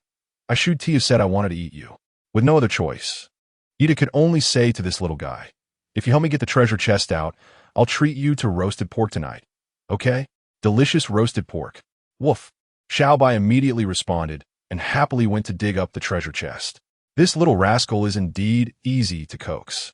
But Yida overestimated the strength of this little brat. As time passed by, Yida realized that he had no choice but to enter the mud pit. With no other option, he had to take off all his clothes before stepping into the mud pit to retrieve the treasure chest. However, when Xiao Hui saw its master and Xiao Bai rolling around in the mud pit while it couldn't do the same, it became anxious and started to whirl around in circles. Yida looked at Xiao Hui with sympathy and had no choice but to say, come down.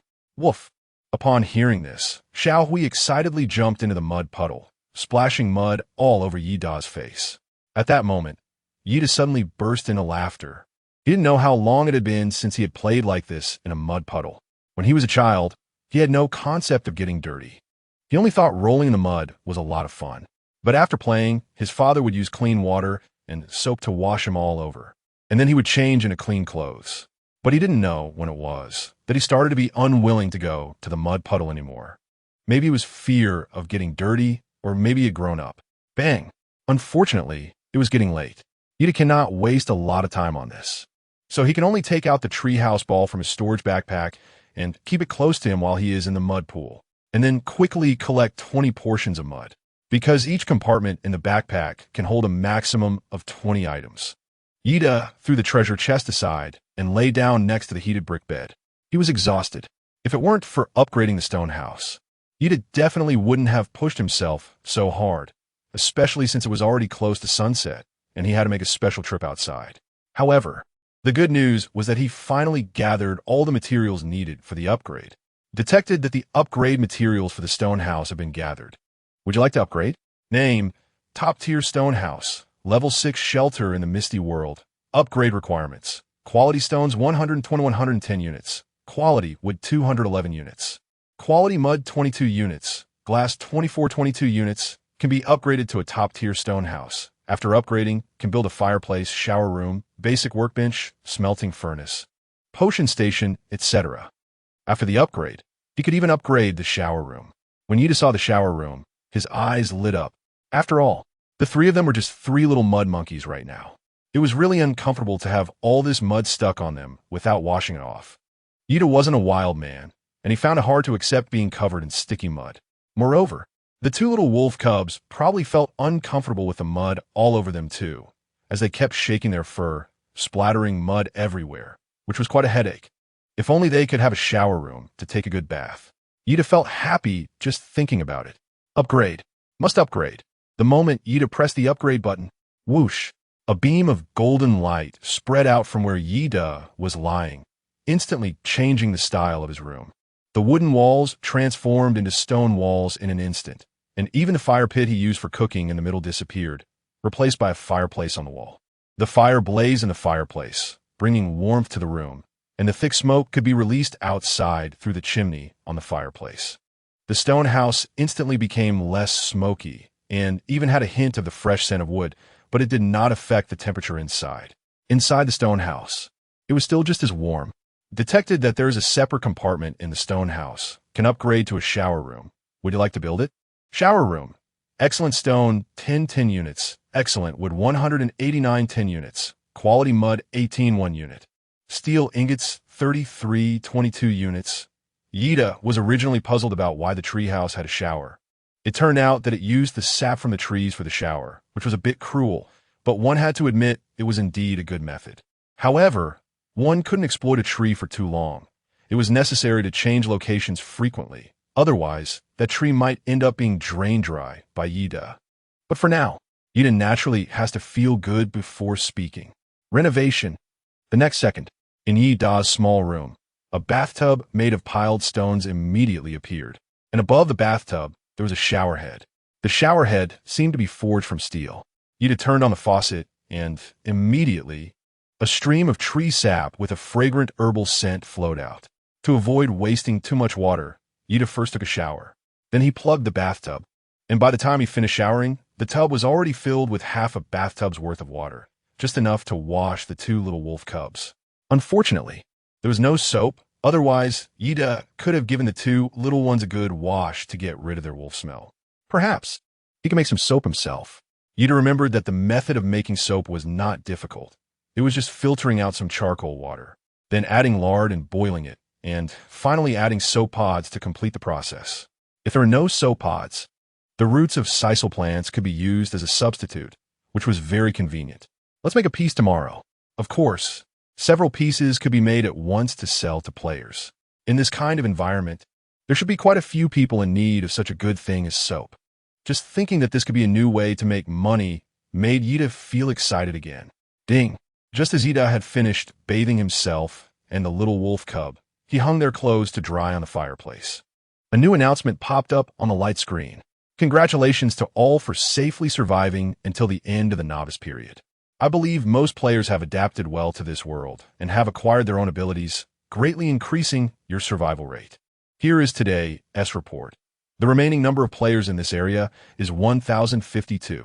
Today, players in this area have found a total of 352 wooden treasure chests, yielding a large amount of survival resources. Congratulations to all the lucky players who found treasure chests. Next, the newcomer leaderboard for Area 1 will be announced, ranked according to player shelter levels, the materials collected, and player combat power.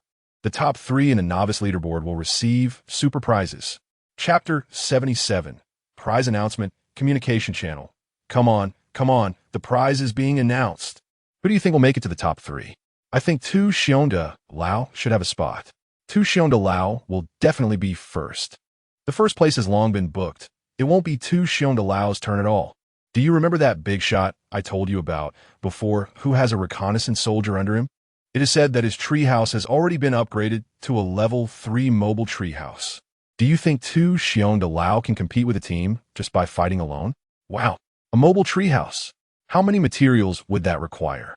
It seems to be 100 times the materials of a regular treehouse, right? I'm so envious. Having a mobile treehouse would be incredibly convenient. I picked up all the dead branches around, and I have explored the surrounding environment pretty well. Now, every time I want to get new materials, I have to walk very far. It would be great if I could bring my house along. I suggest you all upgrade your tree houses. I have a divination that there might be a terrifying disaster coming, and many people are going to die. And those who will die seem to be those without mobile houses. Stop spreading those rumors. Who doesn't know that you need to upgrade to a mobile tree house? But you need to have the conditions to do it. 1 unit of quality wood is equivalent to 100 units of inferior wood. Upgrading to a mobile treehouse requires 10,000 units of inferior wood. How many players do you think can collect that much? It's hard to do it alone, but I think everyone might consider teaming up. That way, upgrading will be much easier, right?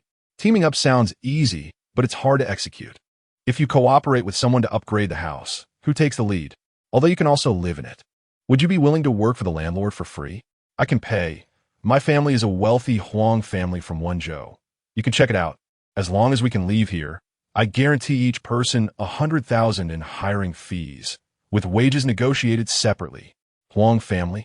You can't be the son of the black-hearted boss Huang here, right? Ha ha ha. Your dad ran off with your aunt. Hey upstairs, stop joking around. I'm serious. Haven't you all realized the cruelty of this game by now? Nearly 500 people have already died in just 3 days. How many more days do you think we have left? When the announcement appeared, the chat channel once again became flooded with messages, with countless players expressing their opinions. But Yida rarely spoke unless he was preparing to sell something.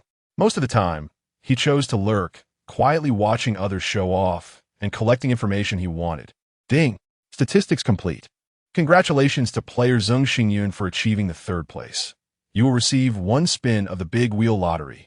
The rewards on the wheel include secret treasures, equipment, runes, base upgrade cards, space storage backpacks, ability training manuals, medicinal herb compendiums, monster manuals, monster distribution maps. Wow, When the announcement revealed the player in third place, the communication channel erupted again. Who exactly is this Zheng Xingyan? What a great name. So lucky. Is Shun TB Tu Xiongdalao, right? No. Tu Xiongdalao's surname is Yi. I think his name is Yida. These rewards are just too great. I want them so much. I want any of them. But what I want most is that treehouse upgrade card. If my house is a regular treehouse, can I upgrade it directly to a mobile treehouse? The space storage backpack is indeed good. But I really want the secret treasure. It sounds really impressive. Secret treasure? I don't even know if we can use that now. Why do you want it? I'm more curious about what this ability training manual is. Is it a book that allows us to have abilities? No way, brother. You still don't have abilities? What do you mean? Are you all saying you've awakened your abilities? But I Haven T. I don't even have a trash ability like F-. Am I being targeted? This ISNTA game. How could you automatically awaken as soon as you enter? You have to fight monsters. As long as you kill a monster, you can awaken your genetic ability. I don't know whether to say this brother is lucky or unlucky. It's been 3 days, and he hasn't encountered a single monster. I encountered a limping hyena, and after killing it, I awakened the vine ability, allowing me to shoot a 2-meter-long vine to entangle monsters. That ability of yours is pretty good. I awakened the ability to fart, damn it. Every time I kill 1,000 enemies, I hurt myself 800, making me puke every time. What the hell is farting ability? Can that kill enemies? Skunk ability. If you fart close enough to a wild beast, it can stun the opponent, at least making it run away with its tail between its legs. Anyway, it's just damn disgusting. The farting ability is just smelly. Can you guys say you're worse off than me? What ability did this brother upstairs awaken? Ida was immediately very curious upon seeing this. After all, he really found it hard to imagine what kind of ability could be even worse than the ability to fart. But just then, ding!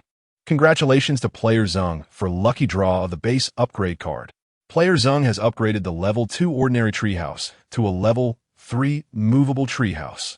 Congratulations to this player for having a safe shelter in the upcoming Beast Tide disaster. I accidentally said too much. Yida saw the announcement and couldn't help but furrow his brow at some of the anthropomorphic statements. He had always thought this was just an ordinary announcement, but now it seemed.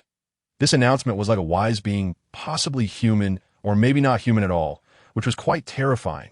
And players like Yida felt like mere humans tossed into a game organized by these high and mighty beings out of boredom, much like the Hunger Games or a moving maze. The intelligent beings watched them struggle for survival from a distance unknown to Yida and the others, occasionally generously leaking some trivial rewards through their fingers, making these survivors feel grateful. Of course, all of this was just Yida's speculation. But even this thought was enough to send shivers down his spine. It seemed that Yida was not the only one feeling this way. In the communication channel, many players also sensed the horror and began to express their opinions. Chapter 78, Newbie King Wow. Does this announcement even have its own thoughts? Is the announcement becoming sentient? I don't think the announcement is sentient. I believe it's just the words of a host or a worker. Ever since I entered this game, I felt like a mere pawn in it. Everything here is so bizarre, even more so than the Hunger Games. Don't say. I've always had this feeling too. Aren't we missing the point? Instead of speculating about the mastermind behind the scenes, should we focus more on the Beast Tide mentioned in the announcement? According to the announcement, it seems that only movable tree houses can withstand the impact of the Beast Tide. But we don't know when the Beast Tide will come. We need to hurry and upgrade our houses to level 3 tree houses. What the upstairs person said makes sense. We shouldn't worry about whether the world behind this is human or ghost. We should first take care of ourselves and focus on surviving. I urge everyone to consider teaming up to upgrade the tree houses. One person simply cannot manage the upgrade. If 2 people seem insufficient, we can also choose a 3-person team, which would be more stable. I second that. My sister and I merged our tree houses, and you'll find that the tree house becomes much larger after merging, and the materials needed for upgrading only increase by 1/10, not requiring double the upgrade materials. It's super cost-effective. Anyone who wants to partner up, message me. I'm a water mage and plan to build a super team. Is anyone willing to team up with me? I'm a healer. If someone is willing to take me as the lead, please contact me for collaboration. Upgrading the treehouse to a movable treehouse is impossible for one person in a short time, so players began to consider banding together for warmth. But at the same time, it made you to realize how diverse the player's abilities were. It seems that he really needs to be more cautious the next time he encounters players. Who knows what tricks these players might pull? And what was that ability worse than farting? That person hasn't mentioned it yet. Yida remembered this matter again, but just as he was about to send a message to inquire about it, ding! Congratulations to player long.E for achieving second place. You will receive 2 spins on the big roulette. The rewards on the roulette include treasure, equipment, runes, base upgrade cards, space storage backpacks, psionic training manuals, herbalism compendiums, monster guidebooks, monster distribution maps. Long.E? How could Long.E only be in second place? Only? Do you have a misunderstanding of the word only? Or do you have a misunderstanding of second place? Why is it impossible? Long.E is the big shot I told you about. The one who has recruited quite a few subordinates. His treehouse has already been upgraded to a mobile treehouse, and he himself has become a Black Iron Level 2 existence. How could he possibly be second? Black Iron Level 2? No way, that is so fast. The big shot has subordinates helping him, with a few people assisting him in leveling up. Of course it's fast, but the big shot has capital ISNT. That normal? If Long.E can only rank second, then the first place must really be the Bear Slayer big shot. Very likely. Compared to a capitalist taking first place, I would rather hope it's the Bear Slayer who takes first. After all, he started from scratch. I'm betting on the Bear Slayer. Come on, he doesn't deserve it. He's just a merchant who sells some meat and bananas. You really think of him as a big shot? Besides, he didn't show up at all yesterday. I suspect the Bear Slayer is already dead. Indeed, while I don't support capitalists, I also don't believe an ordinary person really has the ability to surpass capital. I guess the first place might be a hidden big shot we don't know about. You don't even know who to guess. Just blindly looking down on the Bear Slayer. Is that necessary? Brother's upstairs. Don't argue with him. I think he's just jealous. I'm just speaking the truth. Is there a need to be jealous of someone who didn't show up yesterday and might already be dead? You guys are really funny. Can you all stop arguing? Can someone tell me what that ability was that was said to be worse than farting? Maybe it's pooping? Yida's eyes lit up when he saw someone mention this matter, ready to gossip. As a result, ding!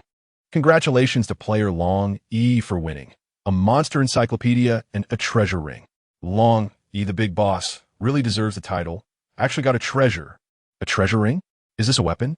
Yes, it's a weapon with various special effects. And it could also be some kind of special skill. Very impressive. Envious. Only the first place is left, right? So looking forward to it. I really don't know who this season's Rookie King will be. According to the rewards for the third place getting 1 draw and the second place getting 2 draws, doesn't that mean the first place can draw 3 times? Wow. If they draw 3 base upgrade cards, wouldn't that directly upgrade their house too? TSK. Nonsense. How could a prize appear 3 times in a draw? Do you think it's a slot machine? That's true.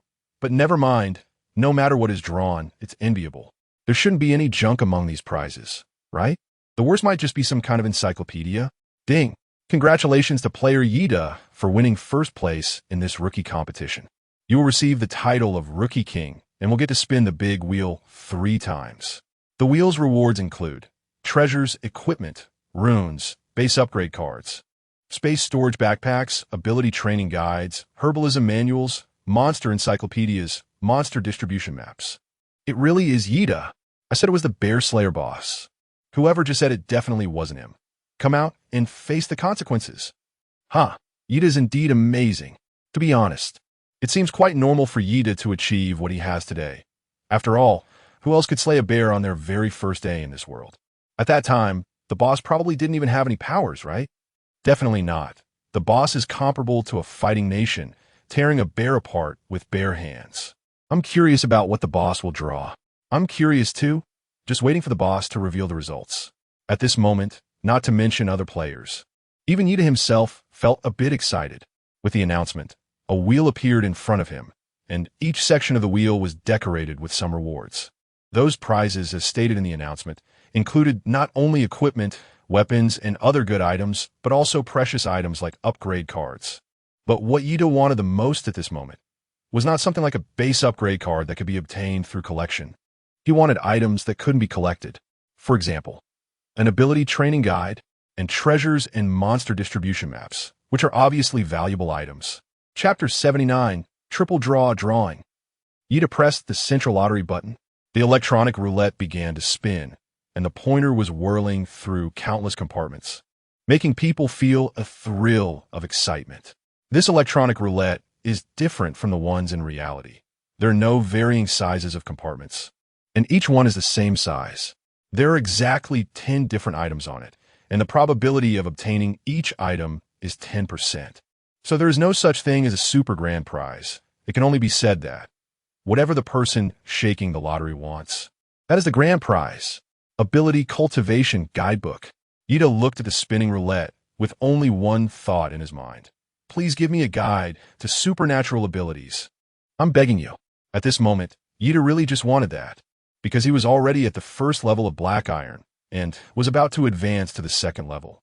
But his use of supernatural abilities was still at the level of Stone Skin. It was like practicing boxing. Ordinary people naturally know how to throw a punch. But when an ordinary person and an Olympic champion both throw a punch, the results are worlds apart. It's not that the Olympic champion is significantly stronger than the ordinary person.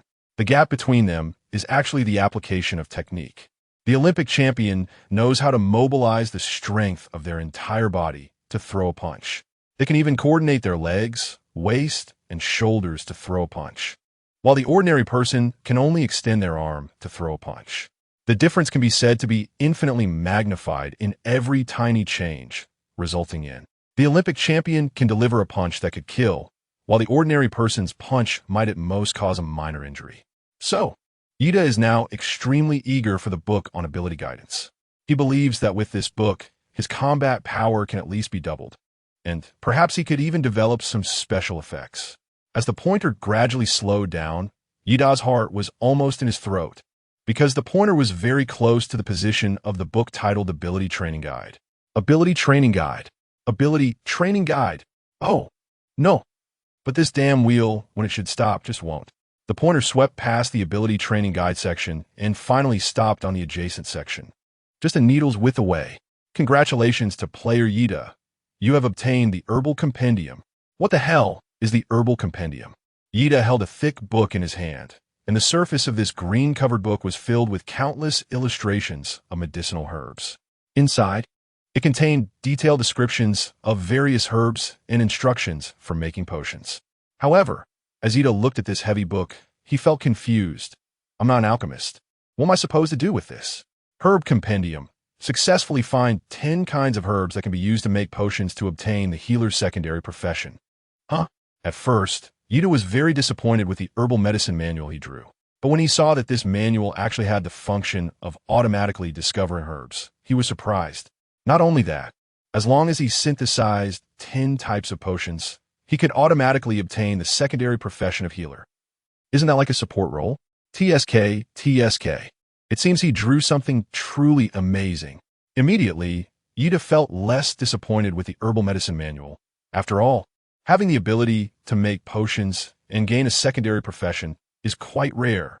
Anyway, he still had 2 more chances to draw, so he could try again. Draw. Yida pressed the lottery button again. As the wheel began to spin, Yida once again silently chanted in his heart, "Bless me with the Ability Cultivation Guide." It must be. Damn. Before Yida could finish reciting the names of the deities in his mind, the wheel had already stopped. The pointer on the wheel landed on a map. Congratulations, player Yida. You have received the Novice Forest Monster Distribution Map. Still not the Ability Cultivation Guide. But that's okay. I am very strong. Yida opened this so-called Novice Forest Monster Distribution Map and took a look. It was a cowhide map, similar to the treasure map he had previously obtained from the goblins. But it was not as intelligent as the treasure map and lacked navigation features like footprints. It was just an ordinary, unremarkable map with countless areas drawn on it. Each area had some animal heads and annotations, resembling a zoo guide map. For example, in the Great Tree Forest where Yida is currently located, there are pythons, wolves, and the heads of leopards. At the edge of this Great Tree Forest, there's a patch of grass with a group of big-headed ants drawn on it. These ants are called Medicine Field Soldier Ants. They are companion ants of the medicine field. They are huge in size, feed on medicinal materials, and their excrement also becomes the best fertilizer for the medicine field, while also preventing the invasion of the medicine field's natural enemies. The red-eyed mouse rabbit and the root-eating unicorn goat. Medicine field soldier ants? Does that mean there is a medicine field where these soldier ants are located? As long as I go to the medicine field, it should be easy to collect 10 different herbs, right? Although I didn't get the ability training guide. This monster distribution map really brightened Yida's eyes. This thing can be said to be a navigation map, equipped for the herbal compendium, and the two complement each other perfectly. If I hadn't obtained this map, it wouldn't have been so easy for Yida to become a healer. Alright, I forgive you for not drawing the ability training guide. Anyway, there's one last chance for a draw. Let's go again. Lucky ring, please bless me to draw the ability training guide. This time, Yida pressed the lottery button with the finger wearing the lucky ring. However, this time, Yida still did not get what he wished for. The pointer actually stopped far away from the ability training guide, in the middle of two squares. One square had a card named Skill Steal Card, and the other square was Try Again. Yida squinted his eyes and stared for a long time, but still couldn't tell which direction the pointer was pointing. Congratulations, player Yida. Luck is overflowing, and you have simultaneously obtained a skill stealing card and a bonus to Try Again. Huh, the lucky ring really worked, although he didn't draw the ability training guide. Getting two rewards at once made Yida very happy. Skill stealing card. Can extract the abilities of other players, no profession limit. This card is indeed a good item. It's a pity. It would have been better if he had gotten this card before he killed that fire mage. The fire mage's abilities would definitely make Yida envious. Fire abilities are simply too useful. This is a natural ability. And just look at how powerful Ace from One Piece, who has fire abilities, is to understand how strong fire abilities can be. However, with this stealing card, if Yida sees any good natural abilities in the future, he can claim them for himself. One more time, this is the last chance. Please let me draw the book this time. Chapter 80. Mastering Abilities. Congratulations, player Yida. You have obtained the ability training guide. Huh, I finally got it. When a thin black book with golden edges appeared in Yida's hands, he finally let out a huge sigh of relief. Luckily, he drew it at the last moment. Yidadu was worried that he might miss this good thing until the very last moment. He was so concerned that even if the book was already in his hands at that moment, he still felt a sense of unreality, as if the book was something he had imagined. Yida quickly opened the first page, wanting to confirm whether this book was real or not. However, when he saw the content on the page, Yida no longer had any doubts, because according to what the book said, supernatural abilities are a form of flowing energy, which can be seen as a type of chi. When you concentrate and guide this invisible chi to condense into a tangible form, you can control your supernatural abilities. If you still don't understand, then first guide the chi to your palm, as the palm is usually where you first acquire supernatural abilities, so it will be much easier to condense the chi there compared to other parts. You could try to imagine the chi gradually gathering from your arm to your palm. A tiny chi sphere appears in your palm. You can imagine transforming the chi sphere into a square cube, into a standing chopstick, or into a sharp spike. When Yida followed the guidance in the book and operated the stone skin ability, he saw the stone skin on his arm quickly gathering toward his palm. And then a stone ball appeared in his palm. A round, heavy stone ball. Unfortunately, this stone ball was tightly connected to Yida's palm, and he couldn't throw it away. But when Yida imagined transforming the round ball into a square object, a square stone block that looked very much like a Rubik's Cube appeared in his hand. However, it was clear that this square stone block was not very stable. It kept changing from round to square, as if it had a flowing sensation. Yida ignored whether the Rubik's Cube was round or square, and continued to imagine according to the instructions in the book. Whoosh! A spike half a meter long suddenly protruded from Yida's palm. The spike was only 1 centimeter away from Yida's eyes, and he could even see the tip of the spike, which looked like a needle, rapidly enlarging in his vision.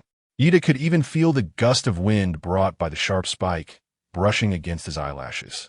He could even sense the hardness and coldness of the spike.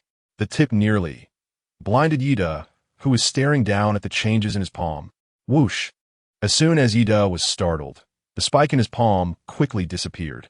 So powerful, although this spike was unstable. Yida's mind was filled with only one thought at that moment. So this is how the stone skin ability can be used. If you were to punch the enemy when they're unprepared and simultaneously use the spike skill, wouldn't that create a hole in the enemy's body? Hiss.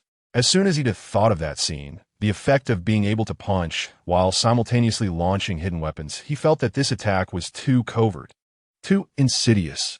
But with the guidance of this superpower training manual, Yida finally understood that the use of superpowers was much more complex and skillful than he had imagined. He turned to the next page, which stated, when you attempt to control your superpower, the superpower will also try to control you. So never let your guard down. You must regard your superpower as a companion creature, as it can assist you or destroy you. Therefore, you need to learn to control your superpower day and night. The moment you can manifest a 9-layer tower in your palm within 1 second, that marks the entry into the first stage of superpower mastery. When you can train to the point where your superpower can leave your body, that signifies the transition into the second stage. There is no need to read further. Wait until your superpower reaches the second stage before continuing, or else you'll bite off more than you can chew. At the bottom of the page, there was a drawing of a 9-layer tower. It depicted a square base with 8 round spheres stacked on top and a long sharp spike at the top. This meant that Yida needed to release enough superpower within 1 second, while also being able to shape it into various forms, including square, round, and spiky shapes.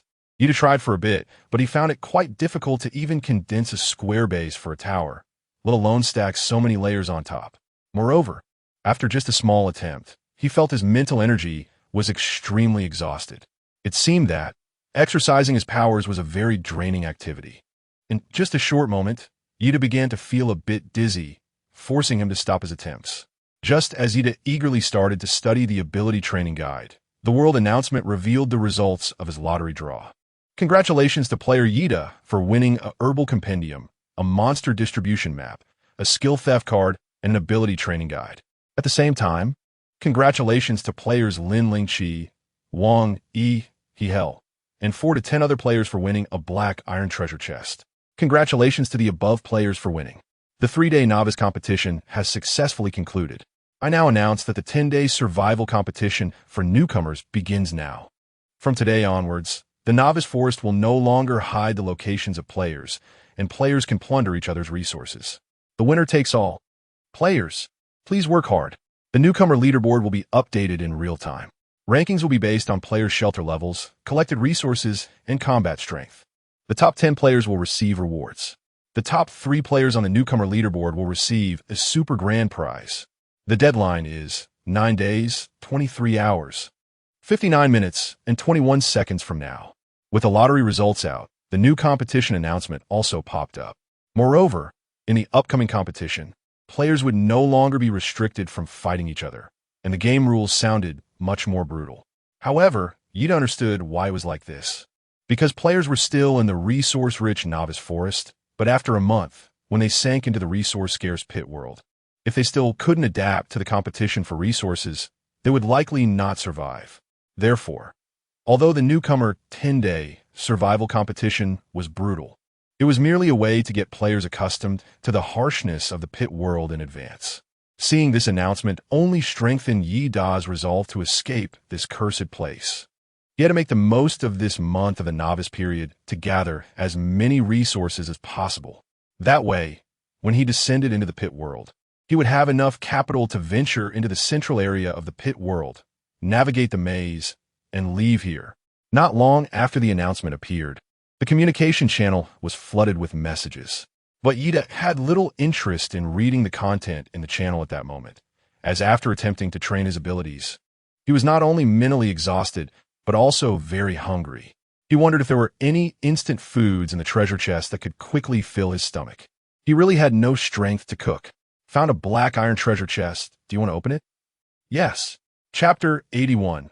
Lucky upgrade. Congratulations, player. You have triggered a lucky choice.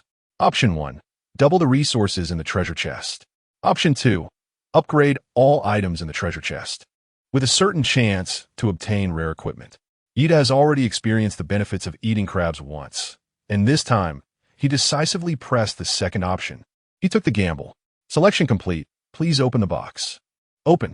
The next second, A pleasant sound rang in Yi-Da's ears with a jingling sound. 10 large corn seeds, 1 blanket, obtained lucky upgrade. 1 down comforter, 1 cotton pillow, obtained lucky upgrade. 1 down pillow, 1 magic potion, obtained lucky upgrade. 1 intermediate magic potion.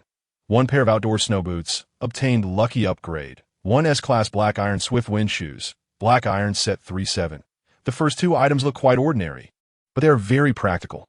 Especially with a cold wave coming, having a warm blanket and a pillow is exceptionally useful.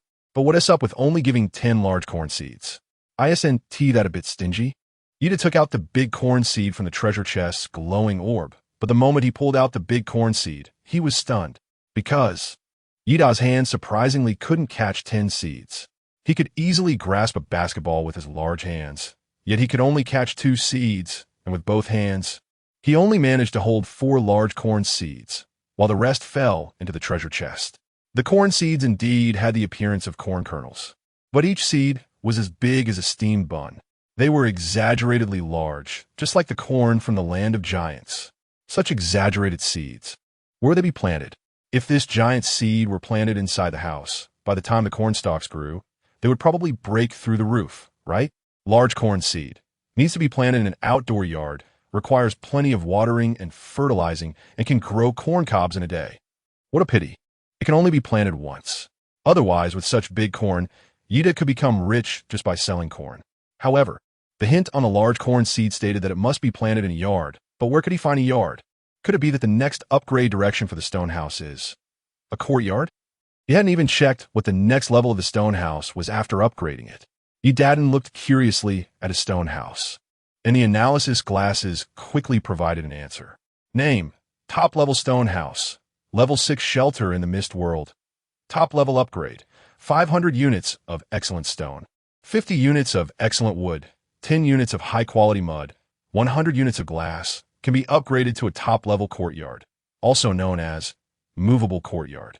After upgrading, it can build a yard, 2-story buildings, warehouses, stables, and toilets. Directly upgrading to a movable courtyard, the space suddenly became much larger. And not only could there be a safe piece of land for planting seeds, but the key point is the toilet. Yida saw that the stone house had been upgraded to a courtyard house, and he could actually have a toilet. His eyes immediately lit up. Come on, as a modern person, who can stand living in a house without a toilet? After being here for 3 days, Yida found it very annoying every time he needed to use the bathroom. Urinating was manageable. He could just find a bamboo tube, use it, and throw it away. But every time he needed to poop, he didn't dare to do it inside the house. After all, he didn't want to fall asleep smelling a stench. So he held it in until dawn, and after going outside, he would dig a hole in the ground to relieve himself, then cover it with dirt. It was simply like an animal, but having to worry about whether there were wild animals nearby that might launch a deadly attack on his soft, tender, but while he was doing his business was nerve-wracking. After all, a person is most vulnerable when they are pooping. If only there were a toilet. Yida could finally escape the daily pain of struggling to relieve himself and could now comfortably and go to the bathroom. The toilet was definitely the best improvement to the quality of life. After studying the upgrade path for the stone house, Yida shifted his attention back to the other 2 items that came from the treasure chest. They were a pair of black boots, with a metallic sheen on the surface, yet soft to the touch. The boots extended up to the ankle, which effectively protected the ankle from mosquito bites and also helped prevent sprains. They were truly a great pair of shoes. Just in time, Yida's sneakers had started to come apart and fray after days of wear and were nearing the point of being discarded. These boots arrived just when he needed them.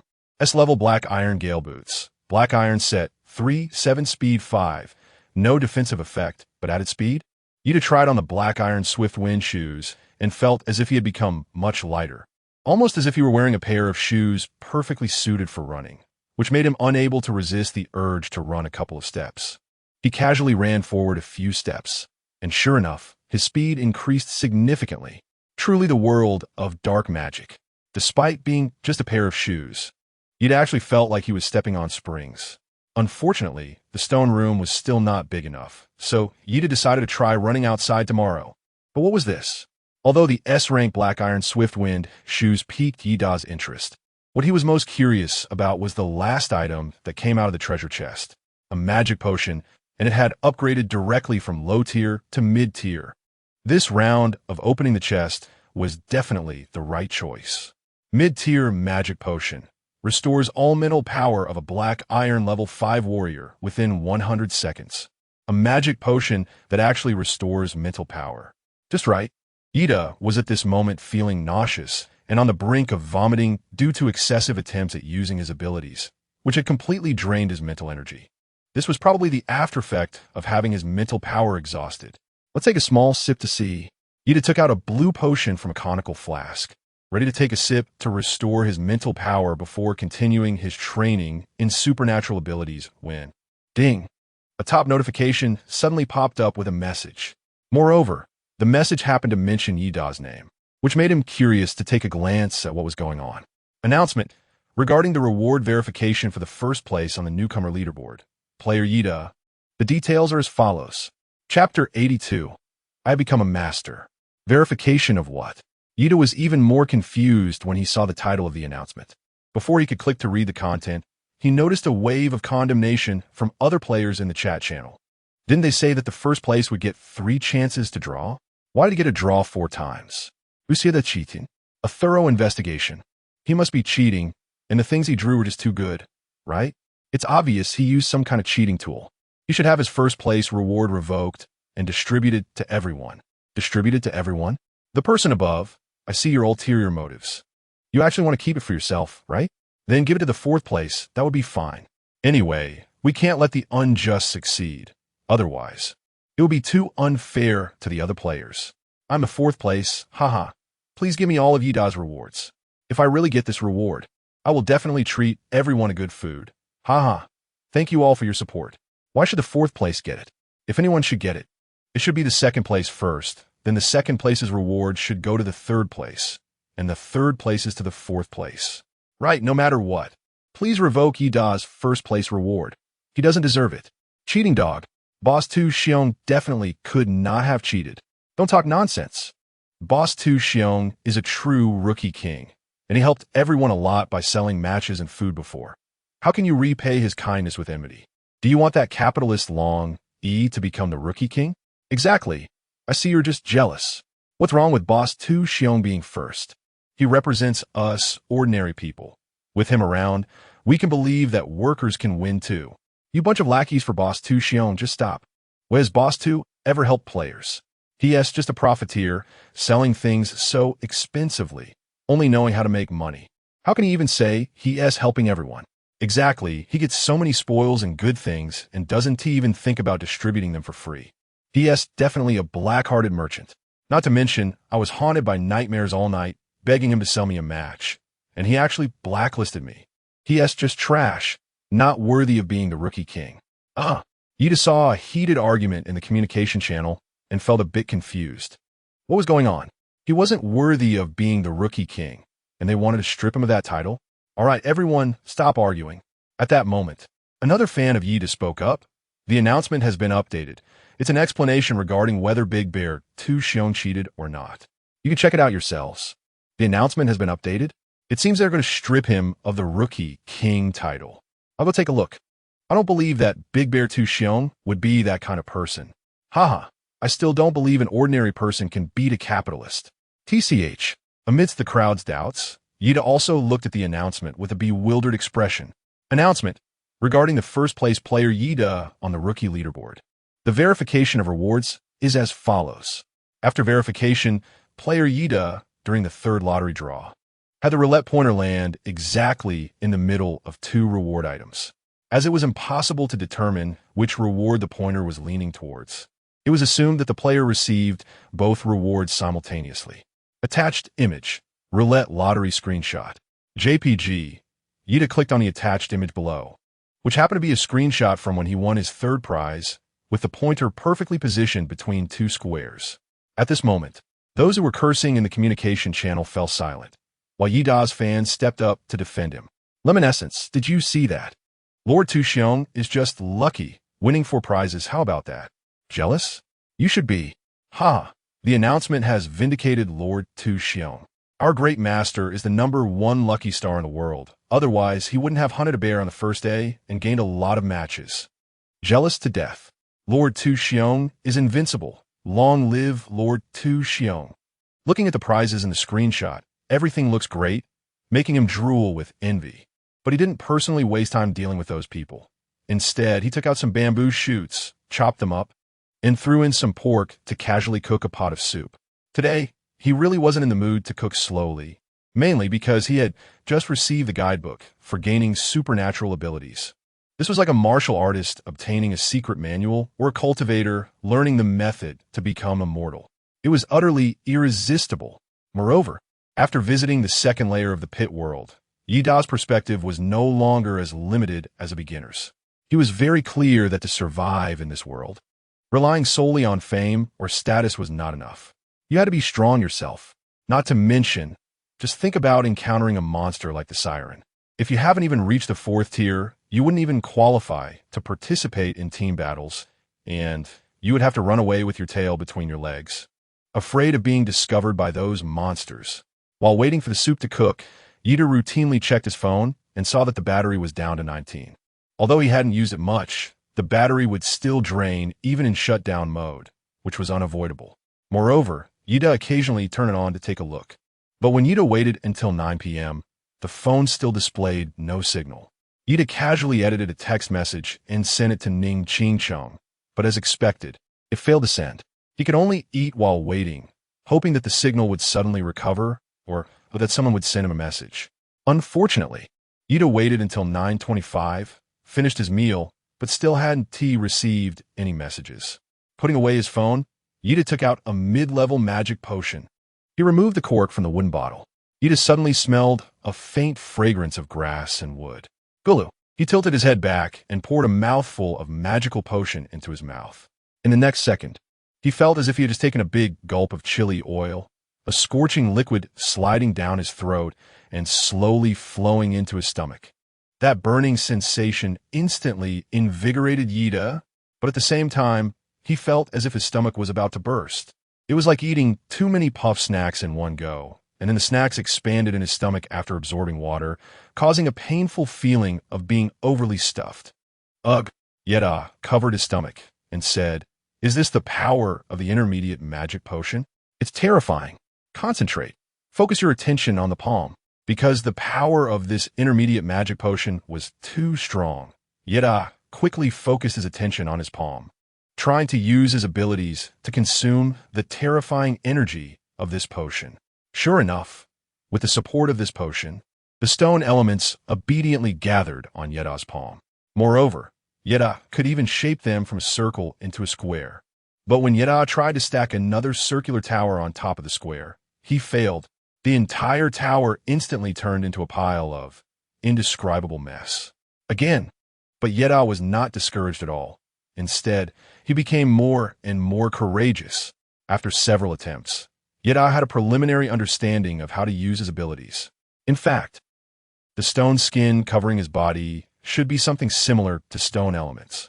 When he exerted force, these stone elements would emerge from within his body to the surface, forming a protective layer. The application of his abilities was merely to orderly guide these stone elements to condense into weapons or shields for attacking or defending.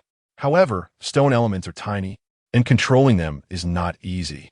It can be understood that each stone element is like a nanobot, and Yeda needs to control thousands or tens of thousands of these nanobots with his consciousness to perform tasks according to his will. This is obviously a very difficult task. The purpose of the ability training manual is to teach players how to gradually and systematically use these elements to achieve their goals. Yeda stayed up all night. He kept drinking the intermediate magic potion and practicing his abilities. When dawn broke, I did it. I did it. Chapter 83. Map merge. After a night of extreme practice, he emptied a bottle of intermediate magic potion. A crooked 9-story stone tower finally appeared in Yeda's palm. Finally, he had finally managed to condense the 9-story stone tower. Although this 9-story stone tower was not exquisite enough, not textured enough, and could even be said to be less refined than the Play-Doh sculpted by a 3-year-old, it didn't matter.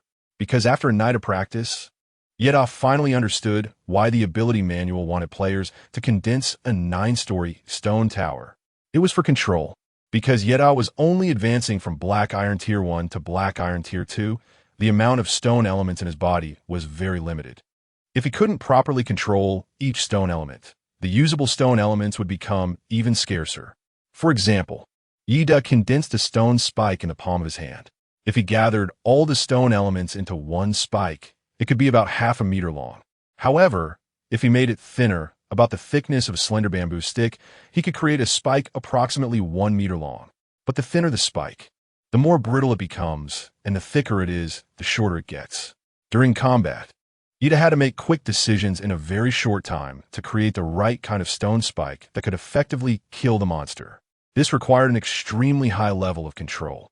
Therefore, after a night of repeated practice, Yeda finally grasped the basics of his ability control.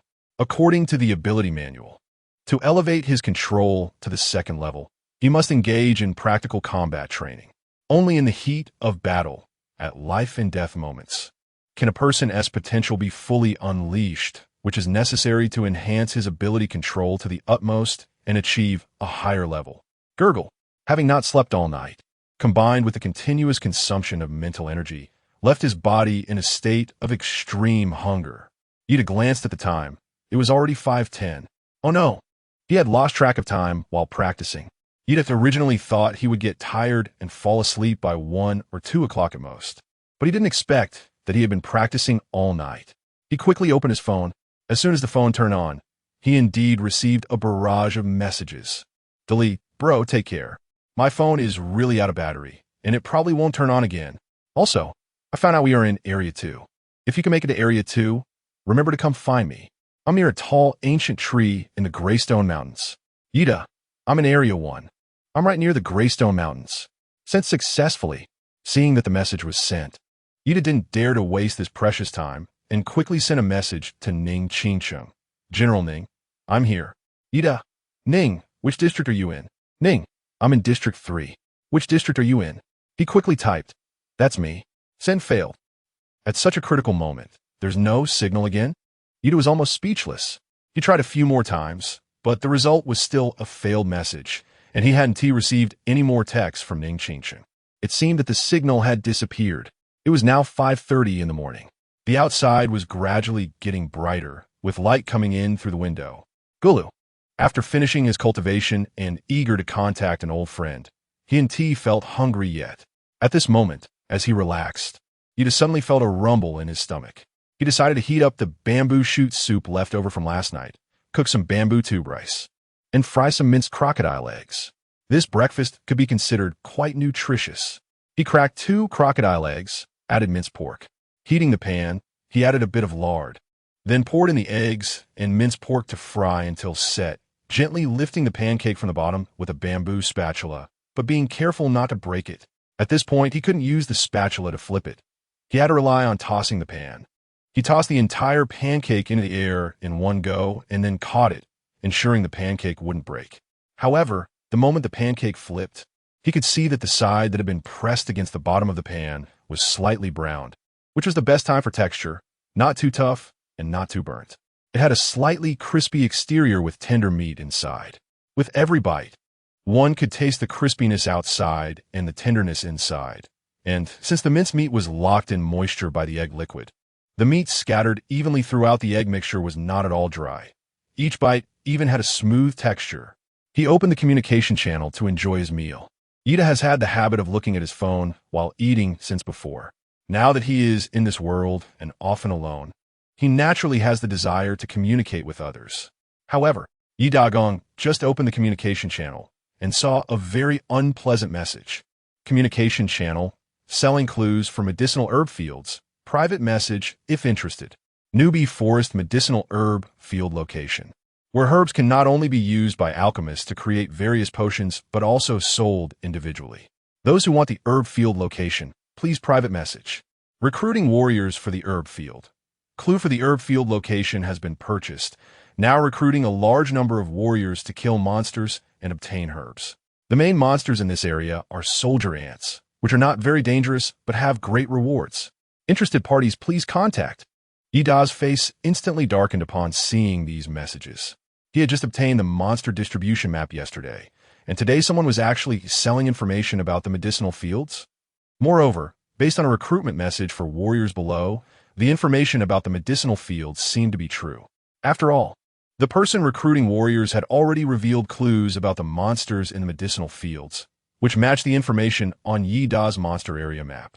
Originally, Yi Da also planned to take some time to check on the situation in the medicinal herb field, but now he couldn't afford to take it slow.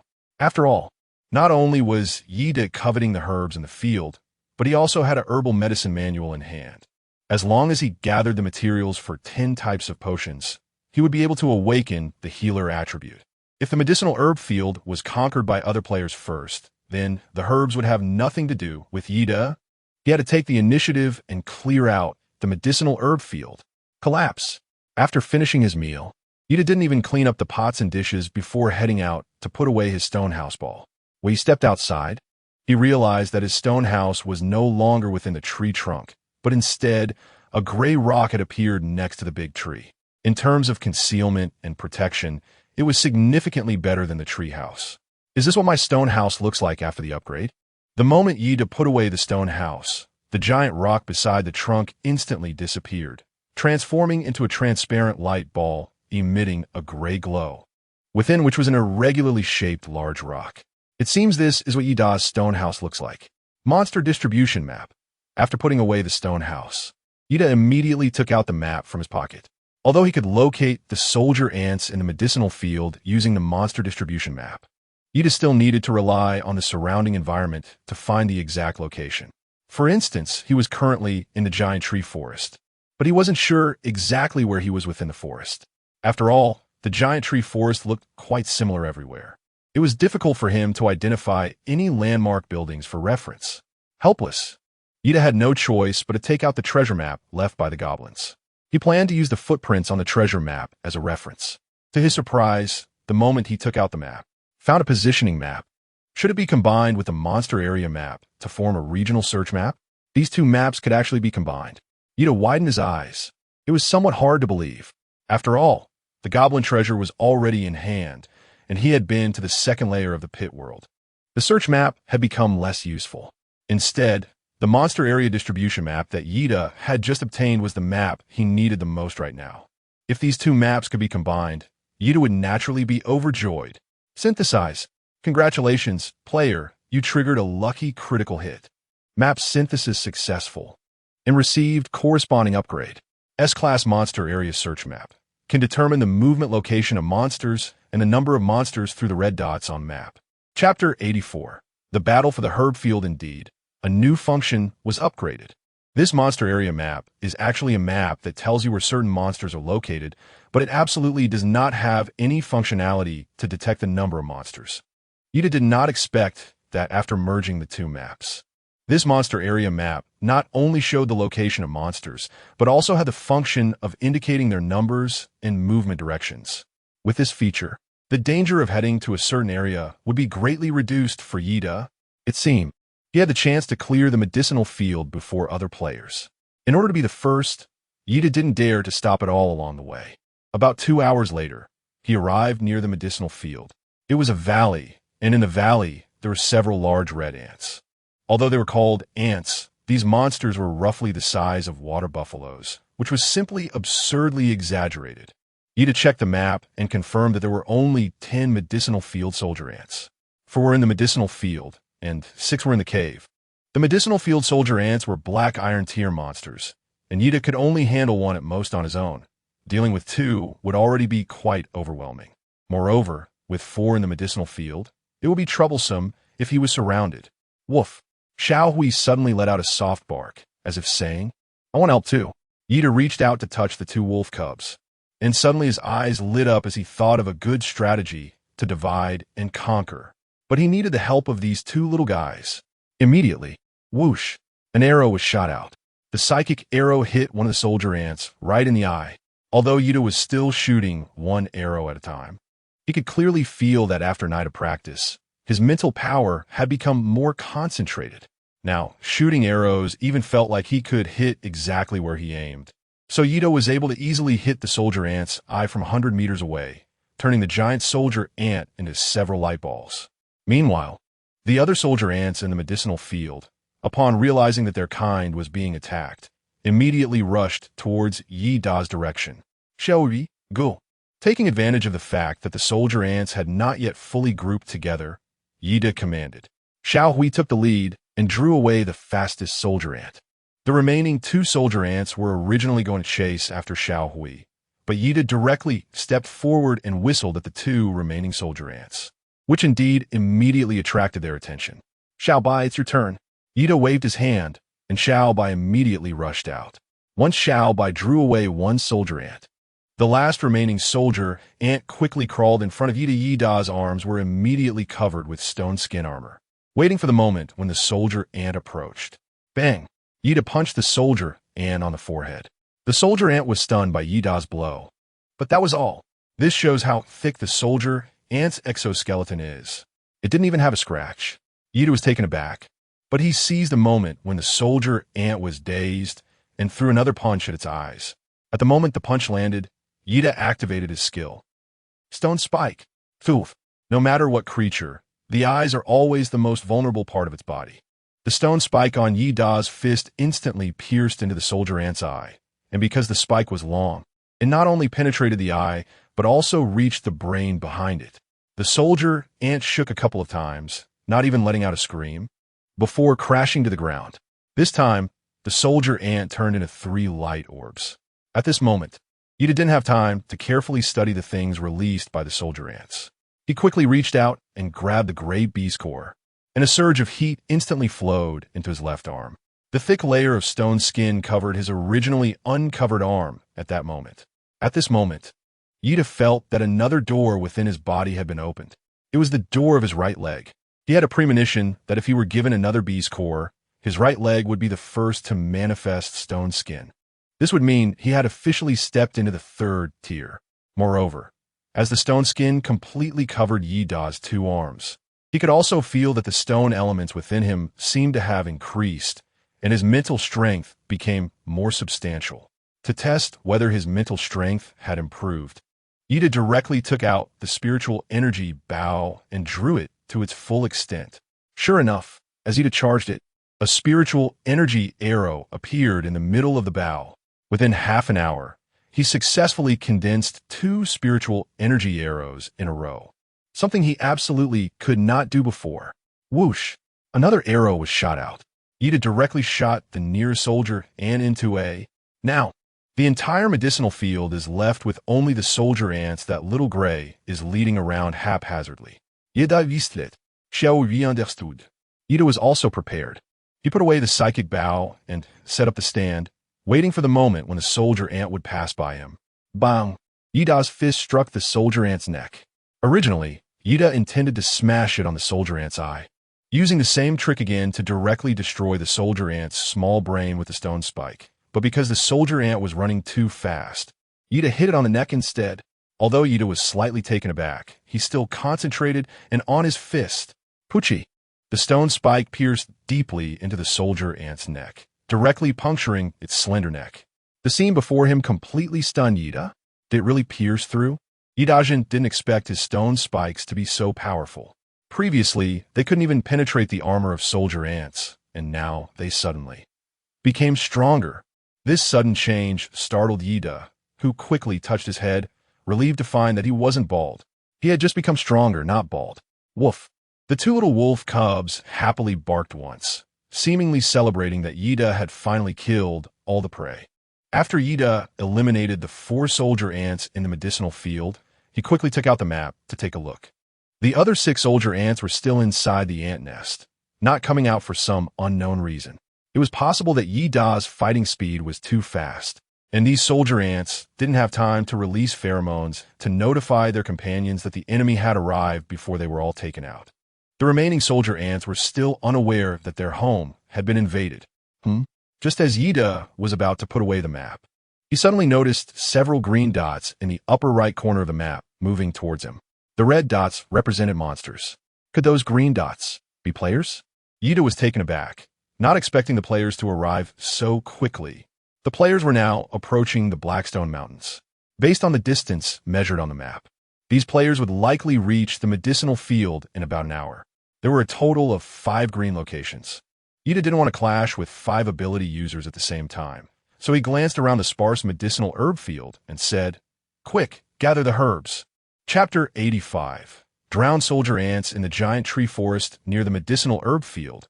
A group of 5 players was clearing a path with machetes, slowly advancing towards the herb field. Hachu!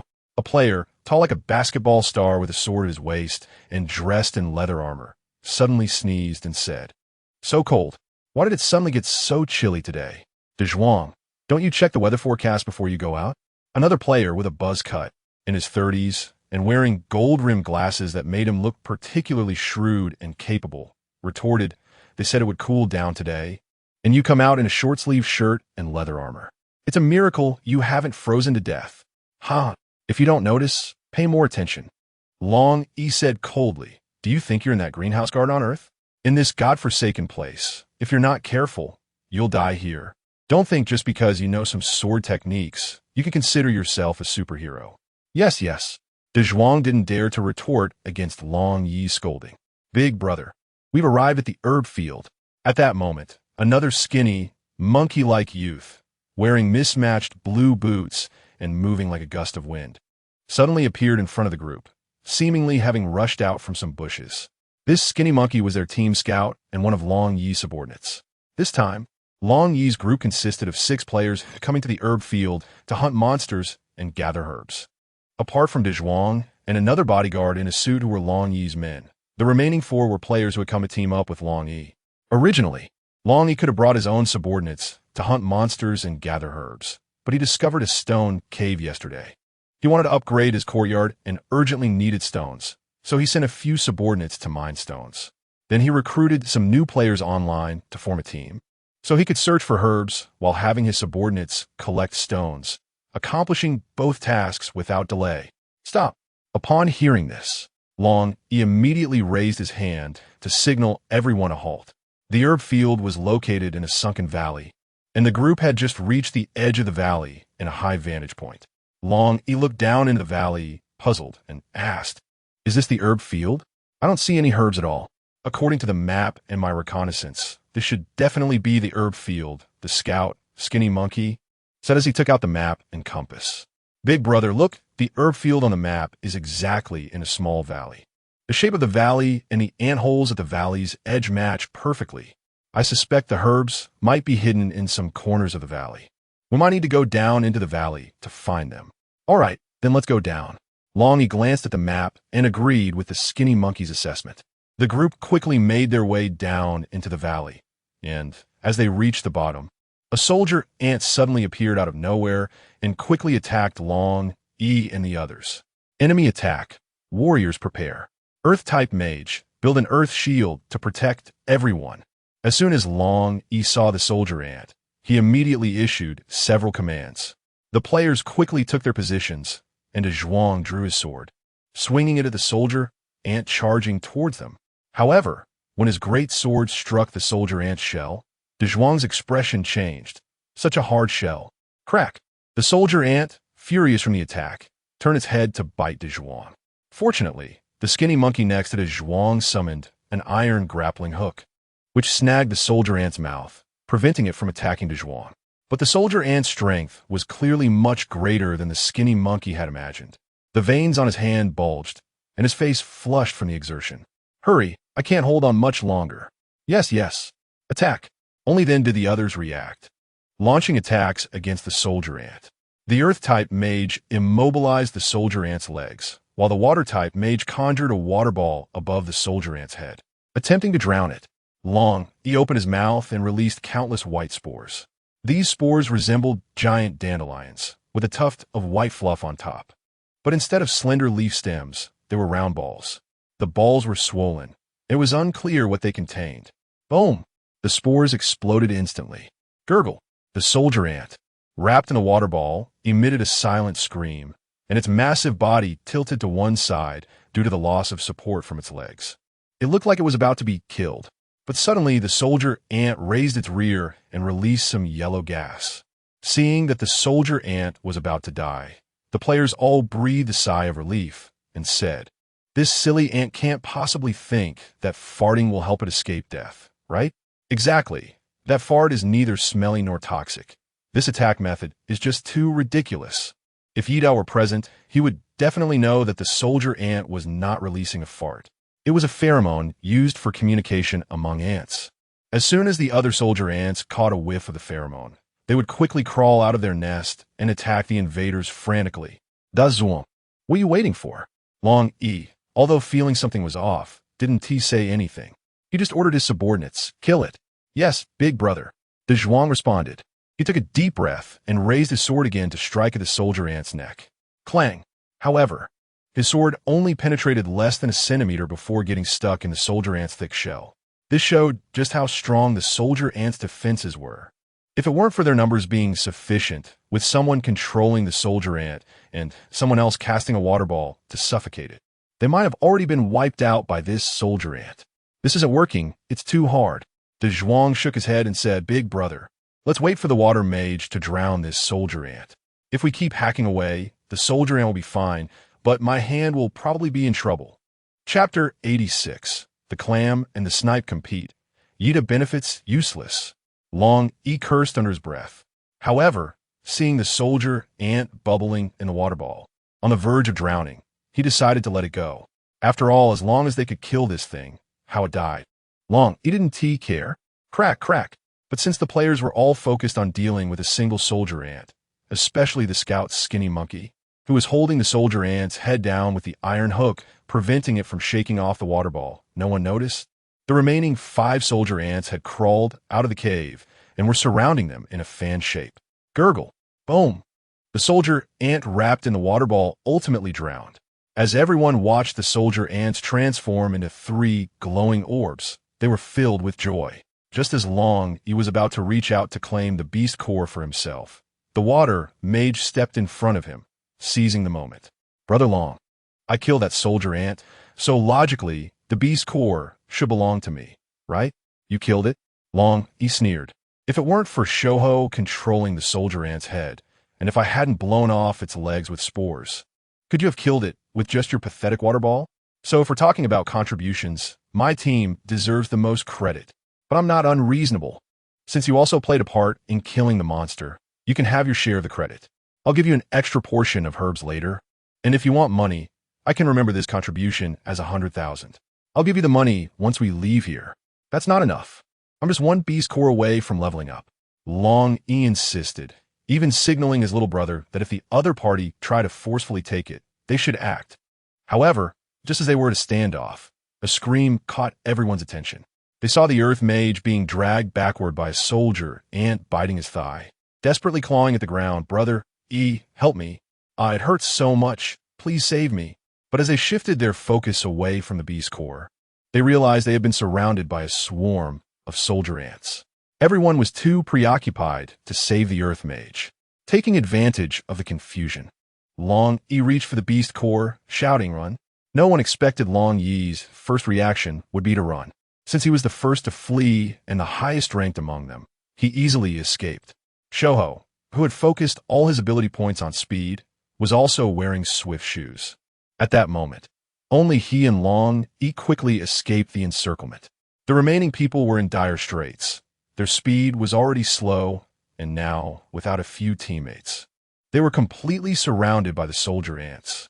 Escaping was impossible. Brother Yi, Da Zhuang couldn't believe that the idol he admired would leave him just like that. He was plunged into despair. Kill. Da Zhuang swung the great sword in his hand. Although he couldn't injure the soldier ants, he managed to keep them at bay. As for the water mage, he continuously cast water balls at the soldier ants' heads, which did have some effect, forcing the soldier ants to shake their heads in an attempt to dislodge the large water balls. At that moment, hiding in the stone house against the rock wall, Yida peeked through the door crack to observe the battle outside. He quickly opened the stone door, standing above to draw his spiritual bow against the soldier ants below. However, after fully drawing the bow, he did not continue to condense a spiritual arrow, because in his recent series of level-ups, he had comprehended the detached skill of the stone element. Stone arrow. Crack. With a crisp sound, an arrow made of condensed stone element appeared in the spiritual bow. Although the stone arrow wasn't smooth or delicate, it consumed only 1/5 of the mental energy compared to a spiritual arrow, which meant Ida could only release 2 spiritual arrows before, but now, after replacing them with stone arrows, he can shoot 10 stone arrows in a row. Taking advantage of the soldier ants attacking the players, he hides behind a soldier ant and prepares to attack. Whoosh! The stone arrow speeds towards the soldier ant. The next second, Ida hits the soldier ant right in the eye. Boom! The soldier ant, which was still attacking De Zhuang, collapses to the ground. De Zhuang is momentarily stunned, but he quickly realizes what has happened. Someone has shot an arrow to save him. He turns to look at Ida, but before he can express his gratitude, crunch! Another soldier ant nearby bites off De Zhuang's head. De Zhuang is dead. Brother Zhuang. This sends him into a panic, and the water balls he had controlled explode one after another. But Ida doesn't waste a moment. Whoosh! Whoosh! One stone arrow after another rains down from the sky, taking out 3 soldier ants in quick succession. Since someone is helping him distract the enemies, he naturally doesn't want to waste such a good opportunity. Even the water mage, no matter how dull, finally notices Ida presence at this moment, and he, like De Zhuang, turns to look at Ida, completely ignoring that he is still in the battlefield. Crunch! The remaining soldier ant seizes the opportunity to bite the neck of the water mage. The water mage finally screams, "Ah! Warrior, save, save!" Crunch! Whoosh! Unfortunately, just as Ida's arrow hits the last soldier ant, the water mage's neck is bitten off. In the entire valley, both players and soldier ants are wiped out. This battle is definitely a case of the clam and the snipe fighting, with Ida benefiting from it. "These are the relics of my fallen comrades," Long Yi said coldly. "I advise this brother not to touch them." "Yes, don't touch our stuff," the thin monkey echoed. Ida looked at these 2 despicable guys and sneered. "What are you two?" Chapter 87. The cunning player. We are 2 people. Long Yi stared at Ida, trying to see a hint of fear in his eyes. But Ida's gaze was full of confidence, and with the corpses of insects scattered throughout the valley, Long Yi, who originally wanted to make threats, softened his tone a bit and said, "However, you are right. Leaving our comrades behind is indeed our fault. And most of the insects in the valley were indeed killed by you, so we shouldn't monopolize all the credit. How about this? You return my comrades' relics to me, and as for the things in the medicine field, we will share equally among the 3 of us. How about that?" "Not happening." Ida sneered and directly charged his energy to take out his psychic bow, saying, "Get lost." This simple word made Long Yi's expression turn cold. He was really angry. Long Yi didn't expect that after reaching this point, this man in front of him would still be so impolite. Seeking death, Long Yi was not someone to be easily provoked. He was just timid and cautious. Therefore, when faced with danger, his first reaction was to run away, not to fight. But that didn't mean his combat power was weak. At least, he was already a 2nd-tier black iron warrior, while the man before him, no matter how strong, was at most a peak 1st-tier warrior. After all, Long Yi had a team to help him level up. But this man was alone. He didn't even have a small team. How could he possibly compare to Long Yi's leveling speed? Roar! After giving the thin monkey a hint, Long Yi immediately opened his mouth and roared angrily at Ida. Countless spores erupted from Long Yi's mouth. These spores scattered like dandelion seeds blown by the wind. But all the flying directions were aimed at Ida. Even if the opponent had a bow and arrow, they would have to taste the power of the explosive spores. Whoosh! Ida didn't waste any time with Long Yi. He directly released the bowstring of the psychic bow. But this time he didn't use stone arrows. Instead, he shot the most powerful psychic arrow. Bang! Bang bang! The psychic arrow pierced through the spores, triggering a series of explosions. However, the speed of the psychic arrow was too fast, and those spore explosions had a slight delay. Although it was only 1/100th of a second, it still couldn't catch up to the speed of the psychic rapid fire. Therefore, Long Yi could only watch helplessly as the psychic arrow shot through the spore bombs, igniting countless spores. Yet not a single spore could stop the psychic arrow, not even a block or influence it a little bit, causing the arrow to deviate even slightly. Long Yi just watched as the psychic arrow flew toward him. The speed of the psychic arrow was too fast, so fast that he couldn't even react. Thud! The arrow struck the center of Long Yi's forehead. When the arrow violently hit his forehead and his head experienced a strong impact, Long Yi felt a slight sense of relief, because he believed his skull would definitely withstand the impact of the arrow. Although he would be injured, at least he wouldn't die. As long as he didn't die, as long as there was enough time, then he and the skinny monkey would have a chance to turn the tables. Crack! But just as that thought flashed through his mind, the next second, he heard the crisp sound of his skull cracking, echoing in his head. It was a sound like a hard plastic cup being shattered, breaking apart, and then a blood-red haze appeared before his eyes, as if blood from his forehead was flowing down into his eyes. Am I going to die? I still have so much money left to spend, so many materials left to use. Damn it, I'm actually dying at the hand of a player. Why, how could this happen? In the final moments of his life, Long Yi felt an infinite sense of unwillingness and regret, but it was all too late. His name, second on the newbie leaderboard, dimmed at that moment. Just like the flame of Long Yi's life, it extinguished in an instant. Are we still fighting? Yida stared at the thin monkey and coldly asked a question. He did not put away the spiritual energy bow, but he also did not condense a spiritual energy arrow again, because Yida was on the brink of mental exhaustion after 2 battles. At this moment, it was difficult for him to condense even a stone arrow, let alone a spirit energy arrow, if possible. He really didn't want to fight anymore. Bang! The skinny monkey was a clever man. The moment his older brother Long Yi died, he simply knelt down. I'm not fighting anymore. Brother, I'm not fighting anymore. The skinny monkey pleaded on his knees, brother. Everything here belongs to you. I'll leave right now. I'll leave immediately. Leave your backpack behind, and you can go. Yida said. The skinny monkey nodded repeatedly and turned his back to take off the backpack. However, his movements were very slow, as if he was afraid of provoking Yida's attack. So he took off the backpack very gently and slowly the whole time. Yida was staring at the skinny monkey while approaching a beast core in the valley. The moment he got close to the beast core, Yida immediately reached out and grabbed it, replenishing the exhausted mental energy in his body. Huh! When the skinny monkey saw Yida lowering his gaze to grab the beast core, his eyes lit up because the opportunity had come. He had been waiting for a chance to attack Yida. Now it was the moment. But just as the skinny monkey raised his hand, preparing to throw the hook in his hand, whoosh! Yida's psychic arrow shot towards him faster than the thin monkey. The thin monkey's eyes widened in disbelief. Seemingly unable to understand, Yida said, as soon as I make a move, I make a move. Unfortunately, he didn't get the chance to ask, because Yida shot an arrow that directly blew his head apart, trying to scheme against me. The reason Yida said this was that he had already seen the analysis on the skinny monkey through his analysis glasses. Sly player, profession scout, hiding a claw behind him. But at that time, Yida's mental energy had been completely exhausted, and it was even difficult for him to condense his stone skin. Naturally, he wouldn't choose to confront the skinny monkey head-on. Moreover, the skinny monkey was a profession with high agility and even had a ranged weapon in hand. So, Yi Daxian first intimidated the skinny monkey, then took the opportunity to replenish the beast core.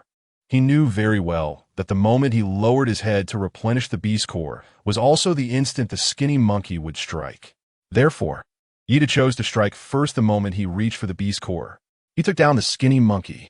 Chapter 88, Great Harvest. Whoosh! Until Yida watched in shock as the bodies of Long Yi and the thin monkey flickered, faded, and gradually disappeared before his eyes, turning into orbs of light. The player. Looking at everything in front of him, Yida felt an immense shock in his heart. Could it be that they would also turn into flesh and beast cores like the monsters? The thin monkey turned into 2 orbs of light. Long Yi turned into 3 orbs of light. Yida was a bit puzzled. Why didn't that man and woman in the banana grove explode anything before? Boots? A grappling hook? Fortunately, at a glance, Yida only saw a pair of blue boots and a grappling hook from the glowing sphere, not meat and entrails. Were these 2 items the equipment of the skinny monkey? Yida quickly reached out to grab the boots in the light sphere.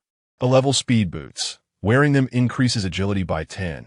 When Yida saw the description of these boots, he had only one thought. These boots were too ordinary. Not even as good as his Black Iron Swift shoes. However, these boots were clearly a blank equipment. They weren't even at the black iron level.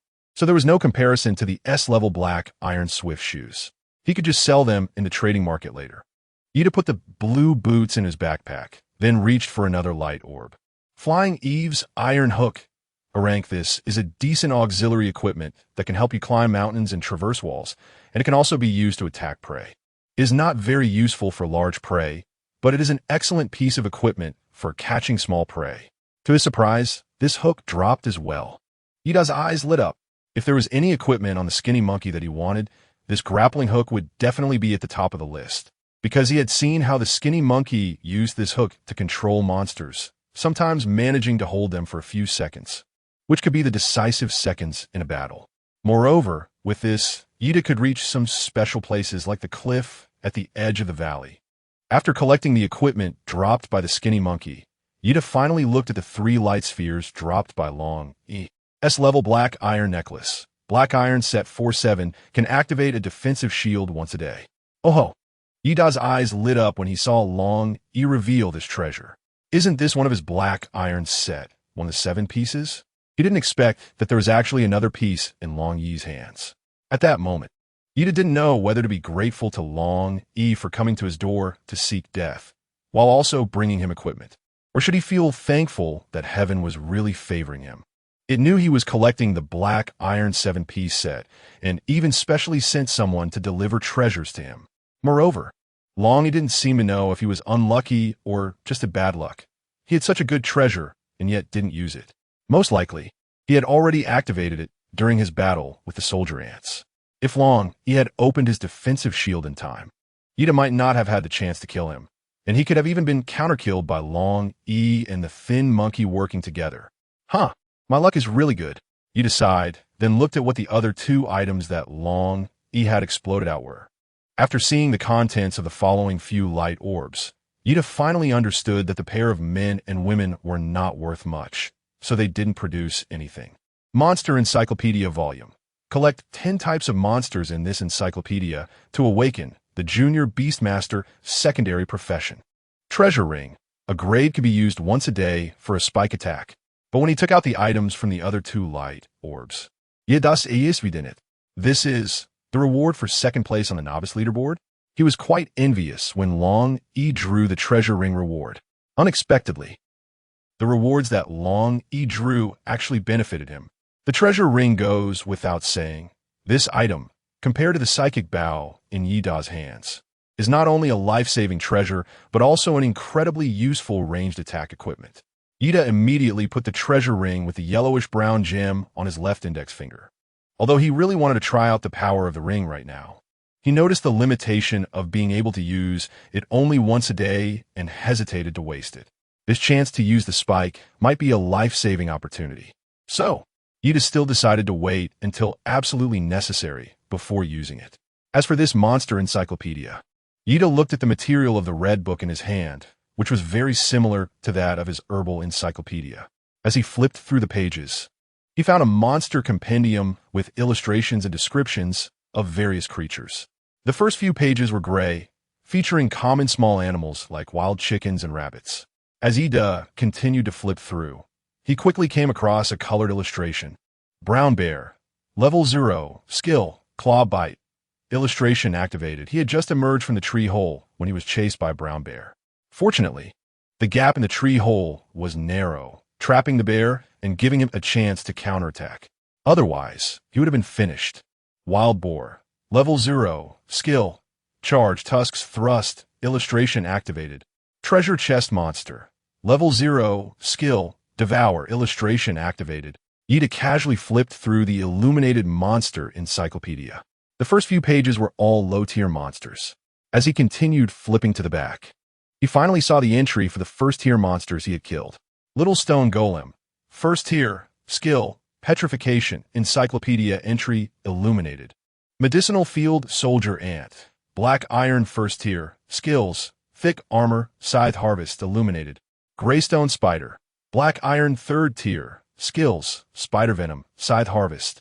Foot Piercing. So the Greystone Spider is a Black Iron third tier monster. No wonder the energy from one bee's core is so abundant. Ida counted the illuminated entries in his illustrated guide.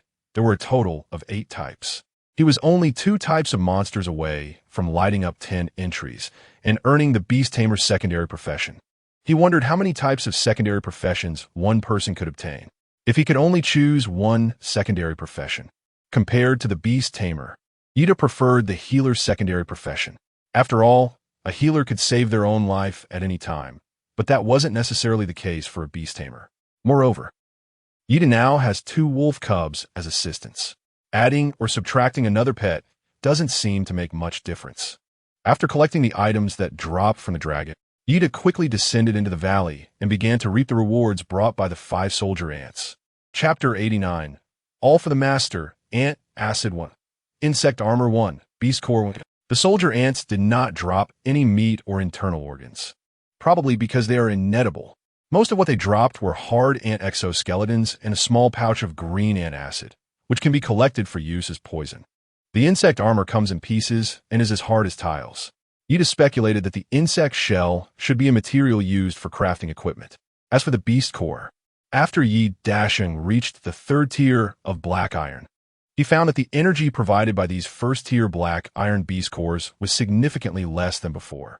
Previously, when he devoured a beast core, the stone elements would be enough to cover an area of his body. For example, it could cover his entire forearm or his whole upper arm. At the very least, it could cover a palm. But this time, Yida devoured 10 soldier ant beast cores one after another, but only caused a layer of stone skin to cover the sole of his right leg, resembling a stone sock. However, with the coverage of the stone skin, Yida also felt some changes brought by the 3rd tier. The speed of stone element condensation had increased. If before he needed 1 second to condense a stone arrow, now he could complete it in the blink of an eye. Moreover, the stone arrows he condensed now had a much smoother surface. He could even condense arrow tail wings. This improved the stability and speed of the stone arrows to another level. Achoo! A cold wind blew by, and Yida immediately sneezed. This was still a result of him wearing a down jacket, but Yida still felt so cold. The moment he opened his mouth to speak, white mist gushed out. That was the steam turning into water droplets upon encountering the cold. It was evident how low the temperature must be. Yida quickly called out to the 2 little ones, "The cold wave is coming." He decided to wait until the temperature rises before going out to collect herbs and hunt monsters. That monster encyclopedia was about to be filled with 10 entries. Yida will soon be able to start a new side job. Snap! Yida threw the stone house ball onto the cliff wall at the edge of the valley. Expansion successful. Please choose the position for the stone house to expand. 1. Bottom layer, 1 to 50 meters. 2. Middle layer, 51 to 100 meters. 3. Top layer, 198 meters. This cliff wall is not as tall as that towering tree, with the highest point being only 198 meters. But Yeda's goal was to see the scenery from the top, so he chose the top layer without hesitation. Selection successful. Waiting for expansion. Achoo! Achoo! While waiting for the stone house to expand, the 2 little wolf cubs also started sneezing.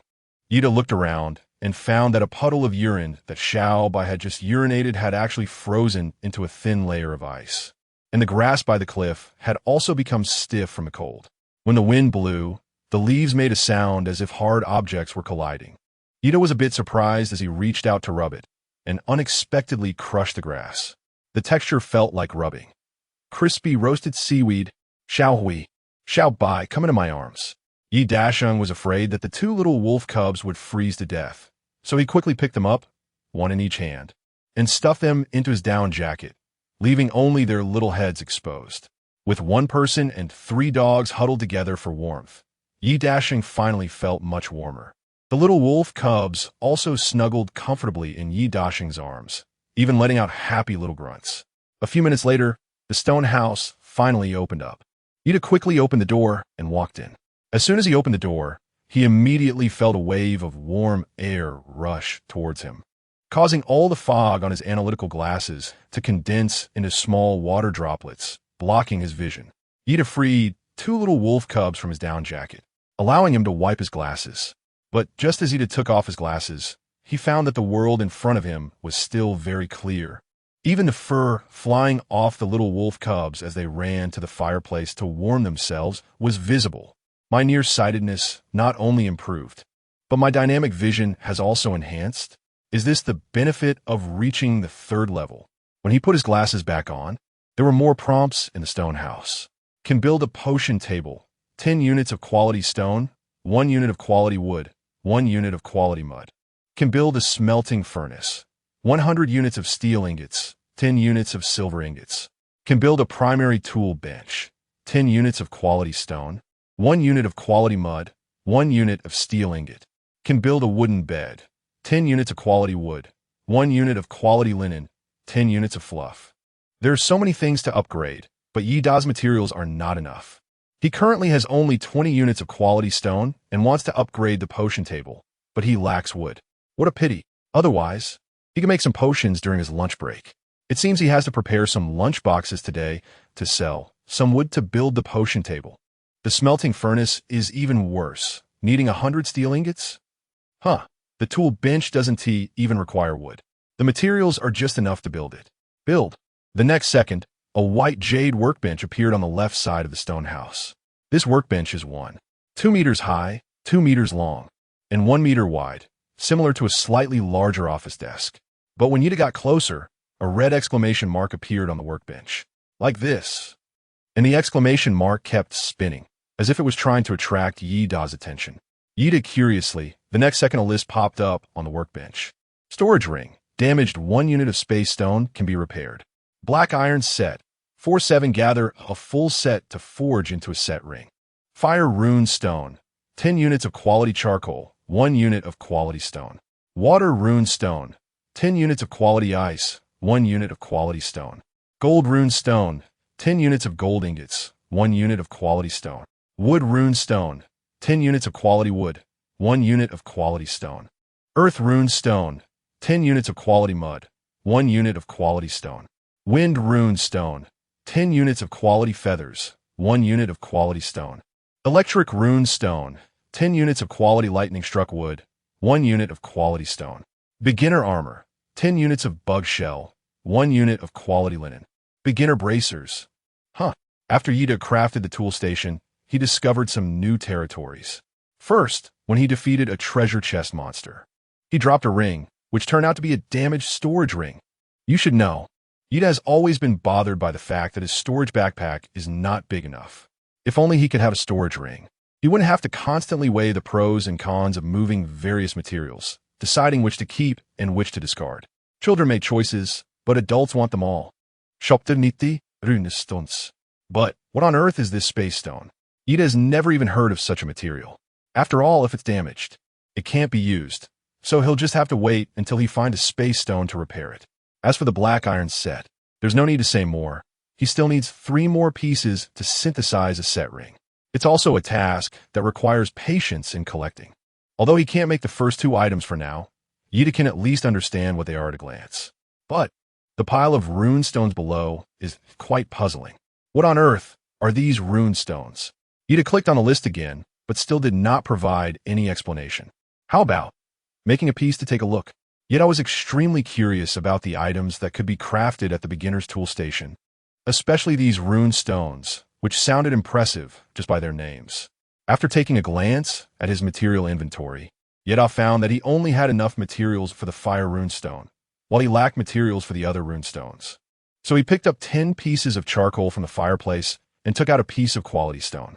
Discover materials for fire rune stone, 10 units of quality charcoal, 1 unit of quality stone. Do you want to craft it? Yeda pressed the button. The next second, the small hammer on the workbench began to move on its own, as if a ghost was operating it, tapping and striking the white jade stone. Ding ding, zang zang. Yeda looked at the bizarre scene at the workbench and unconsciously took a step back, feeling a bit horrified. Woof, woof, woof, woof. The 2 little wolf cubs also sensed the anomaly at the workbench and began barking wildly at it. Fortunately, the workbench produced items very quickly. In just 10 seconds, the charcoal and quality stone on the workbench disappeared. In their place was a white crystal stone the size of an egg, with a fire pattern in the center that kept flickering as if a real flame was locked inside the crystal.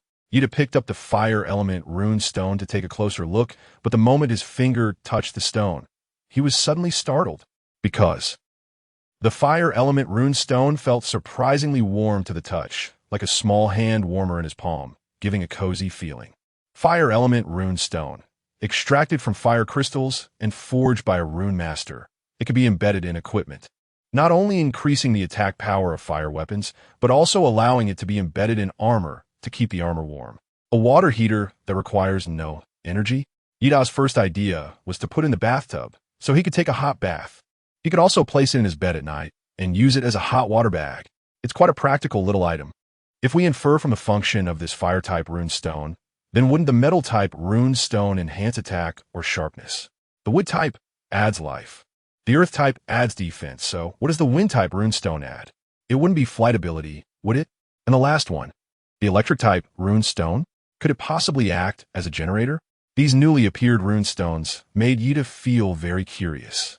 Moreover, after Yida created the fire-type rune stone, the list on the tool bench had one more option for embedding. Would you like to embed the fire-type rune stone into your clothing? The embedding rate at the beginner's tool bench is only half. That's really low. Could it be that, as the tool bench upgrades, the success rate of embedding will also increase? Even so, Yida still chose yes, because he was curious about what changes this embedding function could bring to his clothing. Please place the clothing to be embedded on the tool bench. After thinking for a moment, Yida took off his down jacket and placed it on the workbench. The reason for choosing the down jacket instead of other clothing is because Yida was afraid that after the cold wave, the weather would turn hot again. Therefore, he couldn't embed fire-type rune stones into his long sleeves or armor, otherwise when it got hot, would he have to go shirtless? Moreover, as long as he wore a down jacket, it would definitely be cold. So why not directly embed the rune stones into the down jacket? Wouldn't that provide extra warmth? Embedding successful. Yida lifted the down jacket to take a look. There was no change in the jacket itself. Only the original Canada Goose logo had turned into a fire-type rune stone. As soon as he put on the down jacket, Yida immediately felt an extreme warmth. It could even be said to be hot. It felt like wrapping oneself in an electric blanket during summer. In just a moment, a layer of fine sweat appeared on Yida's forehead. There was a fireplace in this stone house, and the temperature was too high to test the changes in the down jacket after it was embedded with the fire-type rune stone. He needed to go outside to feel the cold. Click! Yida opened the door of the stone house. The two little wolf cubs, warming themselves by the fireplace, immediately perked up their ears and turned to look at Yida with an expression of, "Are you going out?" "If I'm not going out, I'll just open the door and feel the cold air." Yida explained to the two wolf cubs that the turntable is divided into two colors. The color on top is blue, and the color on the bottom is gray, just like the turntable on the door of Howl's moving castle. In the middle of the turntable, there is a metal pointer, which is currently pointing downwards, towards the gray position. Could this turntable be for opening the door? In Howl's moving castle, each color on the turntable represents a different door. Some doors lead to the city, while others open into the small courtyard. Give it a try. Yida did not turn the knob and directly open the door. As expected, the moment he opened the door, he was met with the valley wall outside, but it had started snowing at some point, gently coating the entire valley in white. Whoosh! Yida let out a breath, just like a boiling kettle. A stream of white vapor rising towards the sky and then dispersing in midair. Delicate snowflakes hit Yida's face, cold and crisp.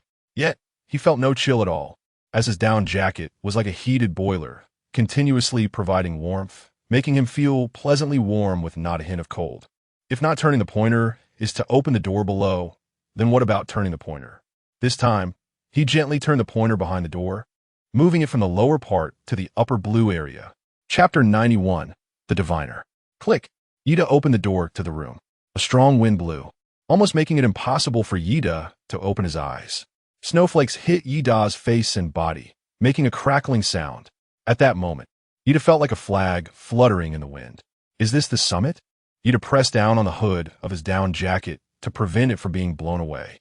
After getting used to it for a moment, he finally opened his eyes to see clearly that outside the door was the cliff top, so the wind and snow were quite heavy. But the view from the cliff top was truly beautiful. The snowflakes did not fall gracefully as one might imagine. Instead, they were blown askew by the wind. Many of these slanted snowflakes hit the cliff wall and then fell towards the bottom, quickly accumulating into a thick layer of white blanket. However, within this snow-formed blanket, there were some gray-green objects moving around, and some red flowers or grass-like things dotted the snowy ground with specks of red, shining brightly like winter's winter sweet. From a distance, coupled with the wind and snow, Ida, even with good eyesight, couldn't quite see what those things were. Fortunately, the analytical capability of the analysis glasses directly overlooked the aspect of distance. As long as it can be seen, it can analyze it for you. Blood flower, an important material used for crafting life potions. Corpse wolf, second stage, a cursed monster that is not afraid of pain, has strong attack power, and even possesses poison skills. Getting bitten would be quite troublesome.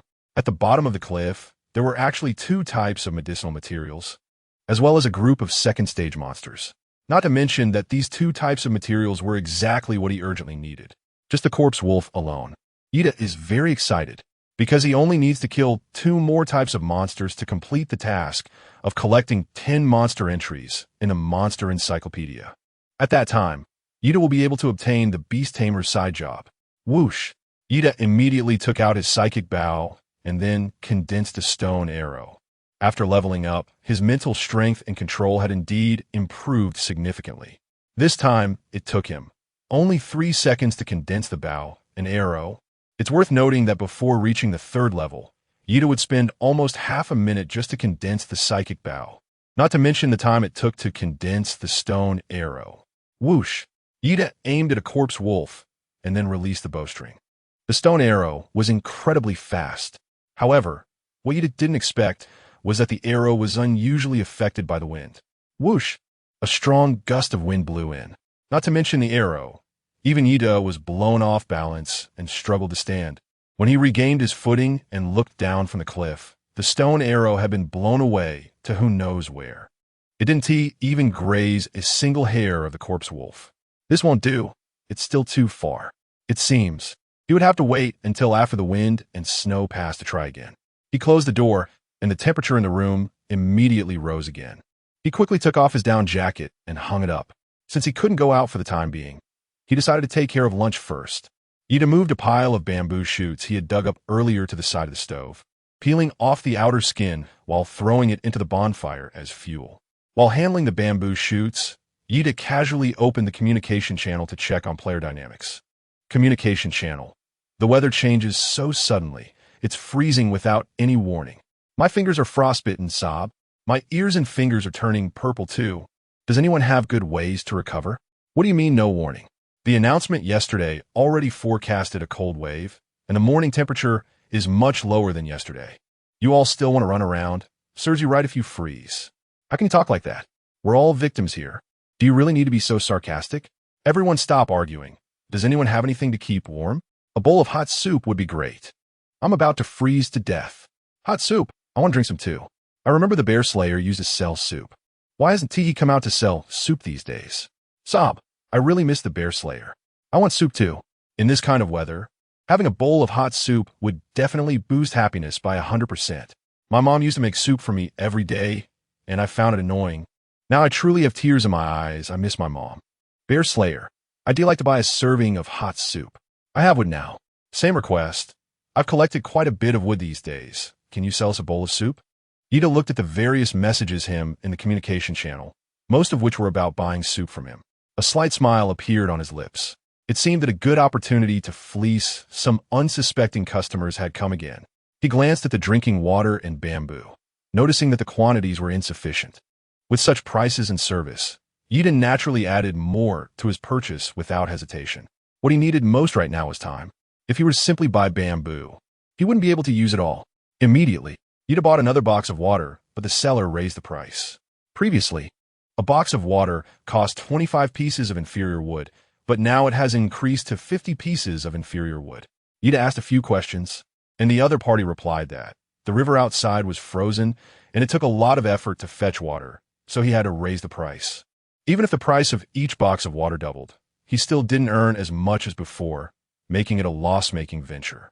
If it weren't for the fact that no one would buy at a higher price, he would have wanted to raise the price even more. Hearing the seller say this, Ida gave up the thought of bargaining. Transaction successful. Inferior wood minus 25 Wooden Box 1. In another stone house, Long Yi's brother, Long Air, had an extremely dark expression as he asked, "Diviner Aji, what happened to my brother? Why has his name turned black?" A man with long hair, a gentle appearance, and dressed in cotton and linen stood by the fireplace, brushing his fingers through the air. In the next moment, a swirling mist appeared before him. This was Aji's ability, the mirror of observation. Although his ability was not for combat, his divination skills were exceptionally popular in this world. Moreover, he could not only find the location of treasure chests through divination, but also help players divine fortunes and seek clues to various problems. Chapter 92. Tired from making money after learning about Aji's abilities, Long Yi high-priced invited Aji to join his team. Unfortunately, unforeseen circumstances arose, and Long Yi encountered Yida while out, resulting in his downfall. Long Air was responsible for leading the team to help his brother mine caves and collect various stone and metal ores. But his brother had not returned for a long time, and in the end, he even discovered that his brother's avatar had turned black. "So, Mr. Long Air, I saw in the mist mirror." Aji stared intensely at the white mist that others could not see and said, "Your brother encountered misfortune? Misfortune? What misfortune? Did he encounter a powerful monster?" Long Air's heart ached sharply at these words, although he had a premonition and guessed that his brother might have. With this confirmation, Long Air found it increasingly hard to accept. Clearly, in the morning, before his brother left, he had told him, "I'm about to advance to the 3rd tier. No one in Area A will be my opponent." How could such a confident brother suddenly? Not a monster. Aji shook his head and said, "What I saw was a male player, a man accompanied by 2 wolves." "What does that mean?" Long Air's eyes widened. "You mean someone killed my brother? And this person who killed my brother is a player?" Aji nodded. "Yes, Mr. Long Air." "Impossible."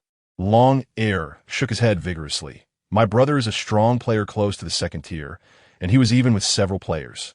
He even had a protective treasure on him. How could he die at the hands of a player? That's impossible. You must have seen it wrong." Aji wanted to say that the mist mirror could never be wrong. Crash. Long Air went mad, sweeping everything off the wooden table made of fine wood, and spat out 2 words through clenched teeth.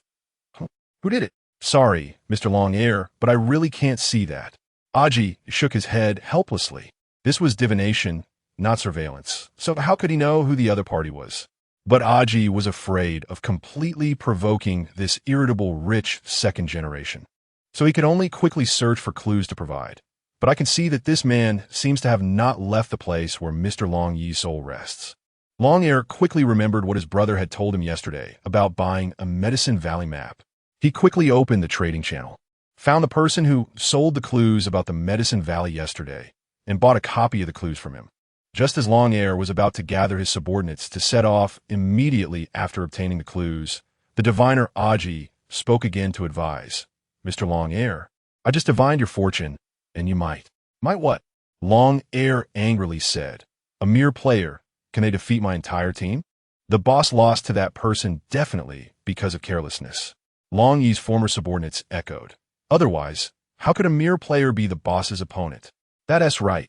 Long Air was very satisfied with this subordinate's attitude. "I don't believe that over a dozen 1st-tier strong players can't defeat a single player, unless he is a god." Mr. Long Air is right. Aji waved his hand to disperse the mist mirror, not wanting to look any further, and simply placed his hand over his chest to bless. "Then Aji wishes you a successful start. Gather everyone." Long Air's eyes turned red with anger as he shouted, "Anyone who can move, come with me.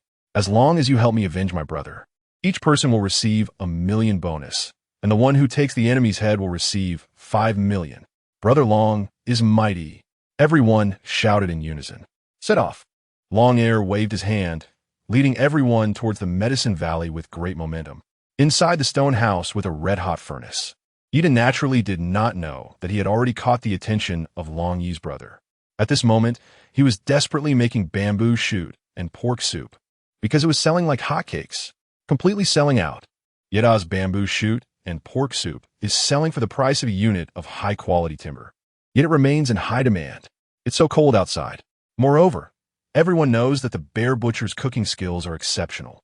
The bamboo shoot soup he makes is not only rich in meaty flavor, but also not greasy at all. This is because Yeda is generous with the seasonings, adding salt and pepper. Therefore, the deliciousness of his meat soup surpasses that of many sellers. Many others sell their soup at prices lower than Yeda's, but their sales are far behind his. Additionally, in this kind of weather, having a bowl of hot soup is simply synonymous with happiness. So, Yeda keeps selling pot after pot, but those players are still scrambling like crazy to get it. On the black market, Yeda's bamboo shoot and pork soup is being sold for a high price of 2 units of high-quality timber, yet buyers keep coming in droves. If it weren't for Yeda's reluctance to raise prices, he would want to pocket this black-hearted money himself. After all, these players are so desperate. Making money is really exhausting. After selling 100 portions of soup, Yeda finally lay on the ground, too lazy to move even a finger. Although he made a lot of materials, it was just too tiring. Yeda listened carefully. The door of the stone house was not rattling in the wind, which indicated that the blizzard had passed. It was about time to go outside. So, even though he still had some bamboo shoots and meat left, Yeda announced at the trading market that the meat soup was sold out, immediately drawing a chorus of wails. But he couldn't just sell things without going out. Sigh, I really need a partner. Yeda didn't even need to go out to fight monsters. He just needed to keep helping sell lunchboxes. Woof woof. The little wolf cubs seemed to sense that the outside was calm again, so they were hinting to Yeda that it was time to go out and play. But Yeda was really tired at this moment. It was all because the money was too easy to earn, which made him waste all his energy on cooking. If only he could have a little potion to recover. Hey, wait a minute. Yeda's eyes suddenly lit up. Do I have enough materials to build a potion-making table? I have plenty of herbs on hand, and now I just need a potion-making table to mass-produce a lot of potions. As long as I have potions for supplementation, I can become lively again. Chapter 93. Invisibility Potion. Build potion-making table. Yes. Excellent stone, 10 units. Excellent wood, 1 unit. Excellent mud, 1 unit. Potion-making table constructed successfully. In the next second, a flash of golden light appeared, and to the left of the stone house, specifically to the left of the tool table, another stone countertop emerged. Although both countertops were made of excellent stone, the tool table had a shape more like a workbench, equipped with hammers and chisels specifically for making tools, giving it an industrial style at first glance. In contrast, the potion-making table was adorned with a stone mortar, a row of small wooden boxes, and a wooden board for processing herbs. The potion-making table had a purely apothecary vibe, and the style difference was significant. Please place potion-making materials. The potion-making table was different from the tool table. The tool table displayed a production list, but the potion-making table was completely empty, with only a few slots for placing herbs and a button for producing potions. Yeda didn't directly put the herbs in. Instead, he tossed in some bamboo shoot shells and some bamboo leaves. He wanted to see what kind of potion could be produced. The result: production failed. Plop. A lump of black, mushy substance landed on the pharmaceutical table, emitting a foul odor. It was like some kind of decayed plant that had been buried in the ground for a long time. Is this the result of not following the conditions and proportions when adding the herbs? Yeda was a bit shocked. He thought everything here was very intelligent, but he didn't expect that the requirements for pharmacists themselves were still quite high at the pharmacy station. No wonder a compendium of medicinal materials was needed. Since haphazard attempts wouldn't work, Yeda had no choice but to honestly open the compendium of medicinal materials. This compendium was very similar to a monster encyclopedia, with pages filled with drawings of various potions and medicinal materials. The medicinal materials collected by Yeda transformed the illustration into vibrant colors, as if the illustration had been illuminated.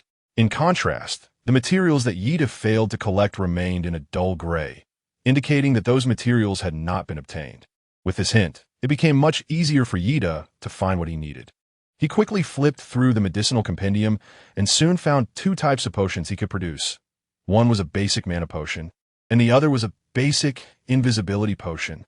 Basic mana potion restores 30 of mental power within 100 seconds for Black Iron Warriors, up to level 6. Basic invisibility potion. Drinking this potion grants 10 seconds of invisibility. Although the basic mana potion was somewhat useful, it was far inferior to the intermediate mana potion, which could fully restore 100 of mental power. However, the basic mana potion could only restore 30, and it took 100 seconds to do so. This meant that to fully restore his mental power, at least 5 minutes would be needed. It was somewhat of a letdown, but better than nothing. The most important thing was, Ida can produce it himself. So he decisively placed the medicinal materials into the small box on the potion table according to the requirements and proportions in the herbal manual. 1 magic fruit, 3 wolf-tail grasses, and 1 glass. The required materials are not many, and the requirements are relatively simple. After Yida placed these materials inside, a new list appeared above the potion table. Beginner magic potion. Do you want to produce it? Yida pressed the production button. It turned out that the pharmaceutical station did have a list, but it only appeared when the correct items were placed. Producing the potion took some time, so Yida began to study another potion called the Basic Invisibility Potion. But no matter how you looked at it, this potion seemed a bit useless. Basic Invisibility Potion. Drinking this potion grants 10 seconds of invisibility, but cannot conceal smell and sound. Only being invisible for 10 seconds is one thing, but not being able to hide smell and sound? This potion, Ida didn't know what it could be used for. But considering that the Pharmaceutical Codex requires the production of 10 kinds of potions to obtain the healer's secondary profession, Ida honestly took out the materials needed for the basic invisibility potion from his storage backpack. 1 fog grass, 3 color-changing flowers, 100 milliliters of pure water, and 1 unit of glass. As Ida prepared these materials, basic magic potion production successful. Basic magic potion 1. A round-bottom glass bottle appeared on the alchemy table, containing a light blue liquid. The color of this liquid is much lighter than that of the intermediate magic potion. It resembles the color of diluted magic fruit. The magic fruit looks like a large blueberry, about the size of a palm, but its skin is very thin, and with a little pressure, it can be easily pierced, releasing a bitter juice that is as sour as lemon juice. However, Ida didn't expect that the primary magic potion made from the combination of these 2 herbs would taste somewhat sweet, almost like a fruit juice drink. The moment the beginner magic potion entered his mouth, Ida felt that his whole body and mind were rejuvenated. A surge of energy erupted from his stomach, flowing to his limbs and bones, while his brain experienced a refreshing sensation as if he had taken a deep breath of menthol. Even his body, which was too tired to move, was suddenly electrified in that moment. Resurrection. Ida felt completely invigorated. Just right, the wind outside has also stopped. Hunting time begins. Yay! Ida opened the door to the room. Since he did not rotate the pointer behind the door again, he found himself still at the cliff's top, but everything around had turned into a vast expanse of light. Below the cliff, there were several snowy paths, likely the traces left by the corpse wolves. However, the snow was too thick, and the corpse wolves seemed to be hiding within the accumulated snow, making it impossible for Yida to find any trace of them. Moreover, it was a bit too high here, and Yida could not see the situation at the bottom of the cliff clearly. It would be great if he could descend to half the height. Wait a minute. Yida recalled that when he was merging the stone house, there were 3 height options to choose from. 1. Ground floor, 1 to 50 meters. 2. Middle floor, 51 to 100 meters. 3. Top floor, 198 meters. He chose the top floor, but what if he had chosen the middle or ground floor instead? Ding! He looked towards the alchemy table and saw an empty bottle appear on the alchemy table. Beginner's Invisibility Potion production successful. Beginner's Invisibility Potion 1. Is this the invisibility potion? Ida was drawn to the empty jar, and he curiously stepped forward to take a look. Could it be that the invisibility potion also made the liquid inside invisible? But the moment Ida lifted the glass bottle, he distinctly felt that there was liquid inside. Although he couldn't see it, he could sense that the weight was off. But why was there nothing inside? Chapter 94. Second Order Corrupted Corpse Wolf. Ida pulled out the cork of the potion bottle and sniffed it. It had no scent at all. It was as if this was truly an empty bottle. If it weren't for the fact that Yida had an empty bottle of the beginner-level magic potion that he had finished, he might have almost believed that there was really nothing inside this bottle. Gurgle, gurgle, gurgle. After a few seconds, Yida suddenly heard the sound of bubbles rising from the invisibility potion bottle. He looked into the invisibility potion bottle again and saw that some transparent liquid had appeared inside, filled with countless tiny bubbles. It looked a bit like Sprite. Just now, he clearly hadn't seen anything. How could it suddenly have appeared? Ida shook the bottle again, and sure enough, countless small bubbles bubbled up, and the transparent liquid inside also swayed a bit. It was as if the liquid had suddenly appeared. But the weight of the bottle had never changed from beginning to end. Could it be? Ida's eyes suddenly lit up. He suddenly remembered that the description of the invisibility potion stated, "Beginner invisibility potion. Drinking this potion grants 10 seconds of invisibility, but cannot hide smell or sound." Could it be that this potion had a hidden effect for the first 10 seconds after it was produced, which is why Ida couldn't see it? After 10 seconds, when the potion became visible, Ida would be able to see it again? What a magical potion. Although, Ida hasn't thought of the use of this potion yet, as the inability to conceal its smell is a serious flaw. However, he still holds the idea that having more life-saving treasures is never too much, so he put it in his pocket for future use. Click! Ida turned the pointer behind the door to the downward position, pointing to the gray ground. Little gray, little white, come out. To retract the stone house. There couldn't be any living creatures inside. Therefore, Ida could only call the two little ones out to retract the stone house, and then change its height. Woof! Woof, woof, woof. The two little guys ran outside, and upon seeing the ground covered in white snow, they immediately excitedly barked and began to dash through the snow. The pure white ground, fluffy like a soft cake, was instantly marked by their running paths. And Little White, the big foodie, simply started biting the snow from the ground, as if it were some delicious snow cone, getting its face all covered in snow, looking very happy. Snap! Ida threw the folded stone house ball onto the cliff at the edge of the valley again. Expansion successful. Please select the location to expand the stone house. Ida decisively chose the middle layer, specifically the position between 51 meters and 100 meters. Selection successful. Will unfold in the middle layer. While waiting for the stone house to merge, Ida took the opportunity to pack the snow into his backpack, hoping to turn the snow into water. As the snow was cleaner. Collection successful. Snow wants snow. Soon, in Ida's backpack, there was an extra set of snow. Meanwhile, the ground revealed a blank area of about 20 square meters, exposing the color of the sand and gravel underneath. It seems that 1 unit of snow corresponds to 1 square meter. Stonehouse expansion successful. Ida opened the door and entered the house, emptying several wooden boxes used for storage, and also took out a pot to collect snow. Once the snow melted into water, he would have a clean water source. 20 units of snow turned into 4 boxes of snow and a large pot of snow. The rest would just wait to melt slowly. Woof, woof, woof. Ida has already set up the snow, but those two little ones are still playing and reluctant to go home. As a result, these two little guys, seeing snow for the first time in their lives, are simply going crazy with excitement. They can clearly hear Ida calling them, but they still pretend not to hear, continuing to play in the snow. It's time to eat. Ida had no choice but to use his ultimate move. Sure enough, as soon as these two little guys heard Ida mention food, they ran as if they were taking off. Ida was angry. The two little things pretended not to hear and continued to stare at Ida eagerly. Seeing their cute appearance, Ida sighed and said, "You really owe me." Slap, slap.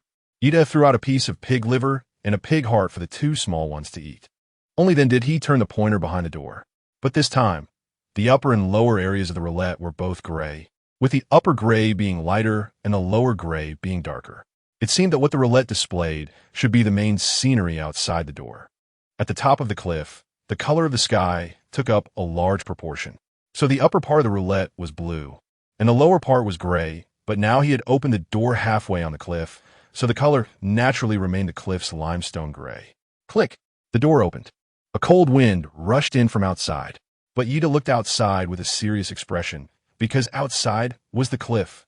There wasn't even a stone for cushioning. As Ida leaned out the door and looked down, he saw the bottom of the cliff about 40 to 50 meters below, where a pack of corpse wolves were raising their heads to look at him. Woo, woo, woo. The corpse wolves all issued muffled warning sounds to this sudden intruder. His height should be able to hit them, right? Ida simply sat on the doorframe, letting his legs dangle freely over the cliff. Then a spirit energy bow materialized in his hands. At the same moment, A stone arrow appeared along with the spirit energy bow. Ida narrowed one eye, aiming at a decaying corpse wolf. Whoosh! The moment he released the bowstring, the gray-brown stone arrow drew a long gray phantom line in the air. Ida thought that the stone arrow, without the interference of the wind, should be able to easily hit the corpse wolf. As a result, the corpse wolf moved slightly, and the stone arrow actually passed through its bony ribs and shot into the snow. Ida was completely stunned and said, "Is this even possible?" Whoosh! He shot another arrow in disbelief. This time, luck was on his side, and the arrow hit a chunk of rotten flesh on the front leg of the corpse wolf. But the problem was that the corpse wolf seemed completely unaffected. It even scratched its back leg to try to get the stone arrow off. As Ida watched the corpse wolf scratching itself, he was shocked to see it scratch off a large piece of skin and flesh from its front leg before hopping away. No way. Seeing this, Ida couldn't help but let out a wail, saying this corpse wolf is really too difficult to deal with. Do we really have to shoot them in the head like we do with zombies to destroy their central nervous system? He had some guesses in his mind, but unfortunately, Ida was still a bit far from the corpse wolf. Ida wants to shoot the rotten wolf's head with a stone arrow from such a long distance, which is not an easy task. If only he could lower the height a bit more. Unfortunately, this cliff has only 3 heights to choose from, either the very bottom, the top of the cliff, or the position where Ida is currently at halfway up the mountain. This seems to be a limitation set by the Misty World to prevent players from exploiting bugs to farm monsters. What should he do? Idemo stroked his chin, and suddenly his eyes lit up as he thought of a good idea. Chapter 95. Scaling Walls and Rooftops. Flying Eve's Iron Hook. A-Class, this is a pretty good auxiliary equipment that can help you climb mountains and scale walls, and it can also be used to attack prey. It is not very useful for large prey, but it is an excellent piece of equipment for catching small prey. Ida took out the iron hook and directly hooked it onto the door frame.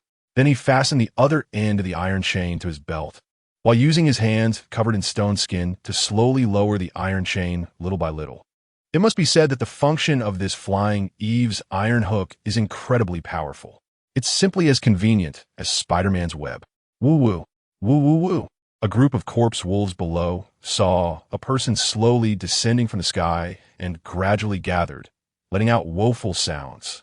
In their eyes, this was an intruder, and moreover, a fresh, living flesh. Although the corpse wolves are immortal beings, they, like zombies, need food to maintain their activity energy, and their food is naturally living creatures. For example, humans, beasts, as long as it's alive, they'll eat anything. Woo-wah, woo-wah-wah-wah. The howls of the corpse wolves are strange. It sounds like barking that comes through a broken wind box, emitting a leaking, woeful sound, which is very unpleasant and grating. Ida suspected that the strange sound might be from the vocal cords of the rotting corpse wolves, which were decaying. He turned his head to look down at the bottom of the cliff, mainly to see how far he was from the bottom. At this moment, a group of corpse wolves, drooling, had gathered beneath Ida. They were all waiting for this food to fall within their reach, so they could jump up and snatch it, sharing the delicious meal. That was Ida. Hee. Ida looked down at the group below, his eyes filled with hunger, as drool dripped from the rotting lips of the corpse wolf. He sneered and said, "Do you really think I would go down and fight you, then be torn apart by you and devoured? You're mistaken. Here, I am a hunter." Click. Ida let the iron chain of the flying eaves and iron hooks stop at a height of 10 meters above the ground, equivalent to 3 stories high. This is a rather perfect height. Ida could even see the moldy skin on the corpses of the wolves, the layers of fur peeling off, and the stench of dead rats. That was the smell of rotting flesh, a pungent odor that pierced his nostrils, making Ida feel nauseous. But this height was just out of reach of the corpses of the wolves. Although, Ida could actually go down a little more, to a height of 7 or 8 meters, as those rotting corpse wolves probably wouldn't be able to reach him. However, considering that these rotting corpse wolves are second-tier creatures, who knows how high they can jump? If among this pack of rotting corpse wolves, there happens to be 1 or 2 with exceptional talent, Ida still decided that it was better not to take risks. Therefore, he kept the distance between both sides at 10 meters, which was an absolutely safe distance, and also the best distance for Ida to attack. Being close enough greatly increased Ida's accuracy. Close enough. These corpse wolves wouldn't have time to react, so the hit rate would naturally rise significantly. Whoa, whoa. When the pack of corpse wolves saw the food slowly descending, they stopped in midair and immediately began to bark angrily. One or two of the corpse wolves even jumped up unwillingly. Unfortunately, their jumping height was less than 5 meters, still more than half the distance from Yida's height, making it impossible for them to bite. This made them even more restless. Swish! After reaching the appropriate position, Yida released his hands, allowing the flying Eve's iron hook to suspend him in midair. At this moment, he looked like a celestial being hanging under immense pressure. As a cold wind blew, Yida swayed back and forth. Yida felt a bit dizzy from the shaking, but he just took a deep breath, balanced his body, and then conjured a spirit energy bow and stone arrow. He squinted and aimed at the nearest corpse wolf. This corpse wolf had murky eyes, its pupils dilated, and the whites of its eyes were filled with various grayish-brown substances, resembling the eyes of a fish that had been dead for a long time. The aura of death made it unsettling to look at for even a moment longer. After confirming he had aimed at the corpse wolf's eyes, Yida released the bowstring, and the stone arrow flew swiftly, making a whistling sound. The corpse wolf sensed danger and barked out a warning, trying to escape. But Yida's arrow was simply too fast. After all, the distance was only 10 meters, so close that the corpse wolf had no time to react. Its murky eyeball was shot to pieces. With a thud, the corpse wolf's bark was abruptly cut off halfway. It then crashed to the ground, turning into 2 glowing orbs. One was a rotten heart, the other a beast core. Sure enough, such things had no meat, and the fur was useless. But when Yida saw that the beast core in the glowing orb was light gray, he knew the energy of this corpse wolf's beast core should not be too little. He had discovered when he exploded the gray stone spider that the darker the color of the beast core, the more impurities it contained. The energy was thus less pure, and the amount of energy the body could absorb was naturally limited. But this second-tier corpse wolf's beast core was clearly a good item. The remaining corpse wolves, seeing Yida easily take down one of their companions, all took a step back.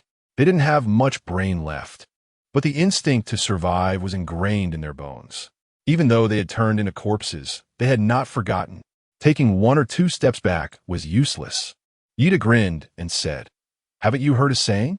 An arrow is fast from 7 steps away. Within 7 steps, the arrow is both fast and accurate." The insides of the wolf had long since fallen out, leaving only maggots crawling all over its fur. Yet the wolf's gaze was still aggressive. Its yellowed and blackened teeth bared as it roared at Yida in midair, its skinless hind legs slightly crouched, like a cheetah ready to pounce. Whoosh! Yida, seeing how hard it was working, immediately gave a tip without saying a word. Prize, 1 stone arrow. Howl! The corpse wolf, upon seeing the stone arrow shoot out, actually kicked off the ground with its hind legs and shot towards Yida like a bullet. This corpse wolf had such strong jumping ability. It leaped directly to 6 meters, 7 meters, 8 meters, 9 meters, and was about to reach Yida's height. Chapter 96. The Revenge of the Cannibal Tribe. Bang! Yida directly condensed a stone fist and struck the head of the approaching corpse wolf with a heavy blow. Take this explosive roasted chestnut. With a crisp sound of explosion, the corpse wolf's head was smashed to pieces by Yida. It was like a watermelon being hit by a rock, with the wolf's brain splattering everywhere. It resembled tofu pudding mixed with chives. White, gray, and black all blended together, emitting a pungent smell. Just a small sip of it sent the aroma soaring to the sky. Rising. Perhaps it was the overwhelming desire to survive at play. Yida unexpectedly controlled the flying Eve's iron hook to rise another 2 meters at this critical moment. Bang! The snow-covered ground was blasted up, creating a flurry of flying snow. And when the snowflakes floating in the air settled down again, the bewildered corpse wolf had transformed into 2 glowing orbs. You wouldn't think. Yida jokingly looked down at the stunned pack of wolves and said, "I can only shoot, right? Not only can I shoot, but I can also fight. If you don't believe me, come up and let me punch you. I can make you lose your head in no time." Hee hee. Yida's mockery indeed provoked the rage of the pack of undead wolves. These corpses of wolves might not understand human speech, but they could certainly sense the malice emanating from their opponent. Thus, they were furious yet powerless. Woof, woof, woof. The undead wolves howled in frustration. Meanwhile, Ida revealed a sly smile once again and began to shoot arrows like crazy. Whoosh, whoosh, whoosh. Countless stone arrows rained down like a storm. The undead wolves were struck one after another. Sometimes they hit the head, and other times, if luck was not on their side, they would hit the neck or the hard skull of the undead wolves. If the stone arrows failed to penetrate directly into the undead wolves' brains, they had almost no effect on them. These undead wolves were completely unafraid of pain and knew no fatigue. They were like zombies. Only by destroying their brainstem could they be completely eradicated. Bang! Thud! As one undead wolf after another fell, the remaining ones finally realized fear. They began to tuck their decaying tails, which were almost ready to fall off, or simply turned to flee with only bare-bone tails remaining, quickly running away into the distance. But Yida did not rush down to collect the experience points scattered on the ground. He just continued to aim at the fleeing undead wolves below. Shoot! Cannibal Tribe Cave. Countless young cannibals carried the body of their chieftain into the cave to bury it in the ancestral graveyard. They carefully placed the old chieftain's body into the pre-dug grave. A young cannibal with numerous dreadlocks and a small beard stepped forward. He reached up to take off the skull and beast tooth necklace hanging around his neck, which contained many skulls of prey he had personally hunted, as well as some that his father had hunted with him. If Ida were present at that moment, he would definitely recognize that the beast tooth necklace of this young cannibal held the fangs of a greystone spider. This indicated that this young man had hunted at least one greystone spider. At this moment, the young man bent down and placed the skull necklace, symbolizing honor, on the chest of the old chieftain. Father, the young cannibal softly called out to the deceased chieftain, "Rest assured, I will avenge you. If I fail, I will be buried here with you." Swish! The young cannibal gripped a finely crafted silver dagger in his right hand while pinching the blade with his left. Pulling it sharply, blood gushed from the young man's palm, splattering onto the old chieftain's body and his white beast tooth necklace. Like flowers offered to the dead, bright red blooms sprang forth in the grave. When the young man demonstrated his determination and courage for revenge, all the observing cannibals erupted in excitement, raising their hands and shouting, "Chieftain Ned! Ned! Chieftain! Chieftain Ned!" This young man was the son of the old chieftain, and naturally, he directly inherited the position of chieftain after his father's death. But to gain the recognition of his tribesmen, the new chieftain had to show courage. Therefore, he needed to make a brutal blood oath. Indeed, at the moment he swore his deadly vow, all the cannibals acknowledged the identity of the new chieftain, and the shaman, at the moment the new chieftain was recognized, began to dance the prayer dance, and shortly after, he threw a handful of white ash into the air. Boom! The white ash ignited spontaneously. To everyone's astonishment, within the burning flames, they saw a giant human face. The figure was very pale, clean-shaven, with short hair, looking completely different from their cannibal chieftain, resembling a new human, those who called themselves players. Moreover, this player had one very distinctive feature. He wore a large pair of white glasses. Is this the guy who killed my father? The new chieftain, with eyes like a beast, fixed his gaze on the fiery human figure, gritting his teeth and saying, "Shaman, can you find out where he is?" "Yes, my chieftain." The shaman pressed his head against the new chieftain's forehead and said, "To the south, I see him to the south, and I smell herbs and the stench of decay.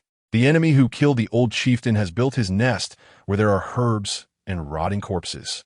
This is a great opportunity for revenge, my chieftain. Please lead the tribesmen to set off now." "All right."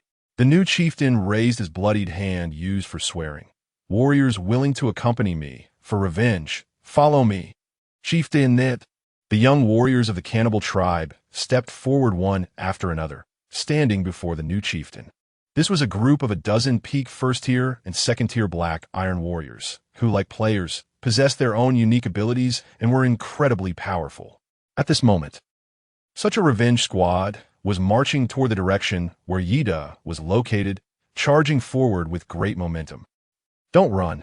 At this moment, Yida had no idea that he had made countless enemies in just a few days. Of course, even if he knew, he wouldn't care. He was currently chasing down the last two corpse wolves. After all, they were moving experience points. Ida naturally didn't want any experience points to slip through his fingers. Whoosh! Another rotting corpse wolf fell to the snow. At the moment it collapsed, it had already completely stiffened like a corpse that had been dead for a long time. But the most incredible thing was, the decaying hearts of these corpse wolves were still beating powerfully in their hollow chests. Thump thump, thump thump thump. Ida passed by the corpse of a rotten corpse wolf, without even glancing at it, and continued to chase forward. There was only one left. He had to take down the last. Although, he could choose not to chase.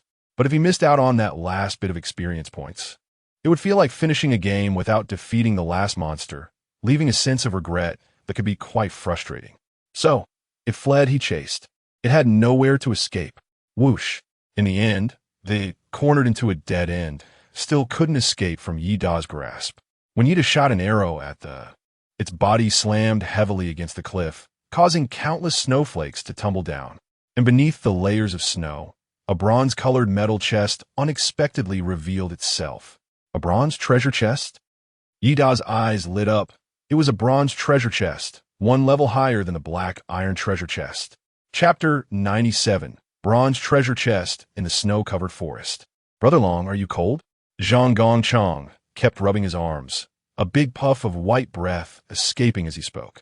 He was regretting coming out to seek revenge for Brother Long, just for a big promise made by Long Air.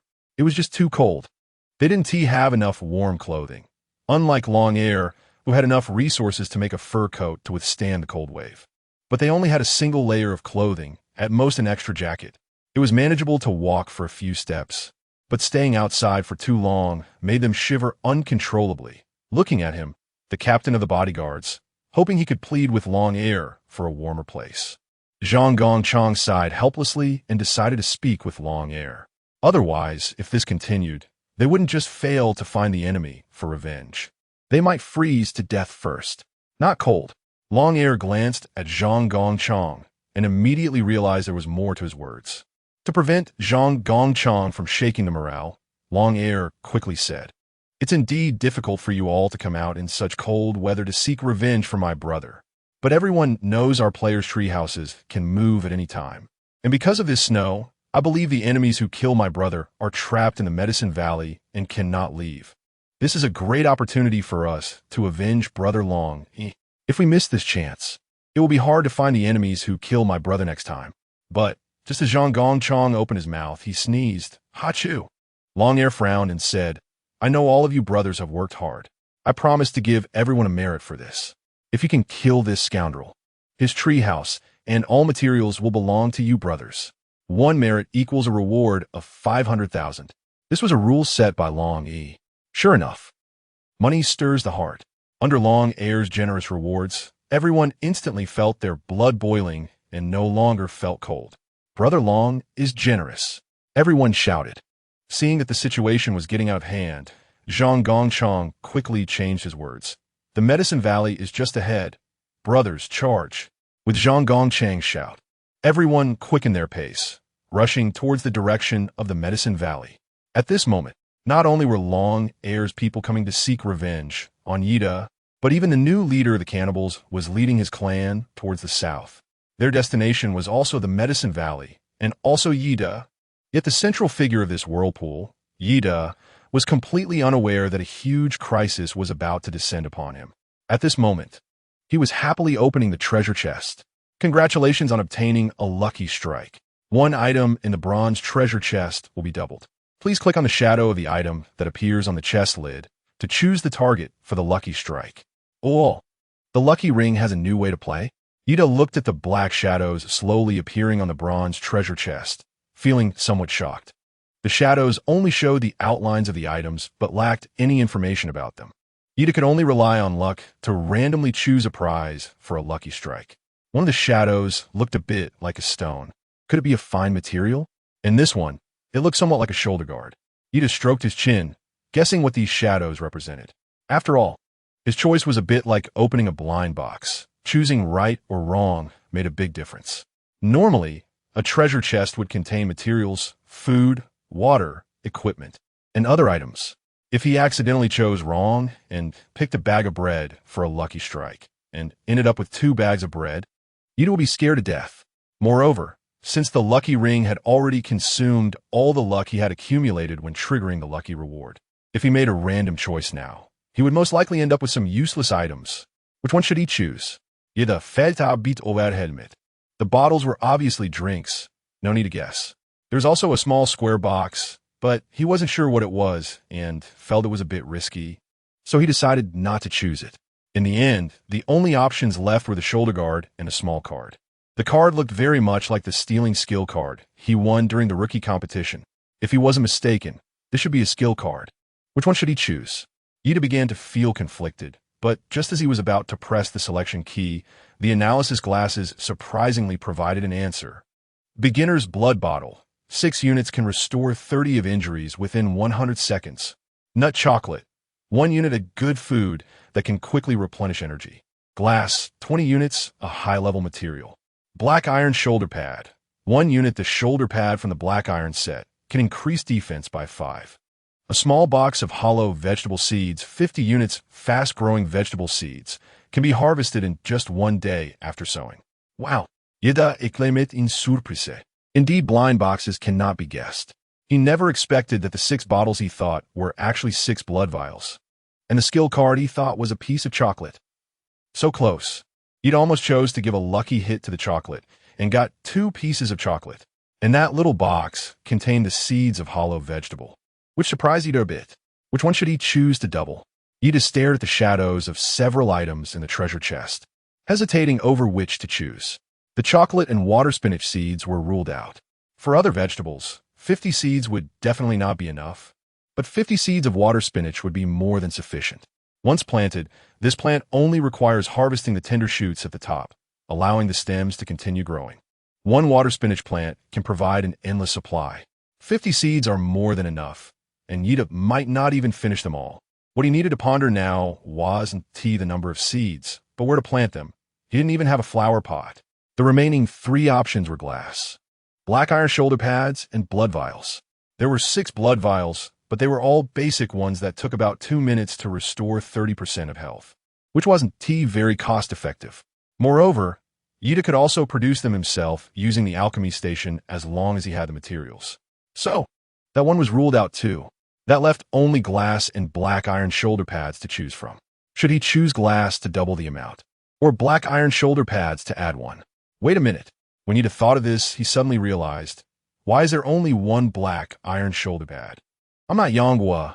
What does it mean to give me 1 shoulder pad? Choose to strike the Black Iron Shoulder Pad for a lucky hit. It's successful. Black Iron Shoulder Pad 1. Ida opened the box and indeed took out the corresponding 5 items. After putting on the Black Iron Shoulder Guard with intricate hollow patterns, Ida looked a bit like the Starry Prince by Chi from the game Honor of Kings. Chapter 98. The Unbalanced Body Until Now. Ida has already collected the 5 pieces of the Black Iron set. They're the Black Iron Chestplate, Black Iron Swift Shoes, Black Iron Helm, Black Iron Pauldrons, and the Black Iron Guardian Necklace obtained from Dragon 1. Just 2 more pieces, and he will have the complete Black Iron set. Done. Wrapping up.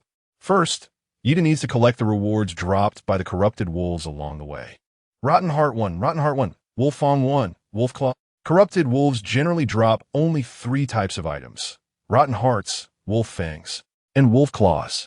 Ida learned from analyzing the glasses that these wolf fangs and claws could be used to craft equipment, such as arrowheads. The rotting hearts could be used for medicinal purposes. However, these gains were not the biggest for him. At this moment, the greatest reward from these rotting corpses of wolves for Ida should be the more than 10 second-tier beast cores. Since he advanced to the 3rd tier, first-tier beast cores had become useless to him. The energy was insufficient, and each time he needed to absorb a pile just to increase a little bit of stone element. But these second-tier beast cores were different. Ida only needed to absorb 2 to 3 to gain a large amount of stone element. Once Ida collected all the beast cores from the more than 10 rotting wolves, his right leg was finally completely covered by stone skin. Now, his limbs were only missing the stone skin coverage on his left leg, which made Ida feel a bit unbalanced. Especially the moment his stone skin covered his right leg, Ida felt that his right leg was particularly powerful, even if he stomped down hard. He could leave a shallow pit in the ground. With his right leg covered in stone skin, Ida could jump about 5 meters high on one leg and could easily do 100 single-leg squats. However, his left leg was completely incapable of this. He couldn't get up after doing a single-leg squat, let alone do 100 single-leg squats. As for jumping on one leg, Ida discovered that his left leg, which had no stone skin enhancement, could only jump up to half a meter at most. This is the gap. Due to the significant disparity between the two legs, if he encountered a battle, Ida's left leg would hold him back, so he needed to level up quickly. However, the problem was that after fully petrifying his right leg, he absorbed 2 second-tier beast cores, but as for his left leg, he couldn't even cover it with new stone skin. That little bit of energy couldn't even open the door for his left leg. Ida suspects that the energy from the second-order beast core may not be enough to break open the fourth-order door. He must collect enough beast cores or find higher-order beast cores. Buzz, buzz, is there a beehive nearby? Ida's eyes lit up, and he quickly followed the sound. Soon, he indeed saw a few black bees, the size of fingers, buzzing around a cluster of small flowers on the cliff. Poison dart bee, a highly toxic bee that can shoot bee stings. But the nectar collected by this bee is exceptionally sweet and also has the effect of detoxifying the human body. Honey. Ida couldn't help but lick his lips when he saw the analysis. Although he wasn't lacking food, every meal was either vegetables or meat. Who wouldn't want some sweet dessert? Moreover, with honey, Ida had an additional seasoning. Not only could it be used to make braised pork, but it could also be mixed with water to drink honey water. Just thinking about it made it sound delicious. Let me see, where's your nest? Ida followed the flight path of several poison dart bees and quickly found their nest. However, when Ida saw a beehive hanging on a large protruding rock at the edge of a cliff, almost as tall as a person, he suddenly felt a wave of hesitation. This beehive was just too big. Moreover, not only was the beehive large, but there was also a swarm of highly toxic bees flying around it, searching for food. What truly made Ida feel hesitant was not just the size of the beehive, but the terror of the poison dart bees. Clap, clap. Ida happened to see a brown little bird flying near the beehive. It didn't even attempt to prey on the poisonous dart bees. It just passed by. However, one of the poisonous dart bees suddenly raised its abdomen and shot a tiny venomous stinger at the brown bird. The brown bird was startled and frantically flapped its wings, preparing to fly away. Unexpectedly, the bird only flew 2 meters before losing its balance and collapsing stiffly onto the snow. When the bird fell into the snow, countless snowflakes sank down, and Ida then noticed, beneath the uneven snow, there seemed to be the shapes of animal corpses, somewhat resembling that of a large bird. Could it be that beneath this vast area of uneven snow lies the remains of animals? Ida casually picked up a stone and threw it at the snow-covered ground under the beehive. Crash! The snow on the ground trembled and collapsed, revealing the skeletal remains of a brown bear. How toxic! Seeing this scene, Ida couldn't help but exclaim. It is known that brown bears are typical creatures that are not afraid of bees because they have thick fur that bees cannot sting through. Therefore, bees have to build their hives high to prevent them from being eaten by bears or other animals that enjoy honey. But underneath this beehive, there was a brown bear's corpse. This indicates that even a brown bear, with its thick fur, could not withstand the venomous attacks of these toxic dart bees. It's too dangerous. Although Ida wanted to eat sweets, he absolutely did not want to risk his life for a bite. Just when Ida was thinking of retreating, he decided to use smoke. As long as he piled enough firewood under the beehive and added some damp straw, he could definitely make the poisonous wasps above dizzy and lose their direction. At that time, it would naturally be the perfect moment for Ida to steal the beehive. Ida acted decisively. He used a flying Eve iron hook to catch onto a protruding rock on the cliff, then pulled to confirm it was secure. Only then did Ida use his mind to control the iron rope to ascend. Whoosh! The flying Eve iron hook rose quickly, and Ida soon climbed up onto a protruding rock 12 meters high. He then repeated the same trick, looking for a rock to step on, and threw the flying Eve iron hook up again. Chapter 99. Zone Playerism? But when Ida had ascended halfway, he saw a line of black dots in the distance moving towards his direction. Although they were far away, the black dots appeared very small. However, because it had snowed, everything was covered in a blanket of white, making this row of small black dots exceptionally conspicuous in the snowy landscape. Animal migration? Ida curiously stared at the black dots and began to look closely. He thought they might be animals planning to migrate to warmer areas because the weather was too cold, such as elephants or herds of bison, which migrate many times a year. Terrestrial animals might not migrate excessively long distances. As for birds, not to mention, in the city where Ida previously lived, every winter, swans from Siberia would come to escape the cold. This shows how exaggerated animal migration routes can be. However, just as Ida was curiously examining those black dots, wanting to know what kind of animals they were, his analysis glasses provided him with a strange piece of information. A group of first and second-tier black iron warriors. A group of black iron warriors? When Ida saw this information, he was immediately a bit confused. Moreover, why did these players choose to act during heavy snow when the roads were blocked? Aren't they cold? And the direction they were heading. Ida slightly measured their direction with his eyes. If he guessed correctly, their destination should be where he was, which is the Medicine Valley? Could it be that these people were here to gather medicine? Unfortunately for them, they arrived too late. The medicine has already been picked by me, Moreover, even if these people really came to attack, it wouldn't matter. After all, Ida had the stone house. He could easily hide halfway up the mountain. Without flying eaves and iron hooks, they would never be able to reach Ida's stone house. Forget about them for now. Let's go get some dead branches to take down the beehive first.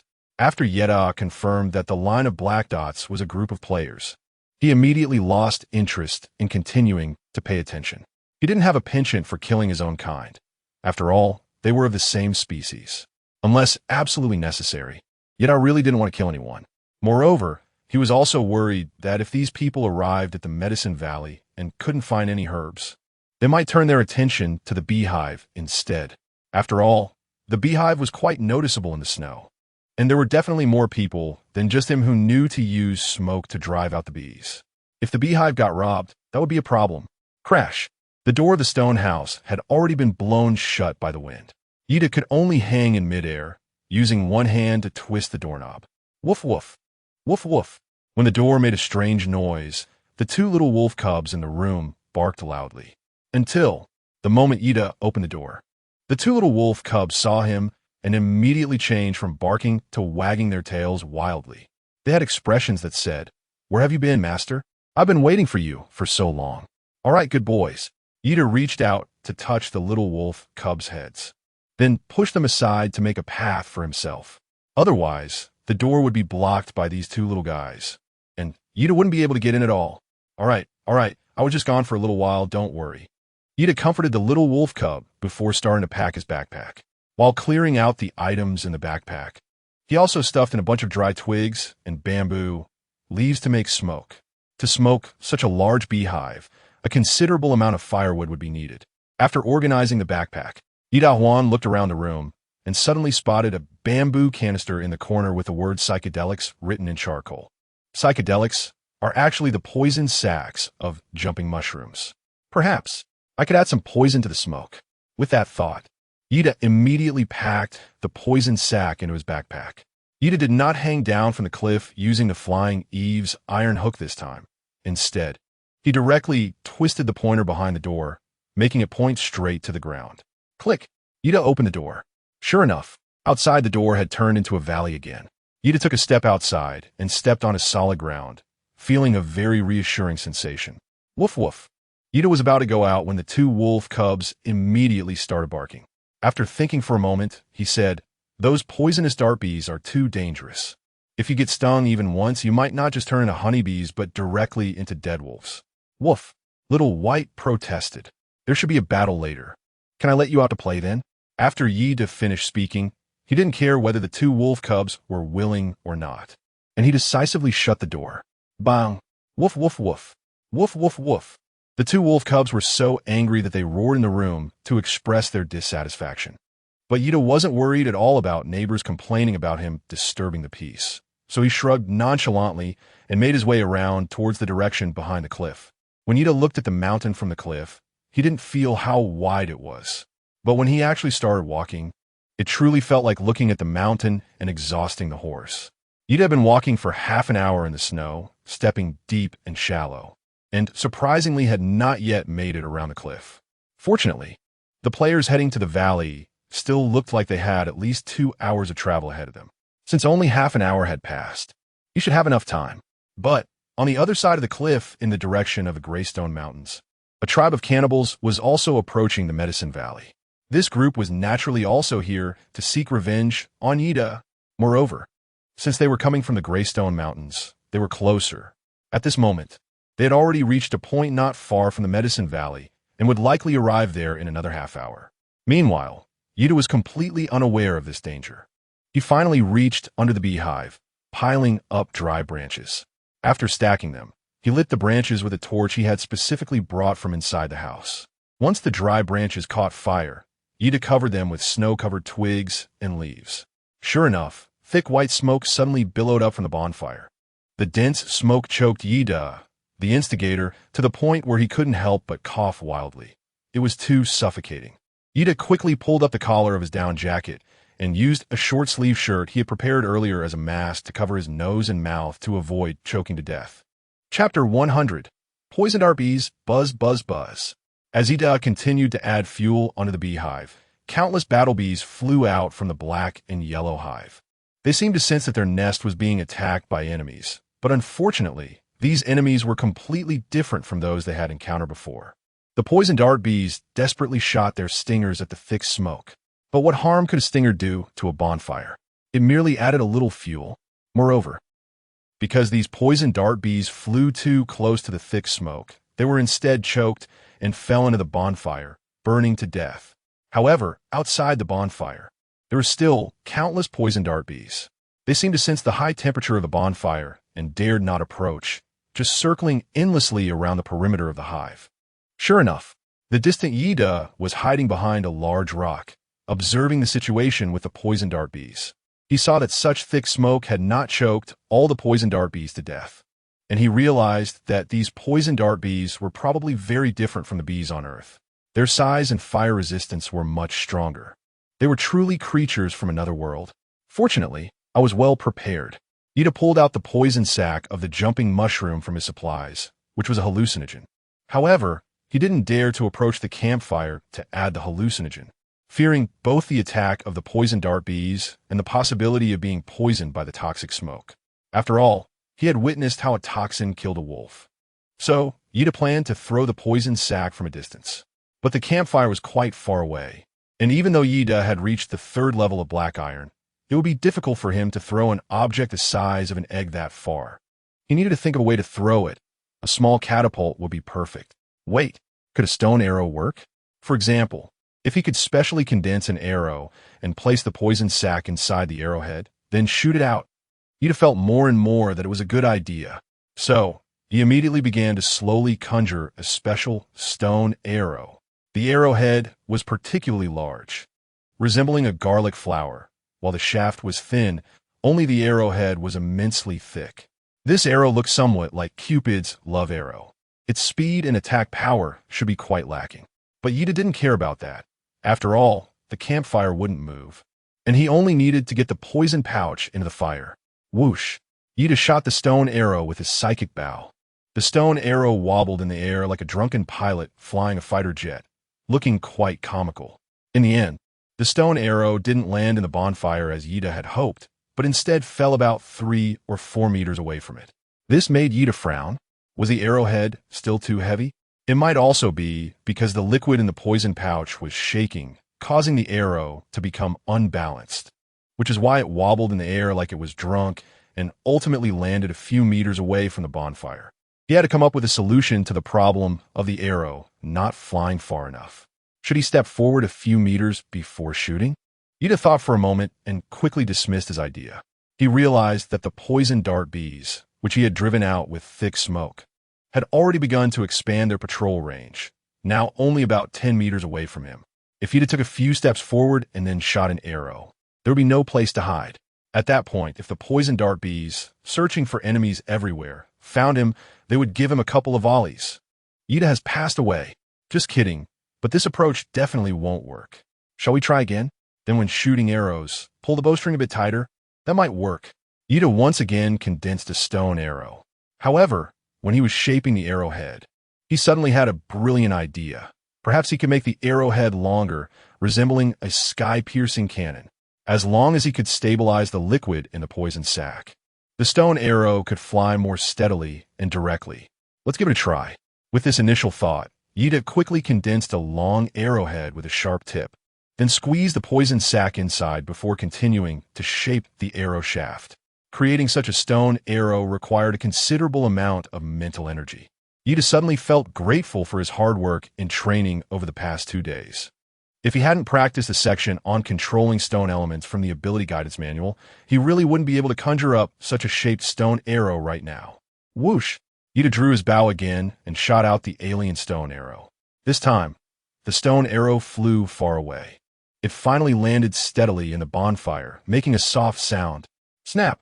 The poison dart bees were momentarily stunned, and then they all flew towards the direction of the stone arrow, some of them starting to shoot their tail needles at the bonfire halfway there.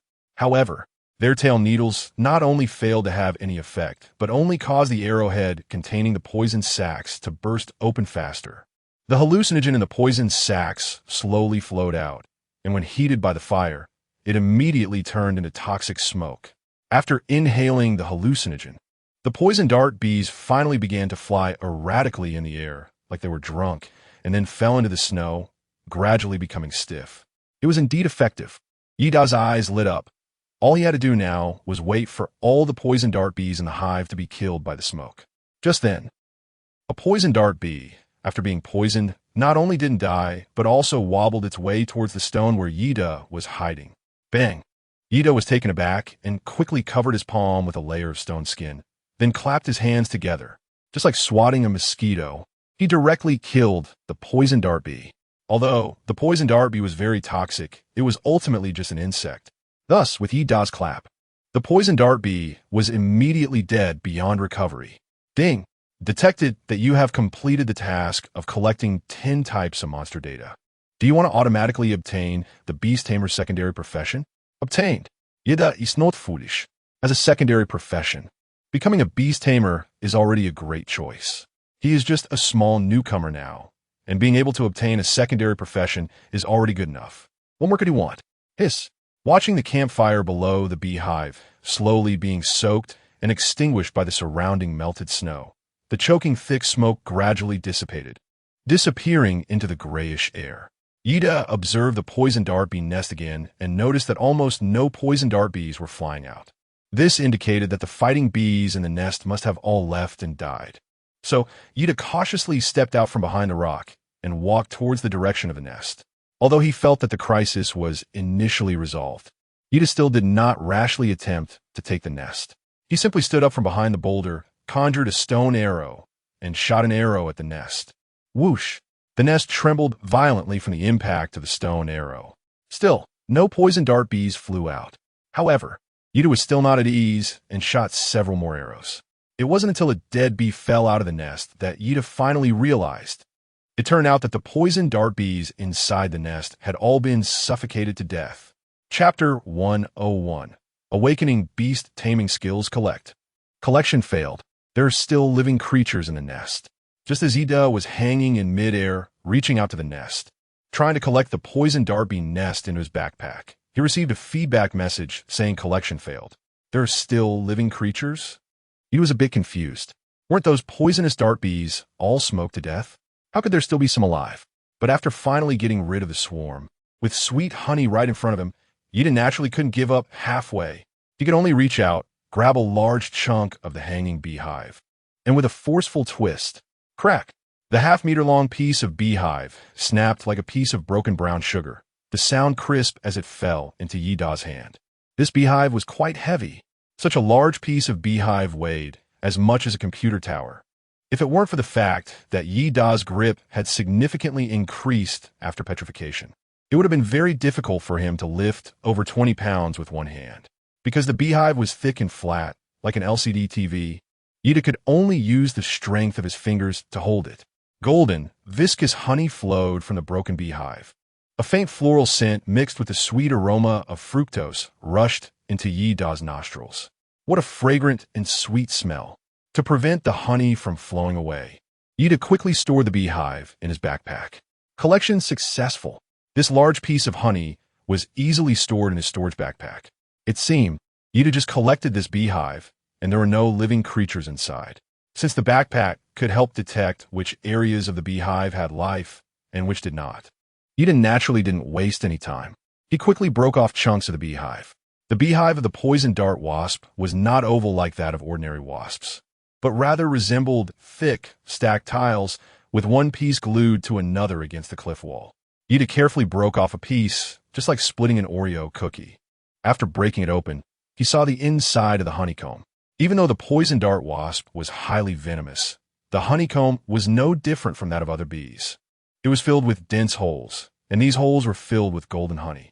In some holes, there were also white and plump poison dart wasp larvae, all curled up inside the honeycomb holes, motionless. It seemed they had been suffocated by the toxic smoke. With each piece he broke off, he stored it in his backpack. Until Yada broke off the fourth piece of the honeycomb and a message popped up. Collection failed. There are still living creatures in the honeycomb. Found it. Although this piece of honeycomb couldn't be stored in the backpack, Yada's eyes lit up. Yida held the piece of honeycomb with live creatures in one hand and pressed down on the remaining honeycomb with the other. Collect. Collection successful. Honeycomb 6 done. Yida hurriedly descended to the bottom of the cliff.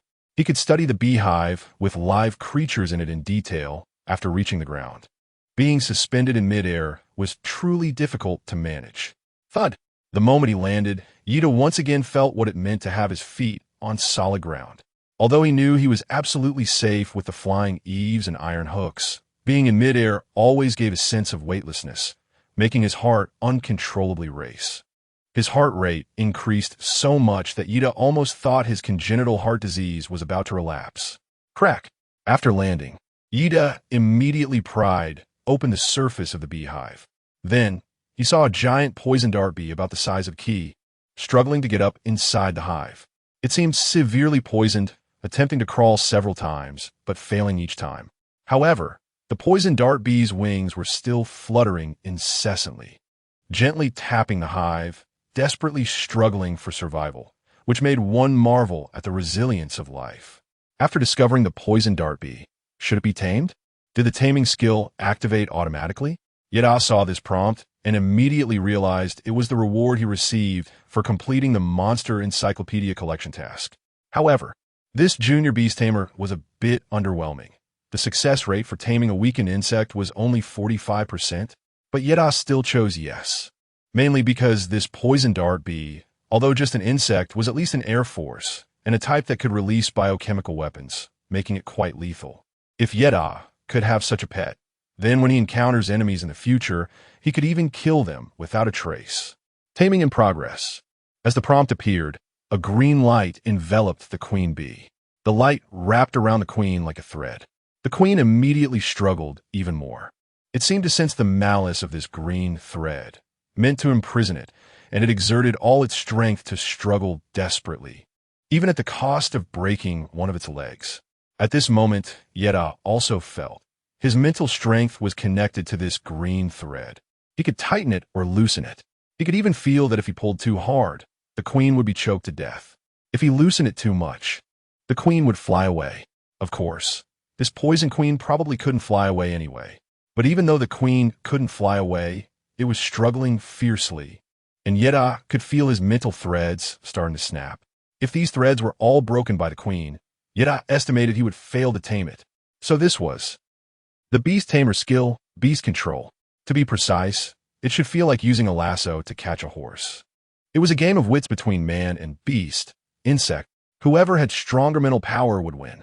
Fortunately, Yeda had already tempered his mental strength while cultivating his abilities. Plus, he was now a third-tier black iron warrior, with a mental strength much stronger than that of ordinary people.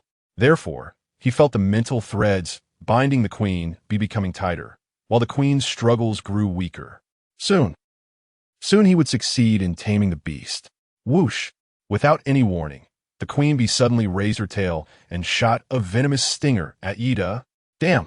Yeda, who thought victory was in sight, was startled by this sudden attack from the queen. He quickly raised his arm and petrified it at the same time. Thud! The bee stinger pierced his stone arm, producing a sound like metal striking stone. This demonstrated just how powerful the bee's attack was. Chapter 102. Avengers hearing the sound of metal striking stone. Ida finally let out a slight sigh of relief. Fortunately, he managed to block it. He didn't expect the queen bee's last-ditch counterattack to be so ferocious. Ida lowered his arm and took a glance, only to see a black bee sting on his petrified arm. At the tail of the sting, there were small stone-like wings, resembling a dart quite closely. No wonder this type of bee is called the poison dart bee. It turns out that their venomous stinger looks like a dart. Bee's taming successful. Just as Ida blocked the queen bee's final attack, the queen suddenly seemed to lose all will to resist and slump down, no longer fighting back. At the moment the bee's taming success notification appeared, Ida actually felt a kind of telepathic connection with the queen bee. This feeling is hard to describe, as if this insect could hear your words and understand your intentions. So, Ida gave it a task. Fly up and take a look. Buzz. The queen bee flapped her wings, and immediately Ida's mind automatically sensed some information. Master, I'm dying. Ida received this news and was instantly speechless. What the hell? He risked his life, almost getting shot by a poison dart, just to get this result? The queen bee was about to die, but for some reason. Ever since Ida successfully tamed the beast and connected with the queen bee's mind, when she said she was going to die, he couldn't help but feel a sense of sadness. It was as if a good friend or a beloved pet was about to die, and it felt heart-wrenching. He even had an impulse to try to save her. This was blood flower, an important material for making life potions. Would consuming a bit of blood flower honey help her feel better? Ida took out a herb he had picked from the territory of the rotten corpse wolf from his backpack. After he finished gathering, he was in a hurry to go out and dig for beehives, and he hadn't had time to turn it into a life potion. He didn't know if it would be useful for the queen bee, but at this moment, Ida could only treat a dead horse as a living horse. Master, this flower is of no use to me. The nectar that the swarm usually collects, most of it is from this kind of flower. The queen bee's voice grew weaker as she said, right now, what I need is an antidote. The fluid from the carnivorous plant can eliminate the toxins in my body. Carnivorous plant? Ida quickly asked, where? East. After the queen bee said this, she fell silent and stopped speaking. Yi Daqing was fortunate to have a subtle spiritual connection with the queen bee, allowing him to clearly sense that she was not dead, just unconscious. This prevented him from treating her as a dead bee. However, the queen bee only told him to go east to find the nectar of the carnivorous flower, without specifying a location, which made things difficult. Wait, I have a monster distribution map. This kind of carnivorous flower should also be considered a type of monster, right? Ida placed the queen bee into his pocket, and to prevent accidentally crushing it, he specially condensed a hollow stone ball using stone elements. He also stuffed some dry grass inside the hollow stone ball before placing the queen bee in, creating a small protective nest. After settling the queen bee, Ida took out the monster distribution map and began to look through it. Sure enough, there it was. Giant carnivorous plant. A giant carnivorous plant that can swallow small animals, non-toxic, and its flower liquid has strong corrosive properties, which can also be used to make antidotes. The giant carnivorous plant has quite a few uses. Just as Ida was about to close the monster distribution map, he suddenly noticed a line of small text next to the giant carnivorous plant. The giant carnivorous plant is the nemesis of sandworms. The nemesis of sandworms? What does that mean? Ida quickly began to search the monster distribution map. However, there were too many monsters on the map, densely packed, making it quite difficult to find. Sandworm. Split it into sand and worm. Ida was searching on the map while silently reciting the name of the sandworm. Generally speaking, the names of monsters are related to their habits or appearances. For example, the reason why the poison dart bee is called a poison dart bee is that its stinger is a poisonous dart-shaped needle. Similarly, the reason the corpse wolf is called a corpse wolf is that it is, in fact, a rotting wolf's corpse. So, this monster is called a sandworm, which should be a combination of sand and worm. It is highly likely related to the habits of this type of worm. Found it. Ida quickly found the desert area on the map, and after searching within the desert area, he soon located the sandworms. Sandworm, in its juvenile stage, it resembles a giant python, and when it reaches adulthood, it becomes incredibly large, but its adult stage lasts for a century, making it a creature with an extremely long lifespan. Its skin has special spatial properties and is an important material for making and upgrading magical storage backpacks. It's actually a key material for upgrading storage backpacks. After seeing the introduction about sandworms, Yida's eyes suddenly lit up. Although his basic magical storage backpack had already undergone an upgrade, it was still not enough.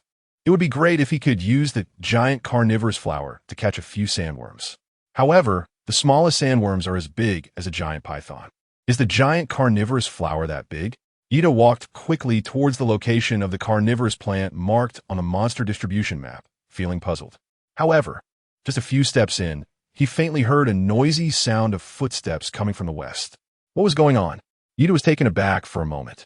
The footsteps didn't sound like those of an animal. Instead, they resembled the footsteps of some kind of biped. Humans? Players? No, those players came from the north, didn't they? How could they suddenly appear from the west? Yida stared at the back of the stone mountain for a moment, and the analysis glasses quickly provided an answer. Cannibal tribe. A group of cannibals from level 2 to level 4 are approaching you. They are all skilled hunters of the cannibal tribe, and their purpose here is to avenge their deceased chieftain. Avengers assemble. Yida was stunned when he saw the prompt. Who would have thought that after killing a few cannibals, someone would come looking for him? He clearly remembered not leaving any traces at the scene and not having any witnesses. He really didn't know how these cannibals found out he was the one who killed them. As expected, having a base comes with the risk of being raided. However, with cannibals in the west and players in the east, could he possibly? Yida's lips curled slightly as he thought of a brilliant idea. Perhaps he could do nothing and reap the benefits. Chapter 103. The stone house is discovered the base is in danger. So Yida naturally has to deal with the stone house and the wolf cubs first. The queen bee can only rely on herself for the time being. He quickly moved towards the valley, hoping that the cannibal tribe wouldn't discover his stone house so soon. It wouldn't be that easy. Yida only needed to stay in his stone house, relying on the defensible terrain and continuously shoot arrows at the climbing cannibals. However, when there was movement in the medicinal valley, the two little wolf cubs suddenly perked up their ears and let out low whimpering sounds. It was uncertain whether it was because the enemy outside was too terrifying. These two little wolf cubs did not bark loudly, but only emitted low growls, as if notifying their companions to be on guard. Stop! The chieftain, who was struggling through the snow, suddenly raised his hand and said, I think I heard something. Huh. Upon hearing this, the cannibals all stopped and listened intently. However, apart from the sound of the wind, no one heard anything else. Thus, the wizard assisting the new chieftain stepped forward and advised, Chieftain, I only hear the wind. I didn't hear anything else. Did you mishear? Mishear? The chieftain was taken aback for a moment, but quickly denied it, saying, No, I did not mishear. I indeed heard sound. Could it be? The wizard pondered for a moment and said, The sound of wolves? Yes.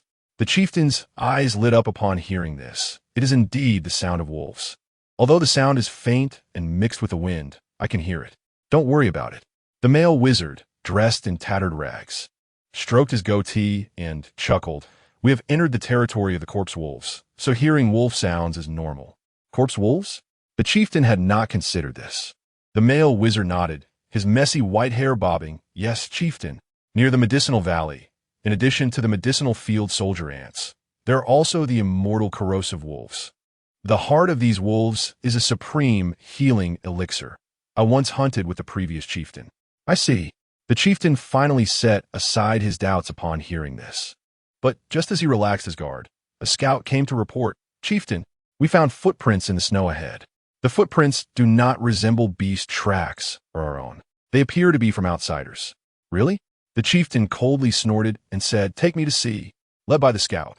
The cannibal group arrived at a snowy area by the cliff, where they indeed saw two long footprints on the ground, extending from the cliff into the distance. It was clear that someone had walked out from the cliff and headed towards the back of the valley. Woof, woof, woof. As the cannibals approached, the two little wolf cubs could no longer suppress their fear and began to bark wildly.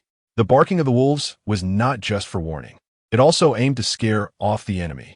After all, their master had instructed them to guard the house, and now that enemies were invading their territory, the little wolf cubs naturally could not pretend not to see it anymore. Although Yida did not intend for them to act this way for the wolf cubs, guarding their territory was their duty. The wolf howled. Now, there was no need for the chieftain to remind them. The barking of the little wolf cubs was so loud that almost everyone heard it. The chieftain, however, frowned as he looked at the cliff and said, "Why is there only sound but no sight of the wolves?" "Chieftain, it seems the sound is coming from behind the cliff." The wizard leaned against the cliff, listened for a while, and confirmed the sound was coming from inside. Upon hearing this, the chieftain raised an eyebrow and said, "Ha ha, it seems to be the evil magic of those outsiders. It's possible that they are hiding behind here. Come, blow this cliff open for me." "Yes, chieftain." The cannibal warriors responded and took a step back, preparing to release their skills against the cliff. Although the stone house was well integrated with the cliff, making it hard to find the entrance if one didn't know where the door was, no one expected that these cannibals would use brute force to break through. Regardless of where the door was, they would just blast it open. This was a problem. After all, no matter how sturdy the stone house was, it was just a thin layer of stone. It could block some ordinary beasts, but it was impossible to withstand the attacks of a group of black iron warriors above the second rank, especially as, with a male wizard's incantation, a golden object gradually formed in his hand. This indicated he was a gold-type mage. Gold is a magic that is particularly effective against stone, belonging to a type of magic with strong attack power. Even if the first wave of attacks did not shatter the stone house door, a few more hits would likely blow the stone house open. Damn! Yida hurriedly arrived and happened to see a group of cannibals surrounding his stone house. He was startled and immediately realized these cannibals must have discovered the existence of the stone house. "This is the stone house I worked so hard to upgrade." Yida rubbed his cheeks in shock and exclaimed, "We absolutely cannot let them destroy things like this." For this reason, Yida stood up directly, put his hands on his hips, took a deep breath, and shouted at the group of cannibals, "I'm here. I'm right here." The cannibal chief turned his head in shock and asked, "Who?" At the same time, the other cannibals also turned their heads to look in the other direction. But the wizard directly threw the golden spear he had just conjured at Yida. Yida saw the golden spear rushing towards him and quickly covered his arm with a layer of stone skin. But for some reason, Yida still felt uneasy. He had a premonition that if he were hit by the golden spear in the hands of the cannibal tribe's wizard, the stone skin might not hold up. So, at this critical moment, he activated the protective shield of the black iron necklace without hesitation. Whoosh! The black iron necklace instantly released a huge surge of energy, forming a transparent force field around Yida's body. This energy was invisible, but Yida could see the surrounding air distort, even pushing the snow at his feet out by a centimeter. The dust and tiny snowflakes floating in the air were also deflected by the force field. Therefore, although the energy shield was invisible, Yida could sense the existence of the protective shield through the force field. The moment the shield appeared, the golden spear shot by the wizard also appeared before him. Chapter 104. Fourth Order Expert Whoosh. The power of the golden spear was immense. As it flew towards him, the snow on the ground was actually swept away, leaving a blank trace. Boom! In the next second, the golden spear struck Yida's protective shield directly, stirring up a large cloud of snowflakes. The burst of white snowflakes instantly covered Yida's figure, making it impossible for the cannibals to see whether he was dead or alive. But the wizard wore a smug expression. He didn't believe Yida could survive such an attack. So, he leisurely stroked his goatee and said, "Congratulations, Chief. Your revenge is fulfilled. I thought the one who killed my father was very strong, but it turns out to be just this." The cannibal chief also sneered, not believing Yida had any chance of survival. So he agreed with the wizard's words and even mocked Yida. What a disappointment. However, when the snow stirred up by the golden spear began to fall, revealing Yida behind the snow mist, both the cannibal chief and the wizard widened their eyes in disbelief. How could he possibly be unharmed? Hearing their words, Yida revealed a smile with white teeth and said, "Haven't you heard of the law of no harm with smoke?" The chief was completely baffled by Yida. He couldn't even understand Yida's language. But that didn't stop Yida from continuing to tease them. "Goodbye." Yida turned around and gave them a slap with his, but humiliating them with his actions before immediately running wildly towards the north. Sure enough, although there was a language barrier, the insulting gesture that even animals use was easily understood by the cannibals. They were instantly enraged by Yi Da's behavior, shouting in anger. However, the distance between them was a bit too far. If it hadn't been for the wizard preparing to attack the stone house and having just conjured a golden spear, it would have been impossible to ambush Yida from such a distance. But now, it was too late for the wizard to conjure another golden spear to attack Yida. At this moment, Yida had finished cursing and was already running, not giving them any time to cast spells. The only option for them to hurt Yida was to chase after him. Chase. Among the cannibals, the angriest was the new chieftain, who had just become the leader. In his eyes, this represented a provocation to his status. Everyone, chase after him. Kill him. Avenge my father. Kill. A group of cannibals immediately rushed like a pack of mad monkeys towards the direction Yida had fled. At this moment, no one paid any attention to the barking sounds coming from behind the stone wall. Tap, tap, tap, tap, tap. Yida was running wildly in the snow. As he ran, he touched the red marks on his arm. This was the result of him activating the protective shield and casually using stone skin. The attack from the golden spear was just too sharp, although the black iron necklace's protective shield blocked most of the attack. The sword energy from the golden spear still broke through the shield and pierced Yida's arm. Yida leaned against the stone skin and ultimately withstood the attack. Truly worthy of being a 4th-tier black iron warrior, the attack is really fierce. Yida Sigit. That's right. A wizard who has lived for who knows how many years is just a black iron warrior. Yida also decided to activate the black iron necklace shield, which could only be used once a day after analyzing the wizard's level, because he clearly understood that a 3rd-tier black iron warrior could smash a stone with a single punch. If it were a 4th-tier gold magic user, that sharp attack power would likely be beyond what he, as a 3rd-tier black iron warrior, could easily withstand. As Yida was running, he quickly encountered another group of people trying to kill him, namely Long Air and the others. Originally, Yida actually didn't know that these people were also there to kill him. He just thought they were players. Little did he expect that as soon as Yida appeared in front of Long Air and the others, Long Air's subordinate shouted out loud, "Brother Long, he's over there." Great. Upon seeing this, Long Air immediately burst into laughter and said, "What a stroke of luck. I found him without any effort."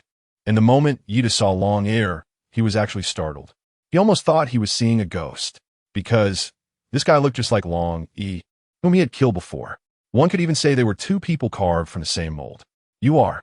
Yida cautiously asked a question, wanting to confirm whether he was hallucinating or truly seeing a ghost. Fortunately, this Long Air was very kind and immediately clarified for Yida, "I am Long Yi's younger brother, Long Air.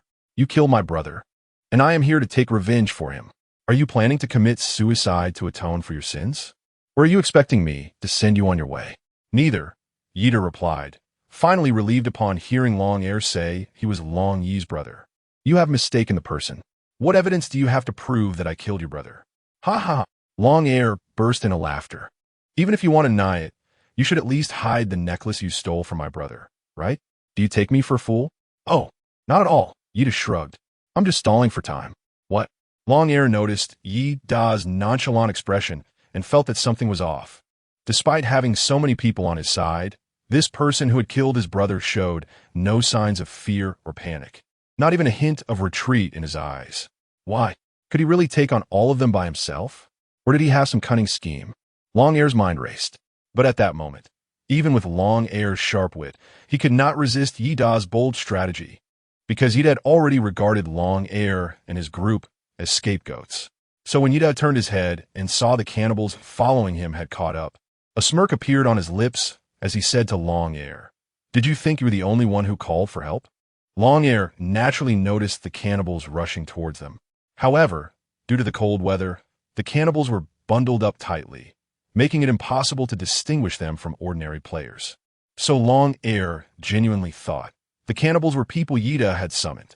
He even looked enlightened and said, "So you have a team too? No wonder you were able to kill my brother." Chapter 105, Killing with a Borrowed Knife. "Yes, yes." Yida nodded like a little chick and then said, "How about it? Are you scared?" Bang! Suddenly, A vine whip appeared in Long Air's hand, swinging towards Yida as he said, "Scared of you?" Bang! Long Air's whip struck the ground, creating a burst of snow and mist. However, Yida easily activated his stone skin and effortlessly grasped the vine whip that Long Air swung towards him, saying, "That's hilarious. I'm already a tier 3 black iron warrior. And you are most a tier 2, right?" Slap. Yida yanked the whip from Long Air's hand, causing Long Air to fall hard into the snow. After Yida's arms had petrified, his strength became incredibly immense. He was simply not someone like Long Air, a mere second-tier black iron warrior, could contend with. Bang! Long Air crashed into the snow, so furious he was almost going crazy. The players following Long Air were also taken aback by Yida's brutality. Not only did he come alone to the meeting, but he also resorted to violence. "Kill him! Someone kill him!" Long Air shouted, "Whoever takes this guy's head, his materials and house will belong to them, and I'll personally give an extra 5 million. Truly generous." Hearing this, Yida scoffed and said, "Then come after me. If you catch me, I'll let you have your way. This is called delivery to your door. By the way, I'll borrow the knife of the cannibal tribe to kill this group of people. Chase, kill." Under the heavy reward from Long Air, his subordinates were all as energized as if they had been injected with adrenaline. Rushing to chase after Yida, the clan leader hurriedly shouted, "Enemy attack, be alert." Yes, the cannibal tribe members responded in unison, drawing their weapons. Meanwhile, the mages began chanting spells, and in a moment, a new golden spear appeared in the hands of the wizard, along with a fireball in hand. Boom, boom, boom. At this time, Yida, caught between two rival factions, was not afraid at all. Instead, he began to drink a low-level invisibility potion. Although the invisibility effect of this potion lasted only 10 seconds, it was more than enough for him to escape the battlefield, letting the two groups of enemies fight each other to the death. It was simply amazing, absolutely incredible. That's right. This plan was already devised by Yida the moment he saw the cannibal tribe, a plan to divert the disaster. It seems to be working well, but to make both sides unable to tell friend from foe, Yida still needed one last clever move. Kill. The moment Yida ran into the attack range of the cannibals, he first shouted loudly. Then he jumped high into the air, his petrified fist smashing down hard on the ground. Boom! Snow and fog flew everywhere. Yida's provocative action naturally caused panic among the cannibal warriors. The next second, various spells and weapons from the cannibals came crashing toward the human players. Beneath the snow and fog, the players could no longer distinguish between enemies and teammates. They could only react reflexively to fight back. Kill them. Archers shoot. Kill, kill, kill. The players yelled frantically. Chatter. Quack, quack, quack. The cannibal warriors also shouted incomprehensible native dialects as they charged into the snow and fog, engaging in a wild melee with the human players. But neither side anticipated that Yida had already left the battlefield the moment the snow and fog appeared. Initially, he thought that the potion, which could only provide invisibility for 10 seconds, was completely useless since it couldn't conceal sounds or footprints. But no one expected that this invisibility potion would be so effective on a chaotic battlefield, because at the moment he left the battlefield, with both sides focused entirely on each other, no one noticed the sudden appearance of footprints outside the battlefield, nor the crunching sound made by shoes stepping into the snow. Even 10 seconds later, when a person suddenly appeared in the snow, no one noticed, and now, it was naturally Yida's opportunity. Although he could immediately turn around and escape, after witnessing the power of the cannibal sorcerer, Yida changed his mind. He had to seize this good opportunity to take down this 4th-tier sorcerer. Otherwise, by the time this battle was over, this sorcerer would likely become his greatest enemy. So, he had to sneak attack and eliminate the sorcerer while he was focused on slaughtering players. Yida quietly hid behind a rock and condensed a spirit energy bow, just in case. Yida did not use stone arrows, but instead condensed spirit energy arrows that consumed a lot of mental power. Full bow aim. Whoosh! Just as Yida shot the spirit energy arrow, the wizard suddenly sensed something. He abruptly threw aside a player's corpse in his hand and turned to look in Yida's direction. When he saw a white light rushing toward him, the wizard's old eyes widened in fear. Golden shield. In the next second, a golden light erupted brilliantly from the wizard's hand. Then, in an instant, this light transformed into a tangible shield, a shield radiating golden sheen. Whoosh! But the spirit energy arrow still pierced through the shield, instantly shattering the golden shield into pieces. How is this possible? The wizard was shocked, his wrinkled face stretched tight due to the exaggerated expression. But it was all too late. Yeda changed to using psychic arrows to prevent such incidents from happening. At this moment, the wizard couldn't even defend against the last resort of the psychic arrow. How could his already decayed body withstand the attack of the psychic arrow? Poof! The psychic arrow pierced through the wizard's body, and the tremendous impact even sent the wizard flying. The wizard flew a long distance before finally landing on the ground, and spat out a mouthful of blood. The cannibal tribe leader, was shocked. The wizard was their tribe's greatest reliance, but now he'd been ambushed and severely injured. The leader immediately forgot about the opponent and rushed forward to try to save him. But Yeda naturally wouldn't give him that chance. The wizard must die. Whoosh! Yeda once again condensed a psychic arrow and shot it towards the cannibal tribe leader. The leader, having learned from the previous experience of the wizard, naturally sensed the ambush. So, the moment he felt the crisis, he immediately dodged to avoid the arrow shot by Yeda. PFF. However, while the leader managed to evade, the already severely injured wizard, who was barely clinging to life, was not so lucky. The psychic arrow whizzed past the leader and directly struck the wizard's head. Bang! In an instant, the wizard's head exploded like a watermelon hit by a bullet. Countless red and white substances splattered all over the leader's head and face. Chapter 106. Would Elemental Ability Ah? The cannibal tribe leader howled to the sky. He was truly heartbroken. Clearly, he wanted to rush over to save the wizard, but why? Why did it turn out like this? Swish! Just as the cannibal tribe leader was howling to the sky, a sharp and cold object pierced through his back and exited through his chest. The tribe leader looked down at his chest. It was a vine still adorned with a few green leaves. But at this moment, the originally vibrant green leaves were stained with his blood, and the edges of the leaves were even dripping with thick blood. Your opponent is me. Long Air coldly stared at the cannibal tribe leader and said, Didn't anyone tell you never to let your guard down on the battlefield? The leader wanted to say something in the indigenous language. The vine was pulled out of the leader's chest again, creating a translucent hole with this back and forth. PFF. The leader looked up to the sky again, but this time it was not a howl, but he spat out 3 liters of old blood. Bang! The leader fell to the ground dead, but at this moment, Long Air felt no joy. When he killed the last enemy and looked back at the battlefield, he was horrified to discover, although the cannibal tribe was defeated, none of his subordinates had survived. The only 2 people still alive were already on the brink of death, looking like they could breathe their last at any moment. If they were on Earth, they might still have a chance of rescue. But in this perilous, conditionless fog world, they had already been sentenced to death. Is this the outcome?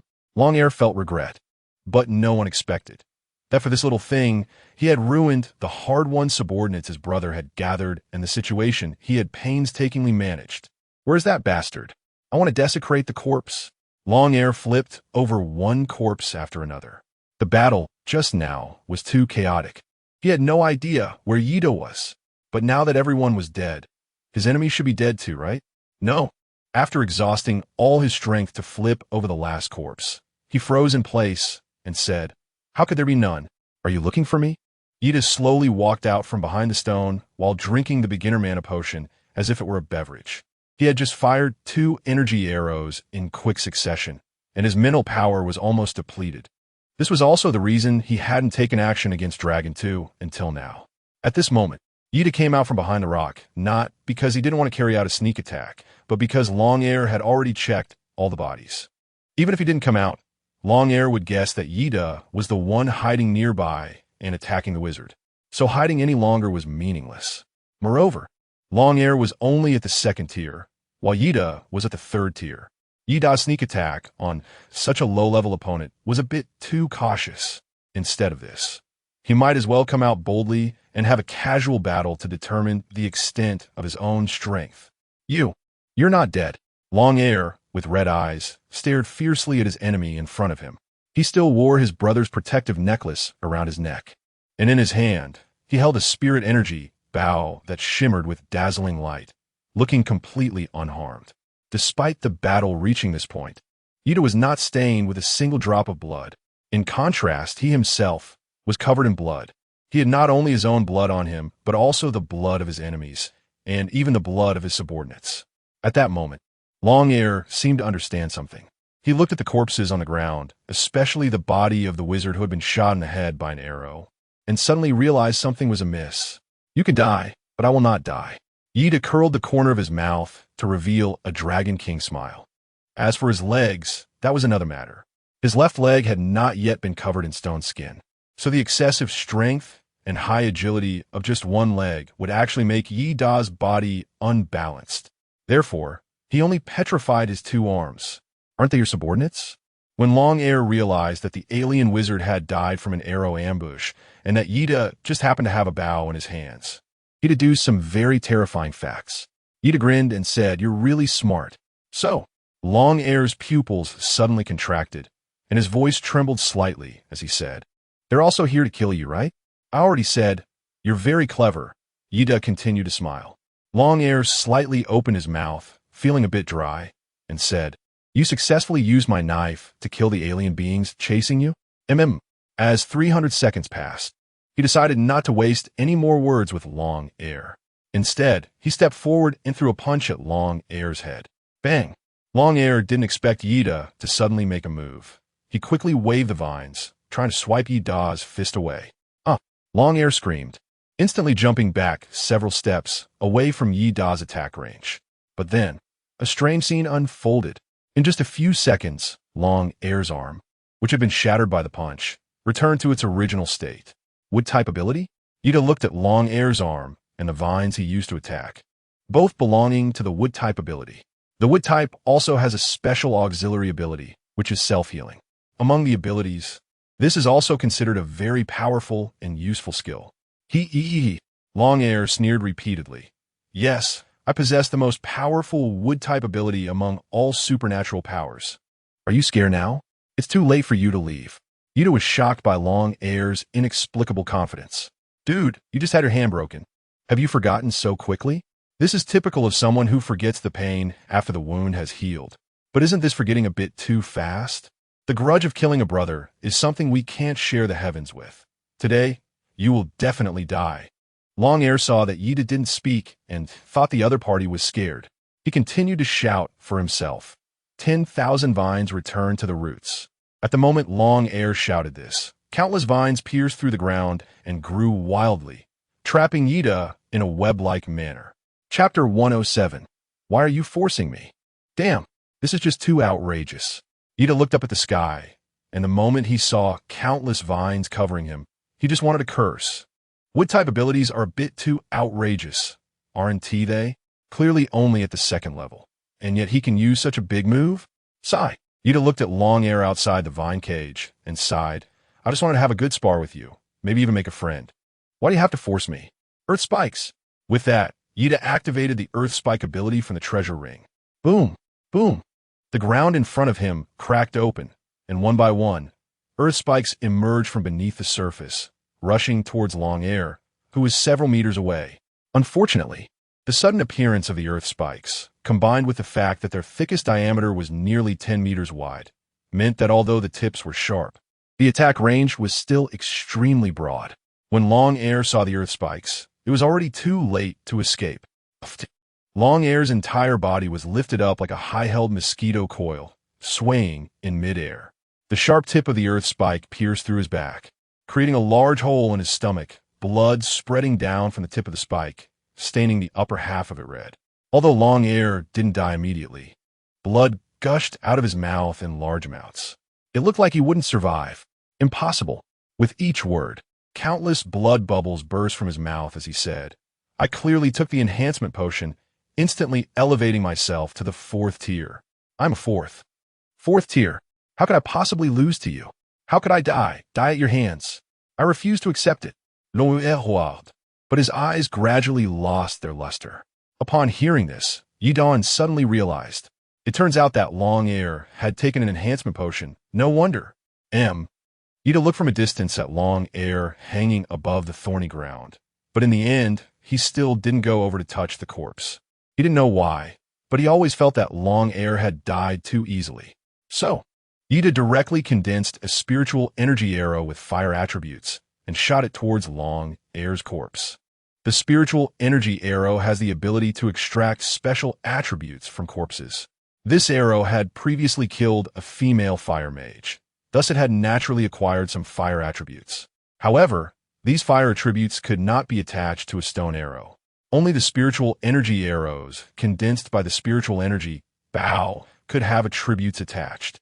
And each use still required a large amount of mental power, which was an additional cost for the attached attributes. Whoosh! The fire attribute spiritual energy arrow shot through the air like a rocket, with flames trailing behind it. It occasionally scattered sparks, which would have looked more beautiful in the dark of night. But unfortunately, it was daytime now, and one could only see the fire attribute. The beauty of the fire attribute spiritual energy arrow could not be appreciated. Puff! Boom! The moment the spiritual energy arrow struck Long Air's body, the fire effect of the arrow immediately exploded on the corpse. Ah! Hot, hot, hot! Instantly, Long Air came back to life, screaming in pain. He had originally planned to wait for Yida to check the corpse before unleashing his last bit of strength to kill him when he was unprepared. But no one expected that Yida could be so tenacious. He had already been gutted and died in such a miserable way. Yet this guy still shot a fire arrow at him to desecrate his corpse. It was simply outrageous. But unfortunately, by the time Long Air understood Yida's tenacious nature, it was already too late. Bang bang. So painful, so painful. Long Air frantically waved countless vines, trying to extinguish the flames on his body. However, despite the many benefits of wood-type attributes, their obvious drawback was that they were extremely afraid of fire. Therefore, under the attack of the fire attribute spiritual energy arrow, Long Air was quickly burned to a pile of ashes. Only after seeing that Long Air had been completely burned away did Yida approach to search the corpse. But unfortunately, Long Air's backpack and stone house ball had already been burned up, leaving only a pair of arm guards. Yida crawled out from the ashes. Both arm guards were burnt black, and they were still hot to the touch when he first picked them up. Fortunately, Yida could use his stone skin as heat-resistant gloves, so he wasn't burned by the arm guards. S-level black iron arm guards, 6-7 defense 5, complete the set to craft a set ring.